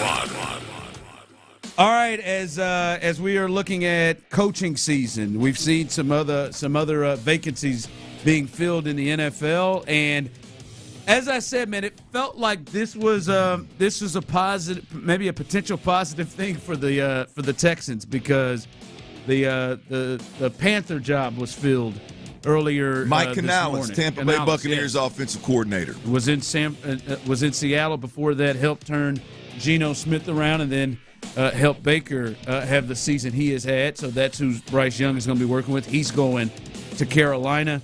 And then last night, late, and we'll talk about that in a bit, Jim Harbaugh fills the void in L.A. So there's 3 left, and the thought was, well, maybe Bobby Slowick may not get through this cycle. That still could happen. That would be the best case scenario for the Texans. But the most serious of news that we are seeing here, and this is from Albert Breer, who's one of the most connected guys in the NFL. He has just completed his second interview, Clint, and his second interview with the Atlanta Falcons occurred at the owner's home, Arthur Blank, along with the CEO and the GM. So all of the top guys in that organization met with Bobby Slowick at his home, and they interviewed him there. I think right now the best news that we're hearing is, right, Tyler, you said that you got a report that interview is concluded. Yes, Aaron Wilson. The Falcons themselves put it out on their Twitter. All right, that it is concluded. I'll be damned. So the Falcons, it is concluded. Aaron must have synced that. But it didn't. But get off that man. What happened? That's an exclusive. Well, I was wondering where he got the inside information. Must have saw it on the. Maybe somebody reached out. Can I ask y'all something? I just want to say this real quick before you ask me this. Okay. I think it's good news that maybe we didn't hear. All right, had the interview, and that they're moving closer to a deal. It is good that we're hearing, it ended. So maybe that's not to say that we won't hear that they're moving closer to a deal, but we didn't hear immediately it's over and they are in talks of getting something done. So there's still time to hold out for him returning back to the Texans. Y'all put yourself in Bobby Slowick's shoes. You're Bobby. You've had a hell of a run here. I mean, hell of a run for 1 year here. I mean, you are trending upward in a big way in the coaching profession. Upward. I'm going to assume they PJ'd you over to Atlanta, private jet. Oh yeah. I'm going to assume you didn't get it on a United flight, even though I'm a big fan of United. They treat me well. It's a great way to travel, but I don't think Bobby was on a commercial flight. Absolutely not. You go to Arthur Blank's crib, meet with the brass, feeling pretty good about yourself, probably feeling pretty good about the interview. Obviously, the Zoom interview was unbelievably impressive. That's what they said.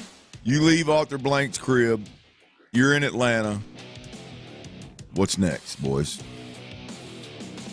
I mean, where are we going? Now, am I myself, Ron Hughley, or am I Bobby Slowick?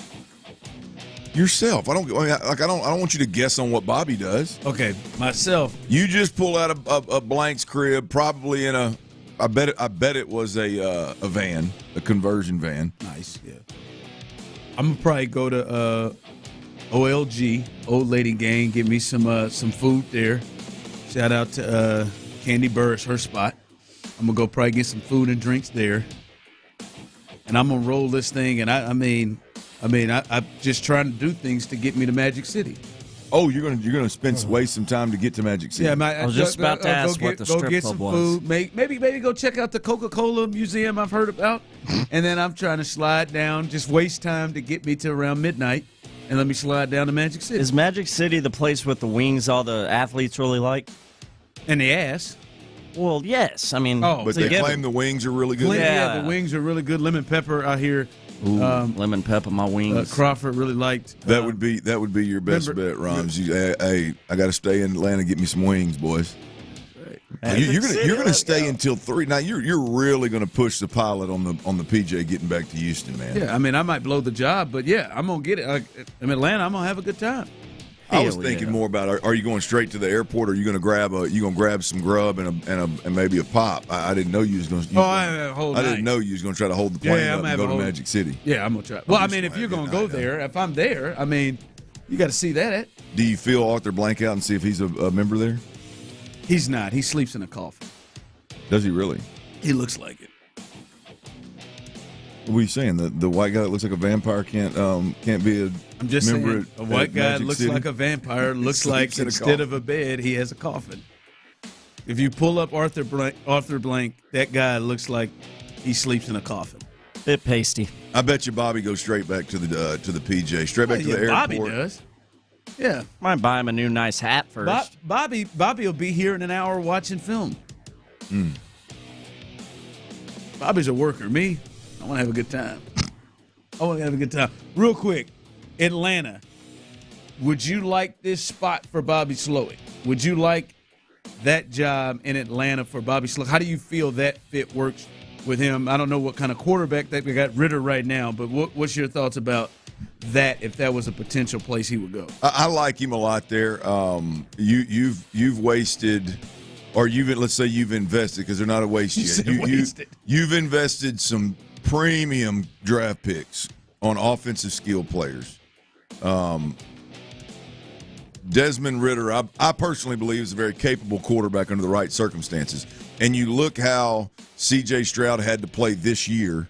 I think Desmond Ritter could, and from a mental standpoint, play a much better brand of quarterback than what we saw him play this year in Atlanta, doing and being coached and developed the way that C.J. Stroud was. And now they may want to go a different route with a different quarterback. I'd be okay with that too. But I'm just saying the guys that are in-house, Desmond Ritter, I think, is a very capable quarterback. And you've got Drake London, Bijan Robinson, and Kyle Pitts on the offensive side of the football. And I'm probably leaving somebody out.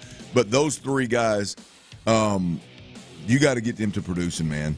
Yeah. You got to get the most out of those guys. And I think Bobby Slowick would do that immediately. Yeah, I wouldn't be surprised if we saw Desmond Ritter look better under Bobby Slowick if they decided to go that route. Yeah, I like the gig for him right there. A spot in a division that's winnable, a spot that, I think he'd have some time if he didn't just screw things up. And they got some talent there. So that'd be a potential good spot for Bobby Slowick. But for Texans fans, you hope that maybe they go in a different direction so Bobby Slowick potentially comes back. But for him, man, your dream, go get your dream. Well, and two, if you're Bobby, Ron, we're talking about from a timetable perspective here, is like, I'm not saying Bobby's a guy that's done anything even remotely close to being able to walk in and throw his power or his clout around and say either hire me or kick rocks.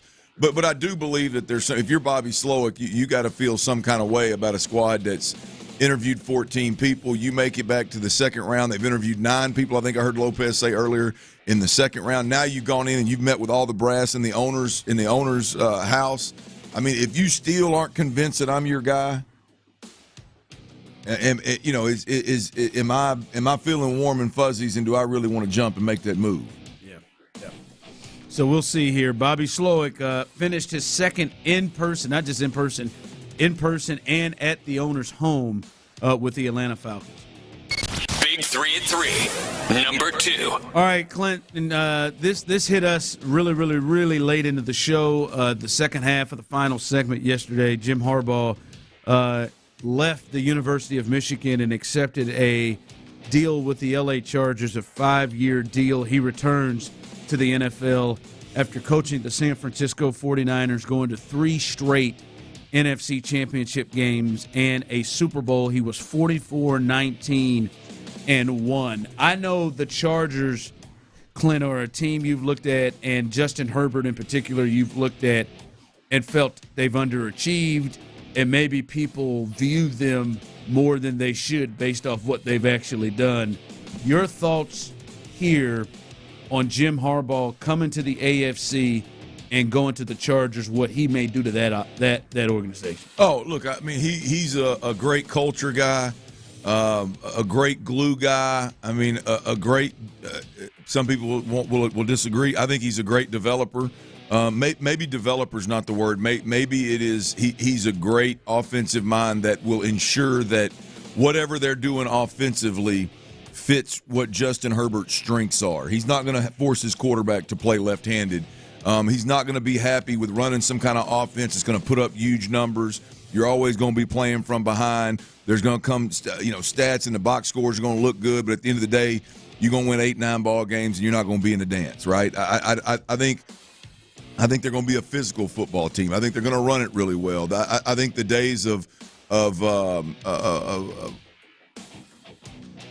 San Diego or LA, however you want to couch it, the days of the spinning around the park and being a little bit more air oriented. I think those days are going to come to an end. I think they're going to be physical. They're going to run the hell out of the football, and that's going to help Justin Herbert. No, yeah, I do. I feel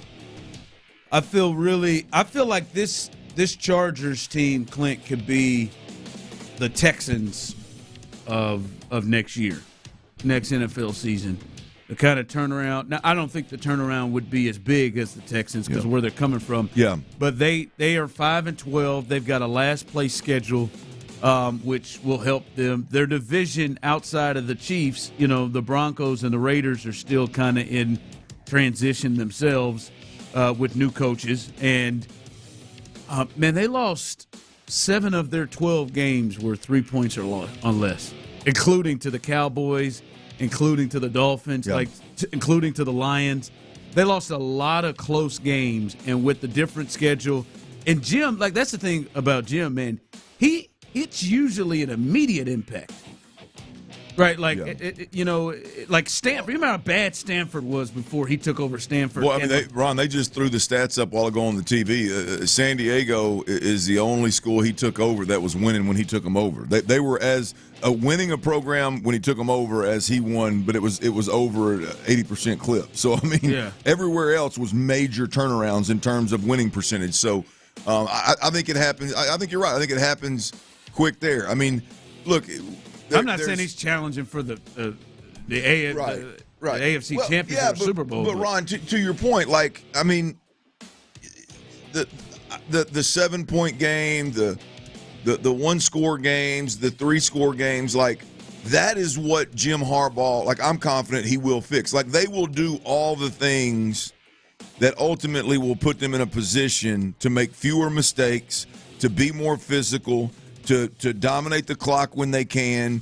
They'll do all those things, and in those 1-score ball games, they'll be the team that has it last. They'll kick a field goal to win it or kick a field goal to tie it, and they'll go win. They've not made the mistakes that we're in the past. We're in the past, right? I mean, you've said it a million times. All the crazy going for it and the suspect game Chargers management. Chargers going to Charger. Yes, yeah. I mean, so it's.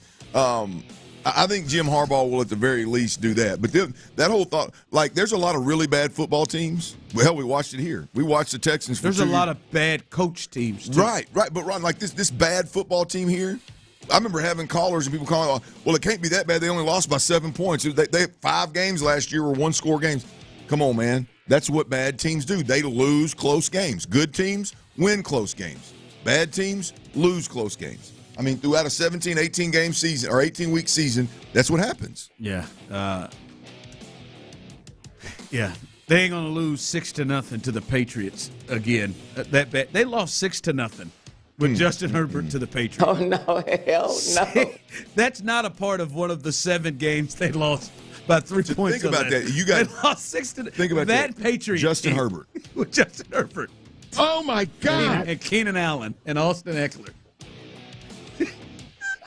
Good God. And wow. Maybe Mike Williams comes back and he's healthy. But, I mean, they got some dudes over there. Big 3 at 3. Number 3. All right, Clint said that he stayed last night until the Rockets game ended. Also, I think you lost some money, didn't you? You lost a little. I did. They let me down. Man. I mean, I'm trying, Ron. I'm trying. Well, I thought we were beyond this. I thought we were beyond the Rockets losing games to sorry teams like the Portland Trail Blazers at home and giving up 137 points.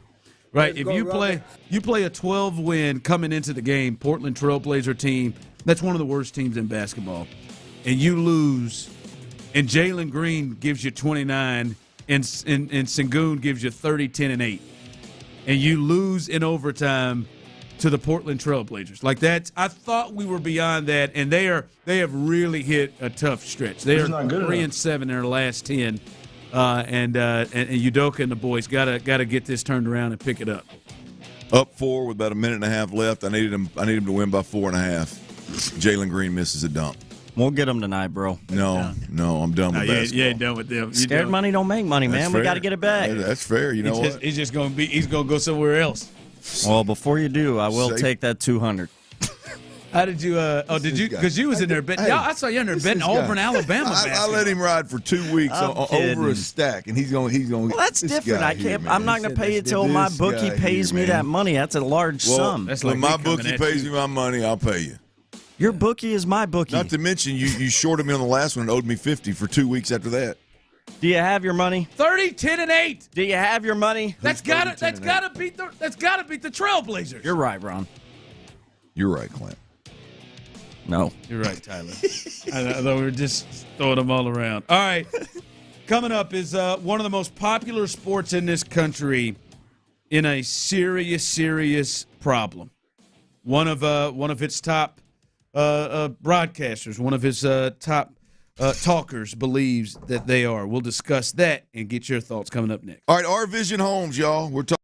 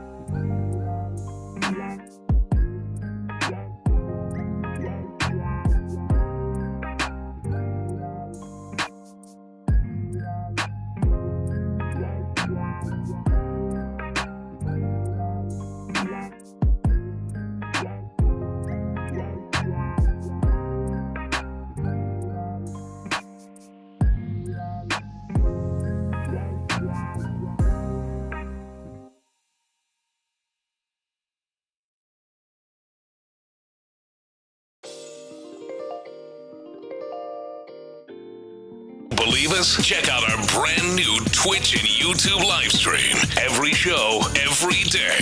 See your favorite 610 hosts like never before on YouTube and Twitch. Houston's sports leader. Sports Radio 610. Sports Radio 610 presents The Drive with Stoerner and Hughley. Oh, boy. Fellas, I must be in a rough place. I saw you on that Taco Bell commercial. That Taco Bell commercial just had me in a absolute trance, I man. saw it, too. Did you see me? I looked at you and I was like, damn, God. what's he looking at? And I looked over at the commercial and I was like, God, man, that damn. Wow. Man. And I look over and I know what's in my snack coming up at 4 o'clock. It ain't a Crunchwrap Supreme. Damn, man. You got your order right now? Yes. Like if the three of us are in the car, Byron's driving. You're good with that, Byron? Stop calling him boring Byron. Byron's he driving. looks like a trustworthy driver, by the way. I agree. He does. He looks like he'd have us in a Dodge Shadow. He looks like a 10 and 2 kind of guy. Rolling us. Nah, he driving one hand. Why'd you put him in a Dodge Shadow? He's basically like an intern right now, so that's it. Dodge Shadow. I was thinking an El Camino. Nah, he ain't in that. All white Dodge Shadow, just with a tape. But how close is he, Byron? What you drive, Byron? Is it white? Oh, Byron driving a Accord. He drives a Mustang. Is it white? Wow, Mustang, huh? What color? It's black. Black Mustang. Black Mustang. See, you got him in a white. What'd you have him in? White Dodge Shadow, man. Dodge Shadow, man. This ain't 1990. What year, Byron? What year 2015. You got him in a Shadow, man. I don't think I've ever had a car that think nice. Therese is buying his rig too? Can't believe she did that to me. I bet Byron could ride a bike, though. That gas station I found. Guess what? A surprise. Here's a hatchback with bike rails over the top. He said, you ain't getting no girl. The bike rails. You ain't getting no girl. Now, you got your order right now. We pulled through. Byron pulls us up. I got mine. What is it? Nacho Bel Grande, no sour cream, no cheese, no bean, extra beef, extra cheese. You got sour cream on there, right? That is ridiculous. That is ridiculous. I hate sour cream. That is absolutely I know what ridiculous. I want. Dude, sour cream. That is absolutely ridiculous, Ron. I got it. Sour Nacho Bel cream Grande, is key. no cheese, no bean. If I was with a gal, and what's wrong with my order? I mean, are you go to Taco Bell and you start taking stuff off of items? I don't and want of all beans. things, sour and cream and beans. Sour cream and beans. Order something without sour cream and beans. I am. I'm ordering my Nacho Bel Grande without sour cream and beans, and I want extra cheese and extra beef. Is there anything on the menu that doesn't have beans? I mean, at Taco Bell. And I want 2 nacho cheese chalupas. I feel like what do you want to add to it? Beans. You want to add or subtract anything? I'm going to take the sour cream off if they put it on there. Oh, yeah. Oh, my goodness. Yeah, man. I no got second date for you, Ron. Well, fine. No daisy dips for you, Ron. I'll go there by my I can see me pulling into the drive-thru about 2:30. You got a problem with my order? About 2:30, she done jumped in the rig with me. I'm pulling in old Taco Bell. She Nacho Bel Grande, no sour cream, no this, add this, add that. No, it's simple. No sour cream, no beans, Easy ice. extra beef, extra cheese. It's only simple because you've done it 4,000 times. Easy ice on my drink, please. Yeah. Can I have it room temperature as well? No, I just want no ice. Oh, my. Let me make this real easy. Look, I need a Mexican pizza, no olives, and 2 crunchy beef tacos. And no so olives why you is get to the take right olives move. off? Because no one likes olives. They're disgusting. No. Sour cream is delicious. There are people who love olives. I don't like sour cream. What are you talking about, I want ranch is what I want. I don't like sour cream. Ranch is my substitute. Oh, you don't get them olives on there? Nah, I don't prefer. Honestly, I was joking. I've never taken them off, but I do pick them off myself. Olives are gross. I don't particularly dislike olives. Olive is an item that it overtakes all the other fine items that are on that Mexican pizza that I like to taste. But you don't like sour cream, bro? No, I don't like sour cream. So good. I get extra sour cream on my Taco Bell orders. Oh, no, man. I can't stand it. My mom wouldn't accept it for years. She would just put it on the stuff anyway. And I'm like, Mom, I don't like sour cream. Like, I don't. Like, Mom, stop trying to make me eat sour cream. I'm lactose intolerant. From the text line, they spit in Ron's food. Then go to hell. What? You should. You should go right to hell. Customers are always right. Right? You should go to hell. Somebody don't want sour cream on their meal, don't mean you go spit on it. Nah. Well, it's not. I don't think it's the sour cream's fault. I think it's the fault that you pull in there. I mean, you literally cut 2 items and added 2 items to something. That's to okay. one. That's all right. You be annoyed? Absolutely. Absolutely. Even if I were your passenger and you were doing your own order, and I'd still give you a hard time about it. I ain't gonna lie. I've been known to be a complicated orderer. That doesn't surprise me for 1 Shocker. second. Not 1 second. I hate those restaurants that say the chef would like for the items to stay the same. You're like, all right, I gotta leave. No substitutions. No, I'm going to substitute it. Damn it. All right, because I'll look at a menu. I'll be like, I like this side to match with this. Yeah, well, I mean, that's right. It's one thing to cut or add one thing. Like, you literally went 2 for 2. Yeah, I do. Yeah. Somebody text in. I got mine. Beefy 5-layer burrito, crunchy taco, chips with cheese. That chips with cheese is something else. Extra cheese. I got you, Ocho. I'm with you on that. Didn't add or subtract anything. That's all right. By the way, wanted to let you know, Clint, the Mexican pizza doesn't have olives anymore. There you have it. So I don't have to pick them off anymore. Beautiful. Hey, point being, I would. I'll just take it on my own to remove what I don't like. Well, sour cream's a little harder to remove than the bean is. The only way it would be acceptable, Ron, is if your response was, "Hey, I want my food to be fresh." It guarantees freshness. I do get it. It's always hot. It guarantees freshness. Hot and fresh. You listen. We talked about Jim Harbaugh leaving. Clint. And Danny Cannell, we have Danny on often during the college football season. He thinks that the college football is really facing a potential major problem. He said, well, that's a loaded statement. Which part? With this in particular, he said college football is losing its best coaches. They've lost Saban and now Harbaugh because there's zero structure. It is impossible to manage rosters, keep players from bolting, or have any say in who to pay, but still have to worry about the NCAA and violations. It's a joke, and if it doesn't get fixed soon, many will soon make the same jump. You think that you think there's a potential issue now with this? Because absolutely, I think Jim was going to leave anyway. I think once they won it all there, I think Jim was ready to go. I agree with him. I think Saban would have continued coaching if there wasn't such change in everything that he has to deal with now as a head coach. Well, outside of your and look, I agree with Saban, but what I'm fixing to say is going to contradict that a bit. Outside your top, let's say your top 10 programs in America, and they've got to deal with it to a certain extent. But outside of those 10, I think guys are impacted in a major way and feel like you damn near can't win. I mean, your best players out of your program every year are going to get poached by top 10 programs every year. And as a man and as a coach, if you're in it for the right reasons, you would tell your top 10 players on your team, hey, as soon as the year's over, enter the transfer portal, hit free agency, go do it. Come back and tell me what it's going to cost me to keep you. Let's not waste any time here. That's where we're at. As coaches can't look parents and kids in the face of their best players and say, well, why are you entering the transfer portal? Why aren't you committed to me? Why aren't you more loyal to me? Because the smart thing to do for every top 10 player in every program in America is to enter the transfer portal, which is enter free agency, see what your value is, make your current employer, if you will, pay you that money, or you leave. You're crazy not to. I would do it. And coaches are over that. You can't win with it. Yeah, you flat out can't. You just absolutely cannot win with it. I mean, it's just not those middle of the pack programs. No, absolutely, they can't do it. And the ones that do survive it, Ron, are going to have to work so hard. I mean, it's ridiculous, man. It's absolutely ridiculous. Yeah, more on that. You think college football? 713-572-4610. Those of you on YouTube and Twitch as well. You think college football is putting themselves in a really, really bad position with coaches continuing to maybe want to leave or retire? You think that is? And I wonder, are you sold on two certain Houston Texans who had great years? Are you sold on these two? We'll discuss that coming up next.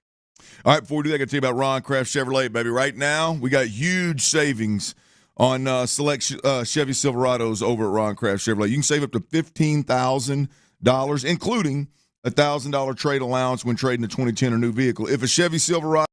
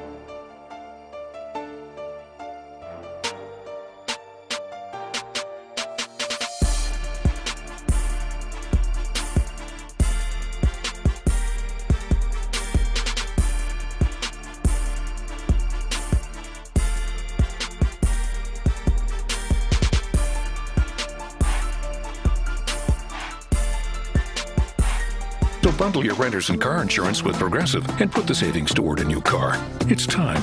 Progressive Casualty Insurance Company. Coverage provided and serviced by affiliates and third-party insurers. Not available in all states.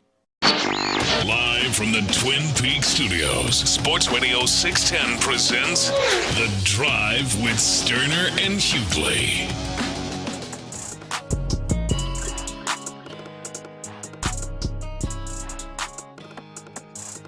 All right, as we were talking there, college football. You think college football? We always there's always conversations about something's happening with college football. There's nobody, but we all love it, watch it like hell. Do you think what is now happening when you take everything into account with the transfer portal and all of this and NIL, and now we're seeing some of the top coaches bounce? As someone texting, there are only 32 NFL jobs. They all can't go. I hear that. Do you think that in college football, this is actually real trouble that could affect how people watch the game? And I'll tell you, Clint, what you just described, as you said, it would be the best thing for every coach, whether they're A&M, whether it's Steve Sarkisian at Texas, whether it's Sam Pittman at Arkansas, whether it's someone at Baylor, wherever. Every year, your 10 best guys, you just say, hey, man, just hit the portal. Like Arch, man, just hit the portal. Let's get it over with, man. Rip off the Band-Aid, man. As a fan, to me, this is with the deal of the top 10 players. That was a thing between college football and college basketball, and I'm a big college basketball hit, was these jokers got to stay 3. Yep. And you get to, him every year. If I'm holding my breath every year, Alabama, Ohio State's got their best safety, Alabama's best defensive player, and then Ohio State just went and got Ole Miss's running back. They went and got K-State's quarterback. The top 10 players on the team could bounce every year. That I think affects, fans. And to me is dude, man, I can't even get to know these players or know these guys or know what I'm going to look like from year to year. Well, I think, look, I mean, obviously the right thing to do is for players to be paid. True. Yeah, and there has to be some level of free agency for that to all make sense. But the I don't know if free agency is a word. There's got to be some level, there's got to be a pay scale for that to make sense. It's not going to be all college athletes get money. It's not going to be equal. It's there has to be some level. But the thought that after every single year there's 3 different portal windows that these guys can jump into. That's the thing is, when you say free agency, Will Anderson's not going to be a free agent every year. The Texans don't have to worry about Will Anderson bolting every year. Ron, you think about it, man. Think about it. You could a top tier college football player could make more money in a 4-year span than they could in their first 4 years in the NFL. Think about that. If you come out as a top edge rusher, a top quarterback, a top corner, a top wide receiver, top running back, and you're getting paid from jump. Let's say you make $1 million plus to get to go somewhere. This Dylan Raiola kid just bounced from I think it was Georgia to Nebraska, right? There's no telling how much they paid him to do that, right? If he goes out and plays well, my man can stay in college, or he can enter the transfer portal, and the highest bidder will get him. He can do it every year for 4 years. And without a doubt, as long as he plays well, without a doubt, that dude will make more money in college football over a 3 or 4 year span than he would in the NFL over a 3 or 4 year span. Yep. I mean, could. I mean, not everybody, but could. Good. I mean, just imagining for a guy like Tyler during his hard years at A&M, cheering as a fan.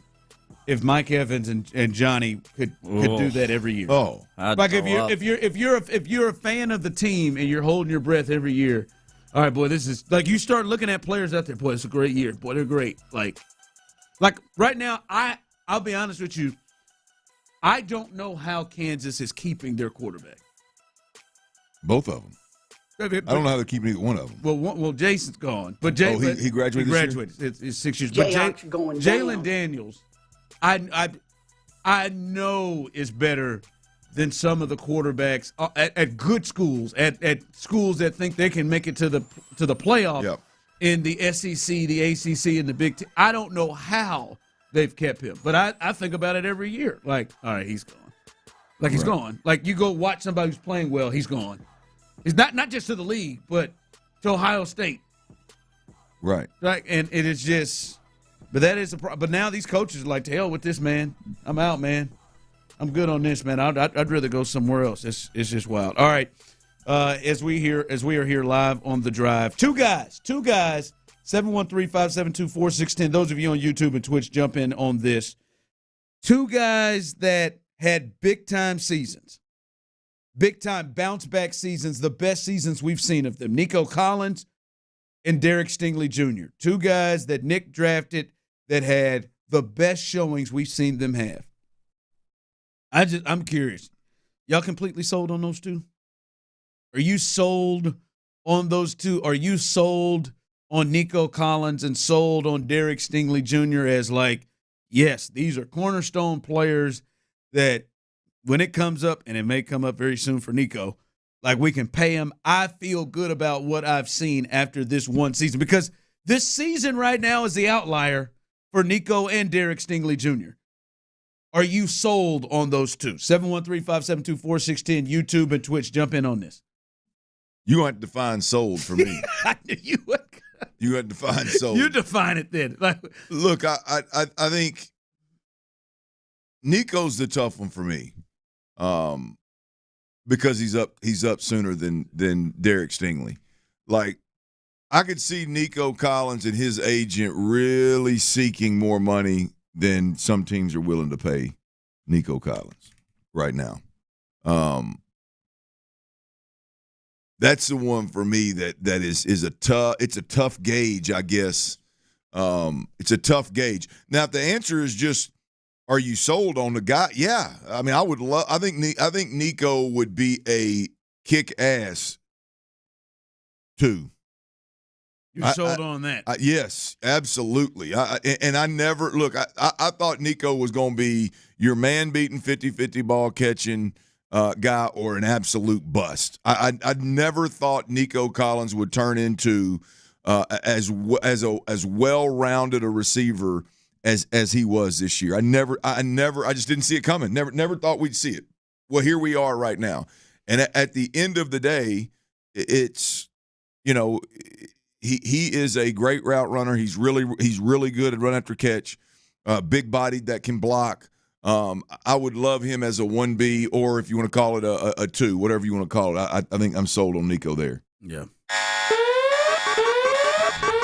Breaking news from Sports Radio 610 is presented by BetQL. Smarter bets start with BetQL. Download the BetQL app or visit BetQL.com today. All right, what's the breaking news, Tyler? Breaking news, we've had eyes all over the Falcons' open position for head coach. The Falcons are hiring their head coach, and it is defensive coordinator of the Rams, Raheem Morris. He is going to be the new head coach of the Atlanta Falcons. That is huge for the Texans, and that means only Seattle and Washington are the only two vacancies open, and most people believe Ben Johnson, the offensive coordinator for the Lions, is in line to get that Washington job.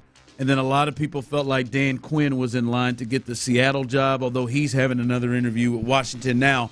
Bobby Slowick has interviewed with both of those teams and has interviewed with Washington twice. But this is good news for the Texans wanting to keep Bobby Slowick in the fold.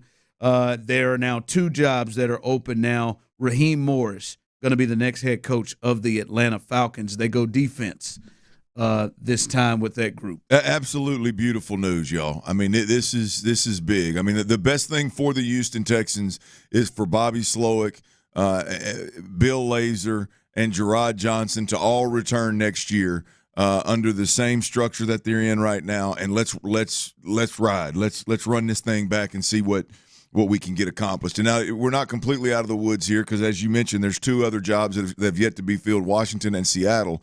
But I thought Atlanta was the front runner. I thought it made a lot of sense for Bobby Slowick, and instead they choose to go with Raheem Morris, a little longer in the tooth in terms of his coaching career, and a guy that they are very, very, very, very familiar with. He was in Atlanta from 2015 to 2020. In fact, he was the interim head coach when Dan Quinn, I believe it was, got fired. So very familiar with Raheem Morris. It's a big time hire. I love Raheem Morris, by the way. Glad he got a second chance. He was a head coach of the Bucs, but didn't really get a. I'm surprised that they didn't keep him. I'm surprised that Atlanta didn't hire him when he was the interim. I'm surprised they didn't keep him at that point in time. Yeah. But he goes out and again is the defensive coordinator, so he's in the system of one of these hot offensive systems.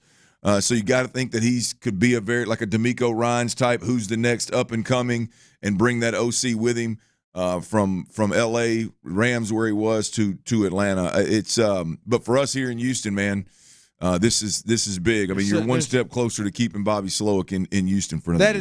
That is the top thing here is the Bobby Slowick angle of this. I think it's just so interesting. They hired a defensive coordinator and it wasn't Bill Belichick. They hired a defensive coach. And it's not Belichick or Vrabel. They hired two. They had three defensive-minded coaches here. When you look at Raheem Morris, who they eventually hired, Bill Belichick and Vrabel, and two guys who have been successful offensive or successful head coaches. They go with Raheem Morris. Interesting there. And not to say the hell I don't disagree with maybe Vrabel. I don't disagree with it, but wow, interesting. See, it looks like Bill Belichick and Mike Vrabel potentially are not going to get hired as head coaches in this cycle. Maybe Belichick will go coach Michigan. Oh hell, why not? I think Michigan's got a coach. What you got coming up? Well, we're gonna react to this news right here, man. It was we're gonna talk a little bit about Bobby Slowick and Gerard Johnson, but with Raheem Morris going to the Atlanta Falcons, things are looking good on the home front. And there's he's a pro athlete now. He has been arrested for a little something he was involved in college, and there are some crazy details. It's funny if you're on this side looking out there, but you'll be entertained, to say the least. I'll tell you who that is, and we'll discuss next. But before we do that, I got to tell you about Daisy Dips, y'all. Y'all know the old company Daisy Sour Cream. Speaking of sour cream, Ron, who in the hell doesn't like sour cream? Daisy I like sour Daisy, cream. though. Yeah, that's right, baby. And you ain't got to like their sour cream. What you do need to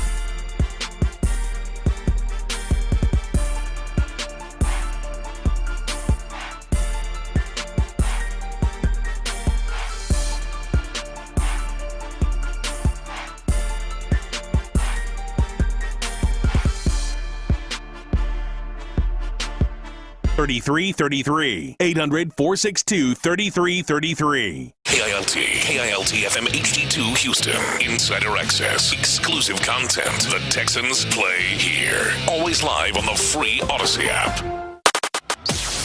Sports Radio 610 presents The Drive with Stoerner and Hughley. Clint Stoerner's Football at 4. Well, if you missed it last segment, we had a little breaking news here, which is some really, really, really good news here in Houston. If you're a Bobby Slowick fan, if you don't like Bobby Slowick, this is probably bad news. But for those of us, if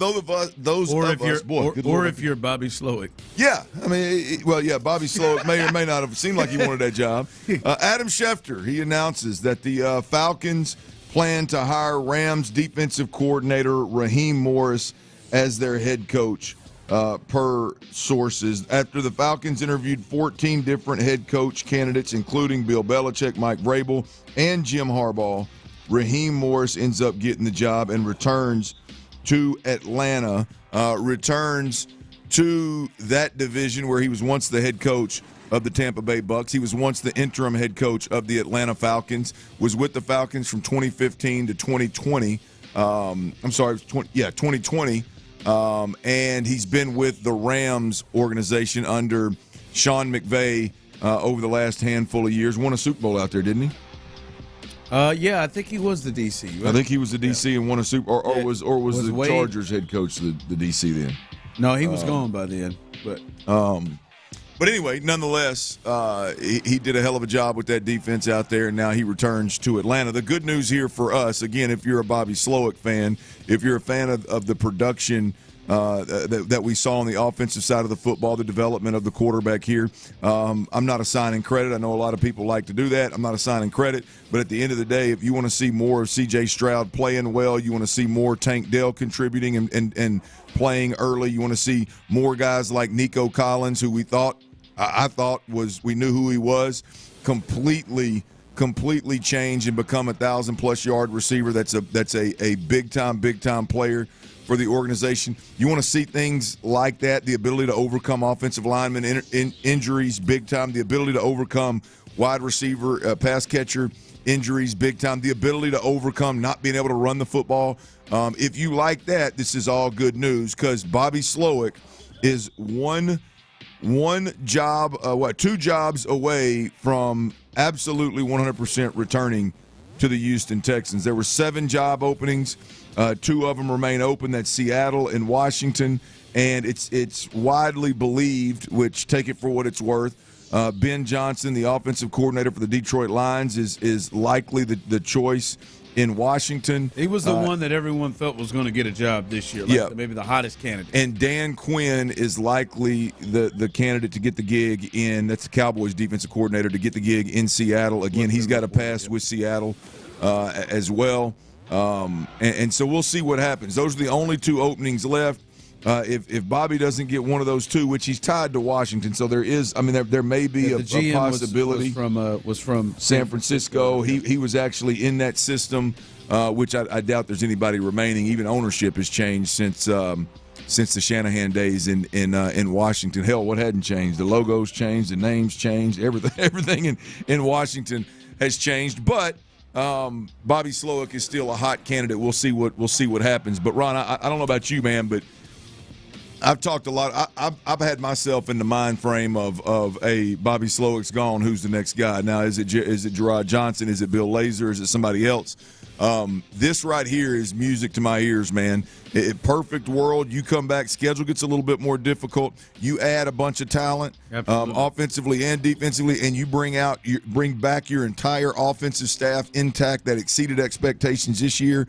Clearly have great chemistry with D'Amico Ryans and his crew. This is big-time news, in my opinion, for Bobby Slowick to potentially be back. Listen, I know there are some people who will disagree with this, this wasn't that big of a deal to them because, hey, we got CJ, and you do. Yeah, the Texans do have CJ Stroud, but I am not a believer of, hey, man, it doesn't matter who is coaching CJ, or it doesn't matter who you bring with him. CJ is who made Bobby, and CJ is No, I don't agree with it. I think this was huge and very, very important and something that was a big deal if he was going to lose his offensive coordinator and his play caller that helped him arrive to this level. This would be still huge. Gerard Johnson is someone still to watch if they've got to replace that potentially. This was a huge thing to me, Clint. I just never watched this and thought, man, CJ is just dragging Bobby to this. Like, Bobby's just putting CJ in just awful situations, and CJ is just a hero in doing this. No, I think CJ was fantastic last year, and I think a big part of him being fantastic was the fact that Bobby Slowick was fantastic. And so to get those two together, I think this is a huge, huge deal that to me makes me feel a lot better about where they're moving forward with this offense and with Stroud. Because if you had to bring in a new voice, you just don't know. Like, you just don't know. We were talking to Brandon Scott about that yesterday. I'm like, well, like, dude, there was something that happened in that middle period with Ken Dorsey that Josh Allen was a different player. Yeah. Something happened last year with Jalen Hurts. So I think this is huge if he doesn't get one of the last two remaining jobs. Yeah, well, so you move on to the next, right, and keep an eye on Seattle and Washington. For what it's worth, reports are that those two organizations are heavily interested in other coaches not named Bobby Slowick, although he has interviewed in Washington. Has he interviewed in Seattle as well? Seattle? Bobby? Bobby interviewed he's in Seattle? Interviewed in both places, but right? Twice with Washington. Gotcha. Okay, so keep an eye on those. But, man, we're one step closer with 2 to go in terms of being able to keep our offensive staff together, at least Bobby Slowick. Because at that point in time, once those 2 jobs are filled, I do think we move immediately to Gerard Johnson, and Gerard's got a decision to make. I was under the influence. Bobby was leaving. Gerard was staying, and that was going to be the next step. It could end up that being flipped on its head. Bobby Slowick stays. Gerard Johnson could go one of 3 places as an offensive coordinator. And you look at it and you go, hey, I don't blame you. You know, you get out from underneath Bobby's umbrella, if you will, and go somewhere maybe where the head coach is calling plays, and you can learn and take that next step without having the pressure of calling plays. Or hell, if you're ready, go to New Orleans and change the game over there. They got some talent, and Gerard Johnson, I would imagine, would have some weapons there. It seems like in Philly that the OC calls plays.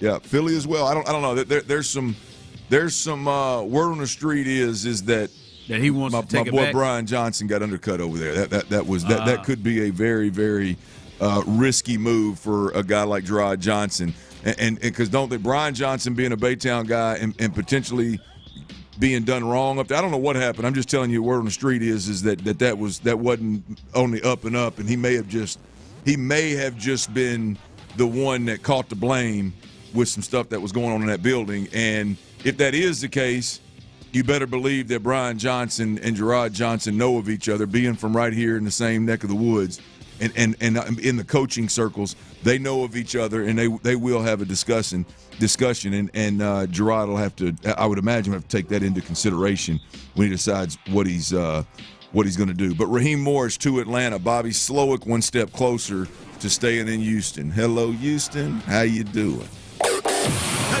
Omaha.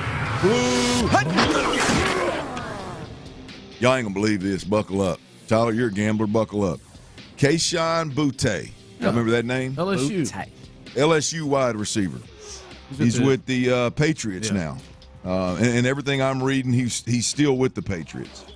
But now he's been arrested, y'all. Keele Boute has been arrested for an illegal gambling ring in 2022 and 2023. And some of these numbers, y'all, are mind-boggling. He made, in those 2 years, they have record of 8,000, at least this is what the affidavit said, 8,900 bets made in 2 years. Damn, he almost bets as much as I do. 8,000. Almost amounts money too. Yeah. Right. Here's the deal. That's a lot of action, dude. Both years, the according to the records, he has lost money. He has lost a lot of money. He deposited a total of $132,000 into a fraudulent gaming account.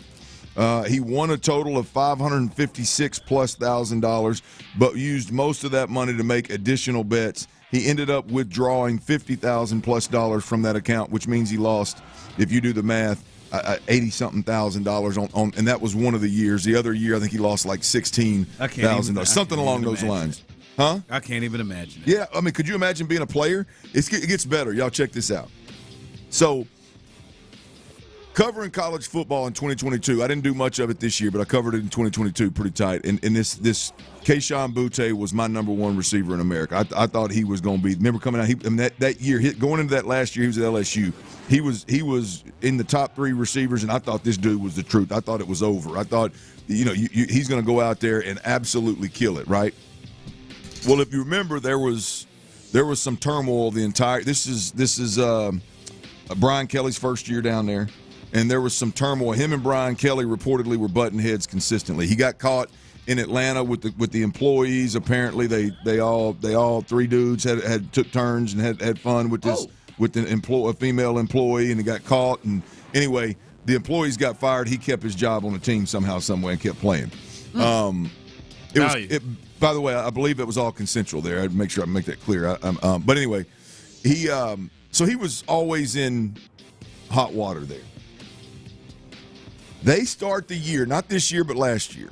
They start the season, and they play Florida State. Oh, I remember this, yeah. They lose to Florida State. He didn't look good in that.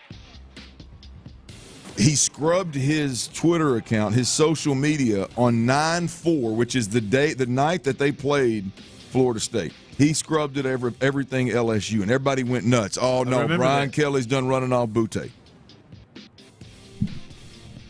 Tyler, he had an 8-legger. 8-leg parlay? He had an 8-leg parlay. Good God. And in that 8-leg parlay. What the hell is that? That's stupid. 8 bets all tied together. You got to win all 8 of them, and it pays crazy odds. You shouldn't do it. Like at most, sometimes throw 6 down, but 8? The only reason you said 6 is because my dumb ass bet 6. Yeah, I was going to say 4. 8-leg parlay, Ron. I'll try it. Get this. I'll try. 2 of the legs were him catching a touchdown against Florida State and him going for 80, I think it's like 82 or more yards against Florida State. Hey, I respect it. Guess what? He went 0 for 2. Damn. And everybody wondered. Right there. And I'm talking about, Daniels is throwing a fade in the end zone. Daniels is throwing a bang 8 post. It hits him in the hip when the DB pass interference. Trying. And there's video out there. Jaden Daniels calming him down after the game. And so it puts a whole new meaning on that, right? I mean, the fact that could you imagine? He apparently all that 8,900 bet, 8,900 bets. Oh my! 6 of them were on himself. And those 2 against Florida State, but they had to. Everybody thought he was so mad after that game. Everybody thought he was leaving the program. That's what it was. Brian, what the hell's wrong with this kid? Well, man, this kid really. He takes it tough. That's better than, I will say though. In all seriousness, that I like to hear that better than him betting on those unders and purposefully not being a factor for their squad. Well, maybe they just didn't outline. The other 4 could have been something like that. Him dropping balls on purpose. It could have been something like that. You put it in. Yeah, it may go the other way. Like after that first one, now I got to make this back. Right. Hey, you better take the under on these 56 yards. It even gets better, y'all. This fool, on 2 of his betting accounts, he was using his mom's credit card, by the way. So the financial, the paper trail is clear as day. 2 of the accounts that he was betting from were literally his name. Spelt out completely. Keele Boute 7 and Keele Boute 1. Number 7. The number, baby, right there. And he's betting on himself in games. Dude. I mean, from a distance we watch these guys, and I'd like to think that they all have some level of common sense. I mean, you're playing ball at a high level, and you're at the very least on a campus. I don't know how often you're going to class, but you're at least a functioning adult to where you're at least existing and eating and learning a playbook and maybe being social to some degree. And you're betting literally with your own full name, literally spelt it all out. That's dumbassery, man. Mom's credit card, betting on himself. Mom's credit card. Deposited the money on mom's credit card. Man, does he have a problem or what? Yes. Do we think? Yes. Maybe? Yeah, he's got a problem. He's in jail. All I needed here was 8,000 bets. Holy hell. 8,900. He's close, round up, closer to 9,000. It's nuts, man. God. I mean, and here's my dumb ass out here talking about, man, this is the best wide receiver in college football. Y'all better bet on it. Y'all better bank on it. And he's this fool. Man, he's trying to bank on it. Oh, he's trying to bank on it, all right. Damn, man. My man here, man. Good Lord, man. He's in jail. He has been arrested. The New England Patriots have issued a warrant. I mean, a statement that they are aware of the situation.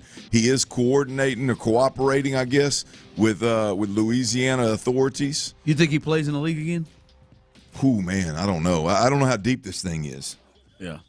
You know, I don't know. There's got to be more to it. I mean, he had to be. I mean, you got to. You think he? There's no way to think he stopped. No, obviously didn't stop when he got to the league.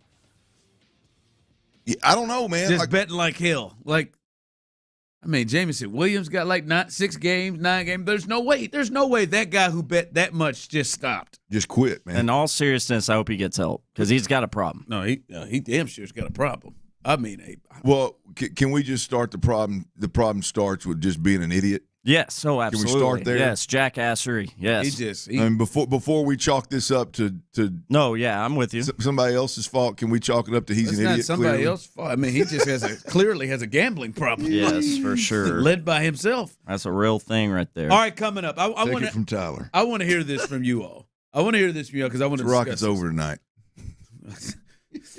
He knows. Boute knows. Call Kayvon. My man out here probably betting on the Golden Knights. He bet on hockey. He bet on. I'll tell you, Boute.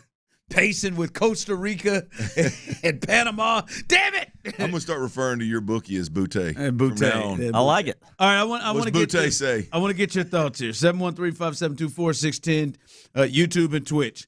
What are your expectations? I want some numbers. What are your expectations for Yainer Diaz? He's going to be the full-time catcher next year. He had 282, 23 homers, 60 RBIs. What's your expectations for him next year? We'll discuss coming up next.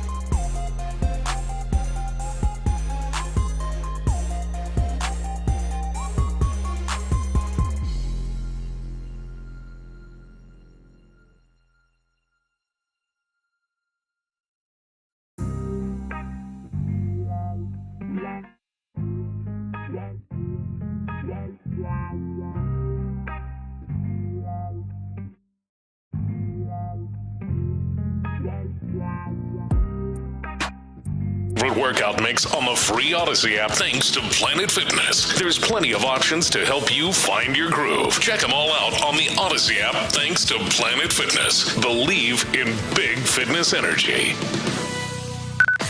Sports Radio 610 presents The Drive with Stoerner and Hughley.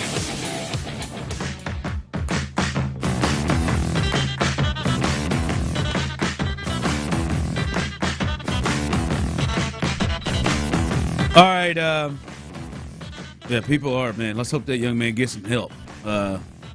Said he has a child too. Good Lord have mercy. All right, what's your expectations?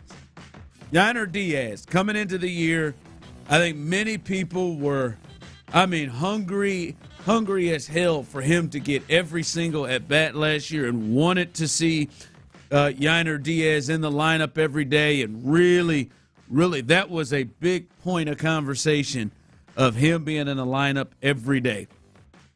And he put together a really strong rookie season. Hit 282, 23 homers, 60 RBIs in just over 100 games, had 355 at-bats, and was a big piece of this team, especially when all the injuries occurred, when he could play a lot of DH when Jordan was down, and a lot of issues also with Altuve. He got a lot of run during the season. But what's your expectations? Because my fear, fellas, is that Astros fans have too high expectations for him. I think many people think, oh my God, he only played 104 games and did that in 355 at-bats. I saw it so many times. If he played every day, he would have 40 home runs. He would do this. That's what we would hear. And I'm like, all right, man, just think about him in the hot sun when they don't play here in the summer, catching 120, 25 games. I think, as we always generally see with most catchers, it affects their offense some. So what is your expectations for Diaz? 713-572-4610. Those of you on the text line I'm seeing here. Someone said, Diaz, my expectation from Rich, hit 280 and have 80 RBIs. 280, 80 RBIs. That's strong. That's high. That's high for me. I'm gonna tell you, leaning on last year's numbers, I there's some expectations with one, and there's very little with the other. Like I can't get down with Rich right there. Like I do not expect a young fella to hit 280 plus. I mean, hell, he hit near 300. I think the majority of the season last year. I don't expect the average to stay that high. Like I think that has a lot to do with teams not really knowing how to pitch him. There's more film out there, so it's obviously going to be a little bit more difficult. The averages, and I think that was just he was hotter than a firecracker. I mean, there was some that average that was a big number. I do not expect him to be a 280 plus hitter, not right away anyway. But the power component to his game, I fully expect to be there. I mean, he's a guy that last year, even though he was wild as hell at the plate, he was a chaser now. He is a guy that showed power to all parts of the field. He is a guy that could take any pitch that was a strike and put it out of the park. So I firmly believe that the power that he brought and he showed us was real. So I'm the 30 home run range I think is an expectation for me. I need you to get to or exceed the 30 home run mark, and because I think that part of his game was real. The average part of it I can't lean into. That's a big number. Yeah, 280. Yeah, 280. That was probably the more, especially how wild of a swinger he was to be there. Our guy Ocho, Ron, if Yainer doesn't learn how to hit breaking balls, he'll probably end up having a sophomore season like Jeremy Pena. And that's from our guy Ocho. Listen, and that is my concern. I felt like when he brings up Jeremy Pena, that's the guy.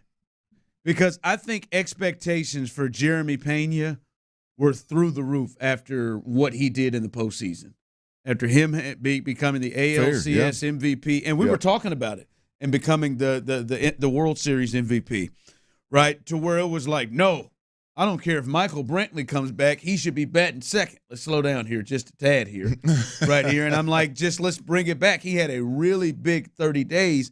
Now teams are going to get to see him. Teams feel better about their weaknesses. And now, as we saw, and people just going to keep throwing that breaking ball away from Jeremy Pena to see what he's going to do. And we saw him step back a bit.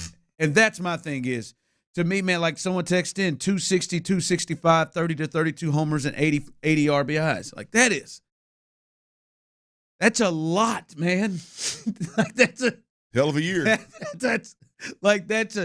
That's a lot from a guy who now, like, I know it's easy to say, let's just look at what his numbers were last year and replicate that.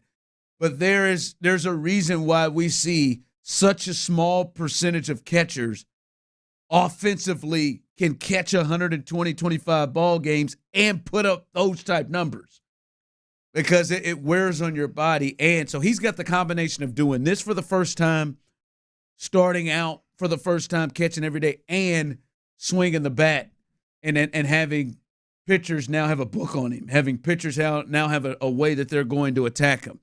Like right now, to me, man, if my man hit 255 and hit 20 home runs, that is, first off, the upgrade offensively that would be over Maldonado is out of control.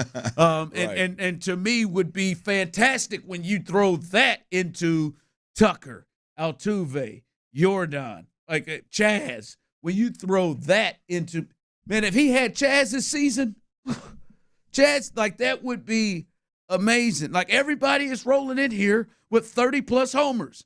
35 I see here. 32 I see here. I need the power numbers. Yeah, you hit 225 and hit 35 homers. Yes, sir.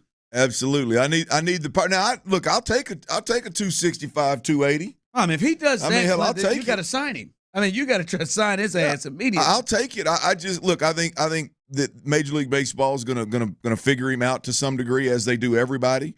I do think there is some truth that he's going to be a little bit better at the plate, be a little more disciplined at the plate. I just feel better about I think the power is real. Like, I think dude's got a loose bat. I think he's got a loose swing. Even when he was hitting for an average, it was still violent. I think the dude, the one thing that's not going to change, I hope, and I think is the power. Yeah, the power. Yeah, the power aspect is the thing that is the most real. I think he can replicate that also, like he did last year. This person coming in 250, 25. I'm with you on that, Quincy. Yep. I'm with you. Oh, just be fair to the cat. Was it really a Quincy, or did you just give him that name? That's just Quincy. Okay, I see you. I'll be fair. Be fair to him. Just don't feel like y'all think this cat's about to be. Someone texted in earlier, Buster Posey. I don't know if this is.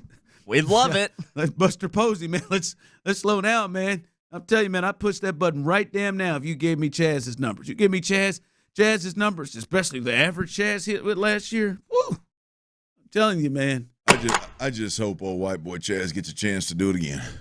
He is. Chaz play every day. Jake don't chew into him. No, Chaz got left field, baby. Got left field covered. All right, man. The recent news, if you missed it, things are looking up for the Houston Texans and trying to keep Bobby Slowick. But in the meantime, what does this mean for Bill Belichick? What does this mean, and how the league is viewing Bill Belichick? The latest on what he may be doing. We'll discuss that coming up next. All right, if the last couple of years has taught us anything, y'all, it's that you got to control the controllables. Worry about what you can.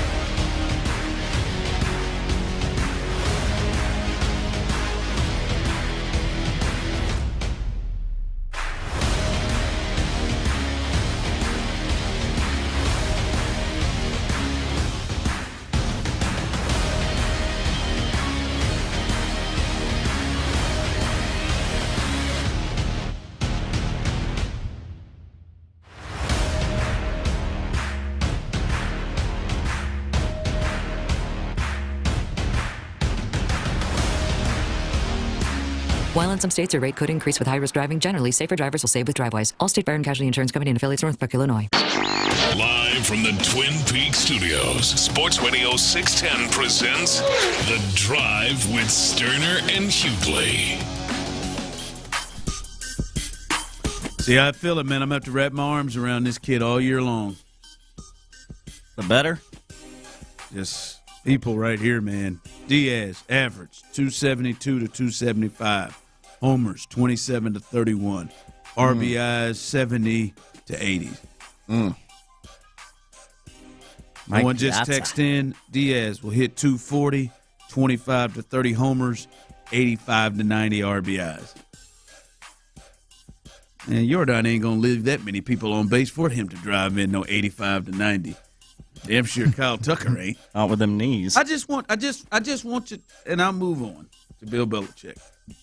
Because I know Clint's chomping at the bit. For reference, MLB. Hold on, so. It's Ron. MLB did their top 10 catchers. I just want to run their seasons for you last year. Adley Rutschman of the Baltimore Orioles hit 277, 20 homers, and 80 RBIs. Sean Murphy, Atlanta Braves, 251, 21 homers, 68 RBIs. And then Wilson Contreras with the Brewers, top 3, 291, 17 RBI, 17 home runs, and 78 RBIs. I just think that's just a bit aggressive for my man, the first kid. His first time catching 120 plus ball games a year. I just wanted to put in reference of this because 272, 31 home runs and 80 RBIs. Oh, damn, so. And he gonna catch every day? Woo, Lord. You got Pudge. You got We might have the next Pudge, baby. You might, but Pudge, Posey, Piazza, one of them. One of them peas. YD to it. Shoot. Diaz. Calm down. No, it's just gonna be a D. Yeah, it's just gonna be a D. All right, Clint. We just the only place Bill Belichick interviewed, he did it twice, was with the Atlanta Falcons. And I know you said earlier, you were like, Bill just don't seem like a guy that's one of 14. And you're interviewing him twice, and then you're interviewing candidates after him because you're not sure yet. Well, he didn't get the job. Obviously, Raheem Morris has taken over that job, which is big for the Texans and in hopes of keeping Bobby Slowick another year. But Clinton does say this in reports from Ian Rappaport, NFL Network. The Falcons were the only team to interview legendary coach Bill Belichick, and there are no known scheduled interviews. Potentially, Belichick could sit out a year and await an opportunity in 2025. What is this? Are you like, I know how you feel about him. Are you surprised that Bill Belichick, who wanted to coach again this year, is not coaching? Or it appears that he is not going to coach this year, and the NFL was like, no, I'll pass? Yeah, absolutely. Absolutely. I tip my cap to the NFL, though. I mean, because as you said, you know how I feel. I'm shocked that in this world of run it back with a coach that did it well somewhere else, for the greatest of all time to be available and nobody be interested. I would have lost a lot of money, man. I would have, especially when you narrow it down to like Atlanta just hiring Raheem Morris, and I like the hire, but if you break it down, a former failed head coach, a defensive minded head coach. So the more you look at.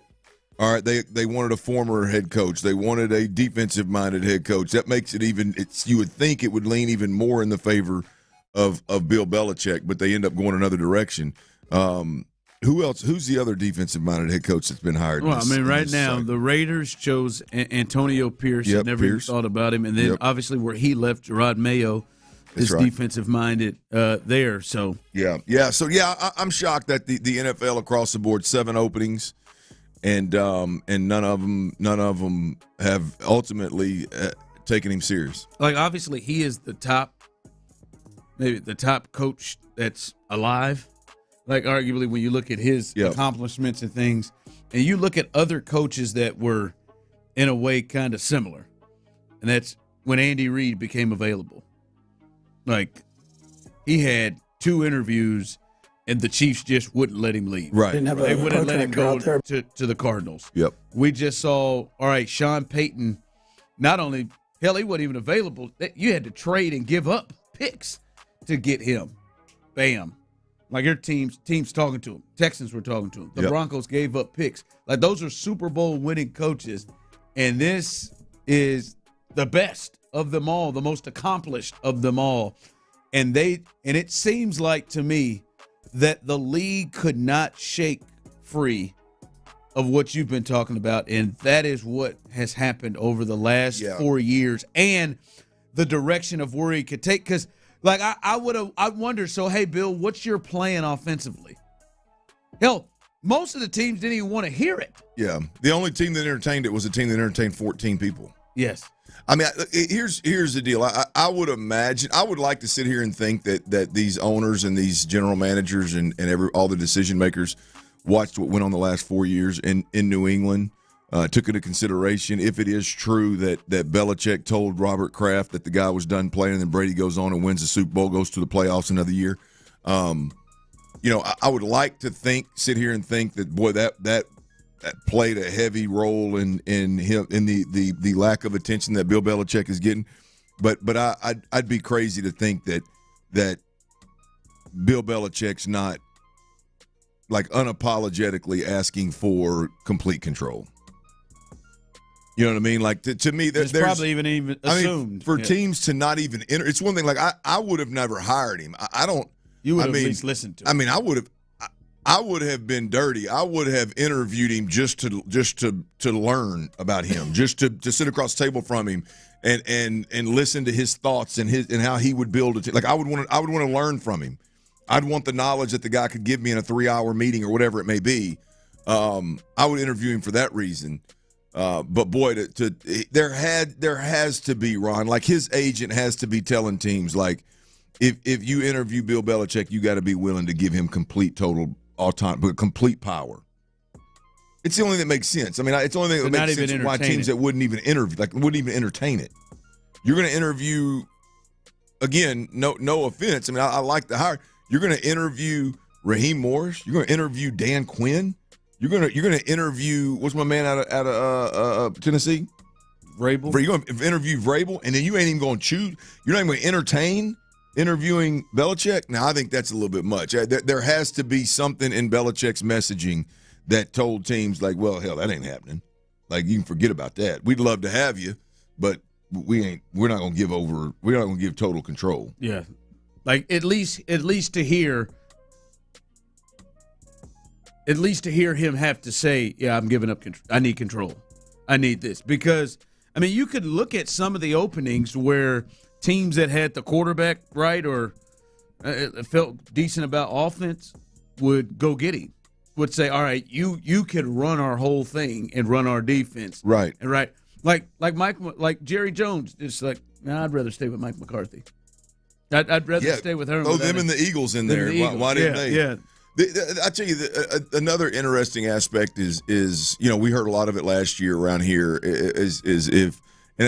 I think Cal and Hannah McNair had played the biggest part in hiring DeMeco Ryans. I do believe that. But with our conversations every year were that the Texans were hiring a coach was, well, you should hire a general manager and let that general manager hire the coach. Some of these teams, like Washington, I mean, Washington just hired a general manager out of San Francisco system. Like, what do? If you're the owner, do you go to that guy and go, hey, man, we're going to give Bill Belichick whatever the hell he wants. I know we just hired you, but we're fixing to give Bill Belichick veto power on anything that we do other than him. You got to think that most of those GMs were like, hell no, I don't want no piece of it. I don't know if he's ever going to coach again. He shouldn't, Ron. I know. I mean, I don't think unless he really turns over. I'm sorry, man. He is allergic to doing to what today's game is, especially offensively. He is allergic. The whole shtick, Ron. Because I just don't know what could happen next year where people are like, all right. Yeah. Look, I've said this from jump. Like the guy, and I've talked to guys that have played in that system before, so I'm going solely based off of like talking about New England. Yes, I'm going solely based off of what they've told me, and then guys like Edelman and Amendola and Rob Gronkowski, they've all they've done is validate it with their comments, right? Two things. Belichick's way of doing business never would have worked if he wouldn't have taken over for Bill Parcells, who already had the mindset, everything set for him. He had already laid that kind of culture. But yes, that culture of this is you're in fear for your job, right? And number one on the front end. And then when he won a Super Bowl with Brady, right? All of a sudden, folks want to go there just to win a Super Bowl. All of a sudden, folks will buy in for a year or two just to have a chance. And Brady bought in. Sure, and Brady, yeah, I'm sure Brady's wired that way, right? Brady don't give a rip about that. Brady's wired in a unbelievably disciplined way to where he's not human, man, when it comes to that, right? And so like, and then he started winning and he won multiple, and so it becomes more. If you're not winning. Like, if you're not winning at a crazy level where people are willing to buy in blindly, and if the organization is not already cleaned up, and which I don't think anybody, I think in 2024 it's impossible, to be honest with you. But the way Belichick is not going to play. I just don't think it's going to play. The stories I heard, it's not going to play. All right, big news, big potential news for the future of the Houston Texans and C.J. Stroud. We will let you know what that is coming up next, and potential hardware, more hardware for your Houston Texans. We'll discuss all of that coming up next right here live on The Drive. Chronic.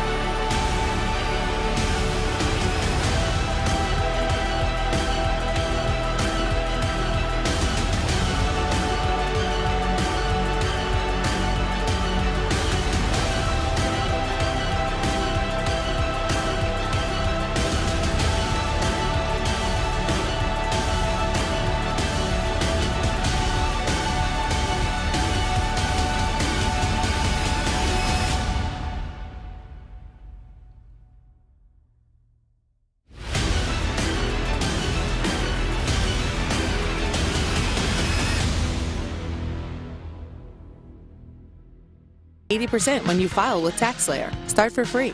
KILT FM HD2 Houston. Insider access. Exclusive content. The Texans play here. Always live on the free Odyssey app. Sports Radio 610 presents The Drive with Stoerner and Hughley. It's the 5 o'clock fire. Brought to you by Regions Bank. Welcome to 5 o'clock fire. I hope everybody out there is off today, and then how he usually says it. You're good. Hey, keep going. I hope you had a great day. And lucky for you. Lucky for you. Oh, dirty. The Dilf. The Dilf. And T-Mill. We got you, baby. It's 5 o'clock fire. Settle in. Well done. Well done. I'm back. There you go. There's the mic. I'm back. Glad you made it, man. Ooh. What? There's a line in there. You had to poop? There's a line in there. A line of what? A line of people in there. Oh, when you go to the bathroom, you got to let me know. There's different kind of lines when you go to the restroom. I had to wait there. A lot of poopers. I've witnessed a few. Yeah, I heard the Dilf. Shout out Johnny Manziel. I got right in here as the Dilf is returning in. The doo-doo and Dilf is in the building. Doo-doo and Dilf. I had to wash my hands, man. I didn't want to come in without them. Good. Yeah, feeling good, folks. Had to get that off my chest or system. I think I got to take a dump. I might have to. I might have. All right. Listen. I think this is for Texans fans. Good news. The Falcons, who interviewed 14 different coaching candidates, including former head coaches Mike Vrabel, Bill Belichick, and Jim Harbaugh. They settled in after the last person they interviewed. The last person they interviewed was Bobby Slowick, and they brought him to the home of Arthur Blank, the owner, and he met with all of the top brass, the GM, the CEO. So this seemed like a very serious meeting for Bobby Slowick. He had the last interview. They completed the interview with him. I said at the time, I think it's good news that we're hearing that the interview was completed and that there wasn't any note of the interview was completed and they are moving towards signing a deal, where they weren't because they've decided to go with the Rams defensive coordinator, Raheem Morris, who is getting the job there for the Falcons, former head coach, would you say an interim head coach for the Falcons at one time, and now his second go-around after he was a head coach for Tampa before. So he gets the gig. Clint, also the Panthers in their division, they also hire Dave Canellis as their new head coach, who was the OC with the Bucs before that with the Seahawks. So two of those jobs are filled. That means, Clint, only two are left. Washington and Seattle, of two spots that Bobby Slowick has interviewed, two interviews with Washington, one with Seattle that we know of. That leaves those two left. And Clint, that means if those get filled, Bobby Slowick will return as the offensive coordinator, which I think is enormous news. Hell, the best news to me that could happen out of the offseason. Absolutely. Look, the team that's left on the board that's going to hire a head coach this cycle is the Washington Commanders. Yep. And that particular team scares me a bit because Bobby Slowick is obviously familiar with the general manager, whose name's escaping me, but they just hired him from the San Francisco 49ers organization. And so you got to believe that old boy knows who he's interviewing, why he's interviewing, knows whether Bobby Slowick's ready or not. And also, I mean, you got to believe and understand that I'm sure these two organizations are probably going to take their time and make sure they have an opportunity to interview Ben Johnson, the offensive coordinator from Detroit, and anybody else that they could have interest in that's still coaching. There's a lot of potential head coaches that are still playing right now and can't do anything beyond Zoom, I don't believe. And so we'll see what happens. I still got a little bit of worry about that Washington opening with Bobby Slowick. But to your point, I think the team that had been most closely tied to Bobby Slowick and potentially hiring Bobby Slowick was Atlanta. It looks like that has come and gone, and Bobby Slowick being here is more and more likely as these decisions are made. The best thing for us, obviously, is if everybody returns on that offensive staff that proved to be able to plan, scheme, develop, execute. I mean, it was absolutely beautiful this year what they were able to do offensively.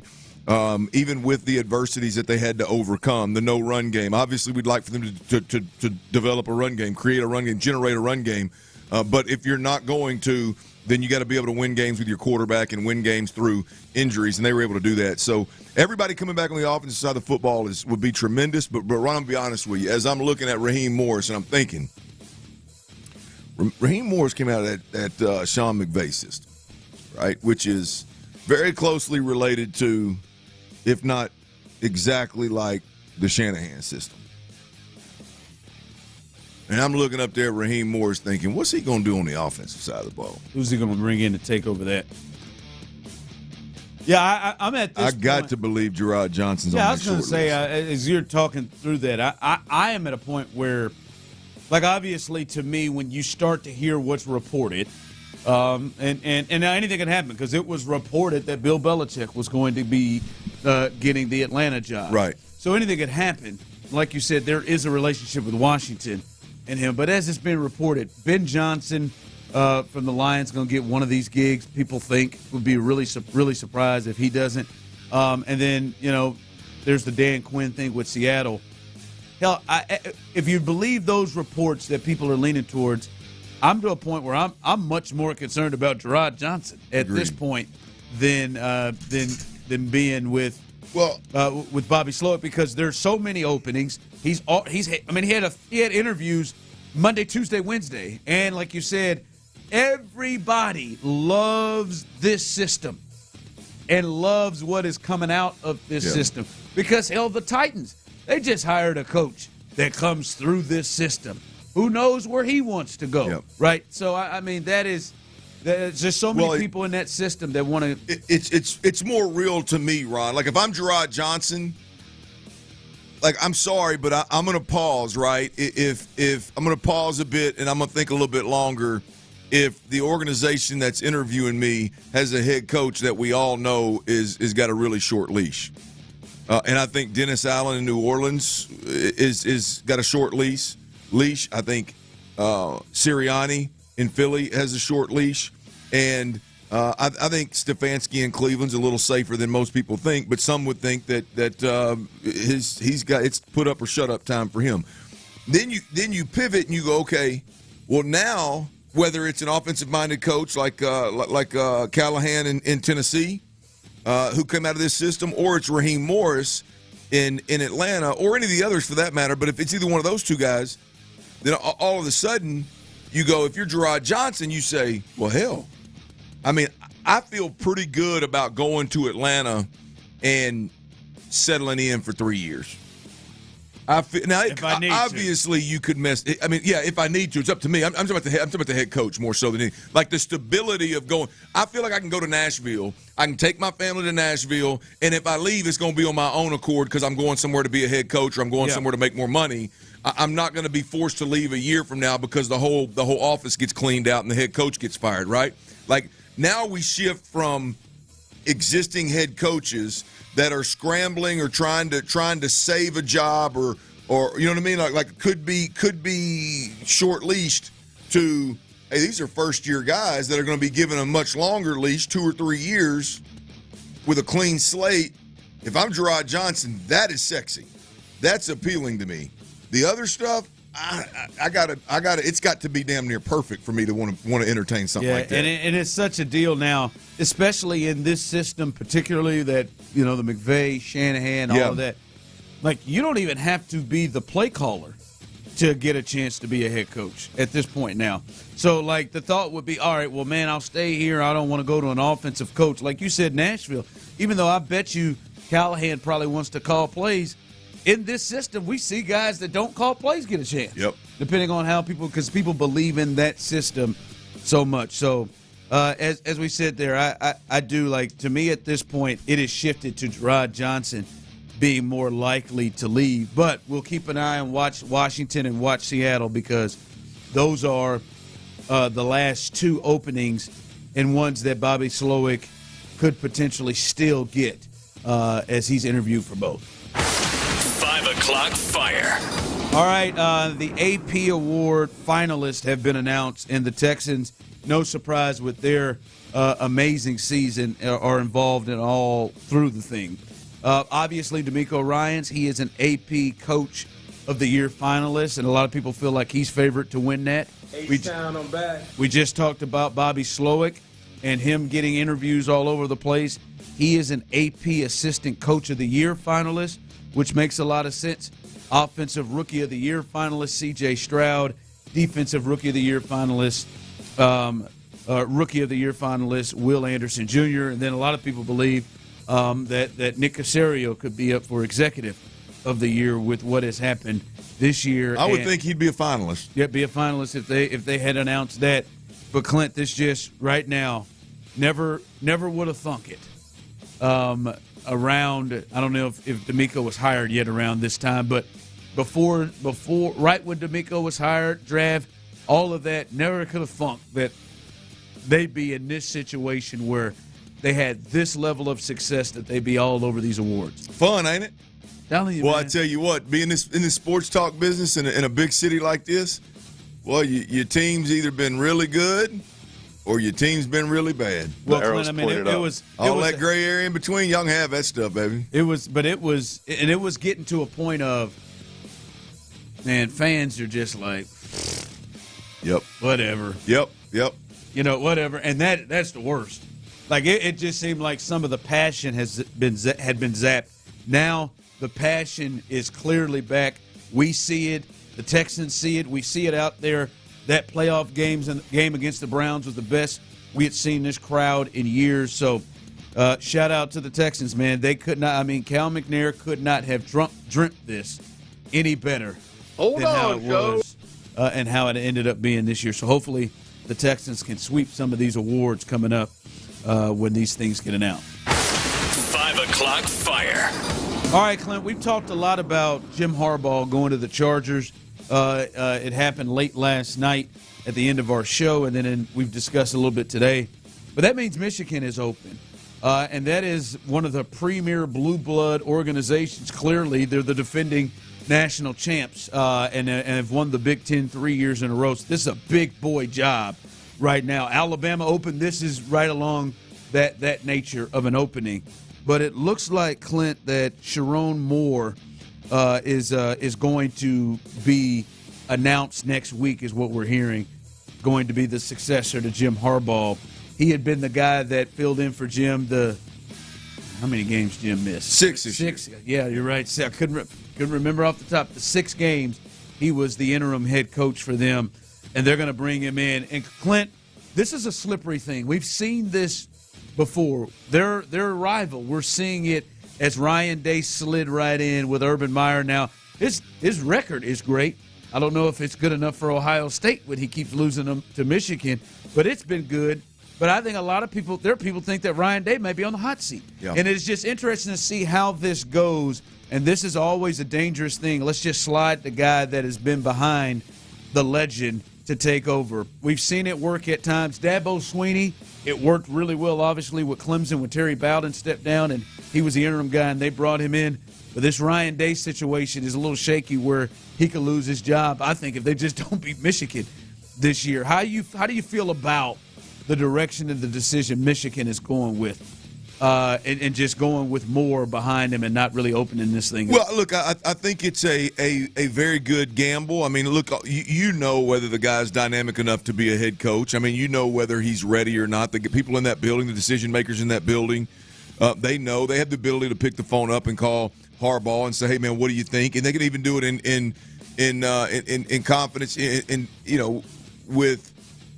without Sharon Moore knowing. I mean, they've got everything they need in terms of deciding if Sharon Moore is the guy. And there's some huge positives, man. They've clearly got a good culture there. There's a way of doing things and expectations that players and standards that players are expected to meet and exceed.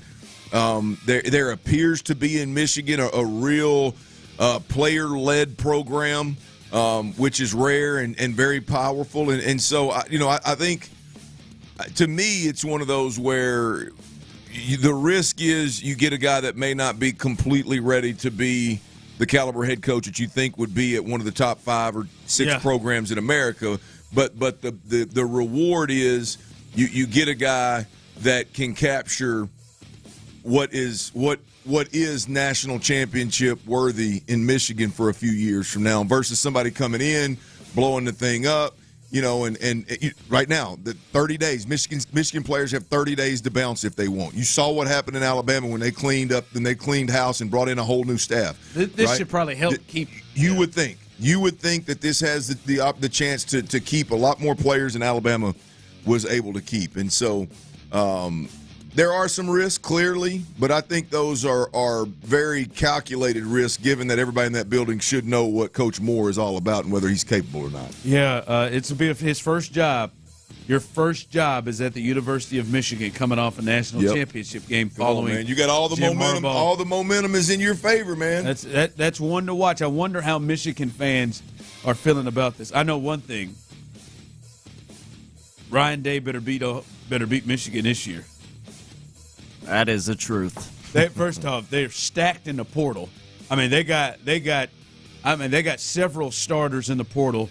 They get them at home this year. J.J. McCarthy's bouncing. Blake Corum is out.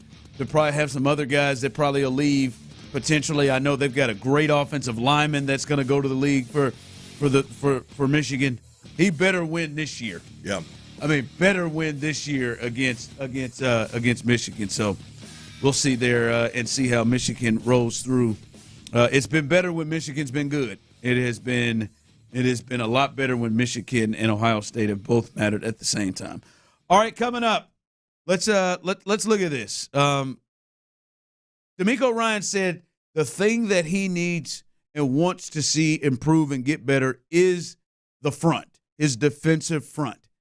Can that be done without Jonathan Grenard? We'll discuss that coming up next. All right, Clint Stoerner here. Look, y'all know how it is, man. I always want to take a little time here and tip my cap to all my fellow.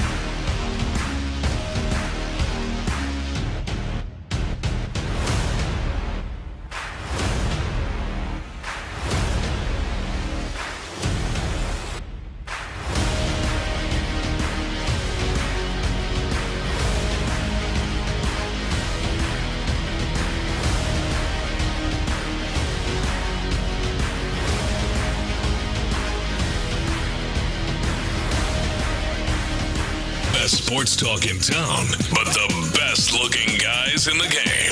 And now we can prove it. I'm 260 on my shirt. Don't believe us? Check out our brand new Twitch and YouTube live stream. Every show, every day. See your favorite 610 hosts like never before on YouTube and Twitch. Houston's sports leader. Sports Radio 610. Sports Radio 610 presents The Drive with Stoerner and Hughley. Tannehill in the pocket, and he's sacked. Will Anderson Jr. back at the 45-yard line. The Terminator gets it done. Tannehill to throw, more pressure on the way, and Will Anderson gets him again. Back-to-back sacks. All right, there is Mark Vandermeer with the Terminator. Back-to-back sacks, Will Anderson Jr. And his season it has to make you feel better about the defensive front and the defensive line. Yes! But even with that, D'Amico said that's an area he wants to improve and said he would use resources towards doing that. And my question to you and the folks and the people is, does Jonathan Grenard have to be a part of that for you? Does Jonathan Grenard have to be a part of that for you? If D'Amico is saying we want to improve this, we want to, sometimes y'all don't believe me. Let's hear from D'Amico because I want y'all to, because I don't y'all just think I said it. Let's hear from D'Amico. This is what D'Amico had to say about what he wants to see done with the defensive line. The front, again, is everything for me, and we'll invest a ton of resources into the front. If you want to play good defense, your front has to be elite, and that's why I envision us playing elite defensive football, and we have to get better there, and to get better, you have to invest the resources there up front. So that's what we'll do. That's where our focus is heading into the offseason, is to make sure our front gives us an opportunity to win some games. All right, so he wants that to be to improve and be built up. And for you, does that have to happen with Jonathan Grenard? And I want to say the reason why, because he is a free agent, and he is probably going to get a good contract. To kind of give a little numbers perspective, he had 12.5 sacks this year, his best year. Even though he missed a couple of games, this is a year where he's been most healthy. And the latest person that's an edge rusher to get a contract was Montez Sweat. He was traded from Washington to the Chicago Bears, and these are the numbers, just straight up. Now, this may scare you, walk you down, and you can, in your mind, think about what other things are coming. Derek Stingley is coming probably, and you got to make a decision on that. Obviously CJ and Will are a little bit away, but you got to understand what's potentially coming. Montez Sweat signed a 5-year deal worth $105 million, 72 of it guaranteed, and this year he had the same amount of sacks as Jonathan Grenard. So with that in the background, understanding the potential of where money could be, not saying he'd get that or more, but that's kind of the area of the latest person that's an edge rusher that's similar to him. From what D'Amico said, does that have to include Jonathan Grenard for you? Johnny Greener? It doesn't have to. It doesn't have to. I am a Jonathan Grenard guy. I think you can win and you can have a dominant front with Will Anderson on one side and Jonathan Grenard on the other side. I firmly believe that. But it's really 6 one way, half a dozen another. If the way this roster is structured right now, if you're going to have the dominant front that D'Amico Ryans is talking about, it is either you pay Jonathan Grenard or you pay somebody else that you feel is equal to or better than Jonathan Grenard. Investing money in that position opposite Will Anderson, I believe, is an absolute must if you're going to do what D'Amico Ryans just said and have a dominant front that gives you a chance to win big games. So to answer the question, yes, it can, and you're going to have to pay him to do it. But if you decide that that's not the route you want to go, there's nobody on this team that you're going to plug in over there where Jonathan Grenard plays and you're going to have a dominant front, period, point blank. You got some good guys. You got some dudes that are good depth players that I think could be a part of this team and help this team be a dominant front. But I don't think that whether we're talking from a pass rushing perspective or we're talking about from a run stopping perspective, I don't think that you're going to just eliminate Jonathan Grenard from the edge rushers on this particular team, and you're going to go have a dominant defense. So you're going to have to pay him or you're going to have to pay somebody. But do you feel – I guess we could look at this. Like, listen, Will Anderson really came on. Do you feel like Will Anderson is ready next year for you to say, all right, maybe we don't have to have somebody as good as Jonathan Grenard on the other side or down the defensive line. We can get better and better pieces, but maybe we don't need to get somebody that is great because this is our guy. Like, for instance, the big player across the front for the Ravens, who the Texans just played, is Justin Madubuike. Around him, they've got Cal Van Noy, they've got Jadeveon Clowney. There's no great players, solid players, right? In other spots, it's a similar thing where maybe it's just like Max Crosby. They've got Max Crosby for the Raiders, and then they just have other all right guys. Do you feel confident enough that Will Anderson next year and moving forward can be that guy where he is the main guy, and that you don't need like a Grenard or someone like that on the other side? Is it possible? Yes, because you just mentioned Baltimore and what Baltimore's done with their front. But it's not. I would not go that route. No, I don't believe. Like, I believe from a pass rushing perspective, you've got to have more than Will Anderson available. I mean, you've got, even if you've got an interior force that is causing problems. Like, I think you've got Will Anderson from a pass rushing perspective specifically is not going to be enough to have a dominant front. Yeah, I'm not ready to just say I'm so impressed by Will Anderson that he's a guy that he's so dominant that I don't need another really good player across that defense. Now here's the thing. I'm just talking about edge rushers. What I'm talking about is on top. You got to sign at least one big monster in the middle.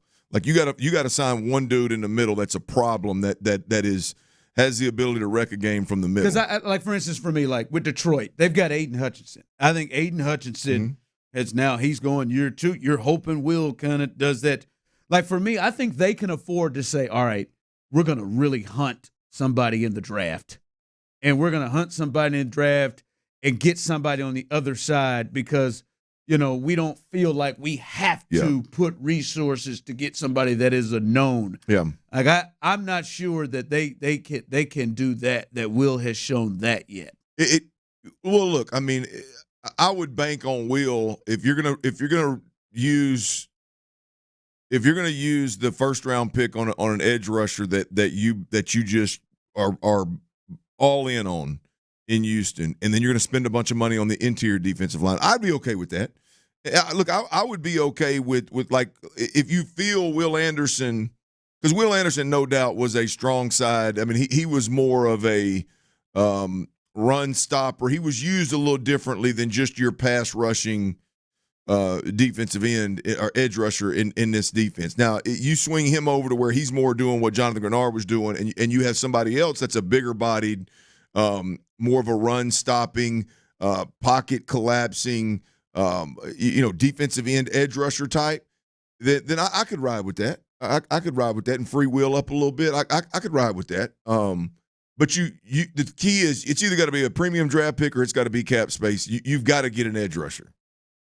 I don't think Will alone with what's in this locker room is enough. Yeah, I think so. And to me, man, what you got with Jonathan Grenard, and I don't like it's going to cost. Yeah. Right? It's going to cost. And to me, with D'Amico saying what he needs and wants to see from the defensive front, to take away arguably the guy that was your best guy on the defensive front, boy, you better be. It has to be a plan to really be replacing him. I think you named it earlier. Some of the top 3 guys that are interior guys. Mm-hmm. Yeah, that could work, right? Like Chris Jones is a top one. Chris Jones has shown he can bump outside too, and when he needs to rush the passer. Yeah, all right. I could be understanding of letting Jonathan Grenard go to bring in somebody like that, or Christian Wilkinson, Miami, who's a free agent. By the way, Wilkinson and Madubuike, I get the sense that those two aren't gonna. They're gonna allow Baltimore and Miami are gonna allow those two to walk. I think Chris Jones is a real possibility. I don't think he's going back to Kansas City. So I could get with that, but I'm with you. I don't think that I don't feel comfortable with Will Anderson being in a space where it's like, all right, man, we got Von Miller in his prime, and you don't have to be great, or you got JJ in his prime, and you can say, all right, we'll go with Whitney Merciless on the other side, right? I think you're gonna have to have somebody that can bring it nearly to that level. Well, Madubuike, he's from Dallas. Played at A&M. Yeah, might want to come home. Might be a little part of this right here. Get out of that cold ass weather you having to play in up here. Yeah, you might want to. I want to keep playing with Patrick Queen and Roquan Smith. Yeah, I might really like that. McDonald. Well, you know what? That's another one. Boy, he's probably not going to get a job either. Mm-hmm. Going to be there again. So, no, it's an interesting thing. That's going to be a big decision they're going to have to make if they want. Like, if I get the feel, Clint, they don't. If it comes down, if this is the rate, I get the feel. I don't know if they want to pay $72 million of guaranteed money to Jonathan Grenard.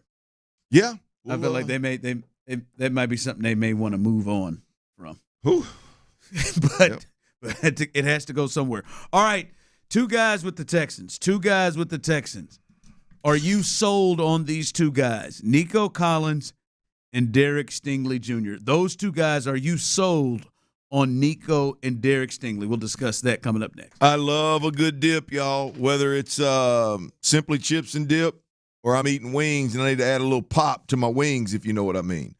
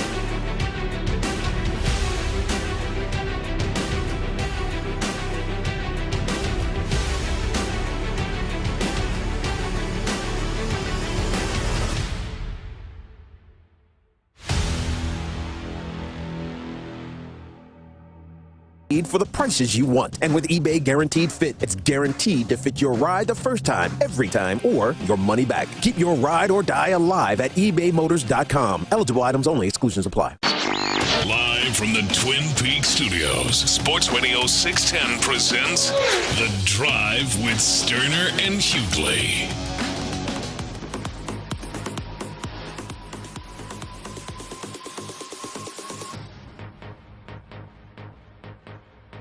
Oh, you like that one, huh? I like the message. What is this off of? You'll know it in about 10 seconds. I know. I already know. I just can't think of what it. Oh, yeah, this is the Mets closer. Yeah. Yep. It's a good tune. It is good right there. I couldn't get out of there. I couldn't get there. When this first came out, I used to go, Edwin Diaz? Tommy, but Tommy, what's his name? Tommy something.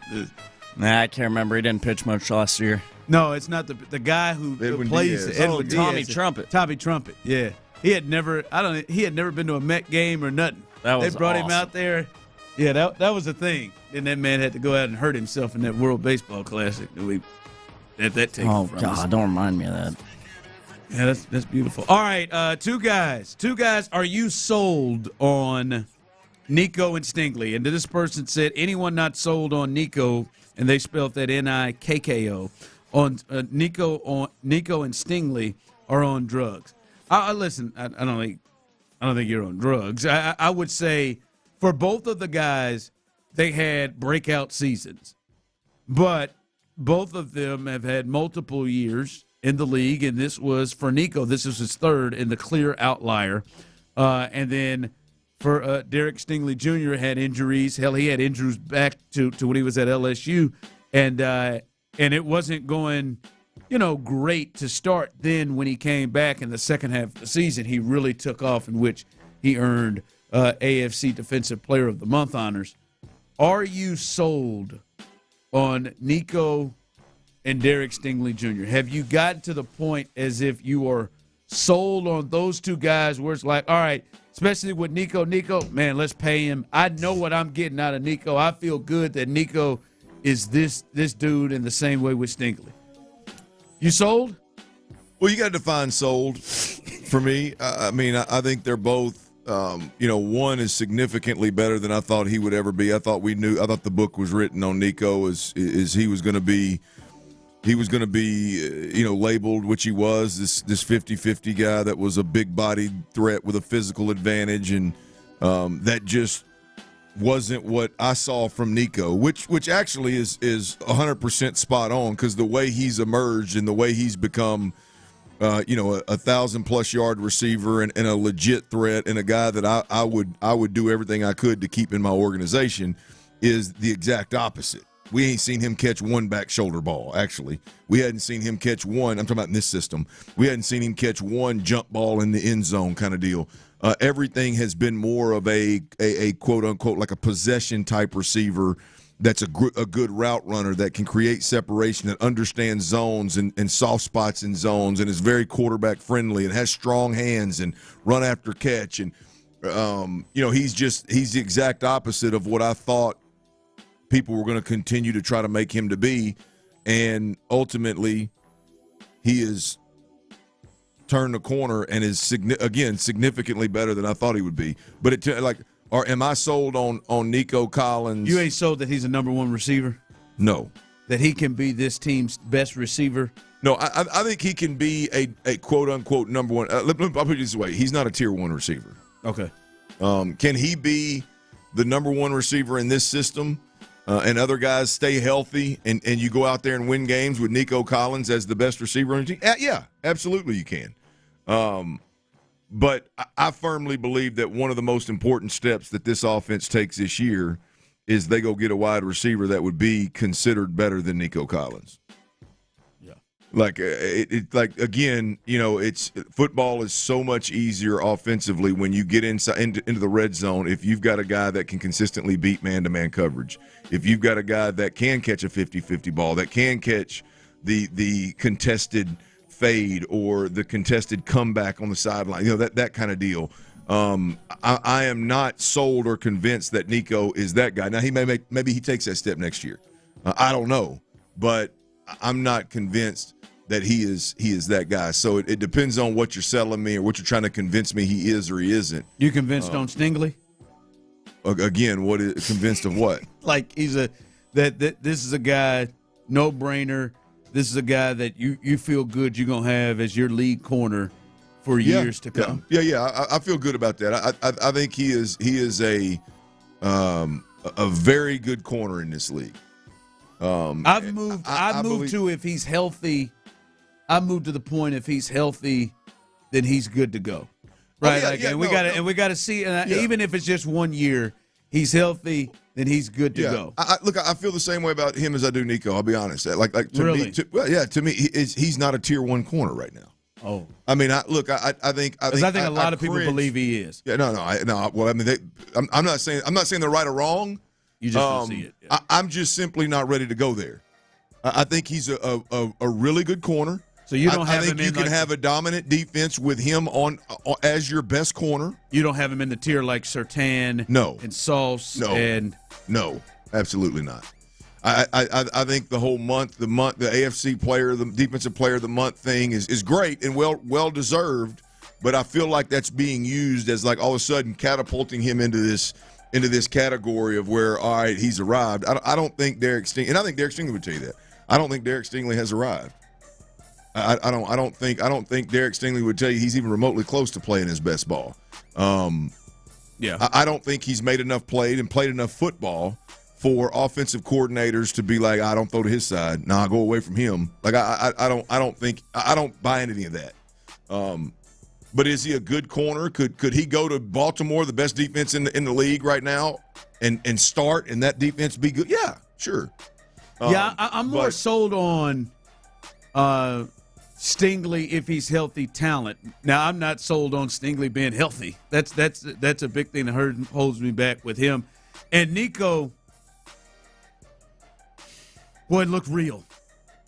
It looked real from what he was doing, the numbers he was putting. It looked real, and it really looks. And then when I look around, and I'm thinking, all right, well, Zay Flowers is probably the one here. I think Nico can do that. When I'm just looking at the teams that are left, all right, Amon St. Brown is probably the only one where you're like, all right, that is to me one of the at least flirting with, as you would say, top tier. And I don't even know if I would have him there yet, right? But then there's like Rashee Rice, who's the Chiefs' best wide receiver, or you want to say Kelce. Whatever, and then I think Debo is probably in that, or Brandon Ayuk coming. Yeah, I'd say more than Brandon Ayuk. Like Debo and even Zay are different animals. Like it's unfair to Nico to you know what I mean. I know you're just talking about teams that are left. But it's really it's almost unfair because those guys are just they got such a different skill set. I feel more like right now. If I had to write out the check for what it would cost for Nico or Stingley, I'm holding my breath more with Stingley just because of the injuries. Well, you know what I mean? I feel more. Yeah. I agree with that. I think that's spot on. And I mean, let's be honest, Ron. I mean, what plays have you seen made? And look, I'm not minimizing the guy. I think he's a good player, and I like Stingley. Like at least we've seen like an explosion of production from Nico Collins. Now it's not the way that everybody thought it was going to be, including Lovie Smith and everybody else that was coaching over there.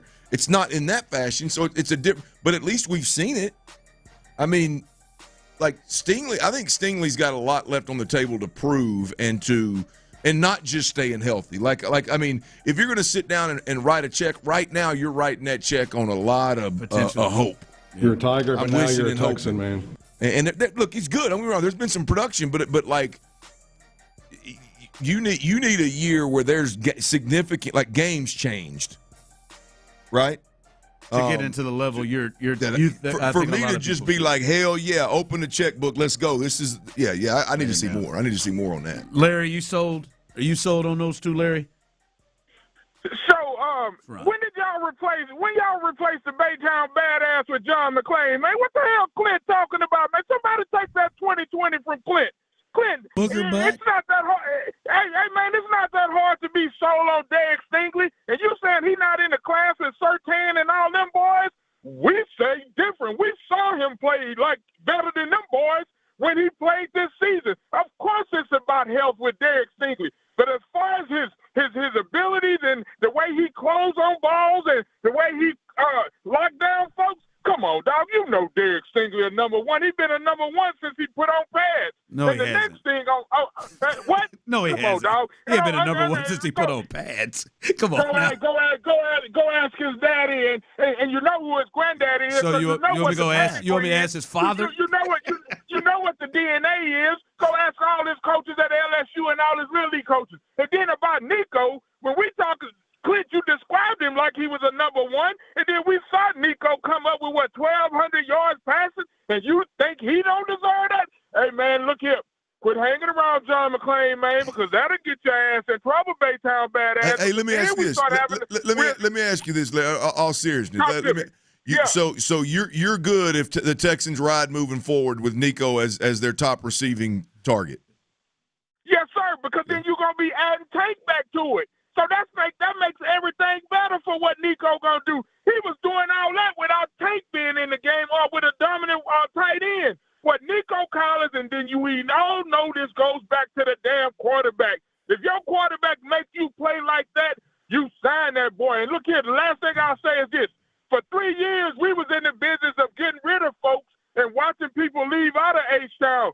We got enough salary cap money and enough draft picks that if they want to sign Grenard, great. Go out and get somebody else to put, because we don't want Will Anderson to be over there by himself. Go get you a dominant D tackle like DJ Reed or Wilkins or somebody and put him in the middle and let them boys eat. You can bring Grenard back, man, because you're going to be able to get the kind of deal. He ain't going to get that big of a deal that everybody thinks, but you bring him back because he gave you the production. Fellas, I'm all about it, but you can't talk about Nico, because when you talk about Nico, you got to talk about Pep Hamilton and that sorry-ass Tim Kelly who was coaching him in our hall. All right, there it is. Spoken like a true fan right there. Hey, who had the better year? Who had the more convincing year this year? Damn, Pep. Jonathan Grenard, Nico. Jonathan Grenard or Derrick Stingley Jr. Jonathan. Gotcha. Just wondering. Like you have to know, like John Larry, Greener. like when you say it, like you have to know, like when you say like Jonathan's not going to get the deal that he, like you're hoping, you're in your mind hoping that he grabs a discount. That dude just got 12 and a half sacks, man. He's under 24. He just went off. How many games did he play in? He only missed 2. It's just like you hope so. All right. Great job today, folks, and all the people love the passion. Go ahead, man. That's what I want to hear, baby. You know, you hear it, baby. I love the passion. You got to play? Huh? You got a Derrick Stingley play this year that stands out to you? I mean, that pick he got against the Broncos. That's one of the best picks I've ever seen. Yeah. No. That was a big time. That was legit. That was a big time. You got another one? I'm sure. You're giving me a good time. Texans All Access coming up behind us. No, don't play that on me. I got to get out. All right. I got a Zay Flowers comeback that was nice, and I got a Isaiah Likely Moss that was nice. Oh, he just got tall, man. I'm just telling you. Come on, man. I'm just telling you. He tackled Zay. Zay had him in the. We got to go. Fair. Look, I'm just putting it out there. Great job, Clint. Great job, Tyler. I'm Ron Hughley, as always, Houston. We love you, baby. Then I look at you. Tyler, what time did you get in the house? I rolled in at 4:00 in the morning. It's Wednesday night. It was a good one.